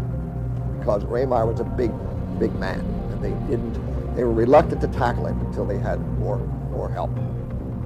On the night of November 27th, 1928, Blymeyer and Curry returned to Raymeyer's house, this time with more muscle, Wilbert Hess. Raymeyer turned to put wood in the stove in his kitchen. Curry and Blymeyer attacked him and started to wrestle him to the floor in an effort to get a lock of his hair. The struggle escalated. It went from the use of bare fists to the use of chair rungs to the use of blocks of wood. And it became a vicious, bloody encounter. Finally, after they literally beat the life out of this man, they put a rope around his neck and had him on the floor, and of course discovered that he was dead. They then doused the body with kerosene. They lit a match to it, and off they went. But even Raymeyer's death could not dispel Blymeyer's fear. Blymeyer, at the trial, testified that when he looked back, he thought he saw the form of Nelson Raymar, the spectral form of Nelson Raymar, moving about in the fire. 3 days later, a neighbor summoned the coroner after discovering the partially burned and decomposed body of Nelson Raymar. Within 2 days, Blymeyer, Curry, and Hess were all arrested. They, of course, had been apprehended quickly and put in jail. They all made confessions. On trial, both Blymeyer and Curry faced a cold and unyielding jury. So the Curry jury came back with the same result as the Blymeyer jury. They came back with murder 1, first degree, and a recommendation of life imprisonment. And it was a very, very tragic situation, particularly for the young boy Curry. When Wilbert Hess came to trial, his defense attorney, Harvey Gross, portrayed Hess as a victim of witchcraft delusion. With this unusual argument, Gross won the sympathy of the jury. He says that it was in the grip of this awful power that Wilbert went down to the hollow that night, believing that his parents and his family were living in mortal peril. And under the spell, Wilbert had no choice. The road to the hollow was his road to Gethsemane. His presence at Raymar's house was his dark night at Golgotha. The verdict shocked York County Court. Although Hess was a member of this murderous trio, he received a considerably lighter sentence than his counterparts, murder in the 2nd degree. The trial became headline news across the United States. And then, of course, the papers, day after day, ran stories about this brutal, vicious murder that had been, the product had been stimulated, had been brought about as a result of belief in witchcraft. And suddenly, York County became the cockpit of witchcraft. And people all over the country, all over the nation, began pointing to York County as the place where people were so committed to a belief in witches and witchcraft that they were prepared to murder as a result of this belief. That was almost 70 years ago. This is today. Guardians of the South, we invoke you. May the fires of renewal burn brightly in our lives. Hail and welcome. Hail and welcome. People are still fascinated with witches and witchcraft. Called Satanism, and in some cases, to be driven into committing terrible deeds. Whether myth or reality. You get a lot of press on these half-hour early evening shows that are out to scandalize and shock us. And so they talk about blood-sucking cults and baby-eating cults and garbage-eating cults and so forth and so on. As you receive the fire, think of the gifts of fire, of the warmth of our campfire, for which we surround monthly, of the summer that is to come, the warmth of the sun, and all the other courageous and powerful things that come from the fire. This is a circle of witches from South Street in Philadelphia. They call themselves Wiccans and celebrate the pagan rituals that were practiced over 1,000 years ago in Europe.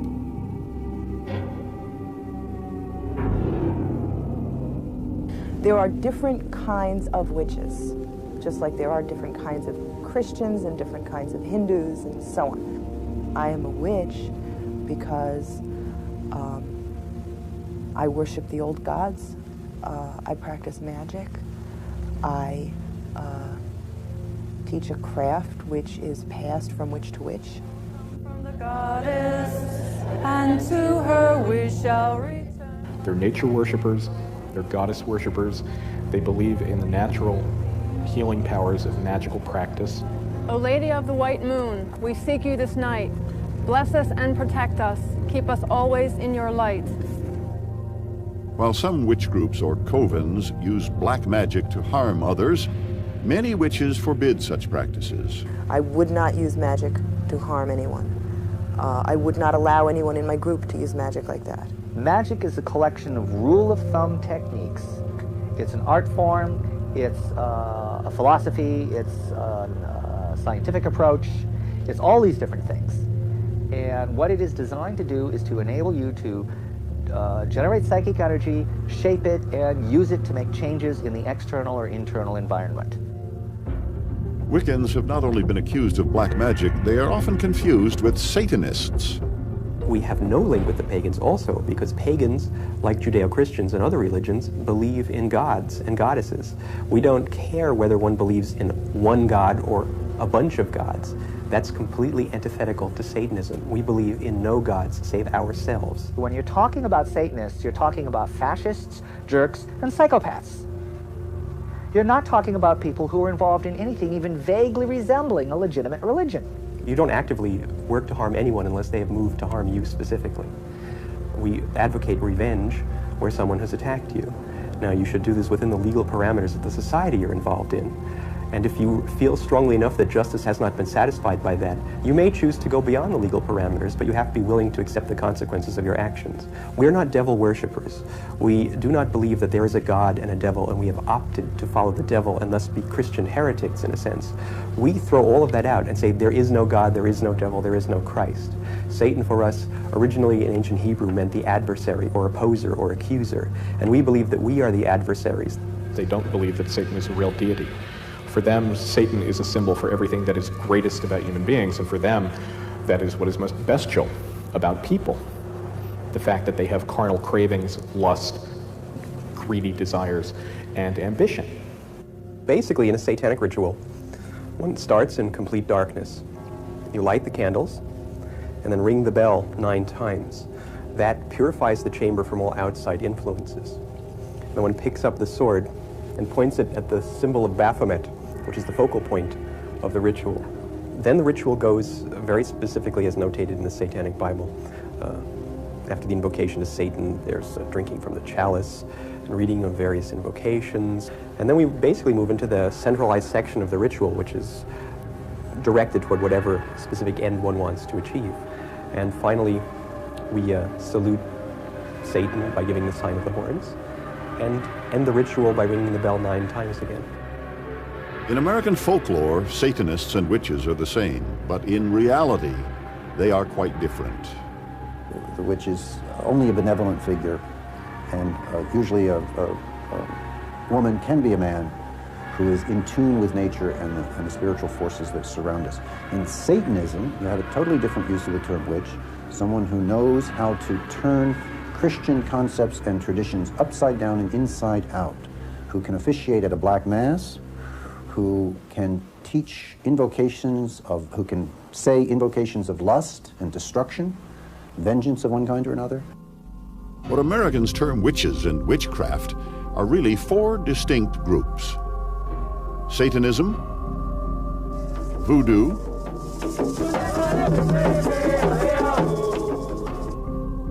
Wicca, and Neo-Paganism. We are part of the overall neo-pagan community, which consists of a number of different religious movements that have all been founded around the ideas of nature worship, multiplicity of deities, adaptation to Aquarian Age ideals, if you will. It is natural for Christians to lump together neo-paganism and Satanism as equally demonic activities. From a historical perspective, however, they're utterly different. Witchcraft became, anybody was doing anything bad, any kind of spells, healing, midwifery, being ugly, being frightening, and pretty soon the persecutions were way out of control. From Salem in the 1690s to South Street, Philadelphia in the 1990s, Americans have attempted to dispel witches, sometimes through persecution, other times through prosecution, and today, sometimes through prejudice. You would think that 301 years after Salem, people would be a little bit more cautious about pointing fingers at neighbors or friends or family, but people are not cautious in this regard. Witch! I am not a witch! Witch! I'm not a witch!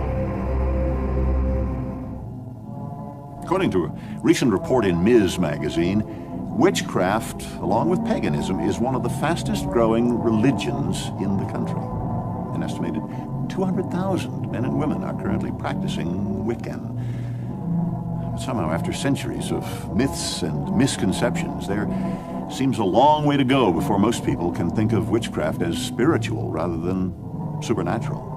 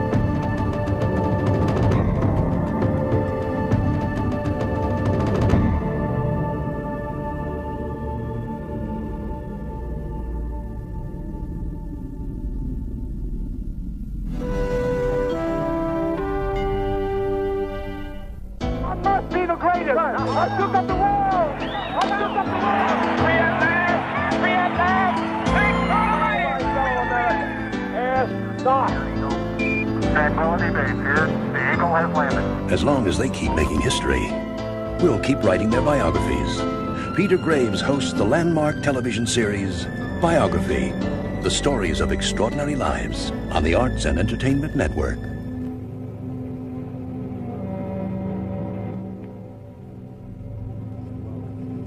To another edition of Seekers of the Supernatural. You are now standing in one of the most haunted houses in the world. Allow me to show you the Halloween room of Ed and Lorraine Warren. Here you see some of the artifacts, some of the collections throughout the years that Ed has gotten. Some skulls, things from ancient Scotland. And we're going to come around this way, and we're going to look at some more objects of Halloween. These are a lot of collections that Ed got through the years from people who've generously given to him on his birthday, and haunted houses, and people who've just known that Ed was an aficionado of Halloween. As we walk down this way, you can see his latest, which is a big monster figure that he got on Ed's 70th anniversary, I should say 70th birthday. And over here is a giant birthday card that was offered to him on his 70th birthday on September 7th. But this is a fun room, ladies and gentlemen. Like I said before, welcome. My name is Tony Spera. We will now be entering the haunted passageway, perhaps entering the most horrific part of any area, any square mileage of any part of this world. So come on with me, and we're going to walk through the haunted passageway. I would never do this if it was after 9 o'clock at night. Follow me through here, Rob.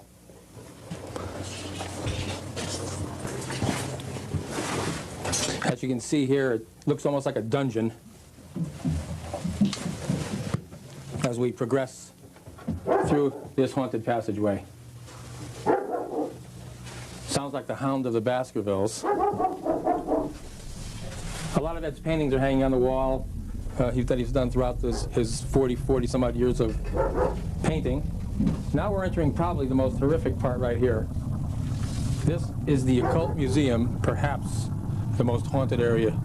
I would consider the most haunted area in the world. Over 45 years of collections of voodoo dolls, occult practice objects, satanic ritual objects, witchcraft objects. I would have to say, with all due caution to viewers, it's not a place you'd want to stay at night. It's not a place you'd want to stay for any length of time. We're going to take the time for the tour. It's before 9 o'clock. So we're all set. Between 9 p.m. and 6 p.m.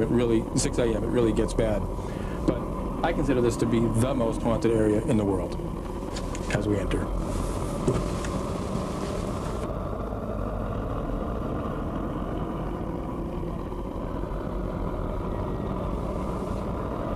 Perhaps the most haunted area in the world. That's what I would say. I would say that it is one of the most haunted areas because of the many things here, Tony, that come from all parts of the world. Europe, Asia, America, Canada, Mexico. This is a collection of items on the occult that have been used in diabolical experiences by many different types of people into black magic, wizardry, sorcery, and so forth. These are all things that you then would consider evil, Ed? Oh, positively. In fact, this is not a building that you should be in after 9 o'clock at night. From 9 to 6 are the psychic hours. This is not a Halloween room. This is the real thing. Okay. Many of the objects in this room here have had dire effects on people. People have been maimed, have been killed. People have wound up in mental institutions because of many of the things that are right in this building here.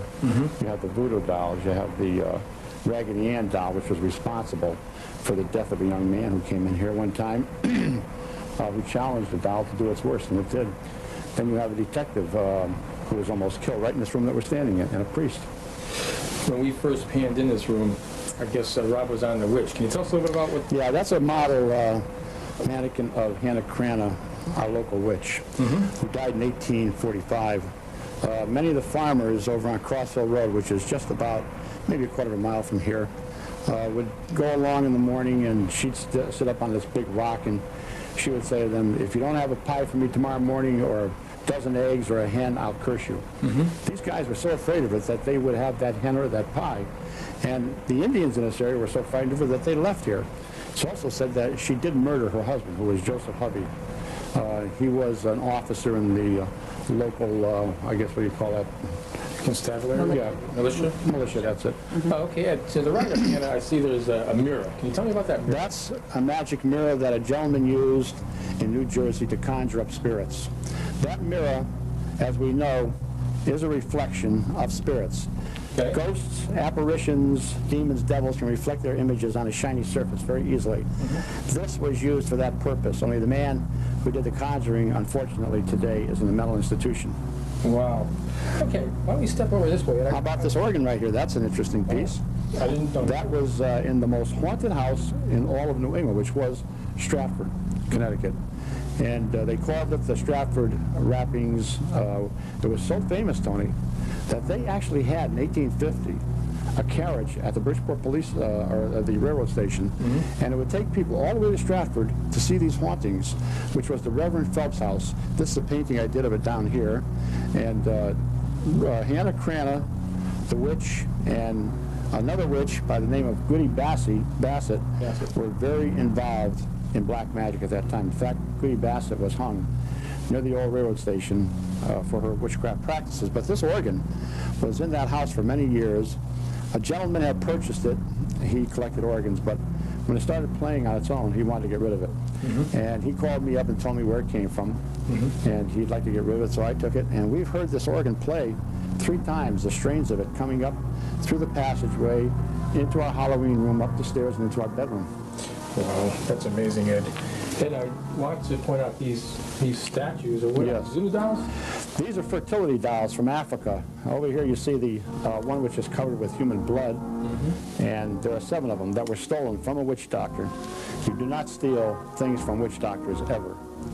Now, the man who stole them died a terrible death. The man he sent them to, who was right in Bridgeport, Connecticut, he and his wife suffered for 2 years and then finally died. You don't steal things from witch doctors.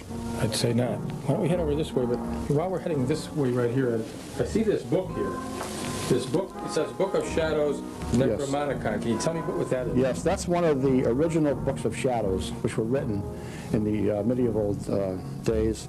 And this one here was translated into English. Just the reading of that book has had terrible results for many people. This is not a book that anyone should ever buy, a book of shadows.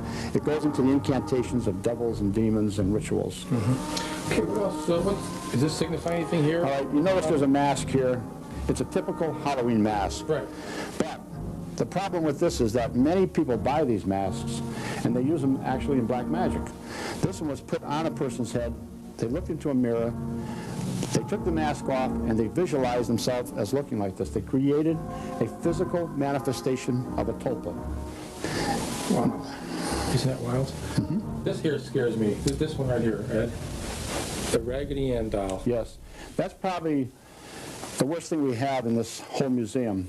That Raggedy Ann doll was given to a nurse in 1970 by her mother as a Christmas present. But as most girls do, even 28 years old, she would take the doll to bed with her, wrap her arm around and go to sleep. I'd do the same thing with a pillow. But then she started taking it to the breakfast nook where the arms one morning went onto the table. Now she lived with another nurse, and they shared the expenses of the apartment, which was 4 blocks away from Hartford Hospital. Right. At that point, they told the girls about the incident, and one said, I know a medium. So they held a seance that night. That was the beginning of many seances with this doll. They would come home at night, and the woman had told them, the medium, that there was a spirit of a 6-year-old child in the doll by the name of Annabelle, who had been killed outside of their apartment house in an automobile accident. Well, there was such a child, but God does not allow a child spirit to go into a doll. This was a devil, a demon, inside the doll, which was impersonating the spirit of a child. Well, they treated it like it was a child. They got extra clothing, and they got different types of bracelets and things for it, just treating it like a little girl. They would take it for rides. But then they started to become frightened when things were happening in the house, sounds, knockings, rappings, whispering. And they said, oh, Annabelle must want another seance. So they would hold a seance going deeper down that road of no return. Then they would take the doll and put it on the bedroom, in the bed, and they'd leave it there. They'd come home after midnight, the 2 girls, open up the door, and this doll would be standing there waiting for them. Now that doll can't stand. You can see it has very flimsy legs, but I've seen it stand. Now these are all the diabolical manifestations that we look for. Well, as time went on, one of the fiancés of one of the girls said, get rid of the doll, burn it, throw it away. He wanted to get rid of that doll. He fell asleep one Saturday afternoon. And the doll was put right across from him on a couch. And the girls were fooling around saying, well, now, Annabelle, you help us to clean up, just like he was a little kid. Yeah. All of a sudden, he woke up with a start. He was sweating. He said, my God, he said, what a nightmare I just had. I dreamt that Annabelle there was strangling me, and he had marks on his throat. Was it psychosomatic? Well, he walks over to the doll, he picks it up, and looks at it, and throws it right across the room. You're nothing but a rag doll. You couldn't hurt anyone. With that, 7 slashes appeared on his body, 4 in the chest and 3 on the stomach. The blood came right through his shirt. Now they were all frightened. Things were flying around the room. They called the High Episcopal Canon in Hartford. He called Father Richard Nolan. Father Nolan called us. We went to the house. Exorcism was performed immediately in the home and over the people. I took the doll back to my home here, where it's in the museum now. At one time, I had it just sitting in a chair. But a priest came here one day, and he said, Ed, this doll, it's supposed to be infested by devils. He picks the doll up and he throws it across the room, just like the young man in the house. God is more powerful than the devil. I said, yes, Father, you're right. God is more powerful than the devil, but no priest is, no man. On his way home in a brand new car on Route 84, the car went out of control, almost head on into a tractor-trailer truck. It was demolished, and the priest was almost killed. The last thing he remembered seeing was that doll. A detective, a homicide detective that Lorraine and I were working with, wanted to see the museum. We work on many cases where children are murdered or whatever. And he came down, he looked all over, and he said, you know, Ed, of all the things here, I can't take my eyes off that doll. At that time, it was still in a chair. The phone rang. I said, I'll be right back. Don't touch anything in this room. Everything in here is unholy, unblessed, the opposite of what you would find in a church. Well, I wasn't even up there talking for 10 minutes. I heard him coming up the stairs. He had to come through the passageway into the Halloween room and up into the kitchen. This man was a huge guy. He was about 6'3", 250 pounds, used to seeing grisly sights. He was sweating. He couldn't speak. He was trembling. I thought he was having a heart attack. I told him to sit down and I'd call an ambulance. He said, no, Ed, it isn't that. I said, well, what's wrong? I don't want to talk about it. That's what he said. I don't want to talk about it. But sometimes a little macho in cops, you know? Sure. And Lorraine walked in, and he looked at Lorraine, and I guess he found it easier to talk to a woman than a man. He said, I'll tell her about it, but I don't want her to ever talk about it again. Well, she didn't have to. The doll had been in a chair in one corner of this room. When I came in, the doll was over in another corner on the floor. Everything had been knocked over, like there was a terrible struggle here.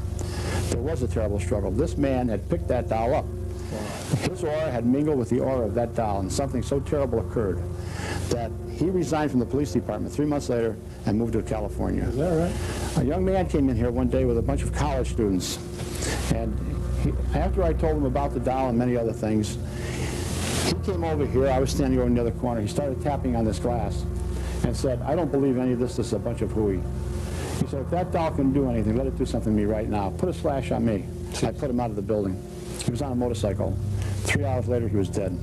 The girl that he was with said that He was laughing about the doll when the motorcycle, just like the car, went out of control, hit a tree, and killed him instantly. The girl was in the hospital for over a year. You do never challenge devils. Mess with the devil, that's for sure, huh?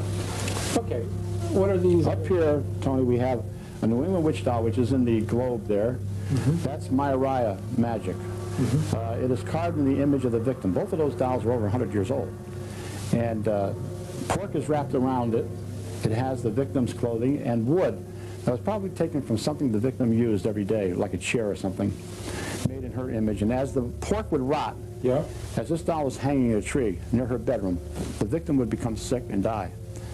Next to it is Congolese magic, voodoo doll. That comes from the black nations of our world. You can see the human hair of the victim on top, the clothing, and it even has the fingernail clippings in the feet.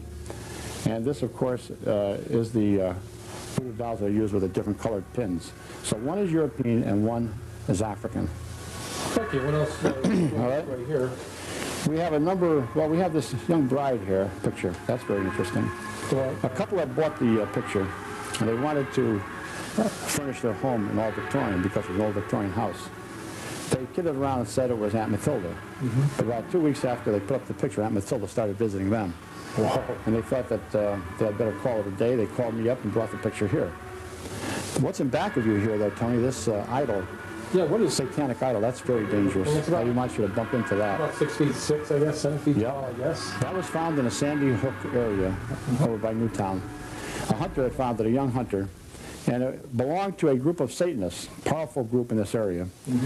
And this young man was almost killed 3 times for revealing where this idol was. It was in a grotto of rocks where a number of sacrifices of animals had occurred. Could have even been human sacrifices sometimes. But we brought it back here to the museum. We had notified the police of it. We can come around here and get a shot of it. Yes, we can. And Lorraine, one day soon after we got it, was thrown 25 feet through the air. She was in a catatonic state for 3 days. So this group was extremely powerful. Okay, maybe in this corner. How about the tiger? Tiger skin, right? Yes, the tiger that you see here in 1933 played a part in what we call lycanthropy, very similar to a werewolf. Now, a lycanthropist, a magician, a black magician, would go into a deep catatonic sleep. His astral body would leave his physical body and would possess the body of this tiger. In Bengal, India, in 1933, this tiger killed numerous people, and we do know that it was because it was possessed by a lycanthropist. That's amazing, Ed. Yes. And over here on these shelves here is all these things that you see on shelves have been taken from England, from Europe, haunted castles, haunted areas that we had gone into. All the items you see that are on here that look like burnt, they're all burnt, those pictures and glass and so forth. Those were in a haunted house, the Donovan's house. Right. Flames would start to shoot up from the metal frames, the glass. The picture would fly off of the wall. You see doilies way over there, white doilies. You'll notice that there's burns on them. Right. Smoke would start to come from them, and they would shoot across the room. Okay, Ed, how about... That's a human skull you see over there with the satanic pentagram on it. No, the bottom one, Tony. Right here. That's it. That was a skull that was stolen, a human skull. Unfortunately, we don't know where, but Satanists used it for their black magic rituals. Okay, why don't we go around this way, Ed? All right. Follow us around this way. We can just back up here. I know there's some things that I missed over here. Looking down this area here, Ed. Well, we should talk about our White Lady here. Oh, yeah. This is a model of our White Lady here, who's very famous in Easton and Monroe. And we had this made up. She's often seen sometimes with a small child walking along Route 59. I have actually filmed her in the Union Graveyard. But there have been many witnesses who have seen her in the graveyard, on Route 59, and even in Stepney Graveyard. A policeman and a fireman hit her one night. It was a solid impact. Right. You filmed it how many years ago? 1990, Tony. It's quite an experience. This here? That's a death curse, which was put on a young girl who had just been married, and she died 2 weeks later. What is it? What do you call that? You call a Mayariah death curse. Mayariah death. What happens is that a wizard or a sorceress can project telepathic hypnosis. The girl was driving along. She was with another young lady. A couple of weeks after she was married. She suddenly screamed out, a deer, and she turned the wheel, hit a tree, and was killed. There was no deer. But the telepathic image of a deer was created, so the girl would smash into that tree. What is that metal right there, Ed? This comes from Flight 401. That was the flight. When it went down in the Everglades? Yes, in the Florida Everglades. And Don Repo, a navigator, soon started appearing on planes that have parts from that plane taken. I have many parts of that. But they had his voice on the flight recorder? Flight recorder. Stewardesses, pilots, talk to this man. Talk to his spirit in the plane. This is all a matter of official record. These parts were brought here by some college students who picked them up in the Everglades. Soon after, we had a visit by Don Repo right out here in our driveway. Really? 2 people had seen him standing out there, yes.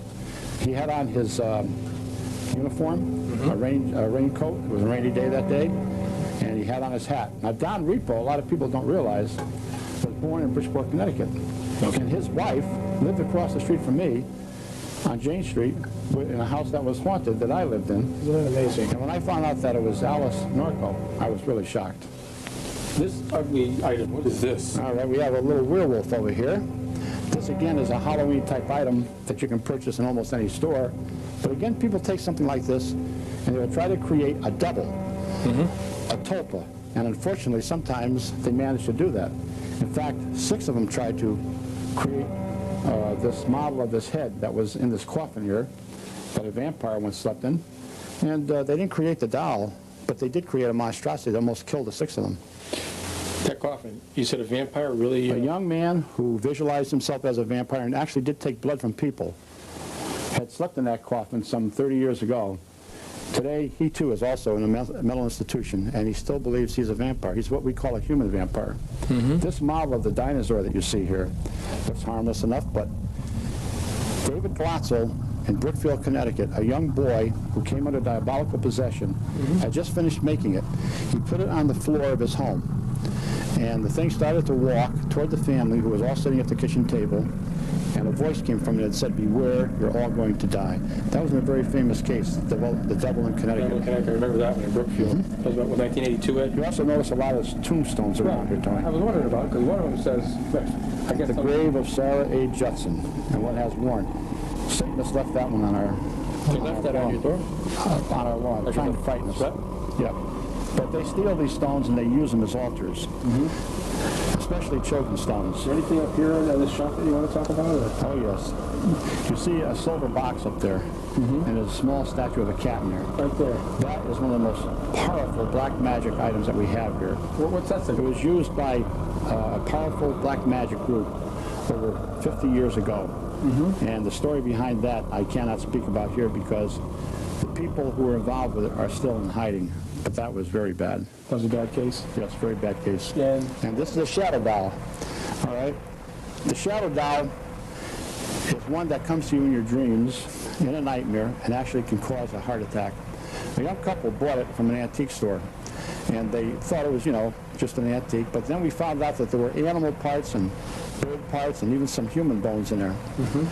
What would happen is that a black magician would take a picture of the doll, send it to the couple or person that they wanted to perform some kind of black magic against.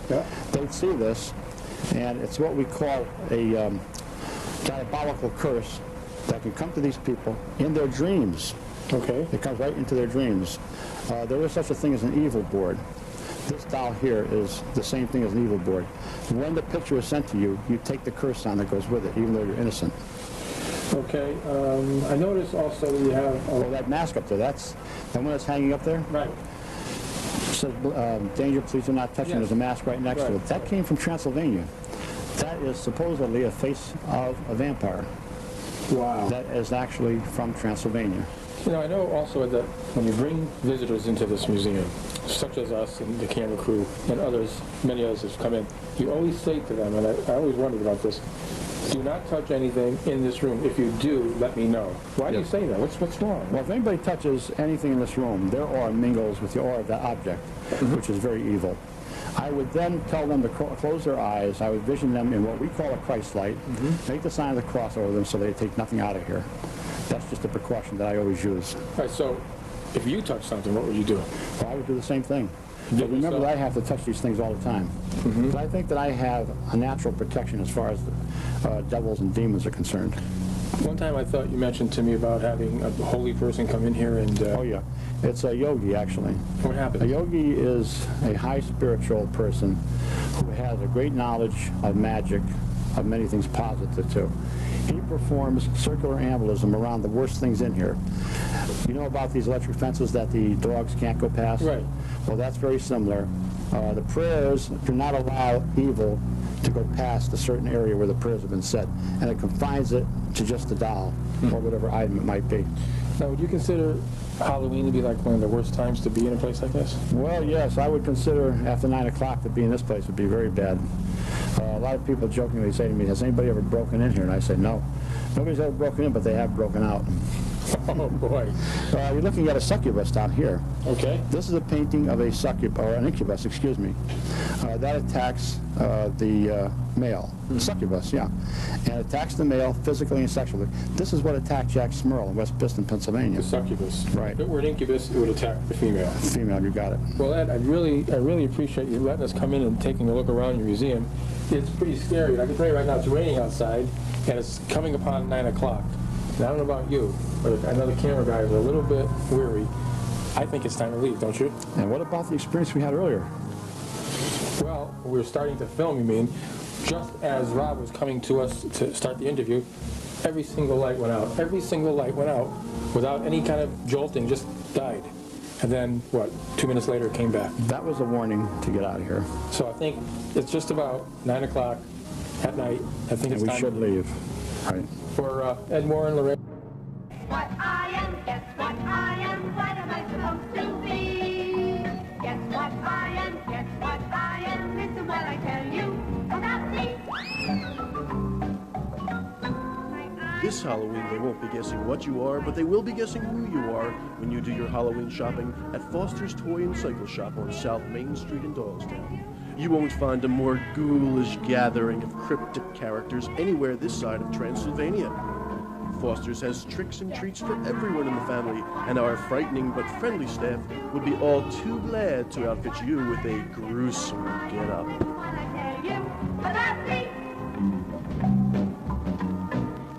So this Halloween, let reality end and fantasy begin at Foster's Toy and Cycle Shop, South Main Street in Doylestown.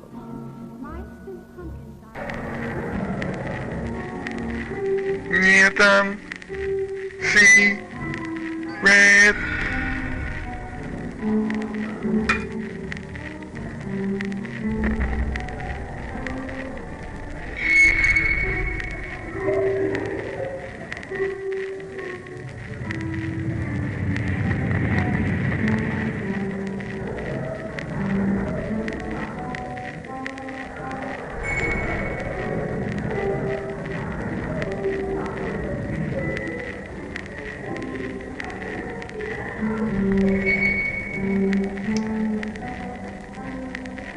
There is nothing.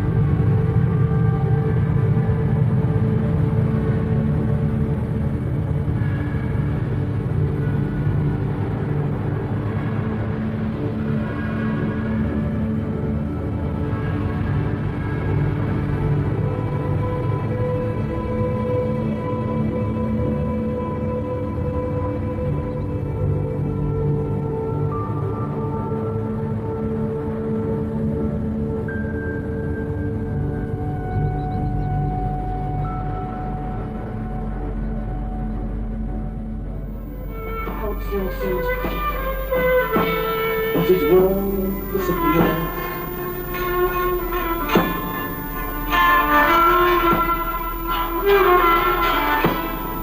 This is a song for Douglas. He's dead. This is a song for my Douglas. His Mercury dances.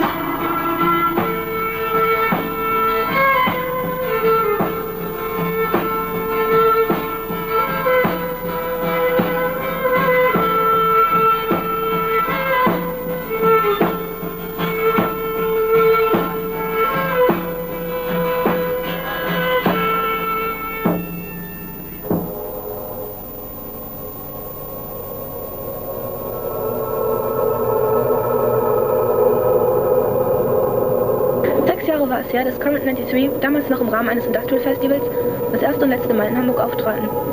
Bei der bis heute stark gewachsenen Anhängerschaft besitzt die Band um David Tibet ein ungewöhnliches Kult-Image. Leider artet dies bisweilen zu suchthaften Plattensammeln aus, bei denen die Inhalte der Musik oft verloren gehen. Ein sonderbares Symptom, schließlich bieten die Stücke Current 93 genügend andere Anregungen. Sänger David Tibet macht sich aus seiner Kultstellung eher einen Spaß und nennt seinen Bekanntenkreis seither The Final Church of the Noddy Apocalypse, zu Ehren des englischen Kinderhelden Noddy. Die Texte David Tibets setzen sich mit unterschiedlichen Themen aus den Bereichen der Religion und Philosophie auseinander und sind stark von seinem buddhistischen Glauben geprägt. Als Quellen dienen einerseits Schriftsteller wie Ducasse, dessen Werk eine einzige Tirade des Hasses ist, für andererseits die Bibel oder andere mystische Quellen. Eine durchgehende Aussage ist hinter den Texten nicht zu finden, denn David benutzt alles, was ihm einfällt. Das führt leider teilweise zu traurigen Missverständnissen, was die Band in das Zwielicht von hinterhältigen Satanisten bis zu faschistoiden Propagandisten rückte.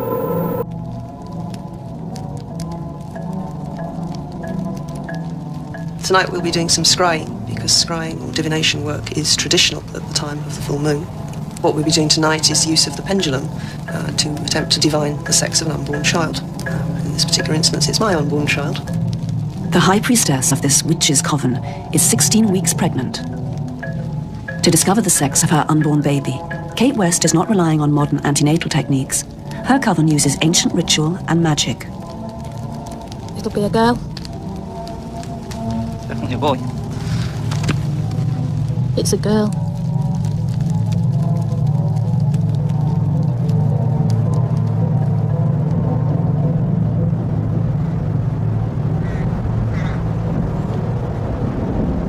So divided into several traditions, of which the most important are pagan witchcraft, particularly the high ritual witchcraft known as Wicca, Druidry, shamanism, and the northern traditions, that's those who turn to Viking or Anglo-Saxon deities. The idea of modern pagan witchcraft is to try and blend religion and magic, and to re-enchant places, people, objects, to make the world more sacred, to make people more powerful.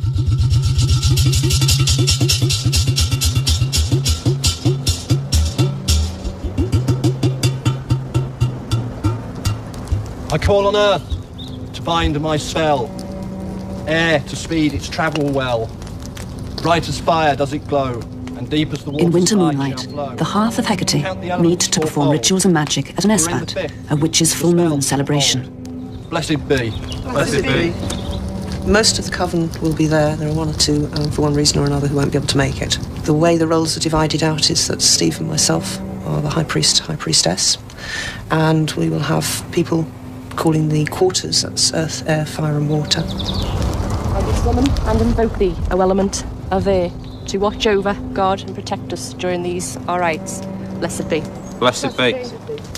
O mighty ones of the south, notice Lord of fire. The elements are representing parts of our physical and spiritual personalities. Air representing our thoughts, fire, passions, water, our emotions, and earth, the physical body. O element of earth, to be with us this evening, to guide us, to watch over and protect us during these our rites. Blessed be. Blessed be. I call upon the goddess and the god. Kate and Steve's spiritual partnership carries over into their life together. As well as looking forward to the birth of their first child, they are soon to be joined in a pagan marriage, a hand fasting. Blessed be. Blessed be. Both events will be marked by the coven. I cast this sacred circle as a place of protection. A world between worlds. A place with no time.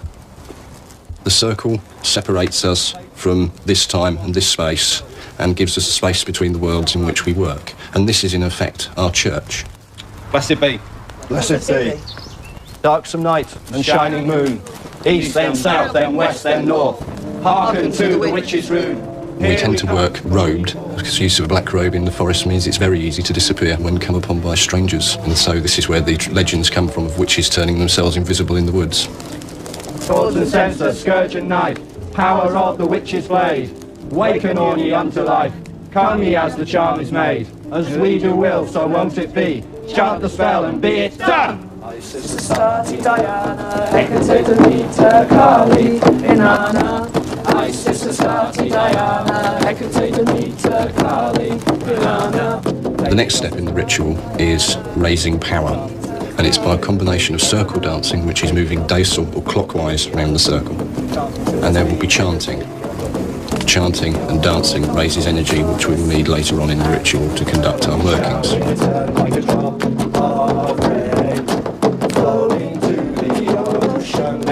The purpose of casting a circle is to allow the main event to take place, which people would describe as doing magic. Sin doesn't mean the Paul Daniels conjuring tricks, rabbit from hats kind of magic.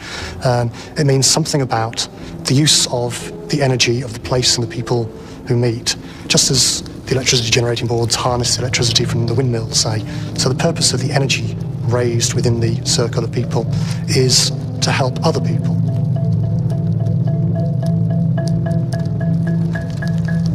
There's absolutely no doubt about that. It's definitely a girl. The high priest is sure he'll have a daughter, and the coven agreed.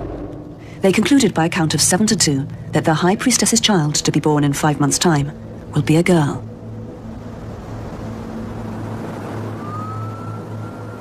Not all pagan rites are performed cloaked at night in the woods. No, this is good. You're transforming. Do it more.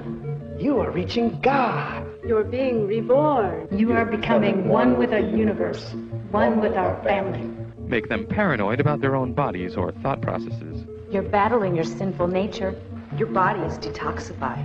Tell them that there is a part of their mind they must eliminate in order to find happiness. You must eliminate the toxic mind. Your ego. Your ego is the source of all your problems. I don't know who I am anymore. Good. Now you're free. In fact, there was no you there to begin with. Claim authority. It can come from a divine source. Your Bible clearly states that I am the Messiah. Bogus scientific research.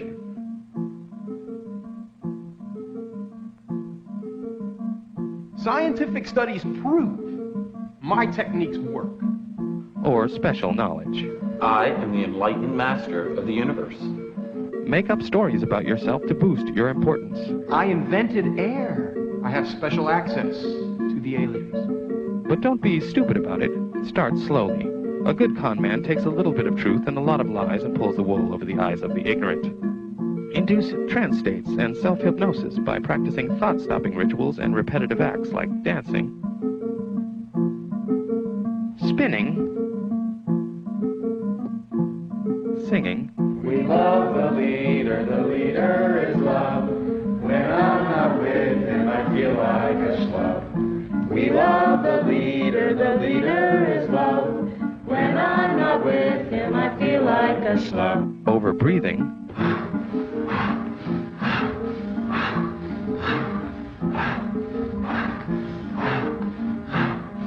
And chanting. Stamp out doubt, stamp out doubt, stamp out doubt, stamp out doubt, stamp out doubt, stamp out doubt. Stamp out doubt, stamp out doubt, stamp out doubt. Practice prolonged hours of meditation. In these trance states, they are more receptive and suggestible. Revert them back to childhood dependence and mindless obedience.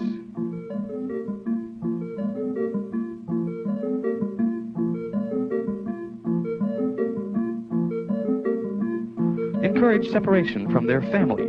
Your friends and family probably won't understand. Your friends and family probably won't understand. It doesn't sound like your family and friends really love you if they can't support your new decision. Maybe you should stay away from them. It's unhealthy for you to be around unenlightened people anyway.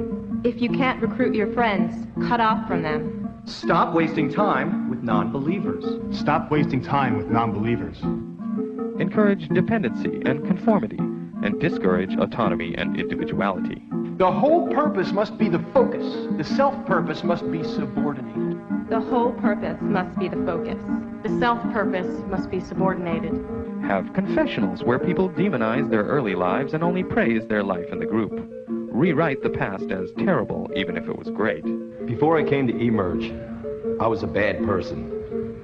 I was greedy, misguided, self-centered, and lost. My life is wonderful now. I hate my old life.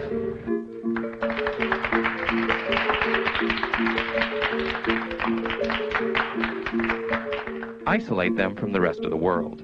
Make them feel part of a special elite group with an important mission. Monuments and historical landmarks will someday be erected to commemorate us and our sacrifices. Tighten your group's bond by establishing scapegoats and enemies. Demonize outsiders as less than human, biased, corrupt, or conspiring against the group. Develop an us versus them mentality. Fighting resistance. Tell them their critical thoughts are evidence that they have committed crimes against the group. Start investigating them and make up crimes. I think I want to leave. You must be insane. Make them feel guilty. We're doing important work here. You expect saving the world is easy? We're all called upon to make some sacrifices for the cause. Just when things get tough, you want to give up. You're weak. Do you want to move forward toward freedom and enlightenment? Or do you want to fall back into your old dirty ways? What's more important, our mission? Our family? Eternal salvation? Or your petty grievances? You're being negative. Ignorant. Selfish. And sinful. Our leader is flawless. The doctrine is flawless. There must be something wrong with you. There must be something wrong with you. There must be something wrong with you. There must be something wrong with me. There must be something wrong with me. Yes, there is. Yes, there is. Indoctrinate with fear. Tell them that they could be possessed by evil spirits, or suggest that if they should ever leave, something bad could happen to them. I'm just warning you that without us, you're liable to get into a bad accident, get sick, or even die. It's that simple. Now, don't you want to become a cult leader? Don't you want devoted followers who leave their families for you, give their money to you, give their bodies to you, give up their lives for you, and will kill for you? I will die for the cause. I will kill for the cause. I love you. Go! Oh, you almost got it. You almost got it. I sound like a smoker. Holy fuck.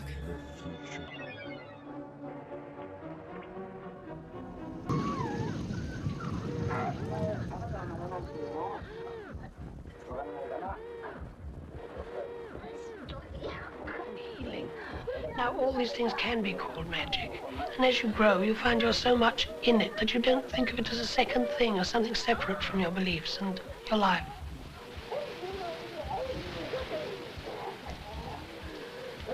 We always did keep the festivals, just as people do now. They hold May festivals. And then we found that people were beginning to get very attracted towards witchcraft. But we found that they'd got something that was just a bit more. Come with us to the picturesquely seedy enclave of Lilydale, New York, a central place in the history of American spiritualism. Only spiritualist church members may live behind these gates, but paying tourists are welcome to visit. How far did you come from today? Buffalo. Are you a spiritualist? Nope. So why do you come to Lilydale? Get a reading. For another payment of $25 to $150, one of Lilydale's professional mediums, like Anne Gaiman, will try to put you in touch with your own ancestral spirits. And she seems to be very interested in your life and your pathway. She seems to be, all right, just a moment. You're asking for her name. Let me see. I'm not hearing her name yet, but I feel that she passed away after having had some problems related to the heart and circulation. I feel as if there had been a light stroke also. Just because you are a medium, you just cannot come into Lilydale and hang up a sign. You are tested by a board, your board of directors. Joyce LaJudas is Lilydale's historian. And you are tested to meet the requirements of Lilydale. I like to say a shiver and a shake a medium does not make. And therefore, you cannot give generalities and just bring in colors and anything you wish. You must give proof that you are communicating with spirit. In her office inside the town museum, Joyce LaJudas chronicles how spiritualism was born alongside impassioned political movements for women's suffrage and the abolition of slavery, though it later came to attract people like film star Mae West. Spiritualism began in the 1840s with the teenage daughters of the Fox family. And what happened is they moved to this home in 1847 in Hydesville, New York. And they heard all kinds of noise and rappings and noise and rappings. And one day Margaret Phlox flippantly rapped back and spirit rapped. She rapped 3 times, spirit rapped 3 times. So they started communicating. And the spirit was telling him that his name was Charles Rosna. He was a peddler. He was murdered and buried in the basement of that house. So they dug up the house, the foundation, and eventually found the peddler's body and the peddler's trunk. Well, the newspaper, the media got a hold of it because they were given messages.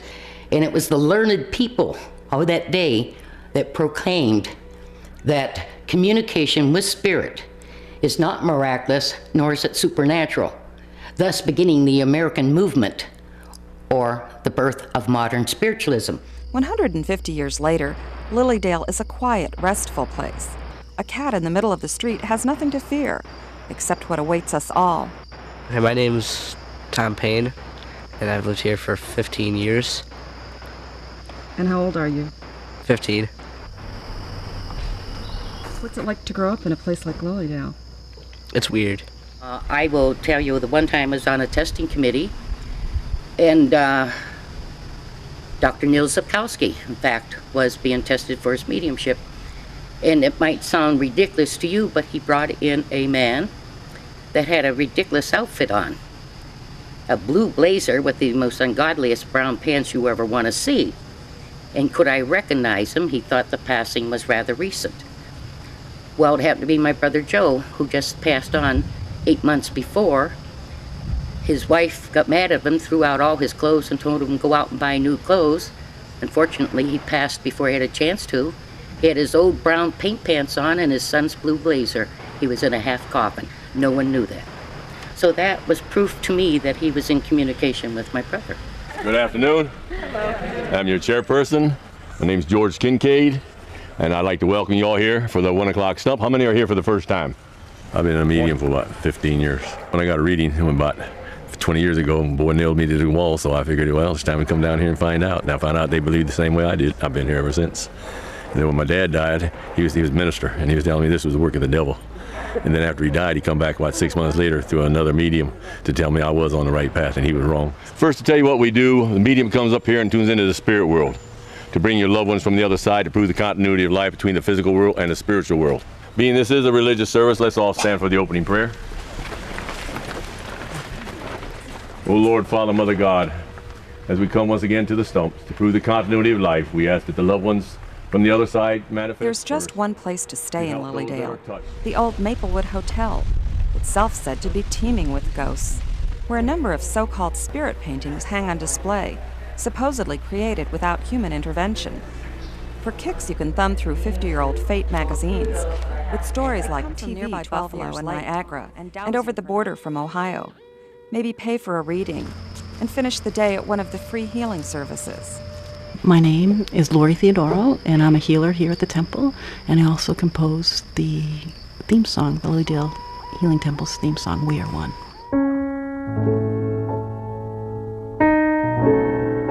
Skeptics might laugh at Lilydale and think its mediums delusional, or brand them outright charlatans. But to believers, and those who just want to believe, spiritualism is a beautiful thing, and Lilydale a respite from harder realities. Carolyn Weaver, VOA TV.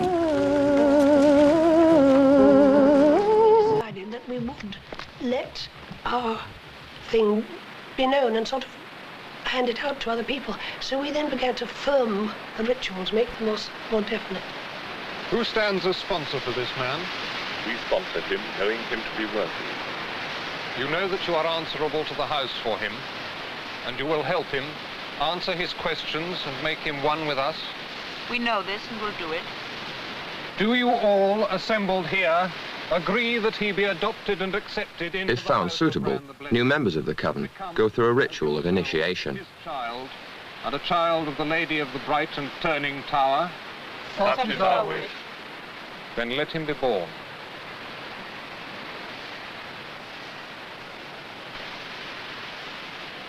Some groups work naked because they really feel that they're quite different when they're completely without anything that reminds them of everyday life. They cast off their clothes and they are part of nature, with nature, and worshipping the gods and goddess through nature. and they really feel that they're much closer in that way. But we haven't, because we work as much as possible out of doors, and it's either too cold or too flyy. And also I do think it can lead to a certain degree of embarrassment. Our Lady the Moon waxes and wanes 9 times, while your spirit is renewed, while your body grows.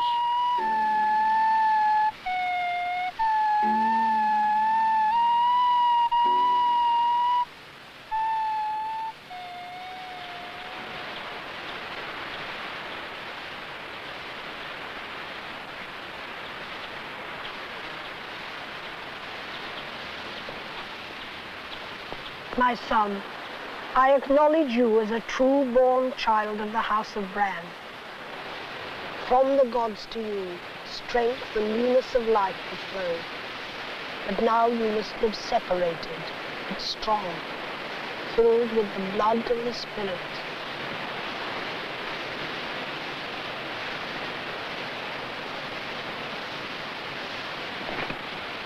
I breathe into you breath of life.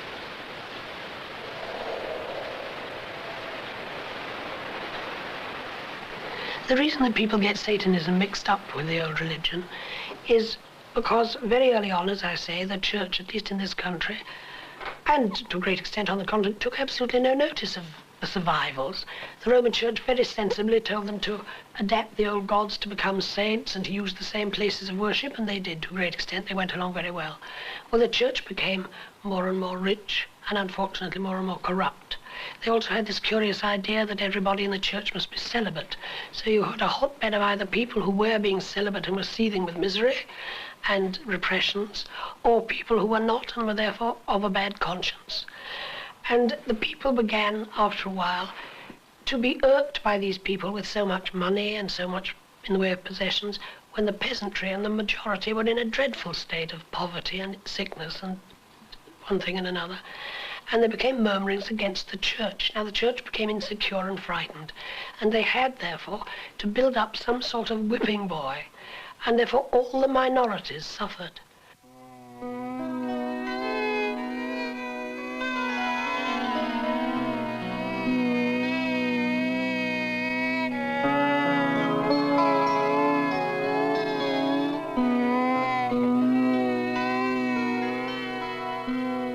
One of the things people ask you as soon as they hear that you do anything like this is to heal, to help people who are ill. And one of the biggest pieces of work we do is this. Most of the people for whom we work have no idea they're being worked for. People will say, I have a friend who's terribly ill.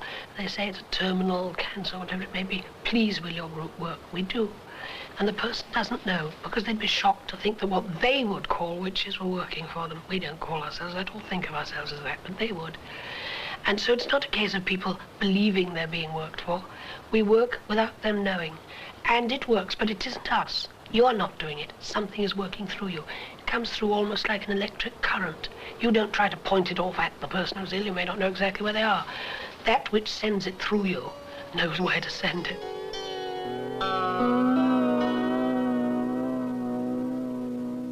The festivals are tied to the natural year. The beginning of the year is Halloween, which is the beginning of November. And that is when my group, as my family, shall I say, though they're not as a group, had the Great Assembly. All the clans held their Great Assembly. And it is because they called on also the souls of those who were dead, who had been, that has grown into Halloween, when they imagined souls wandering around, ghosts about the place, witches, etc. And that was the great festival of the year, when all the business of the house, the family, was done. And it was also, of course, a religious festival. Bendigite Bran, blessed Bran, my Lord and brother, our Lord and Father. Not in my present form, but as Gwen Bran I call on you. Not for myself alone, but for your people, your children, your family, your house, the plant Bran, the children of Bran. Today being the great assembly of the house at the beginning of the year, all have been called of our people. Those who were, those who are, those who will be. Ours by birth, ours by adoption, ours by brother right. Prince and Father of our house, make it possible for all to come. Great bridge of imperishable alder, bridge for them the waters of birth, span for them the river of death. One of the chief beliefs in the old faith, and in a great many modern ones, is that of reincarnation, that we come from God. We are all a part of God. I say God now, not the goddess, because I mean the one that is above any god or goddess.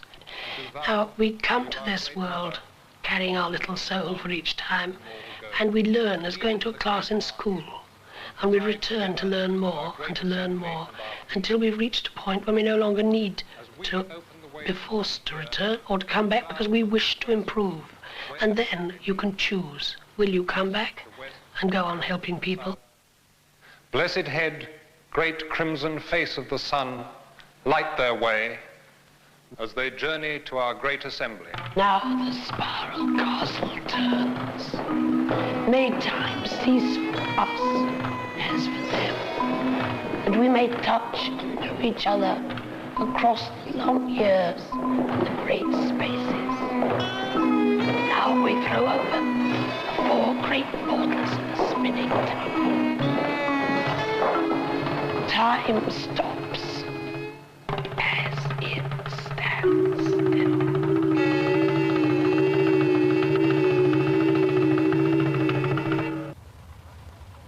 The origin of festivities such as this at Abbots Bromley in Staffordshire lies centuries back in prehistory.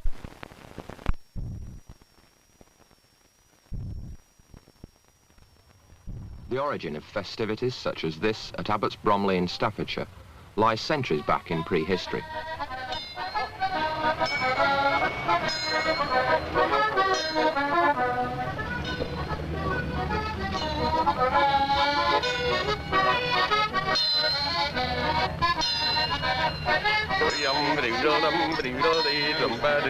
And you have to get the rhythm, you see, and then of course the dance sort of begins to live. Yes. See, and it's a living tradition. It's gone on for years, and it probably started as a hobby horse dance. Yes. And during the course of time, the horns have been introduced into the dance, and so the horns now lead the dance, but the central character is still the hobby horse. He has his characters that follow him, the man-woman, otherwise known as Maid Marian, and the fool, otherwise known as Jester.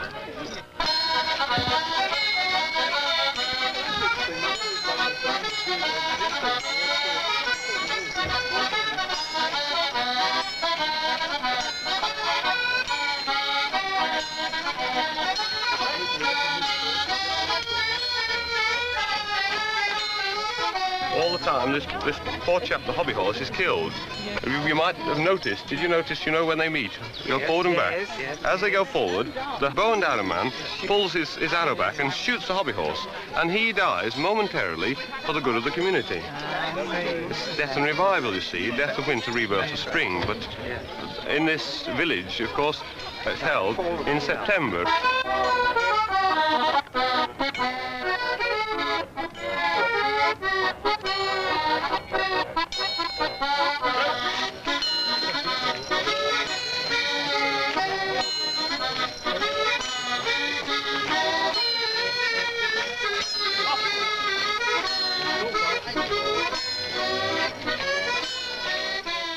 The boy who has the bow and arrow probably doesn't realize that he is enacting this particular ceremony of killing the horse.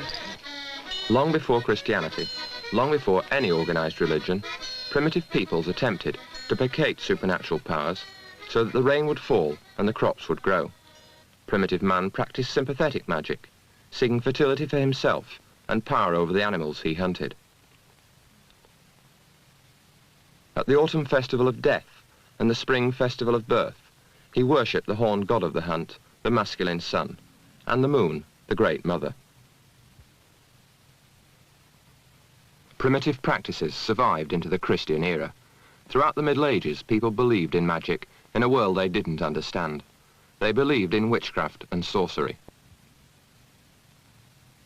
Witches, folk believed, met at night, by moonlight in the woods or in wild, remote places. They flew on broomsticks or with animal familiars, to the witch's sabbat, presided over by the devil in the shape of a goat. Along with other pagans, shaman, our human envoys to the spirit world, can be found in the most urban of neighborhoods.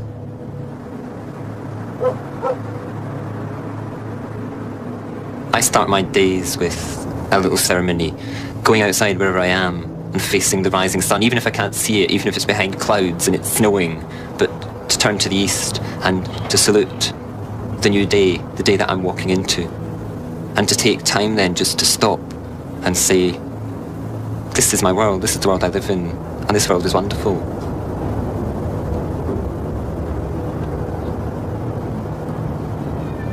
The shaman works as a bridge between human worlds and other worlds, the spirit worlds. That bridge can work in various ways, and the way it works depends very much on the individual rather than on a specific role. So some of us are healers, some of us are social workers, for want of a better phrase. We're always working as that bridge, as that reaching out from human worlds to spirit worlds and back again. Everyone meets the spirit world. I think most people will have walked into a house and felt it as a friendly space or an unfriendly space. And for us, that's the spiritual process, because that's a recognition of spirit, of an awareness that says home's important and home grows and changes as something greater than just me, that I contribute to it, but there's factors there that are independent of what I do. Boy or girl? Sometime after Lammas, we should know for sure. The pregnancy itself has fallen in very nicely with the wheel of the year. We didn't find out until just before Christmas. That meant that at Yule, when we were talking about the spark of life, the spark of light returning to the land, then there was a spark of life already growing. At Imbolc, it was really quite amusing, because we're there talking about Imbolc has a literal meaning, which means in the belly, and therefore caused quite a number of wry smiles all the way around the circle, because there was one indeed. And we have our hand fasting coming up at Beltane, which is the celebration of the marriage of the goddess and the god.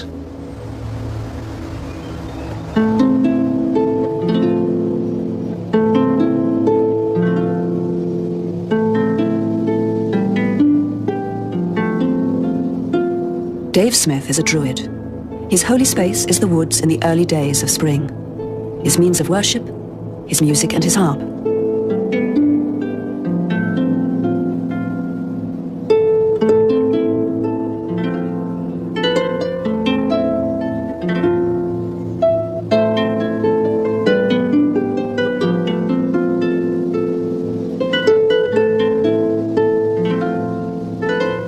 The harp is a fairy instrument. You've only got to listen to it, and it speaks to you when the wind blows through the strings and it plays on its own with the air.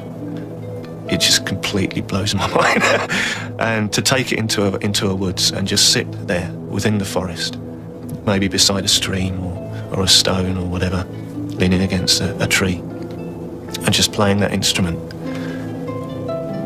The old races of this earth gave human beings the harp, and whenever we play the harp, they listen.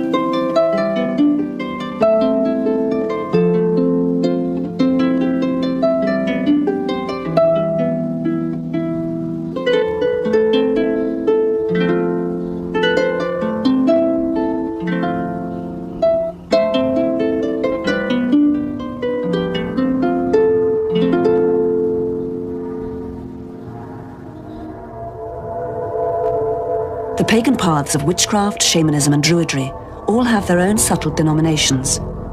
To worship the Norse gods, you can call yourself a heathen, or follow the northern tradition. You can join Odenhof or the Rune Guild, or the Ring of Troth.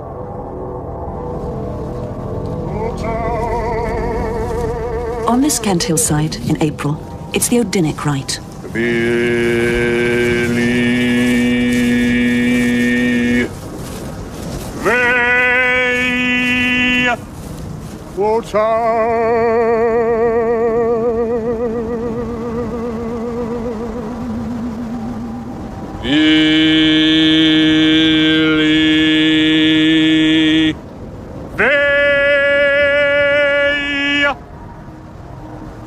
The Viking pantheon is large and is divided into two groups. The Aesir, the divine ancestors, and the Vanir, the gods of the land. Chief among them all is Odin. Talking of Odin the man who took on that name. We even know this man. His name was Siggy Fridolfsson. Now, what this man did, he was a shaman character. He sacrificed himself. He hung in a windswept tree for 9 days and 9 nights, almost to the point of death, without food or drink. He looked down as he was about to die and perceived the runes, took up the runes. This is how the legends go. Now, that man became such a wise being. He sacrificed himself to himself in order to find that creative force, that power which gives life to all life, that God source. It can be traced back to what are now called the Germanic peoples of North Europe. Obviously, in the various folk wanderings, the invasions of the various lands, Great Britain, obviously England, it came with them. It came with these people who are our ancestors, and we are them. We're of their flesh, we're of their bone, we're of their spirit. We have come again in honour and love of our gods. We ask them to be with us. We have come again in honour and respect for those who dwell here, the sprites, the Urgeists, the Landwights, the earth itself. We ask these to draw with us. I think respect is one of the key words for being an Odinist. Respect for the needs of people, respect for the needs of the land. And it puts this sort of balance. And that's what our life is all about. Respect for the elder folk, respect for children. I'm quite envious of the culture in some other countries that haven't lost that respect for the elder folk and for the kids. We need to get our people back on track. And with the land. I mean, the land is very important, because the land is not a ball of mud, as has been taught or imposed upon us by a faith which was not our own. The land itself is a living entity. It is our mother. It nurtures us. It's something which also helps root a people, a person. Our attitude is very similar to the Native American attitude. Yeah, it is. That you cannot own this wonderful world outside. You cannot own parts of the landscape. But we are part of it. We must relate to it and be in harmony with it and not dominate it. Paganism's inherent sense of ecology runs deep within each of its traditions. The human is inseparable from the natural world.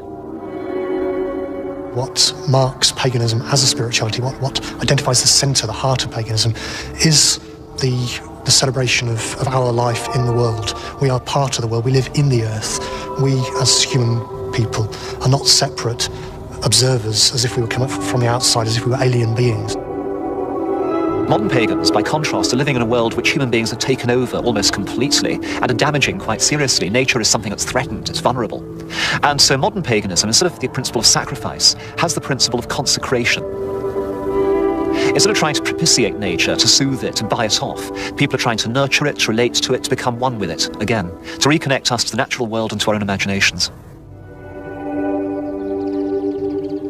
It is this connection with nature that is celebrated by the 8 major pagan festivals that mark the Wheel of the Year. The wheel has turned to the 1st of May and the Festival of Beltane.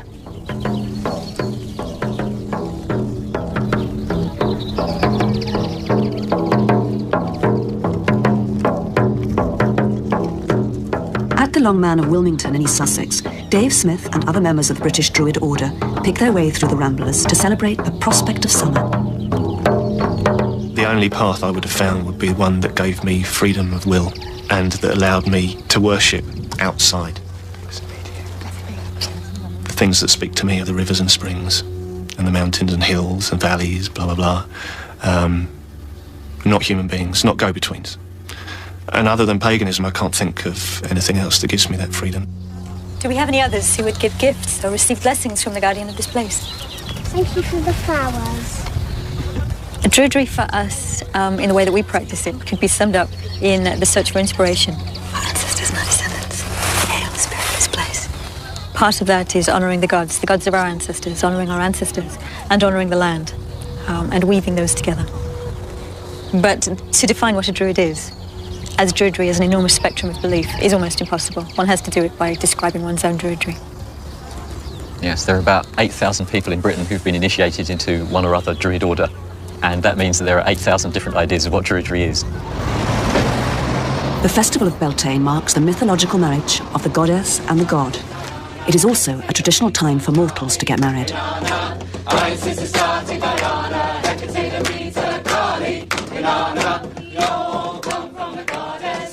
This year, Beltane marks a special day for Kate West and Steve Payne. One of the things about hand fasting that differs quite widely from the wedding ceremonies reflected in other religions is that the people who join have a choice of 3 options. They can choose to join for a year and a day, or they can choose to join for a lifetime, or they can choose to make a karmic link, which in theory is for eternity. In Kate and my case, I think, well, I shouldn't really say, but we have decided to make the karmic link. I do offer you all that I am, body, mind and soul. In bright days and dark days, in good times and bad. As the wheel turns ever on, we shall mark the time of the seasons together. May the spirit of our love know no boundaries, life after life, time after time. From this day forth, so mote it be.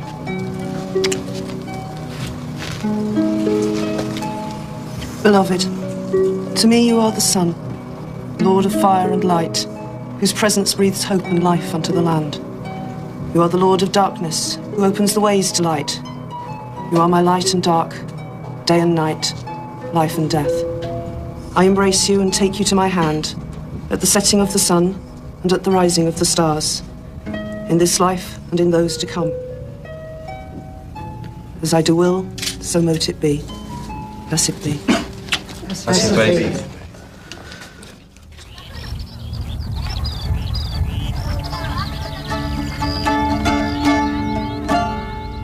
So they gathered from the forest, from the grove where they meet, flowers of oak broom and meadow sweet. I used to go to Sunday school when I was a child, and I remember one particular time I came out talking about palm trees and how they'd laid down the palm trees for Jesus to come along. And I walked out and it was winter, and it was freezing cold, and I hadn't seen a palm tree. And I just couldn't relate to this because it just didn't feel as if it was part of the land that I lived on.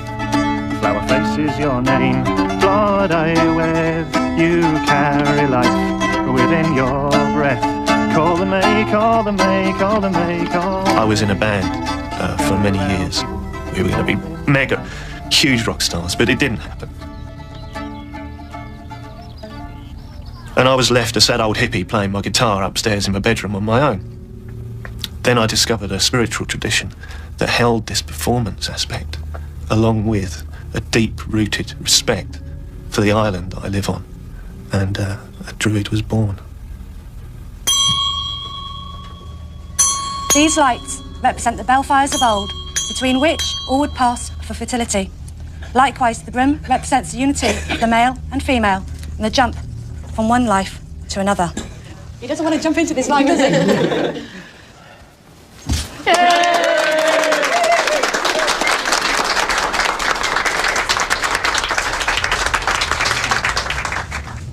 We give thanks to the goddess and the god in all their aspects for their blessing and support during these rites of hand fasting. Blessed be. Blessed be. Merry meet, merry part, merry meet again. Let the feasting begin. Kate and Steve have made their vows before the god and goddess, but the local registry office will have to wait. She holds and silent sound. Twilight falls like a muslin curtain. To we dare have certain ancient winds. The day went off without a hitch, and everything went marvellously. So we're really pleased, and everybody worked really hard, and we're really proud to have all our friends around us. It's really wonderful. It really has been, it's been a wonderful day, and it's lovely to be able to join with all our friends, even though they may not share our personal religious beliefs.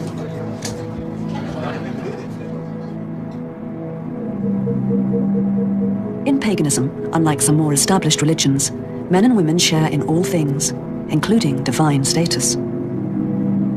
We've got used to the idea that God is male and God is father, and therefore it comes as a bit of a shock or surprise to people when they discover that pagans more often refer to deity as goddess. The concept of goddess or goddesses as well as gods is absolutely crucial to paganism, and it produces some remarkable results for modern people turning to a pagan religion. The goddess isn't always nice. She doesn't always manifest a maternal side. There are plenty of goddesses who are fairly unpleasant. You wouldn't invite them around for tea. They don't want to nurture you. They want to give you a kick at the backside and tell you get on with living a decent life in the world. To a lot of women, the idea of a goddess is something that's self-liberating. It frees the goddess inside each woman who wishes to respond in that way. It makes women more powerful. For men, finding that the divine is female can be a bit of a shock and a bit of a threat.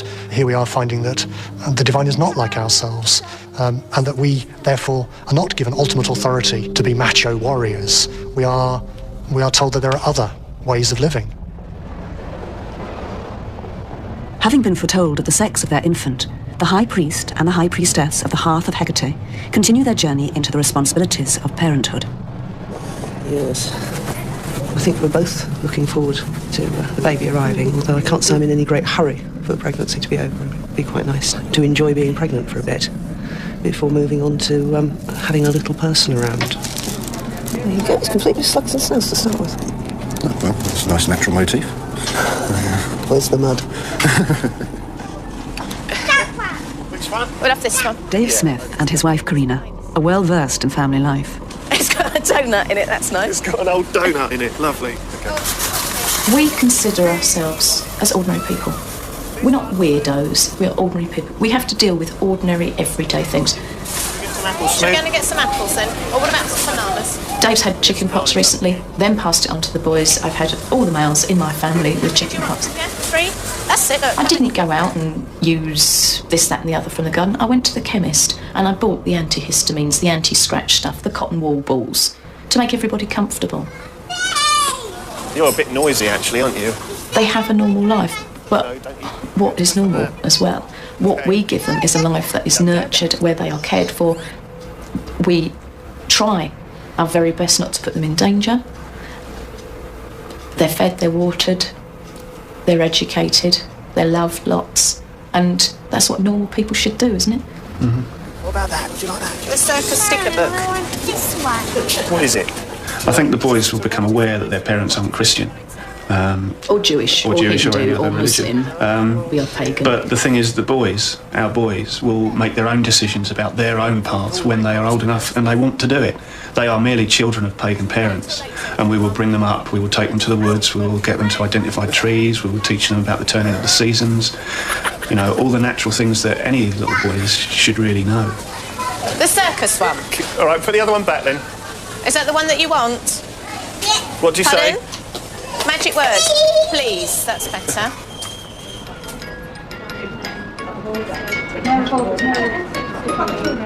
In terms of bringing up the child, there will be a lot of Wiccan influence around, obviously, because we are high priest and high priestess of a coven. That is part of day-to-day life. But as Wiccans, we believe in religious tolerance and people making up their own mind, and that applies to our child as much so. That is the essence of Wicca. A lot of the path is about self-development and self-responsibility and personal responsibility, and that is, you can't say the devil made me do it. It's not a question of there being outside forces that influence you to do good or bad. It's very much about examining your own motives and making sure that what you do is right for you and right for the world and the society in which you live. The overriding rule, which is the Wiccan Rede, is an it harm none, do what you will. And that none goes out towards the community you live in and the world you live in, but also turns back inwards on yourself. That means doing no harm to yourself as well, and to the planet that you live with. So you hold my hand, please. No more whining and stop. No. You have to behave yourself, or you're going to go to bed with no story and no tea. Okay? Now, no, you listen. Are you listening to me? Yeah. Right, now be a good boy now for Daddy, okay? Well, I won't. No, you hold on to the side. The way we sort of manage children, we talk a lot to other pagan people.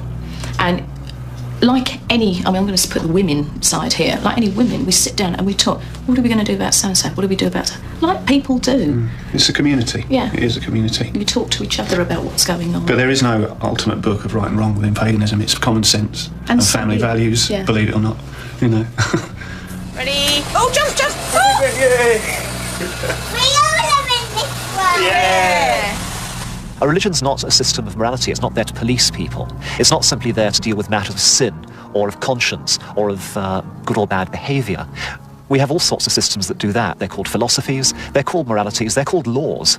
A religion is there specifically to relate people to the spirit world. In relating to the spirit world, the shaman's job is to step across invisible boundaries into the dream world of the spirits. This task does not go unaided.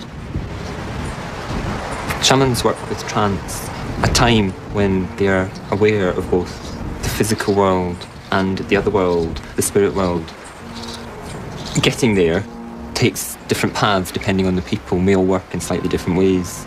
Some people use music, some people dance, some people use drugs, some cultures use pain, and if, like me, you're a dancer, you use dance as the vehicle that takes you from one world into another.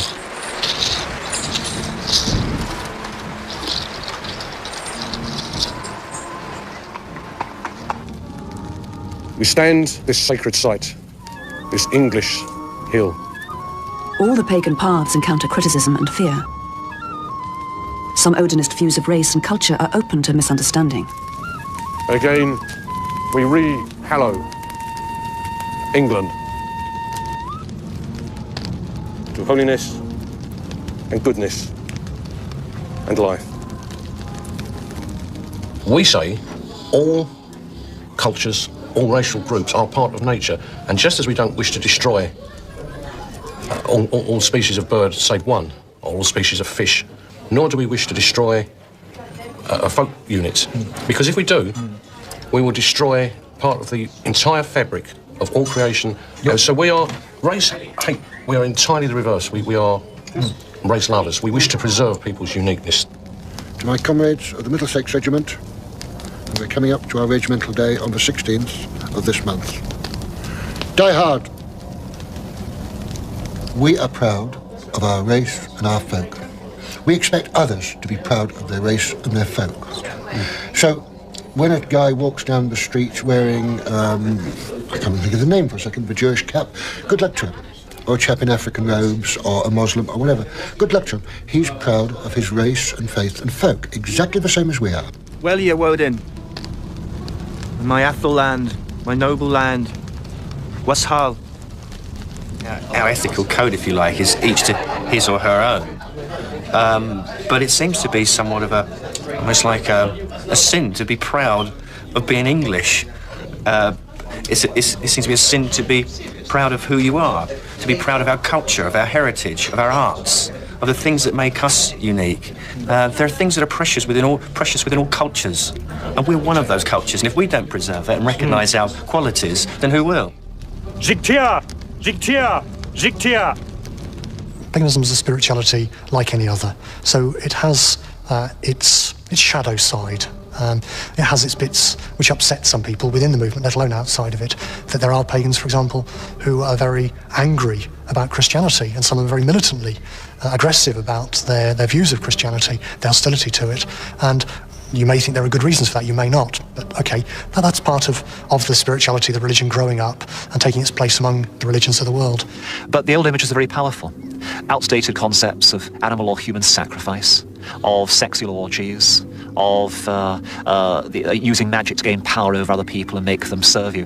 These are part of our fairy tales. And although modern paganism has nothing very much to do with all this at all, the fairy tales won't go away.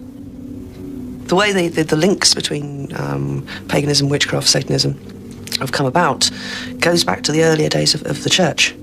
And the church was and is not just a religious body. It's a socio-political organisation. And when making a takeover bid for somebody else's religion, and that doesn't matter whether you're talking about Christians taking over from paganism or you're talking about any other faith battle, the easiest way to do it is to make the other guys' gods into devils. The other guys' good gods into bad, wicked things. And that's where your link comes with devil worship. They turned our horned god into Satan. Now, Wiccans don't believe in Satan. Satan, the devil, is a Christian invention. 3:30 in the morning, June the 21st, summer solstice. A day now famous for the annual attempt by Druids to gain access to the ancient and holy site of Stonehenge.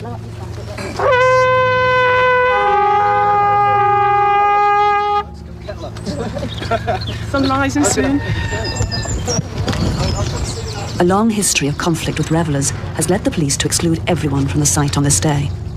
They've made it pretty clear that any attempt we make to go towards Stonehenge, they will regard as an attempt to hold a trespassory assembly. It's a balancing act for the Archdruid of Glastonbury and Stonehenge.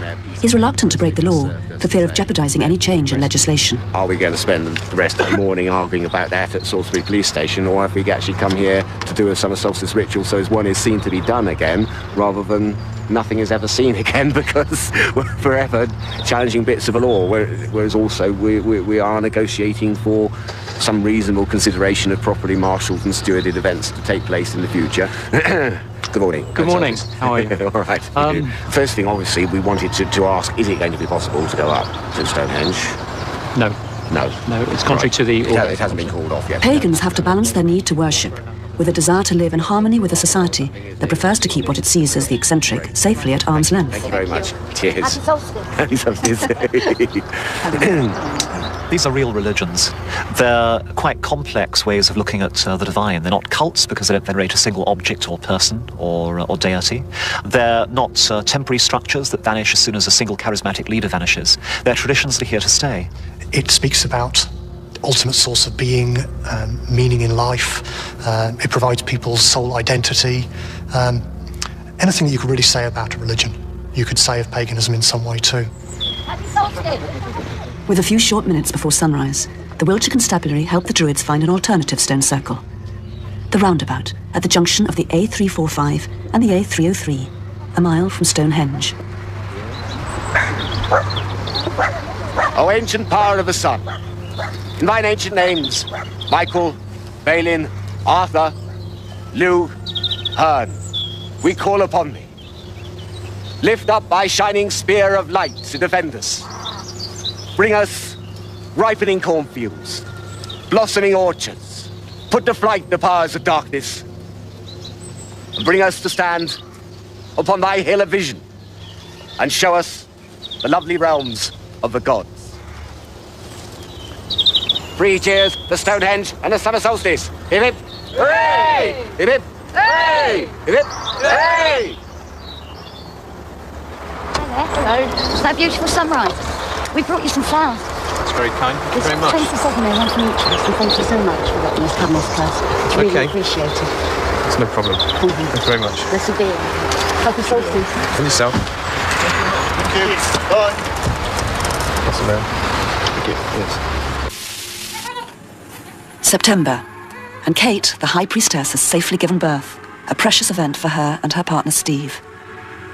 But the gods have ways of playing tricks, and the magic of birth contradicts the magical prophecy of the Coven. The child is not a girl.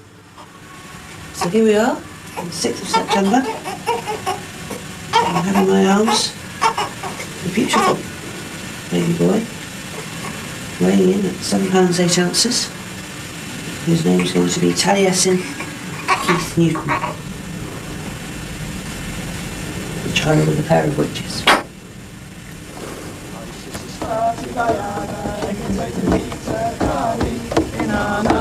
My sister Starty Diana, Hecate Demeter Kali, Inanna.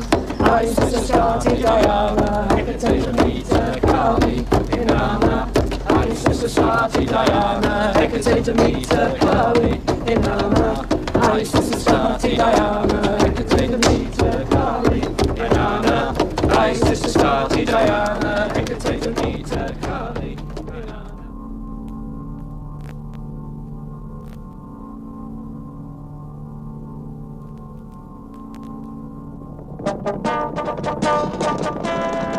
This is the coming revolution in higher consciousness. Listen now to Elizabeth Clare Prophet, educator, author, and authority on the most exciting story of our time, the coming revolution in higher consciousness.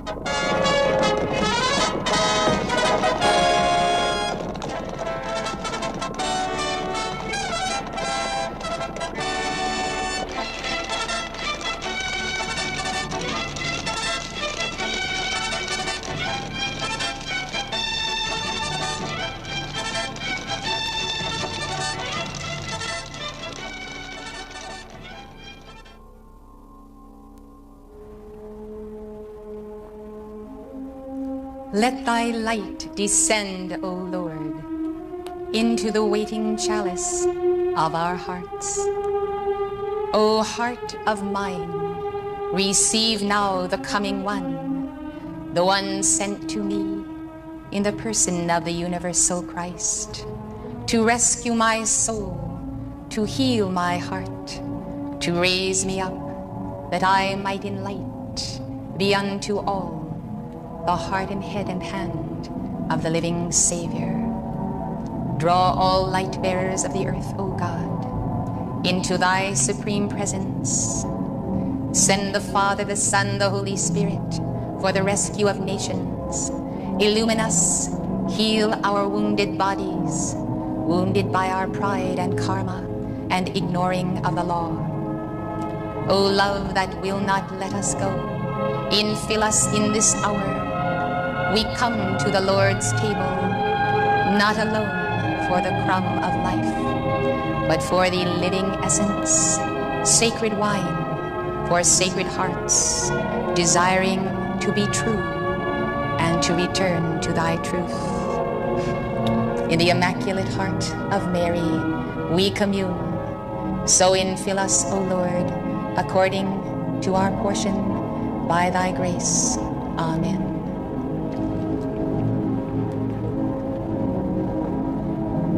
Good evening, everyone.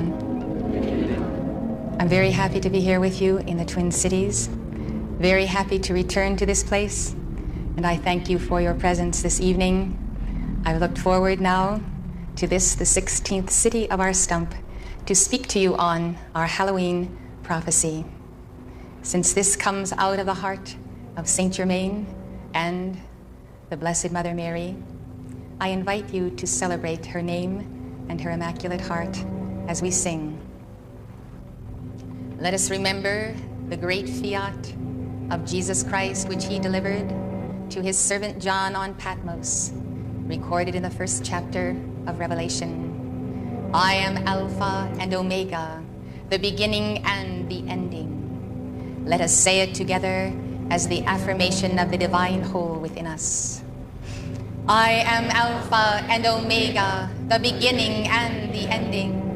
I am Alpha and Omega, the beginning and the ending. I am Alpha and Omega, the beginning and the ending. In the name I am that I am, Jesus Christ, I accept it, Lord, in this hour.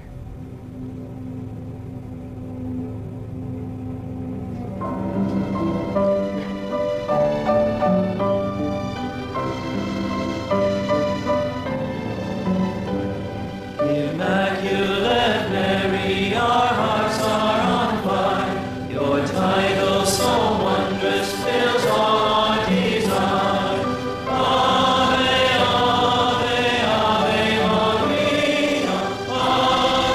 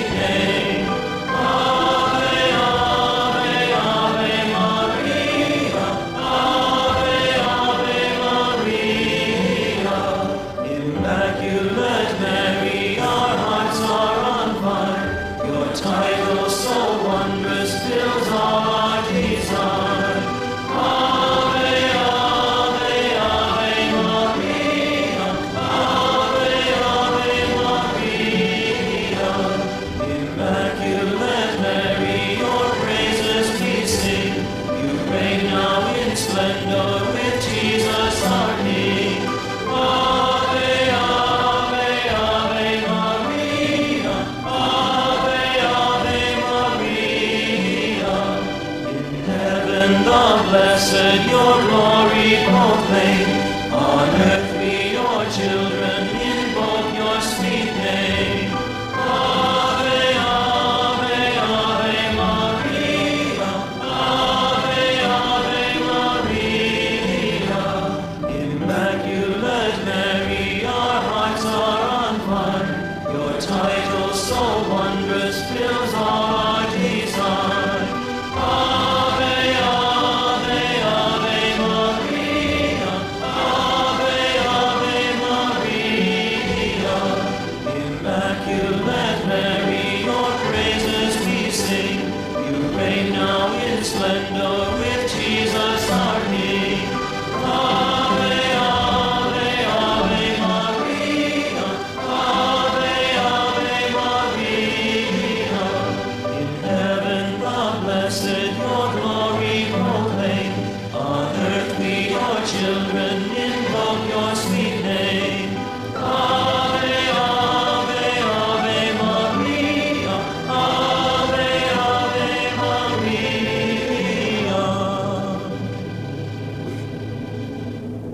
Thank you. Won't you be seated? This evening we begin, as it were, an odyssey of our souls journeying from the heart of God in the great central sun through this matter cosmos, stationed as we are on planet Earth, and the return again to the heart of the sun. We have three parts to this odyssey: the celebration of God within us as God the Father, God the Son, and God the Holy Spirit. This evening we take up the prophecy of Mother Mary as she was sent by the Father to prophesy unto us, beginning in 1917 at Fatima and continuing to the present hour. By receiving her and celebrating the Divine Mother within us all, we come nearer to the Father. Tomorrow morning we will take up the lost years and teachings of Jesus, the meditation upon his heart, for the pursuit of the Alpha and the Omega of his being. In the evening, we will celebrate the Holy Spirit as we concentrate finally the third time on the clearing of the chakras, and the conclusion of that event will be the sealing of the servants of God in their foreheads as we take the emerald matrix that Saint Germain has sent me with into all the nations for that sealing, which is a sealing of your divine vision, for your future, your present, and that of your twin flame with you, and the protection of your life during the coming changes that have been prophesied. These hours together then will build upon a foundation so that as we invoke the violet flame, gift from the heart of Saint Germain, we are then able to experience a clearing and an assimilation. While we sleep this night, we call to angels to take us to the inner temples for study, for purification, to return again. These 3 sessions then can give to you an extraordinary light if you will join me in them. It is my great joy to give these sessions to you here in the Twin Cities, because long ago God showed me that the Twin Cities do focus the twin flames of Alpha and Omega, or the Father, Mother, God. It is a celebration of life in that original sun behind the sun, which we call the white fire core of being. I come also to you with a prophecy on the current status of the vibration and energy of this location, which was once a very ancient focus of light. I come with a message from the heart of Saint Germain that will show you how you can deal with the oncoming karma and the prophecies. As I have lectured in all the cities before this, beginning with New York and going up through New England and throughout the East, I have tried to condense in 5 hours a message that certainly bears well to be given in 3 sessions, and therefore much, much more can be given, as we ourselves cannot eat 3 meals at one sitting. It has been a wonderful time of seeing what the nation is at in the new age, and in understanding the true mysteries of Christ, in expanding the light, seeing how many people have a true sense and sensitivity to what is happening in the earth, and how many people are so very, very eager to know the teachings of the Ascended Masters. Tomorrow morning, I will give you a very special meditation on the heart of the sun that is a celebration of Alpha and Omega in your heart, and of the original consecration of this geographical area before there was even the city of St. Paul and Minneapolis. This evening, I would like to do exactly what we have come to do, which is to concentrate on the heart of prophecy. And so I would like to first tell you about the heart of the Divine Mother who comes to give us prophecy. Mother Mary is not in the least the sole possession of the Roman Catholic Church, nor does she necessarily appear in this particular presence of herself that shows her immaculate heart and the piercing of her heart for the bearing of the sorrows of the world.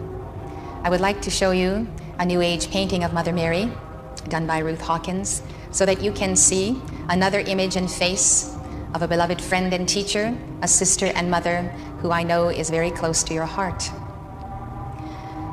In this lifetime, I was brought up in the Protestant sector of Christianity, and as I found a path of metaphysics early in life, both in Protestantism and in metaphysics, I found that I was prejudiced against Mother Mary, even as I had been prejudiced against Catholics. This is very unfortunate because through the criticism of this form of worship, I was deprived of the blessedness of knowing such a dear and an ancient friend. This particular painting of Mother Mary has quickened in many the memory that they have seen the likeness of this figure appear to them rather than in the previous form. I want you to understand that the Divine Mother comes to all cultures in different forms, and that our acquaintance with the Divine Mother is a great key to our evolution and to our victory. Mother Mary, then, is a being who has the attainment of the level of an archangel. She serves with Archangel Raphael, who is her divine complement. They are twin flames, and so the feminine form of the word archangel is archei. This is why Mother Mary is called the Queen of Angels. She is surely the Queen of Angels of the fifth ray on which they serve, and of all angels.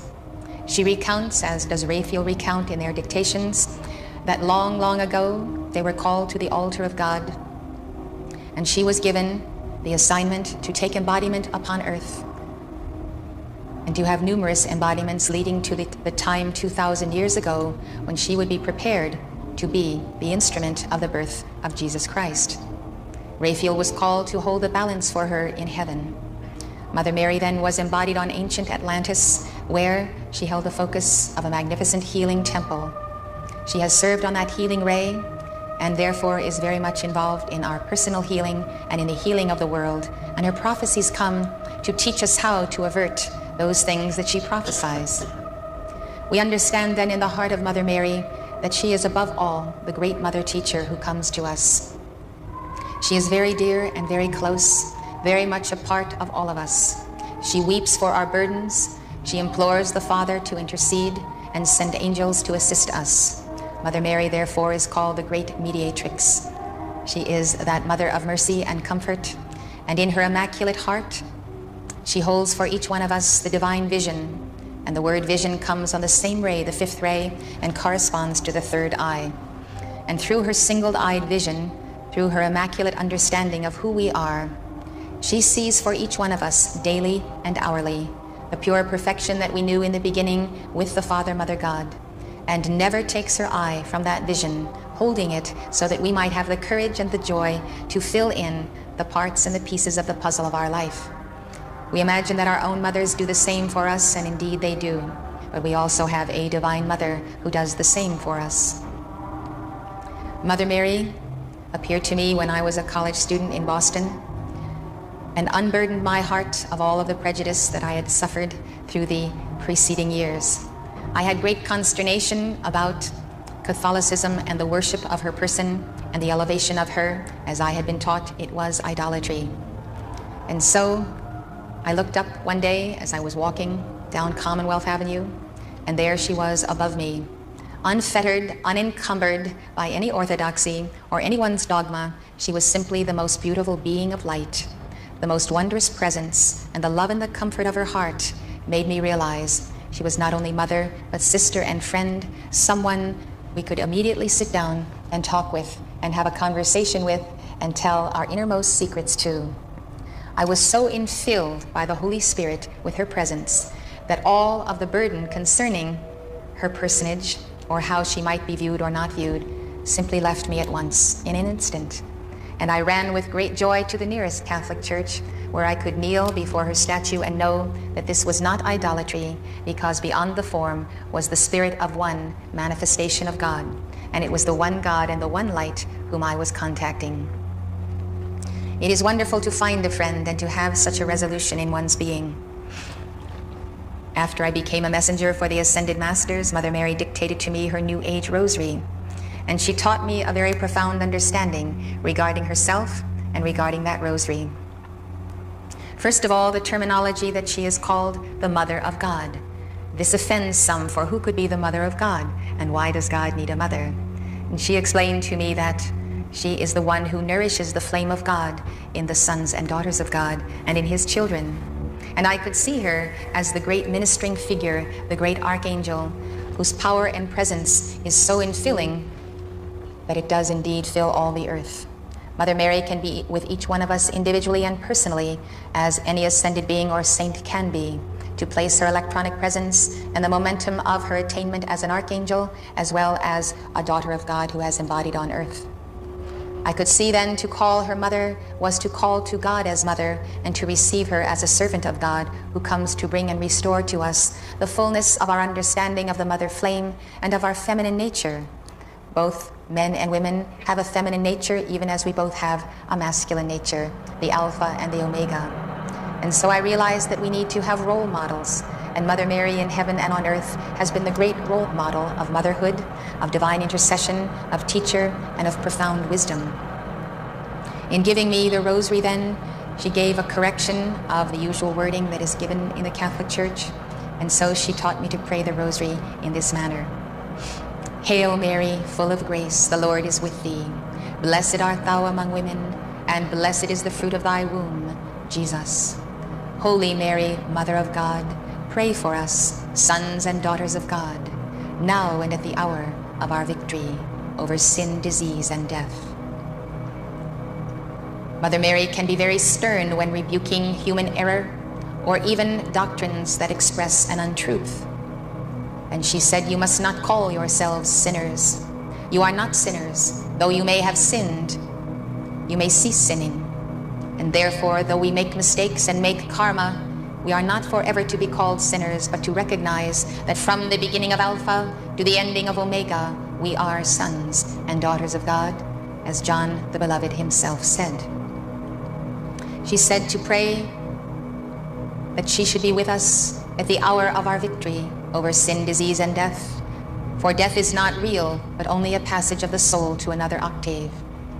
In the moment when we are about to get the victory over that beast, and that law of mortality, and the law of sin and disease, and the law of our personal karma, that is when all hell breaks loose, to take from us the light and the victory, to dash the cup of victory from our lips before we are able to quaff it. So she said, I will be there in that hour and moment of the attainment of your victory. The recitation of this prayer then has a tremendous added benefit. It gives to us the celebration of the Divine Mother in our temple on a path in Western civilization.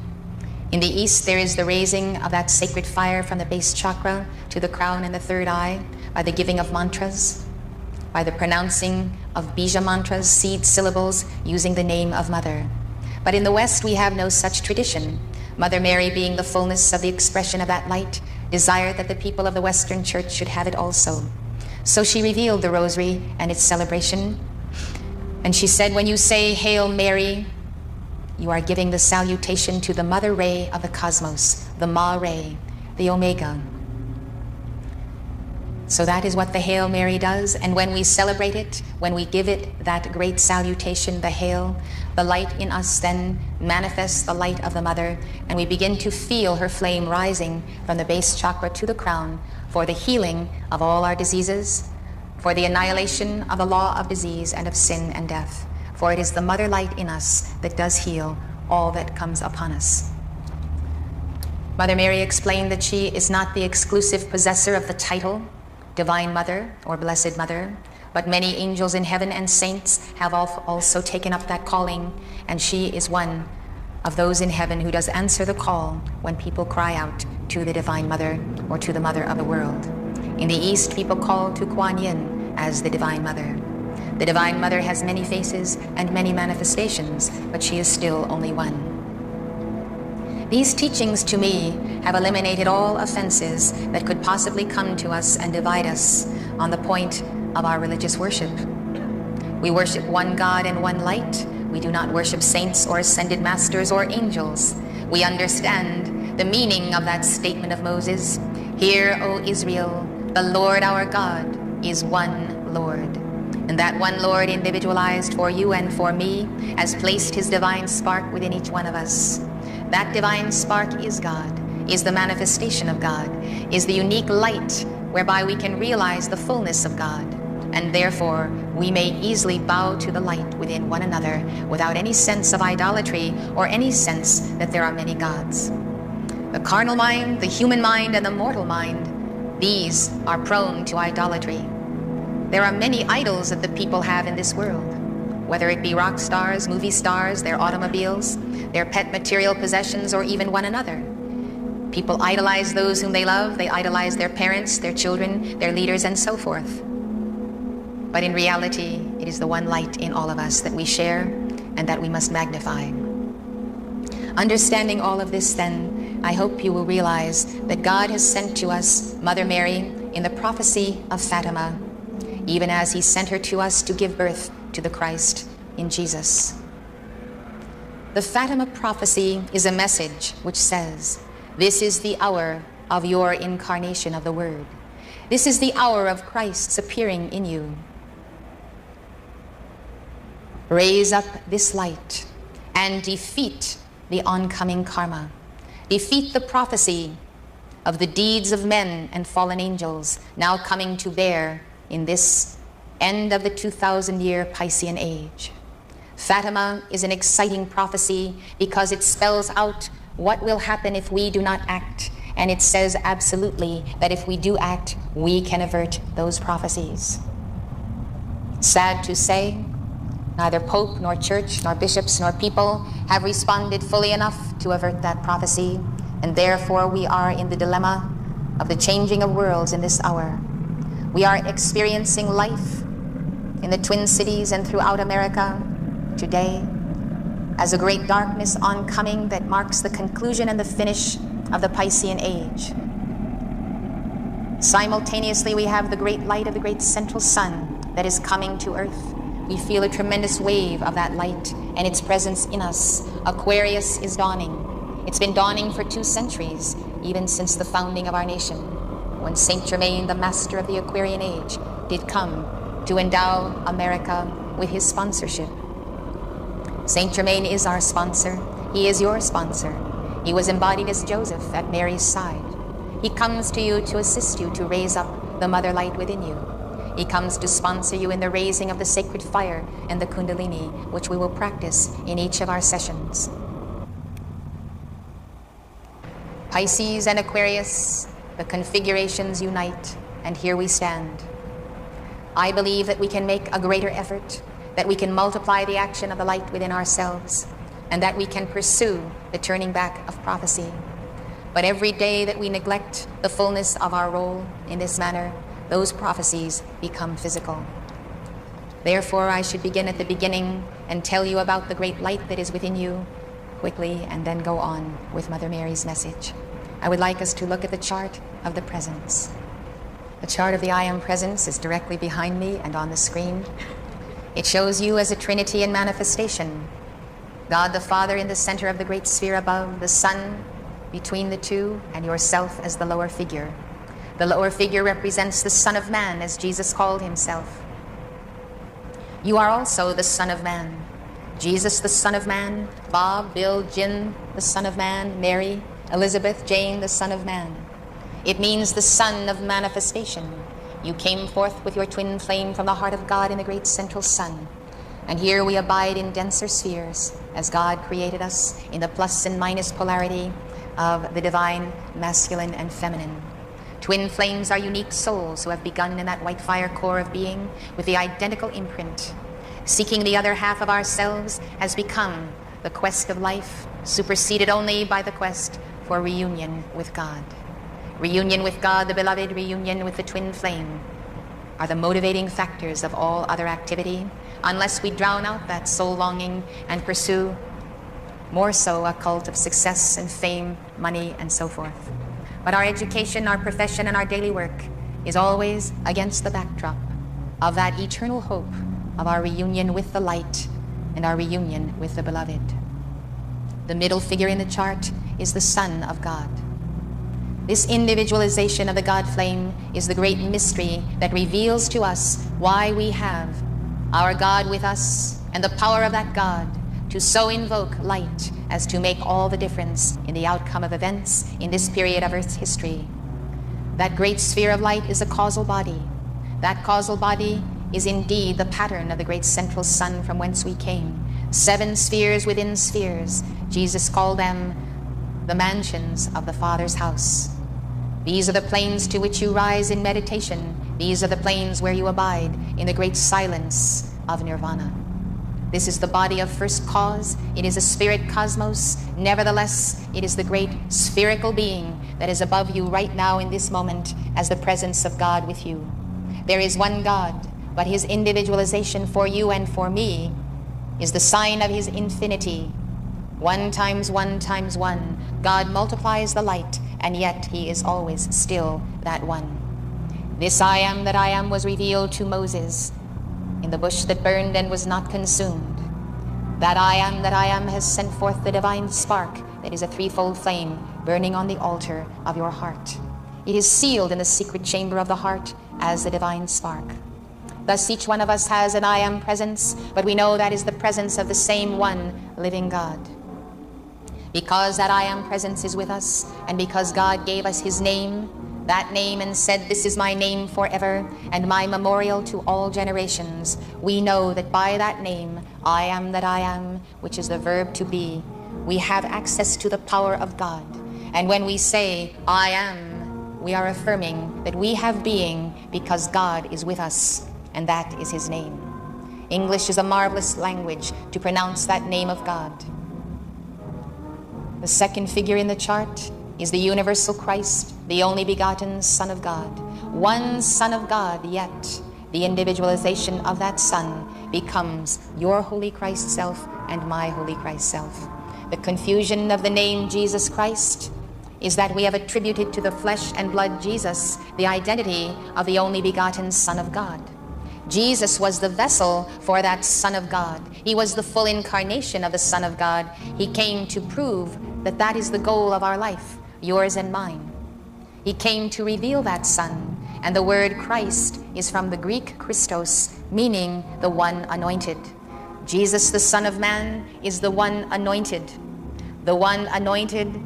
with the fullness of the Word, the I am that I am. He is the incarnation of the Word as Father, Son, and Holy Spirit. He said, I and my Father are one. And that oneness comes through the issue of God, the only begotten Son of God. Now we have come then to say, through the theology that has been handed down to us from councils of men that took place centuries after the ascension of Jesus Christ, who made the decision that Jesus, the flesh and blood Son of Man, is the divinity equal to God himself, and that all the rest of us are sinners stained by original sin, and therefore have not the possibility of walking in his footsteps, or working the works that he worked, or doing the greater works that he said we should do. And that was his promise. He said, he that believeth on me, the works that I do shall he do also, and greater works than these shall he do, because I go unto my Father. Now, how are you going to fulfill that mandate if you are a miserable sinner and have nothing going for you but that stain of sin? Let us understand then that that universal Christ is the light, as John said in his first chapter of his gospel. That was the true light that lighteth every man that cometh into the world. The igniting of the divine spark within us is by that universal Christ. Jesus revealed this great mystery of the one and the many fragments at the Last Supper. He said, I am the bread of life which came down from heaven. When Jesus spoke in the first person, he was speaking of the Christ whom he had become. There is no longer any separation between Jesus, the Son of Man, and Christ, the Son of God, for Christ occupies his body fully. I am the bread of life. The Christ in me is the bread of life which came down from heaven. He took the loaf, symbolically as the loaf of the whole Christ consciousness, and he broke the bread, and he said, "Take, eat. This is my body, which was broken for you." We each receive a crumb, then, of that bread. But the crumb is equal to the whole loaf. It is of the same substance. What Jesus is saying to us, then, is that my Christ can be your Christ. As you see that Christ in me, so you shall be that Christ. We should have been fulfilling that goal of our life for 2,000 years, as our souls have re-embodied to this hour of the greatest challenge that earth has ever known. The most perilous times we are facing, the time of great trouble prophesied in Daniel.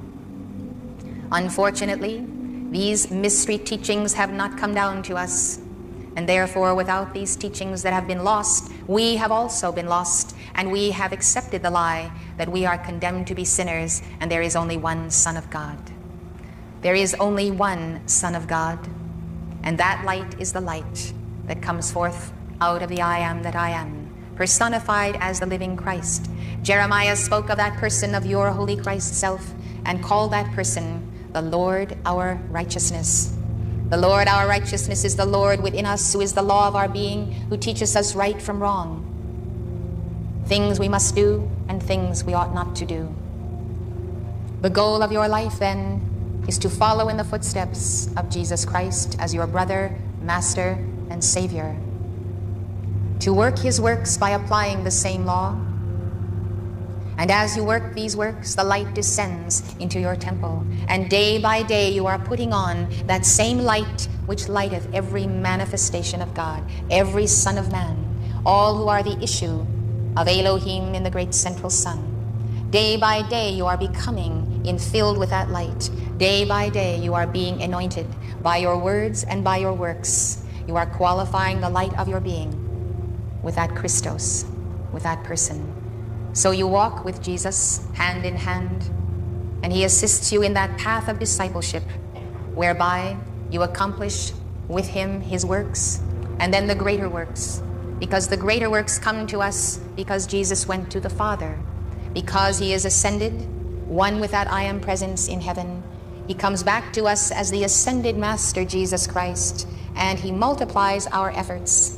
By the Holy Spirit, the ascended Master Jesus multiplies your good words and your good works. So you two together, therefore, achieve greater works than he achieved when he was embodied in Palestine. This is his expectation of us in this hour, and this is why with God all things are possible, because he does come to us and overshadow us. The chart reveals your blessed being. It reveals your divine plan and a prophecy which says, by your free will and your determination to be the temple of the living God, Christ will come and dwell in you. The Father will dwell in you. You will balance your karma. You will resolve all difficulties. You will fulfill your divine plan with your twin flame. And at the conclusion of this life, at the appointed hour, your soul will ascend to the very heart of God in the ritual of the ascension, in the white light. And you are given white robes as the saints are given, as recorded in the book of Revelation, never more to go out again in the round of rebirth in that wheel of karma. At the end of this 2,000-year age of Jesus Christ, many, many are called to ascend to the heart of God. The door is open to the octaves of light. But the missing teachings, as well as the lost years of Jesus, which we will speak about in the morning, these are truly that which we have not with us today. We have not had them for 2,000 years. Now they have been given. I have recorded them. My late husband, Mark Prophet, recorded them. And the beautiful books that we have published are the heart's offering of ourselves, our love to you, that you might also know the way. This has been the calling of our twin flames. Mark Prophet was embodied at the time of Jesus as the gospel writer Mark. And within 2 centuries, he reincarnated as Origen of Alexandria, disputing any notion of the doctrine of the divinity of Jesus but showing how he is like ourselves, yet the embodiment of the light. He taught of the hierarchies of angels and of the pre-existence of the soul, which gives foundation to the logic of reincarnation. Origen was one of the great and early church fathers. The people loved his teachings, but by and by they were anathematized, cursed, and any who would take them up would also be cursed. And therefore much of what he published was burned and lost. There are lost teachings because the inner mysteries of Jesus and the apostles were not written down. There is only one way to receive the lost teachings again, and that is by the Holy Spirit, because Jesus said, "I will send you another comforter." The comforter will come, and when he comes, he will bring to your remembrance all those things that I have ever taught you. This is exactly what he is doing. Jesus is speaking to all hearts. He speaks through that living flame. It is like the flame of the Ark of the Covenant. Out of the flame in your heart, which is the divine spark, God does speak to you. As we have been raised up to be messengers, so we have received that lost word. It is very essential that you take it, study it, and run with it, because you need it. You need it in this hour, or it would not be given. At the same time, I was embodied as Martha, disciple of Jesus, and remember well the inner mystery teachings he gave to the disciples and to the women. I remember his love, even his chastening love, as well as the mysteries that he tucked in my heart and sealed there, which I have kept all these hundreds of years to the present hour until he should release them. It is in the joy of this true communion with the Master, brother, and friend Jesus, in the love of Saint Germain and Mother Mary, that I would bring to you now this gift of prophecy. Fatima is a prophecy of war and cataclysm. Jesus begins this prophecy in Matthew 24. He says, "Ye shall hear of wars and rumors of wars. See that ye be not troubled, for all these things must come to pass. But the end is not yet. For nation shall rise against nation, and kingdom against kingdom. And there shall be famines and pestilences, and earthquakes in divers places. All these are the beginning of sorrows." The beginning of sorrows is the beginning of the dark cycle, which actually began in the decade of the 60s. It is an accelerated release of mankind's returning karma, planetary karma, and personal karma. This is what is upon us in this hour. This is what all prophecy is about. The prophecy of the 4 horsemen, which I will bring to you, of the 7 angels who pour out the vials of the 7 last plagues. The prophecy that we find in Revelation 12 and 13. We find the prophecy that the dragon, the fallen angel and his angels, specifically the fallen angel by the name of Archangel Lucifer, is cast out of heaven into earth by Archangel Michael and his angels. And therefore it is prophesied that he comes down to the earth, seeking whom he may devour, for he knoweth that he hath but a short time. It is prophesied that he goes forth to make war with the remnant of the seed of the Divine Mother on earth. And the words are, "Woe to ye inhabitants of earth. Woe to you, because through these fallen angels there comes a period of sorrow and tribulation upon earth." These fallen angels are the false teachers and the false pastors, the ones who crept in the great mystery school of the Christ, allegorically depicted as the Garden of Eden, tempting the violation of the sacred trust with that divine teacher, the cosmic Christ, tempting the separation of twin flames, who by the acceptance of the initiation of the false teacher called the serpent, left off the opportunity of learning directly from that representative of the cosmic Christ, the Lord God, who walked and talked with us in the garden. And therefore, instead of being under the law of the grace of that Christ, that teacher, we went forth by the sweat of the brow, which means by the law of karma. Jesus came to restore to us the path of personal Christhood after a long period of karma, of forsaking the way of the truth of the divine teacher. Many lessons had to be learned throughout many civilizations and the rising and falling of continents again. Jesus is our Savior because he recalled for us a path of reunion with God and the renewed opportunity to receive directly from that universal Christ the teaching, the path, the ascension, and the reunion of twin flames. We find that in Revelation 13 that it was given to the beast to make war with the saints, to overcome them, and power was given him over all kindreds and tongues and nations, and all that dwell upon the earth shall worship him. All whose names are not written in the book of life of the Lamb slain from the foundation of the world. Those whose names are written in the book of life are those who have descended from the great central sun, trailing clouds of glory, who know the I Am Presence and their God with them, who easily bend the knee before the universal light and recognize that Christ, not only in Jesus, but in themselves and in one another, and who accept that as the reality of our love. Here is stated in Revelation 13, the law of karma. Our dear friends who seek a literal interpretation of Scripture will tell us that there is no mention of karma in the Bible. Well, in truth, the Old and New Testaments are the story of karma from Genesis to Revelation. The words and deeds of the characters of Scripture tell us the lessons, whether of glorifying God in His name or of disobeying that God and facing the consequences which are always prophesied by the prophets in our midst. They always come to tell us that if we will cease in our waywardness, we will be blessed, and if not, certain things will come upon us. This statement of the law of karma reads, "He that leadeth into captivity shall go into captivity. He that killeth with the sword must be killed with the sword." Here is the patience and the faith of the saints. Here in this law that is written, here in this divine justice, we understand that each one receives the recompense, even the return of the energy he has sent out. The Scripture also says, "Whatsoever a man soweth, that shall he also reap."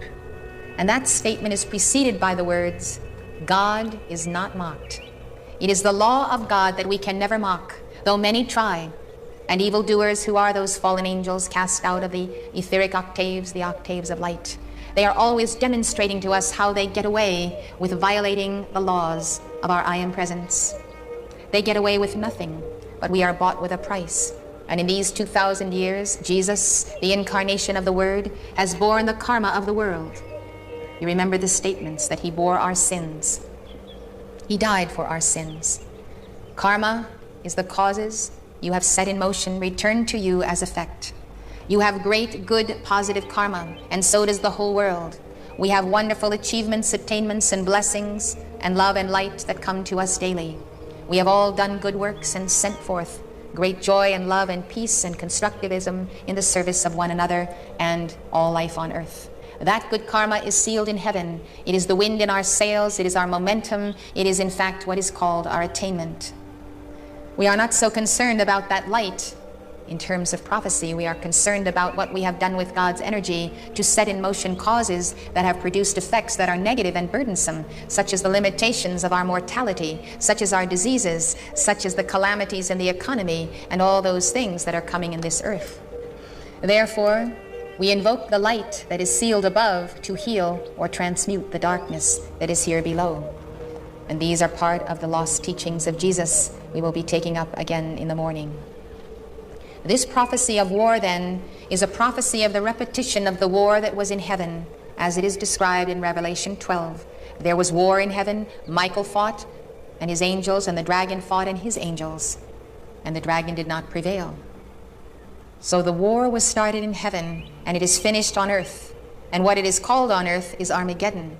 Armageddon is in full swing today on planet Earth, and some of us do not realize that fact. We haven't adjusted to the fact that Armageddon is not going to be announced. It creeps in even as those fallen angels creep in unawares. In this century, the century of war itself and of Armageddon, Mother Mary comes early, 1917, at Fatima, Portugal. She gives a secret in 3 parts. Just 3 months before the October Revolution, she comes to 3 shepherd children and gives to them a vision of hell for a very important reason, and she tells them why. You have seen hell, where the souls of sinners go. To save them, God wishes to establish in this world the devotion to my immaculate heart. If people do as I shall ask, many souls will be converted, and there will be peace. This war, which was World War I, is going to end. But if people do not cease offending God, not much time will elapse.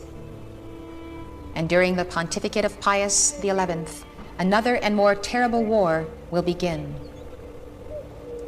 Hell, then, ought to be defined. We do not see it as a place of perpetual burning or eternal damnation. We see it as the lowest vibrating plane of our planet, which is called the astral plane. To this plane we gravitate, not only after death, but nightly as we go out of our bodies. Where we should be going is to the octaves of light to study in the retreats of the ascended masters and the archangels. But sometimes we don't have the momentum of light to get there. The astral plane, then, is a place where we face those works that are not of the light, that are a violation of God's laws, and we must deal with our karma here or hereafter. It is a certain torment to receive in that situation, without a physical body, all of the hatreds and the anger and the darkness that people have sent out. And therefore, in this hour today, for our deliverance, Saint Germain has given to us the violet flame, for the transmutation of karma before it come upon us, whether in life or in death. The vision then of hell is to make these children understand that souls will go to this place, led there by false teachers, unless they are prayed for, unless people will give the rosary, and unless we give devotion to the Immaculate Heart. We understand the fullness of the meaning of the Immaculate Heart as Mother Mary's vision that is so powerful, it is like an emerald matrix that she places over us. And as we meditate upon the heart of Mother Mary, we receive the power of her vision for us. Mother Mary continued with these words, "When you shall see a night illumined by an unknown light, know that this is a great sign from God, that the chastisement of the world for its many transgressions is at hand, through war, famine, persecution of the Church and of the Holy Father. To prevent this, I shall come to ask for the consecration of Russia to my Immaculate Heart, and the communion of reparation on the first Saturdays. If my requests are heard, Russia will be converted, and there will be peace. If not, she will spread her errors throughout the world, provoking wars and the persecution of the Church. Different nations will be annihilated. In the end, my Immaculate Heart will triumph." In 1929, she said it is time for the Pope, in union with all the bishops of the world, to consecrate Russia to her Immaculate Heart in order to save it. Although there have been various papal blessings since that time, no pope has ever fulfilled exactly as she requested it, this direction. And therefore the prophecy that she will spread her errors throughout the entire world has come to pass. Since 1917, 14 entire nations have been absorbed into the Soviet Union. 5 Eastern satellites are tied to her, and 12 others are client states. Today, 1/3 of the world's population is under communist rule.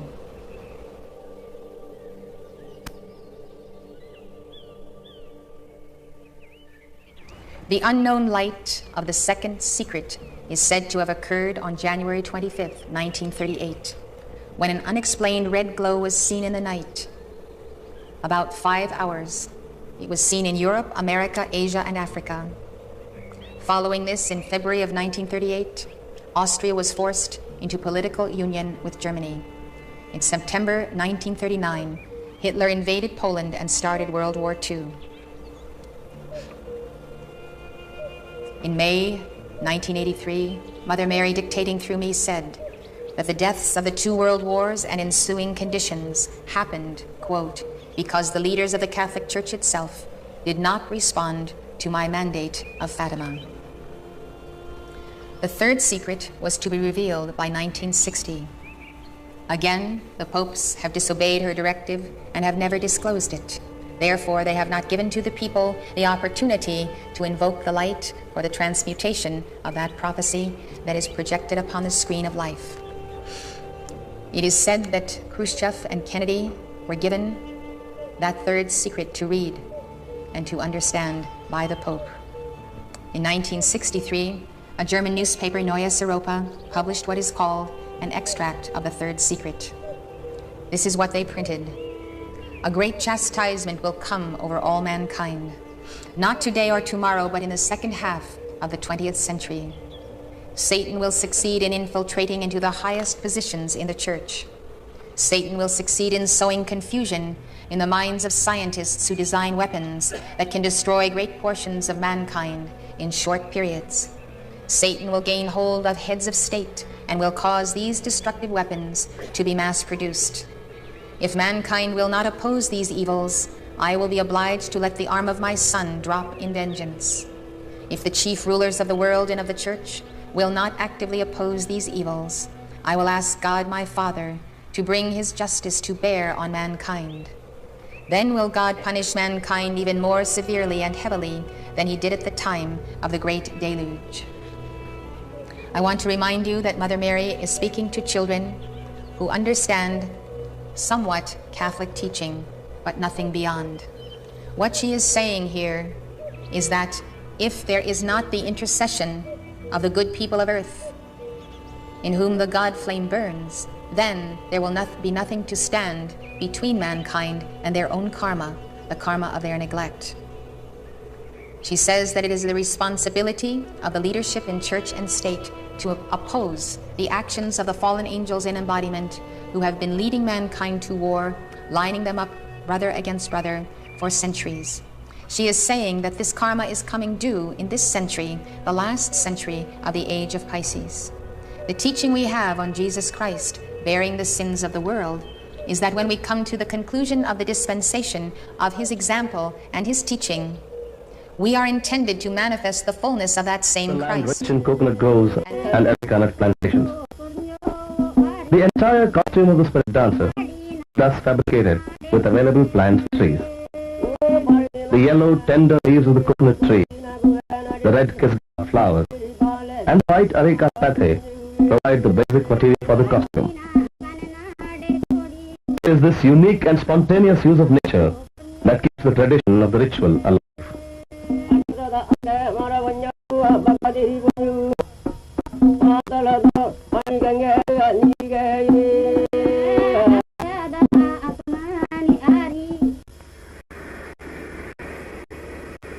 The harvest season is over, and it is time for the annual festivals of the spirits of Bhutakola, or Nema.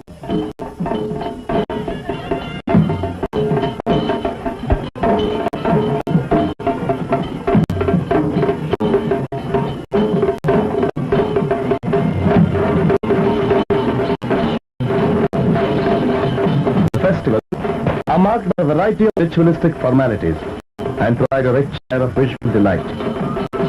At the start of the Bhuta festival, the Bhandara brought out in procession. The idol, mask, sword, bell, and other bits of worship are ceremoniously taken out of the shrine and brought to an open space.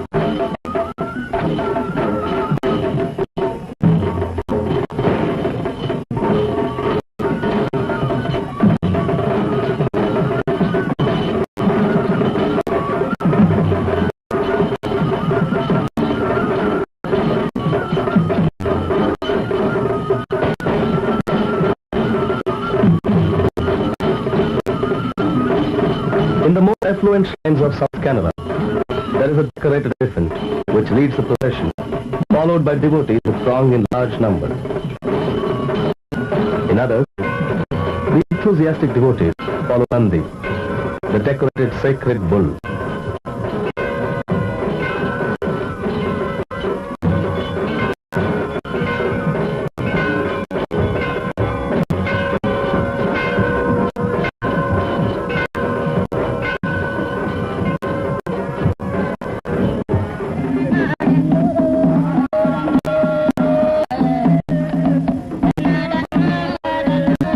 The procession with the Bhandara is winding its way to the arena where the Bhutakola or the spirit dance to be held. Finishing touches are being given to the Ani. Ani is the grand halo-like headgear of the dancer. This is decked with kisgara and tender areca flowers.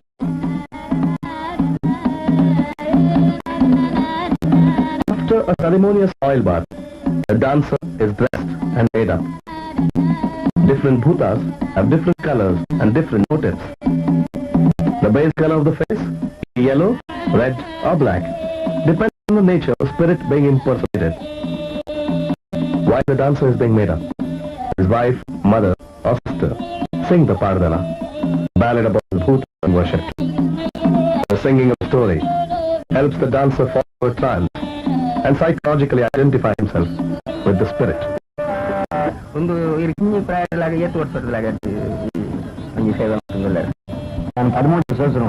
My job as a dancer impersonator is hereditary.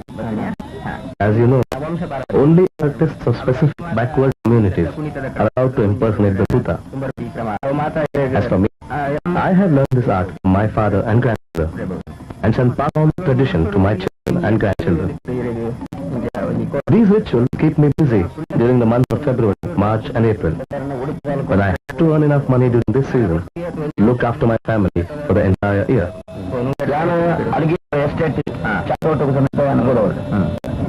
I feel that since people of this generation are interested in the ritual, my art will survive and continue.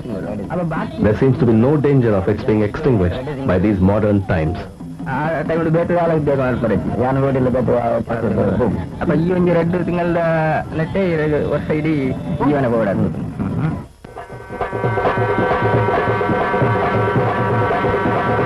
reaching the arena, the ceremonious objects are placed on the dais and decorated with flowers.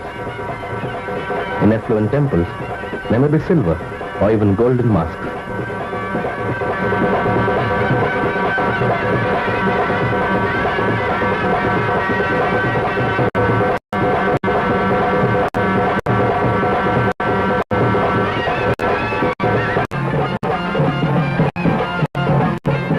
The next important stage is the beginning of the ritual dance. The artist, clad in a skirt made of tender coconut leaf, begins to wear a sacred anklet on his leg.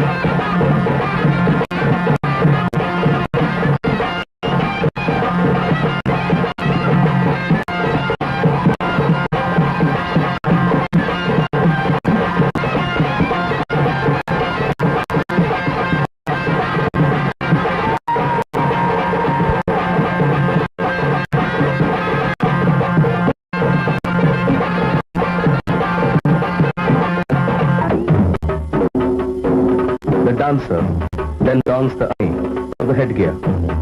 It could be oval, round or square in shape, depending on the spirit being worshipped.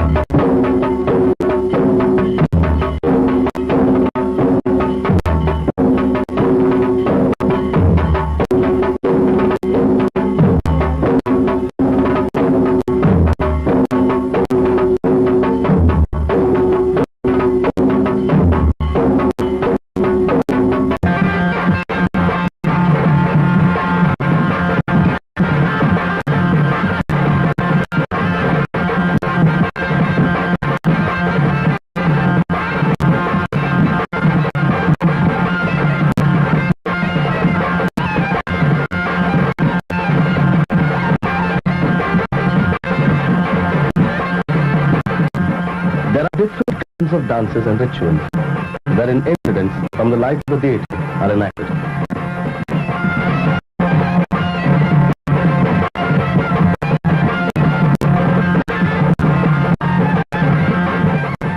This is an episode from the Kodadabu Kola. Kodadabu and his benefactress, Tani Maniga, are worshipped together.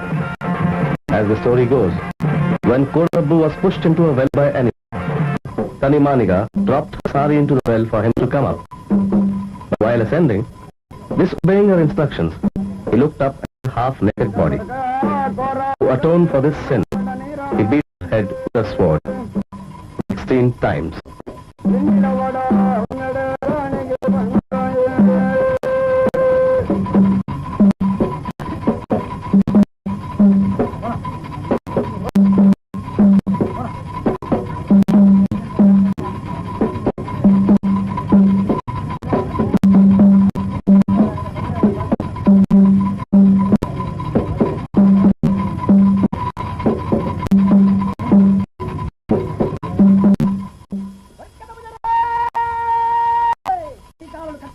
These kolas or nemas are not mere rituals.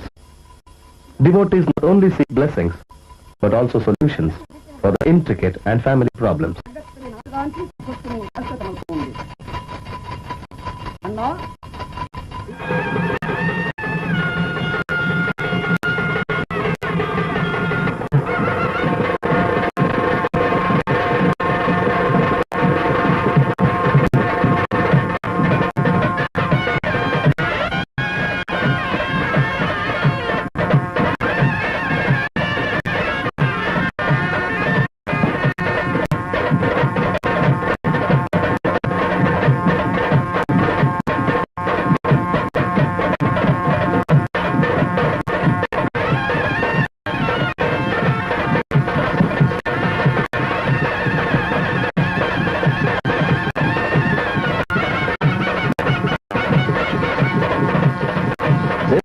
Is from the Guliga and Chaundi ritual.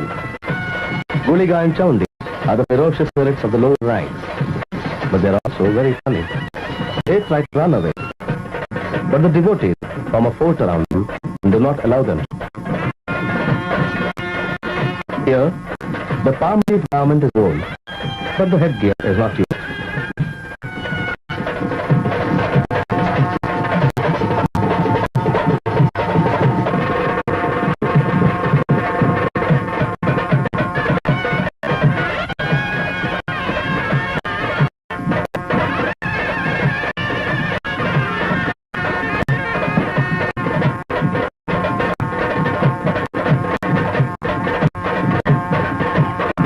Though certain deities have turned vegetarian, Guliga and Chaundi demand live animals.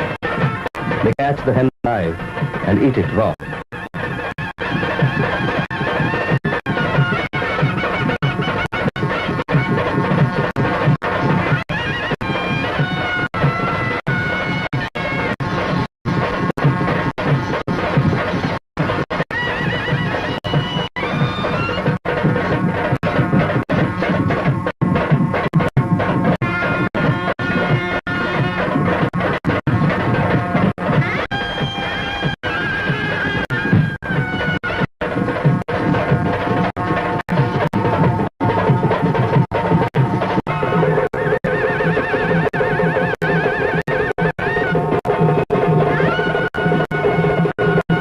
Siriyatre is yet another famous festival.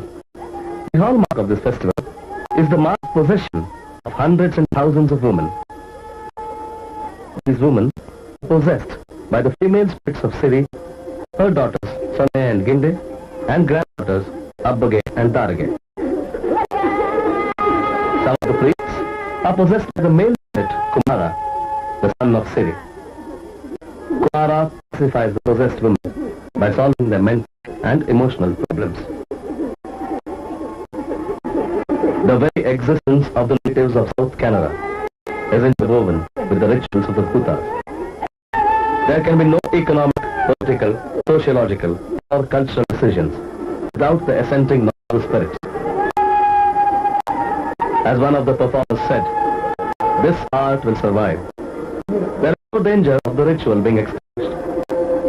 The benign spirits will continue to enrich the lives of the natives of the land and their tradition forever.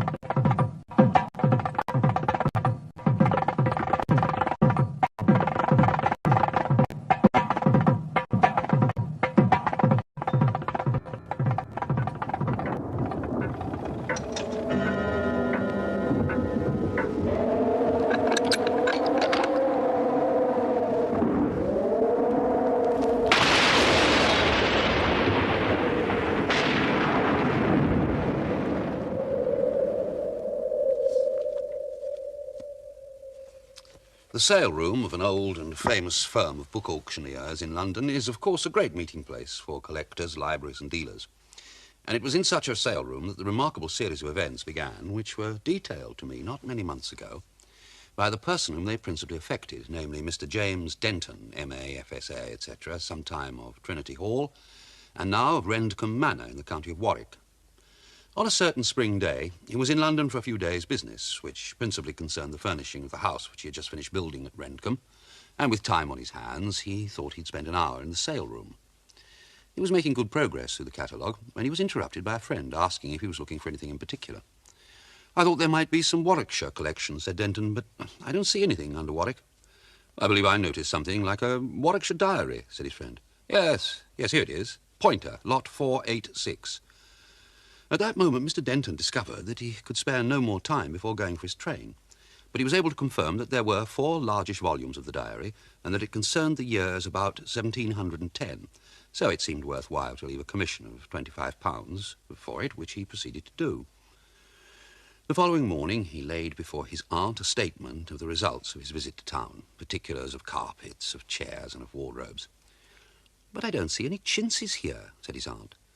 "Did you go to—" "Oh, I am sorry," said Denton quickly. "But the fact is, I was on my way there, and I happened to be passing Robbins's." "I suppose that means another parcel of horrible old books," replied his aunt. And indeed, a parcel containing the 4 volumes of Pointer's diary arrived a few days later. On the Sunday morning after church, Mr. Denton's aunt came into the study and was diverted from what she'd been going to say by the sight of the 4 brown leather quartos on the table. "Are these the things that made you forget my chintzes?" she said. She picked up one of the volumes and opened it at random, dashing it to the floor the next instant with a cry of disgust as an earwig fell from between the pages. But in picking it up, they noticed that a piece of pattern stuff had been fastened to one of the pages by an old-fashioned pin. James detached it and handed it to his aunt. Now, I don't know exactly what the fabric was, but it had a design printed upon it which completely fascinated Miss Denton. "It is a most charming pattern," she said. "Look how delightfully the lines ripple. It reminds one of hair. And then these knots of ribbon at intervals, they give just the relief of colour that's wanted. I wonder—" I was going to say," said James with deference, I wonder if it would cost much to have it copied for our curtains. I suppose you could have a block cut from it in wood or metal." "Now, really, that is a capital idea," said his aunt. After she'd gone, James examined the pattern more closely. It ran in vertical bands, and there was some indication that these were intended to converge at the top. She was right, too, in thinking that these main bands resembled rippling tresses of hair. The thing now was to find out what firm would undertake the reproduction of an old pattern of this kind. After 2 unsuccessful inquiries, he entrusted a firm in Bermondsey with the job. "It's art rendering, isn't it, sir?" said there Mr. Cattell. "To picture the quantity of really lovely medieval stuff of this kind that lays well nigh unnoticed in many of our country houses, much of it in peril of being cast aside as so much rubbish. What is it Shakespeare says? Unconsidered trifles. I often say, sir, Shakespeare has a word for us all." About a month later, being advised that some samples were ready for his inspection, Mr. Denton met Mr. Cattell again and had, it seems, reason to be satisfied. "Do you think it would be popular if it were generally obtainable?" asked Mr. Denton. "I hardly think it," said Mr. Cattell pensively. "It wasn't popular with the man that cut the block. It was as if he scented something almost evil in the design." By October, a sufficient quantity of the stuff had been manufactured to furnish curtains for the 3 or 4 bedrooms which were to be fitted with it. On the feast of Simon and Jude, the aunt and nephew returned from a short visit to find all completed, and their satisfaction at the general effect was great. Dressing for dinner that night and taking stock of his room, where a large amount of the chintz was displayed, Mr. Denton congratulated himself on the luck which at first made him forget his aunt's commission. At breakfast, however, he was induced to qualify his satisfaction. "I rather regret," he said, "that we allowed them to join up the vertical bands of the pattern at the top. As I was reading in bed last night, they kept catching my eye rather. There was an effect as if someone kept peeping out. Perhaps it was the wind that made it seem so. I thought it was a perfectly still night," said his aunt. "Well, there was enough to sway my curtains and rustle them more than I wanted," said James. That night, a bachelor friend of his came to stay and was lodged in the room on the same floor as his host. Miss Denton retired first, and the two men at about 11. James, not yet inclined for bed, sat down in an armchair to read for a time. Then he dozed, and later woke Family in your and bethought city. himself that He comes to lift the burdens of addiction, of all that binds us, and to clear our bodies and our minds. He also comes for a tremendous protection of our life. Between July 1961 and November 1965, Mother Mary appeared to 4 young girls over 2,000 times in Garabandal, Spain. She warned them of a great chastisement and said that prayer, sacrifice, and penance were needed. Penance is good works with the violet flame, with the call for the light of God to transmute negative karma. She said, I, your mother, through the intercession of Saint Michael the Archangel, want to tell you to amend your lives. You are already receiving one of the last warnings. On June 25th, 1981, Mother Mary began appearing to 4 girls and 2 boys in a little town in Yugoslavia called Medjugorje. She has been appearing daily ever since. Great pilgrimages have been made from all over the world as people of every faith come to a shrine and a cross at the top of a hill and observe as the children see the Divine Mother. She has been in the process of giving to each of them 10 messages or secrets concerning the future of the world. When all of the children will have received the 10 messages, Mother Mary says that she will cease appearing to them. This is how they look when they see beloved Mother Mary. Mariana is now 22 years old. She has received all 10 messages, and she has said regarding the secrets, at times I hardly can cope with it when I seriously think of it. The secrets are to be announced 3 days before they happen. Mariana says that the 9th and 10th secrets are serious. They concern chastisement for the sins of the world, again, returning personal and planetary karma. She says punishment is inevitable. This means that karma is inevitable because it is the law of cause and effect. But that does not mean it cannot be transmuted by the violet flame. Karma is irrevocable except where there is the insertion and intrusion of divine grace through the living Savior. That living Savior is not alone Jesus Christ, but it is the Savior above you who is the Holy Christ Self, the personal Christ, who must descend through you in answer to your call, because you are in embodiment, and it is our hour to take our stand for light and to direct that light. You have often heard the words of Jesus, I am the light of the world. They are in letters on churches. But have you read in Scripture how that is written? It says, so long as I am in the world, I am the light of the world. That means when Jesus is in physical embodiment, he anchors that light through his body. Now, if you tie that statement to another reference from Jesus' teaching, where he says, ye are the light of the world. A city that is set on an hill cannot be hid. And he tells us not to hide the light of our Christhood under a bushel of neglect. What he is saying is that we are the light of the world when we are in embodiment, and that light flowing through us becomes the light of the whole planet. So he shows us that in our time, we rise to the occasion, and by the call, we raise up the light within ourselves. So when karma is inevitable, it's like taxes, it's like paying your monthly bills, it's like all other obligations of life. The chastening is the love of God, not punishment. But punishment in the sense that if we do not bank the light in our chakras and our spiritual centers against the day of karma descending, we will experience it as punishment. It will be very painful. It will be very sorrowful. Our karma may even take us from physical embodiment through one of the last plagues, as we are seeing the burdens upon our people of AIDS, of cancer, other new viruses, all of these things coming in this time. The light can dissolve anything before that karma descends and becomes physical. Once it becomes physical, it is the greatest challenge of all, because we're turning back something that is already crystallized. And that becomes the challenge to those who are wise, to those who believe prophecy because they tie into the spirit of prophecy. And therefore they say, yes, I can see, I can also read the handwriting on the wall. And I know that of a certainty these things will come to pass if I don't do something about it. We are very practical people. We know that if we don't do something about it, about protecting our houses, that our houses may burn down. We put in sprinkler systems, we check our electrical wiring, we check our gas, and we see to it that we are sensible in obeying the laws of physics and chemistry and electricity. We take all kinds of precautions to avoid calamity in the physical sense. We have to avoid the calamity of karma in our time, because once it overtakes us, this karma is so tremendous that we will be tossed and tumbled by it. That is the message. Work while you have the light as Christ potential with you today. Because the night cometh when no man shall work. Those are the words of Jesus.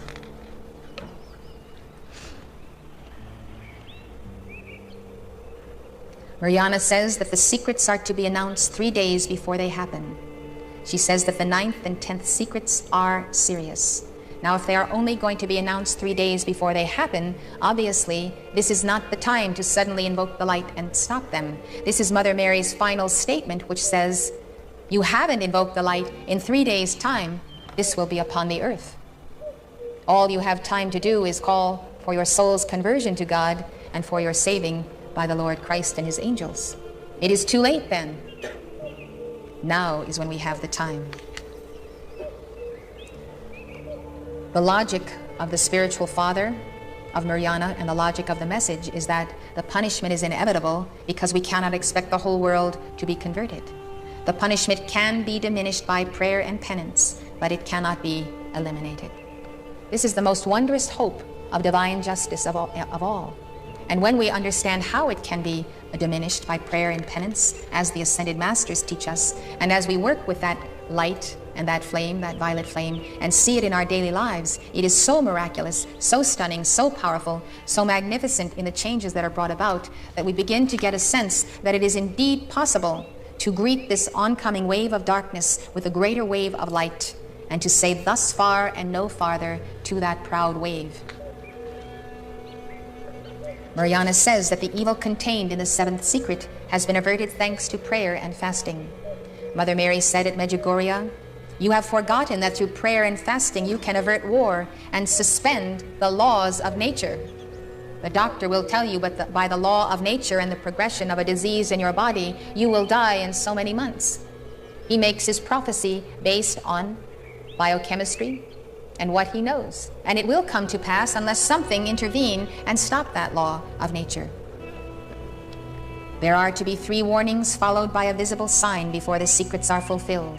After the first warning, the others will follow shortly. Thus people will have some time for conversion. That interval will be a period of grace and conversion. After the visible sign appears, those who are still alive will have little time for conversion. That is why the Blessed Virgin continues to encourage prayer and fasting.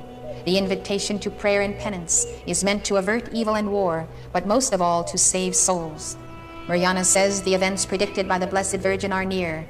Therefore she proclaims to the world, hurry, be converted, open your hearts to God.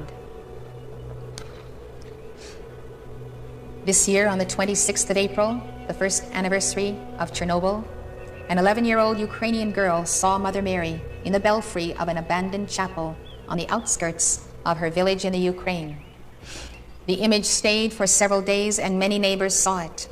Throughout the spring, as many as 100,000 people gathered daily in the village of Grushevo, hoping to catch a glimpse of the Blessed Mother, who has reportedly continued to appear periodically. Dictating through me at the Royal Teton Ranch on May 11th of this year, Mother Mary said, I have come to Medjugorje to prepare this people for calamities to come. The simple of heart need to be reminded of their original faith, to deliver to them a message beyond that which they comprehend within the supposed security of the Church would serve only to neutralize the message and their opinions of its authenticity. Thus, to depart from Scripture or canon would be to obviate the very purpose of my coming, which is to draw a tremendous devotion of people of every faith to the heart of God and the Divine Mother, that in this sacred tie to heaven they might pass through a darkness to come. Blessed ones, I came there to prepare them also for the transition. Many souls may be taken unless a great divine intervention does take place by your hand and heart and the oneness in this community. The hour is coming, and now is when the preparation must be complete. The physical preparation, I say, for you are called to be physical and to remain so for the holding of the light in the earth, and not to be counted among those who are taken from the screen of life when events foretold may take place. I think it is very important to understand what Mother Mary is saying. She is dictating to the new age, to those who know her and see her not only as the Archei, but as the Ascended Lady Master, to those who realize that there is a new age dawning, that this is not the end of the world, but the end of a cycle and an age, and that by light we can either get through or transcend our karma, to be there when we get to that light at the end of the tunnel and when we must build again. It is very important that you listen and call to Saint Germain, who has promised to send you angels, angels who will come to you as they came to him, warning him to take the young child and Mary into Egypt for safety until the death of Herod. Saint Germain counsels you to set aside even a simple 10 minutes before retiring, or 15, to meditate, to invoke the violet flame, to put all the house at rest and be in silence, to be uninterrupted, and to make the call to God to send the angels of Saint Germain to you, to give you the divine direction as to what is your right place, your right action, and your right deliverance. We can stand and invoke the light for all humanity. And then when we have done our all and the cycles turn, we must step aside and let the wave of mankind's karma pass by us, as we understand that we must seek the holy mountain of God spiritually in our I Am presence, and physically move on to higher ground. Mother Mary continued to say in this dictation, "It is a self-evident truth that the whole world will not be converted, and that the world therefore must face also the great teacher in the person of returning karma.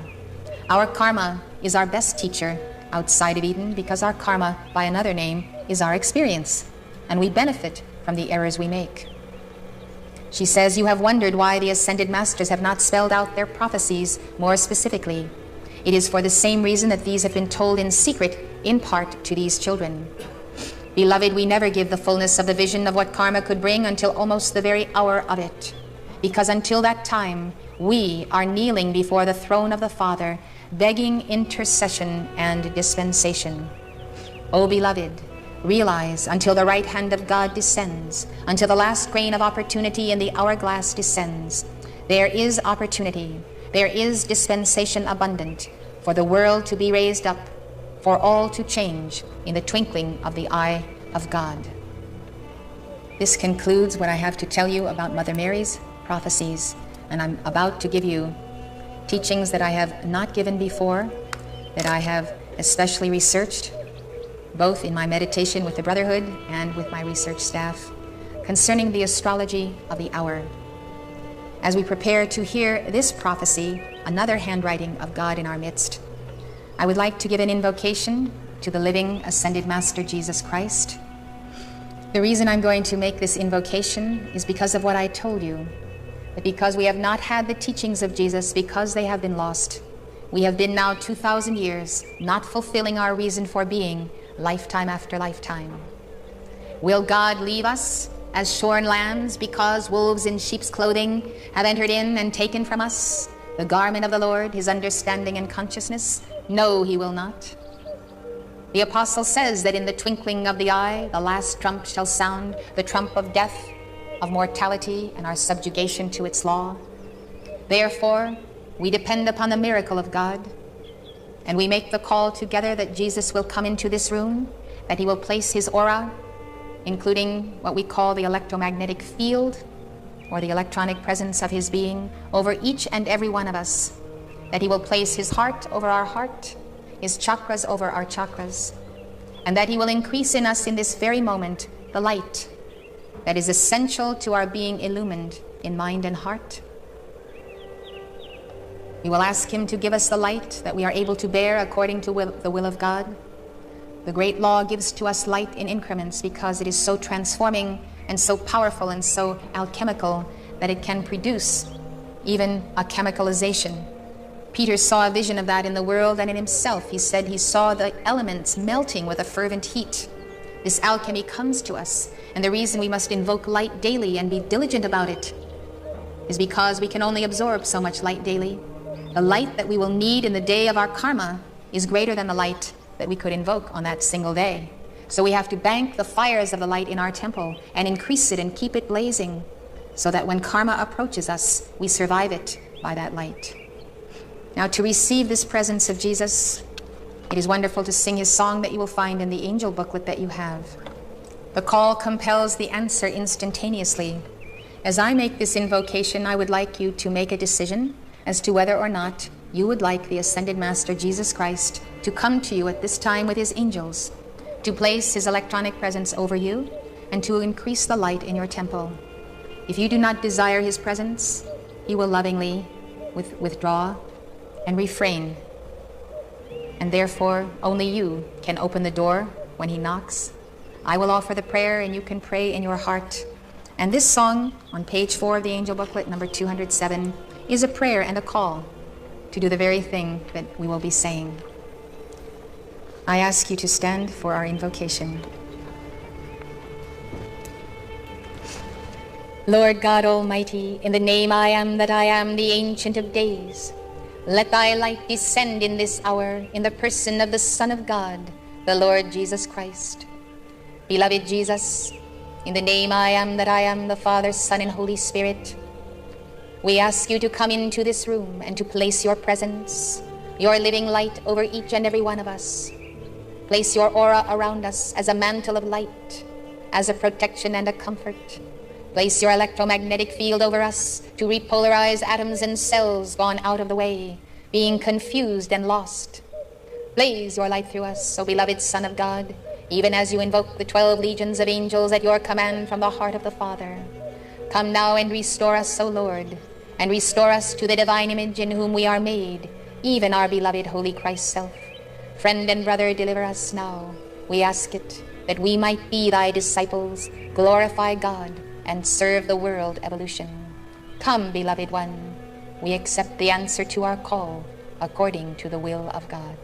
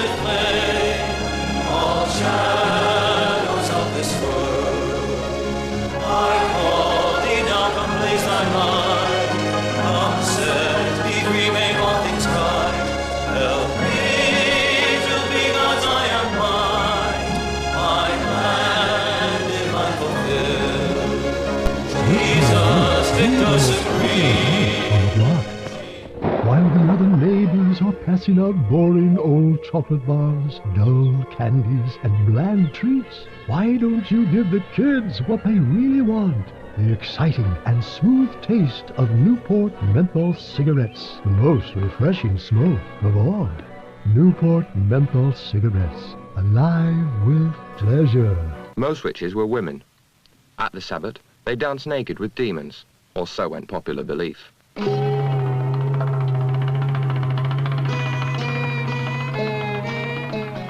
In the 15th century, the Church, threatened by dissent and social unrest, sought to stamp out heresy and to crush witchcraft. In 1484, Pope Innocent VIII urged Christians to prosecute witches.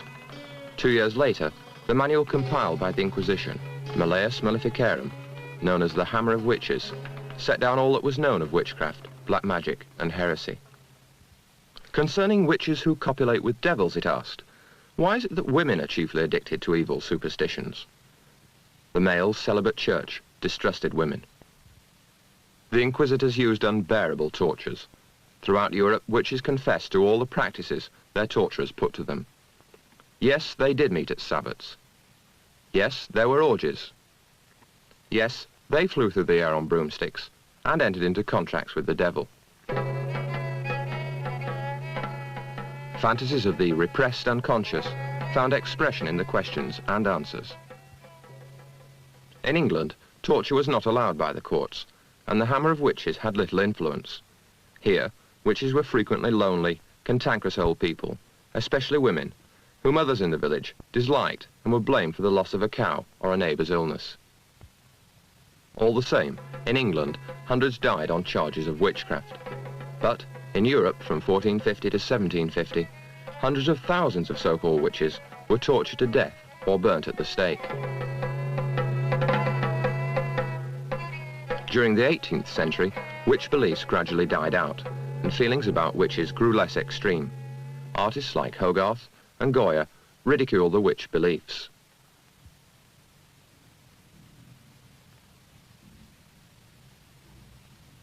The witch began to fade into a figure in children's stories, with black cat, cauldron, broomstick, and pointed hat.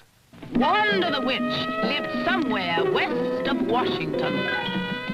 Around her waist, instead of a belt, she wore a worm, and on her head a wiry wig. She waved her wand, and her washtub filled with warm water. But just as Wanda was about to drop her wig, a wild wind whipped the wig from her hand and blew it away forever. This weird story of Wanda the Witch is brought to you courtesy of the letter W. In the 19th century, we began to learn about primitive peoples. Anthropologists found that for societies throughout the world, witchcraft and magic were important. In The Golden Bough, Fraser pictured a universal fertility religion, sometimes including the ritual slaying of the divine king dressed as an animal. More recently, Margaret Murray assumed that there really were witches and argued that their practices represented one pre-Christian faith, the old religion. Most modern scholars disagree. They say there were witches, but no organised religion of witchcraft. But witchcraft somehow lives on into the 20th century. For some, witchcraft is the old religion, and the beliefs that survive express truths buried deep in the collective unconscious of mankind. For others, magical ideas and practices, whether called witchcraft or not, are an essential part of their way of life. Witchcraft is part of the whole occult movement. I consider that I am part of the occult movement and that witchcraft is part of my practice. Janet is a graduate of business studies and a practicing ritual magician. What do I do? Well, I make talismans, similar to the ones I'm wearing, normally for clients who come to me with a particular problem, and we link their energies with other outward energies. This is done by using their horoscope, making a talisman to suit them, consecrating it on my altar. It's a box for practical reasons. It means that I can take the things around with me. If I have to pack up and go and stay somewhere, I don't have to leave things which are precious to me here. I just put it all inside the box, lock it, and take it away. And when I want to set the altar up, I open it, put the things on the top, and use it. The altar is consecrated, of course. because it is an altar. I mean, it's not used for anything else. Nothing else is kept in it. At the moment, it contains things which I'm not able to show you. I see a mushroom on your altar. Yes. This is the Fliagric Amanita muscari. It's the food the gods turned on. It enables you to open your perceptive senses to a far greater degree than is otherwise possible. It has side effects which I think make a lot of people not wish to try it, but the ultimate effects are fantastic. What are the effects?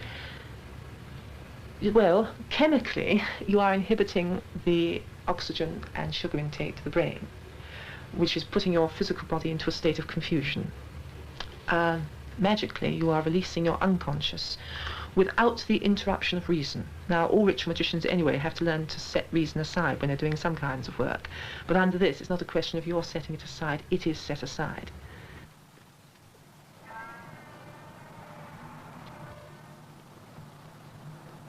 I go out onto my circle.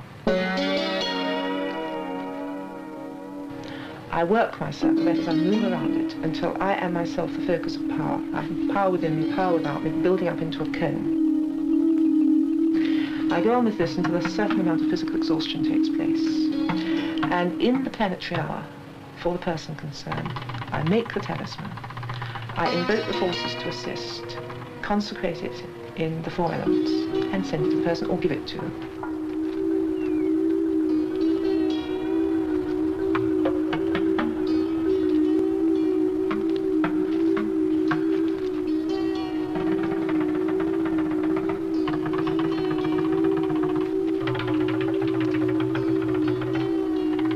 Astrology is a tool of magic. I have to be an astrologer to be a ritual magician, because all your magical operations are set up at planetary hours, hours which are in relation to the cosmic force you are calling. And you obviously have to know when this is, or else you have to pay somebody else to tell you. There are 1 or 2 magicians who don't bother with astrology, they just ring up astrologers and ask them. But it's not a good idea. What sort of people come to you and ask you to practice ritual magic for them? Mainly business people. This surprises a lot of people. You know, I have been asked this before, and they say, oh, well, we suppose that it's only the ignorant who come to you. This is not true. By and large, the majority of my clients are very intelligent business people. I've got quite a number of teachers among them, and lots of people who own their own businesses who will come to me and say, look, we're running into difficulties. Will you just have a look and see, is this something that I am personally doing, or is this part of the general setup of the firm? And you can usually track this thing for them. Norman calls himself a witch and has a special interest in herbs. He lives near Oxford. I was close to my father, and I found that after talking to him about here and hereafter, that he was a good Christian, not like me, and of course he said, well, nobody's ever come back to tell us. And I said, well, that's a pretty poor business. Would you try and come back? I mean, you're bound sure to die before me. And he said, yes, well, I don't see why not. So once you could get his word on a thing, I knew he would do his damnedest to do so. But still, that didn't help me any, because when he died, I missed him awfully. And after he'd been dead about 3 or 4 weeks, I still missed him. And I remember going to bed one night, and in the middle of the night, I woke up with a start and sat up, bolt upright, and there he was by the side of the bed. And I looked at him like that, and I said, goodness me, I thought you were dead, Governor. And he laughed, and he said, I think we know now, don't we? We know now, don't we? And his laugh, as his laugh disappeared into the distance, and the sound went with it, and that was that. And I never missed him ever anymore after that. The real old Cornish people, like my grandmother, the Berries, were a very old Cornish family, and of course they had never really, I don't think, until they came down these parts, of being very far away from the old Celtic beliefs, which were very, very strong. It just comes out. Perception, clairvoyance, clairaudence, all those kind of things. You read about them when you're quite young. I started to read when I was about 8, you see, and you realise somehow or another that you're apart, a man apart. From time to time, young people interested in witchcraft and the occult approach Norman and ask him for advice and training. If they come to me, nowadays I always inquire their circumstances, whether they're married, single, or so on and so forth. Nowadays, I like to get a glance at their palm and read that pretty thoroughly first. And I make sure then that there are no snags nor trip-ups, because you want somebody that is pretty level-minded, level-headed. There are slight dangers to training, like everything else. And anybody that is of an excitable nature, it just might not be suitable for. This here is the cowslip. These cowslips are used for wine, beautiful wine, also for face creams and things like that. The comparison between the ordinary conventional herbalist, he has in mind only the curing of his patients, whereas with the witch proper, it is to heighten the imagination. Once the mind has to be keyed on to a particular subject with the aid of an hallucinatory drug, then this can be heightened and therefore produce certain required effects or certain knowledge obtained. But one needs careful study on these matters. Oh, right, looks rather like a potato. Yes. Tomato also, if it was now. Ah. This is the Virginian poke from America. What's that for? Don't say that. Oh. This here is Vervan. It's one of the best nerve tonics I know of. Of course, it's a little bit gone over now. Just there we have the deadly nightshade, which is used for... It has blackberries, doesn't it? Yes, it has a large black cherry on it there. And it's used for opening the pupil. It's used in eye operations and things like that. It's very, very poisonous. Best left alone. Water Avens here. This is sometimes used in smoking mixtures. Gives it body, I think. And this is eau de cologne mint. It's lovely. More in tune with things that the ladies require. Lovely. I find then, next to that, you give them 6 or 7 things to do to see whether you can make them into a fully fledged student, probably of use to yourself and of use to the community as a whole. You're interested in it? Can you give the colours? Well, it was green around the outside, and then red sort of in a sort of ring. Yes. And then the light in the middle, but then it sort of goes into a sort of blue blob. Yeah. And sort of navy blue, sort of flash. Now, can you concentrate a little harder? If I concentrate really hard, it's sort of red, and I've lost it. Try harder concentration this time.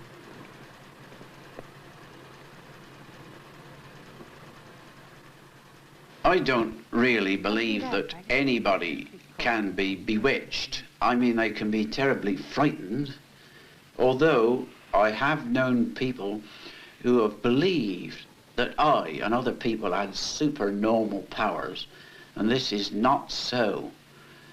Any person can become a strong man by continuously pulling on some wires, the same as any one of us can have a supernormal gift by simply constant practice.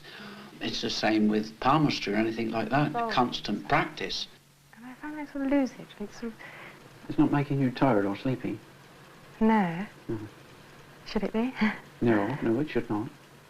I know that as a rule the power passes only to a female, but in my case not so. It's inherited.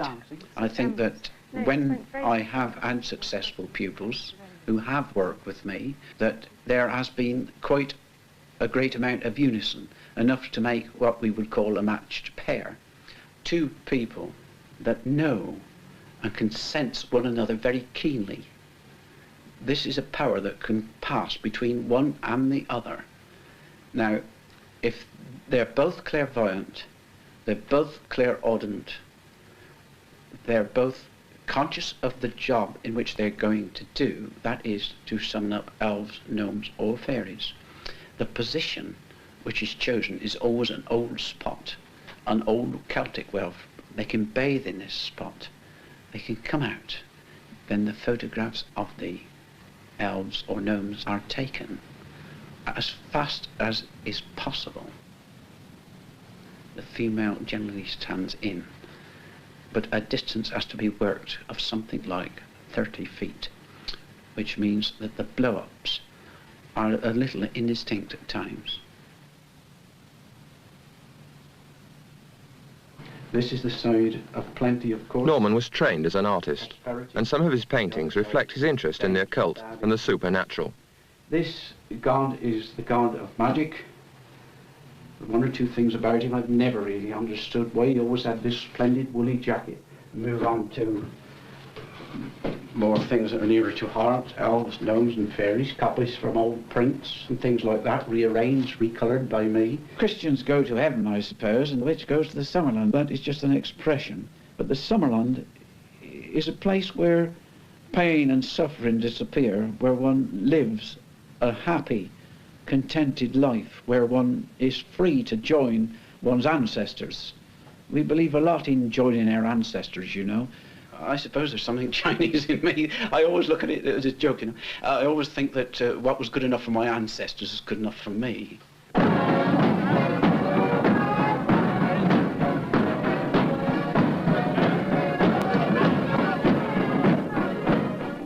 And at Padstow in Cornwall, at the May Festival, they still celebrate the revival of spring, just as their ancestors have done for centuries.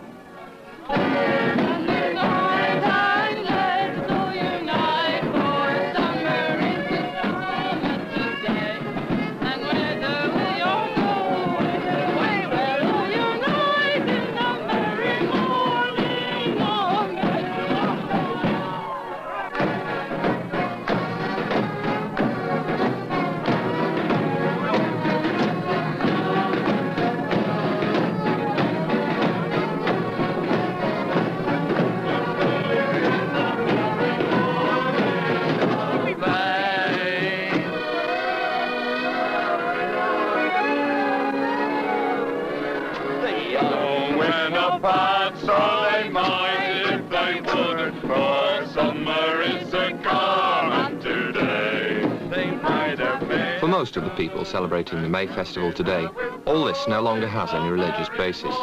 But for a few, this is still part of the old religion. I think the most important part of any religion is the way it makes you live. Not what you say, but how you live. We can only influence those who come in contact with us, not by what we say, but by never doing the wrong thing ourselves. It's a way of life. It is the way I think from the moment I get up until night time. I am it. It is a complete religion, if you like. Any more than a religion, because it has some practical results.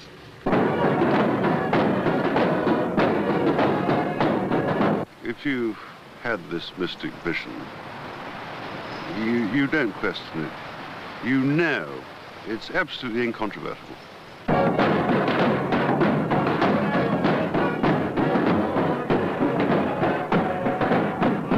And we know full well that modern science will prove that this is a fact. Not asking people to know, to believe, or acts of faith, but to know. Modern science is verging on the time now when it will show that these things are a practical reality.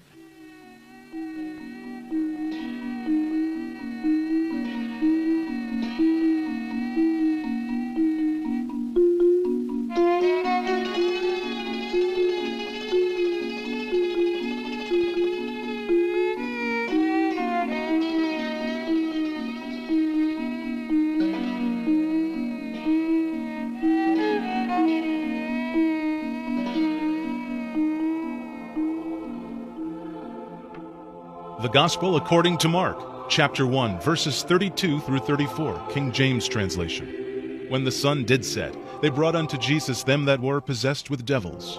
And he healed many that were sick, and cast out many devils, and suffered the devils not to speak. Was a Warren, Massachusetts man possessed by the devils and demons, described in the New and Old Testaments of the Christian Bible. Find out as we take a trip into the supernatural and examine the Maurice Theriault story. You could see his face kind of changing shape. You could see his eyes roll back into his head. He started bleeding from his eyes. Some invisible force came.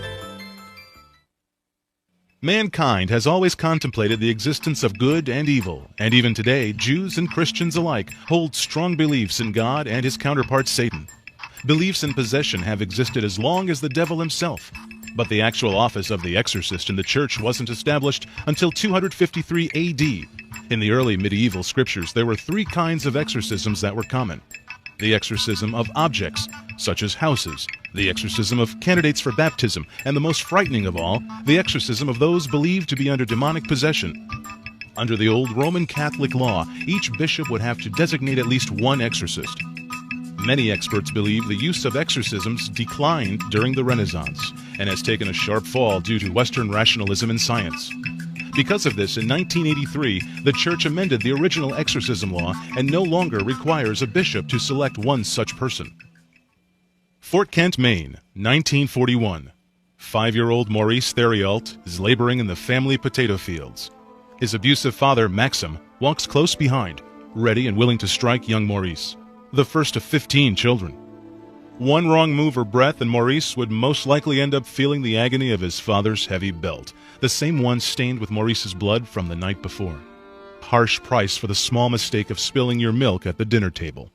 Maurice, by all accounts, had been an abused child by his father. His father was a maniac, and he would beat him, verbally abuse him. He forced Maurice to have sex with animals, and Maurice, loved his mother very much, and the father was incredibly abusive to Maurice's mother as well. Life had become hard for Maurice, and his hatred for his father grew. He would constantly chant the words, "I'd rather work for the devil than work for you." In the potato fields, he would often petition the sky for any kind of supernatural help he could get, good or evil. Suddenly, Maurice was able to do the work of 2 grown men without any strain at all. Of course, his father took advantage of this.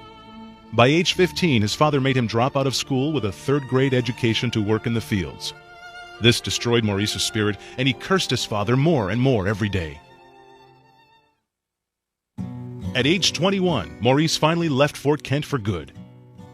Over the next 20 years, Maurice would move from place to place, marrying a total of 2 times, holding mostly factory jobs to make ends meet for his family. Over those 20 years, the signs of a haunting future were already visible. When he and his first wife would argue, Maurice claimed the walls of his apartment would pour blood from no point of origin. He would go into fits of suicidal and murderous rage, and when he came to, didn't remember a second of it. Also, Maurice would bleed from his eyes and go into trance-like convulsions. Maurice never sought treatment for this condition. After years of moving, marrying, and divorcing, Maurice, also known as Frenchie due to his strong French-Canadian accent, finally settled with his 3rd wife, Nancy. They were married, and a few years later, bought a farm in Warren, Massachusetts, which would be the family's lifeline.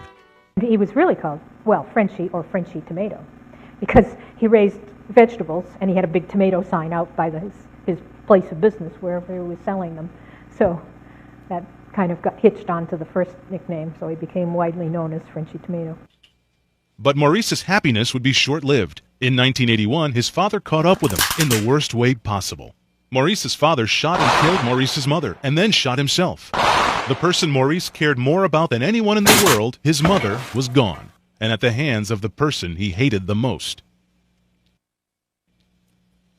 For years, Maurice grieved his mother's death, and during this time, strange things started happening. He contacted Father Homer Boyer, a priest at St. Paul's Church in Warren. Father Homer Boyer had witnessed him levitate. He watched marks, writing on his body. He watched him bleed from no point of origin. And he also was witness to the levitation and objects that would, kind of suspend themselves in the air. For instance, there was a brass tray with a tankard on it that would say maybe whole wine and little wine glasses, but they're very heavy. It's a very heavy thing. And it was suspended on a curtain rod. You couldn't do it. I mean, if you tried to do it. It is also said that Frenchie exhibited superhuman strength. Maurice had been seen lifting his tractor with one hand and lifting other heavy objects with no strain whatsoever. The strangest thing of all was Maurice being able to be in 2 places at one time. Maurice had a doppelganger, a projected double image. Later, this would come back to haunt him. Father Boyer thought these occurrences to be very unordinary, as anyone would. It can only be defined in one way. Maurice Frenchy Theriault was demonically possessed. Remembering reading the classic book The Demonologist, he made contact with the authors Ed and Lorraine Warren, experts on the subject of demonology and the supernatural. When hearing of Maurice's plight, Ed and Lorraine took the long 2.5-hour trip up to Warren. After meeting with Father Boyer and the Theriaults, they decided to put all of the resources they possibly could into helping Maurice and his family. They put the Theriault property on 24-hour watch to document all the strange phenomena, documentation needed by the Catholic Church in order to perform exorcism. What Ed, Lorraine, and the rest of the research team would witness on this 24-hour watch was quite extraordinary. When he went to the graveyard one day, the father's gravesite where the father was buried, and he knelt and he prayed in front of our researchers, he knelt and he prayed for his dad.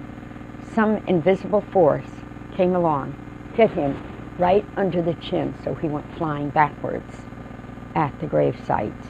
After witnessing such events, the Warrens and Father Boyer felt there was no time to waste. Shortly after Easter 1985, they brought Maurice to see Bishop Timothy Harrington of the Catholic Church.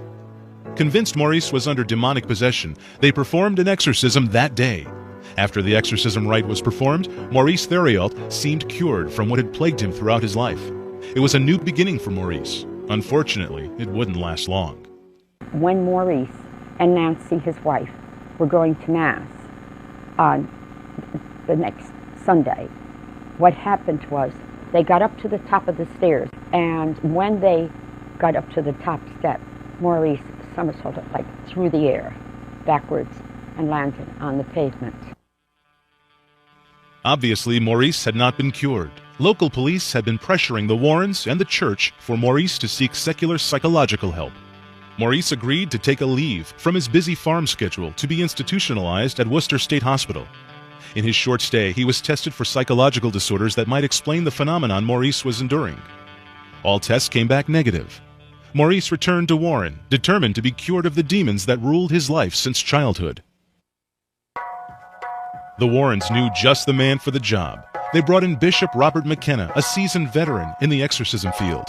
But because of the strength Maurice's demons had over him, it would take 2 more intense exorcisms to free him. The third and final proved to be truly horrifying. You could see Maurice, you could see his face kind of changing shape.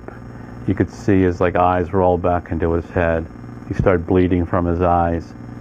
He was speaking in a sort of unusual tone.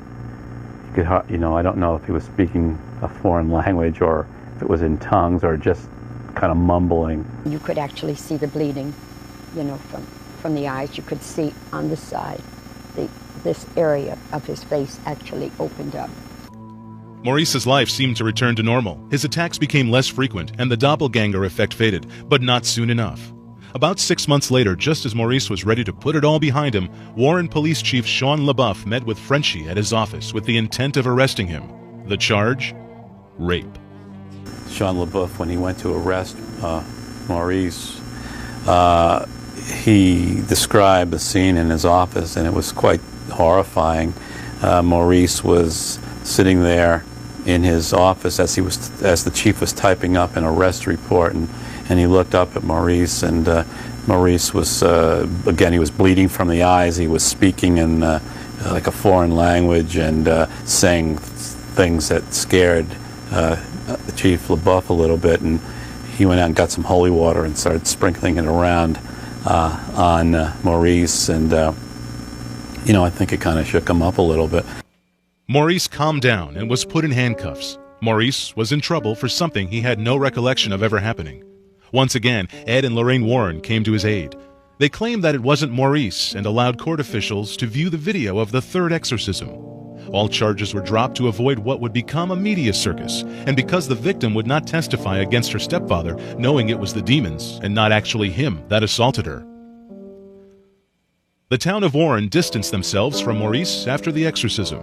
Legal fees and business problems forced the family to sell their Warren property for a smaller, more affordable farm in Whately, a small farming community outside Amherst, Massachusetts. Because of the shocking nature of Maurice's case, a book was written by two reporters who had originally covered the possession for the Boston Herald. Michael LaSalandra and Mark Miranda. Satan's Harvest, as the book is known, was a combination of accounts from Maurice and Nancy, Ed and Lorraine Warren, and the Warren police. There are many skeptics to Maurice's claim. Sylvia Buck, a longtime citizen of the town of Warren with a great interest in local history, is disgusted by what she says is the false notoriety her town has received due to Maurice's actions. She claims, along with Maurice's younger sister, that there were perfectly natural explanations for what Frenchie endured, and that some so-called unexplainable events were his own fault. The house had fallen into disrepair during Theriot's residence there, and I was told that there was a fire because he'd overloaded extension cords.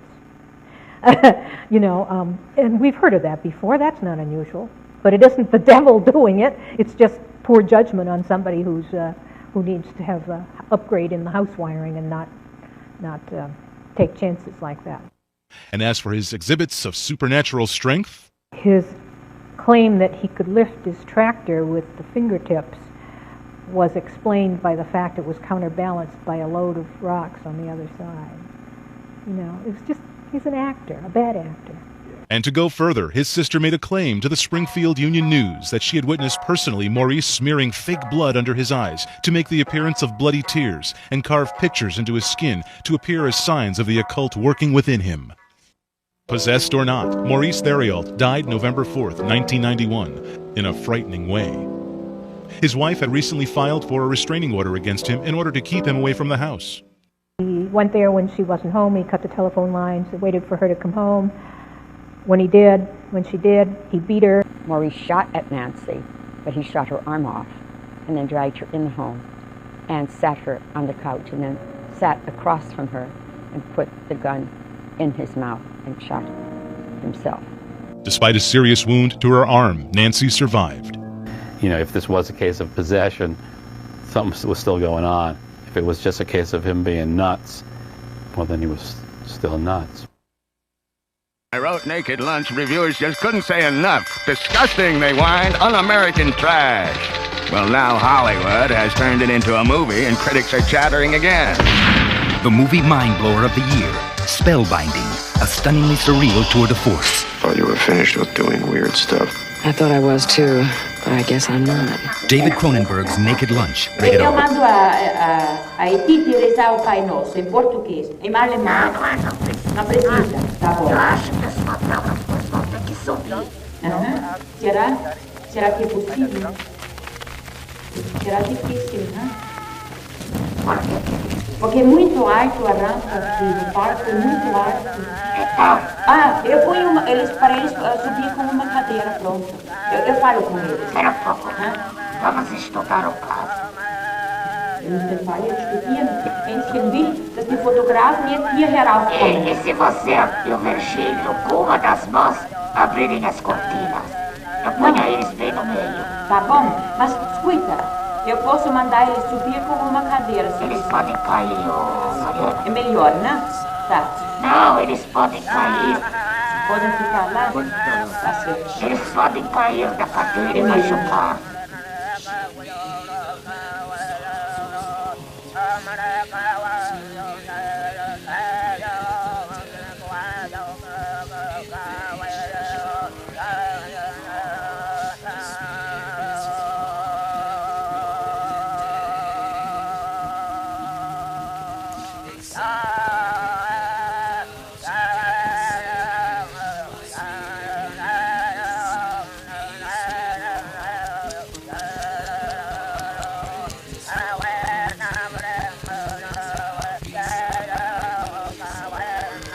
Naked Lunch, reviewers just couldn't say enough. Disgusting, they whined. Un-American trash. Well, now Hollywood has turned it into a movie, and critics are chattering again. The movie mind-blower of the year. Riveting. A stunningly surreal tour de force. Thought you were finished with doing weird stuff.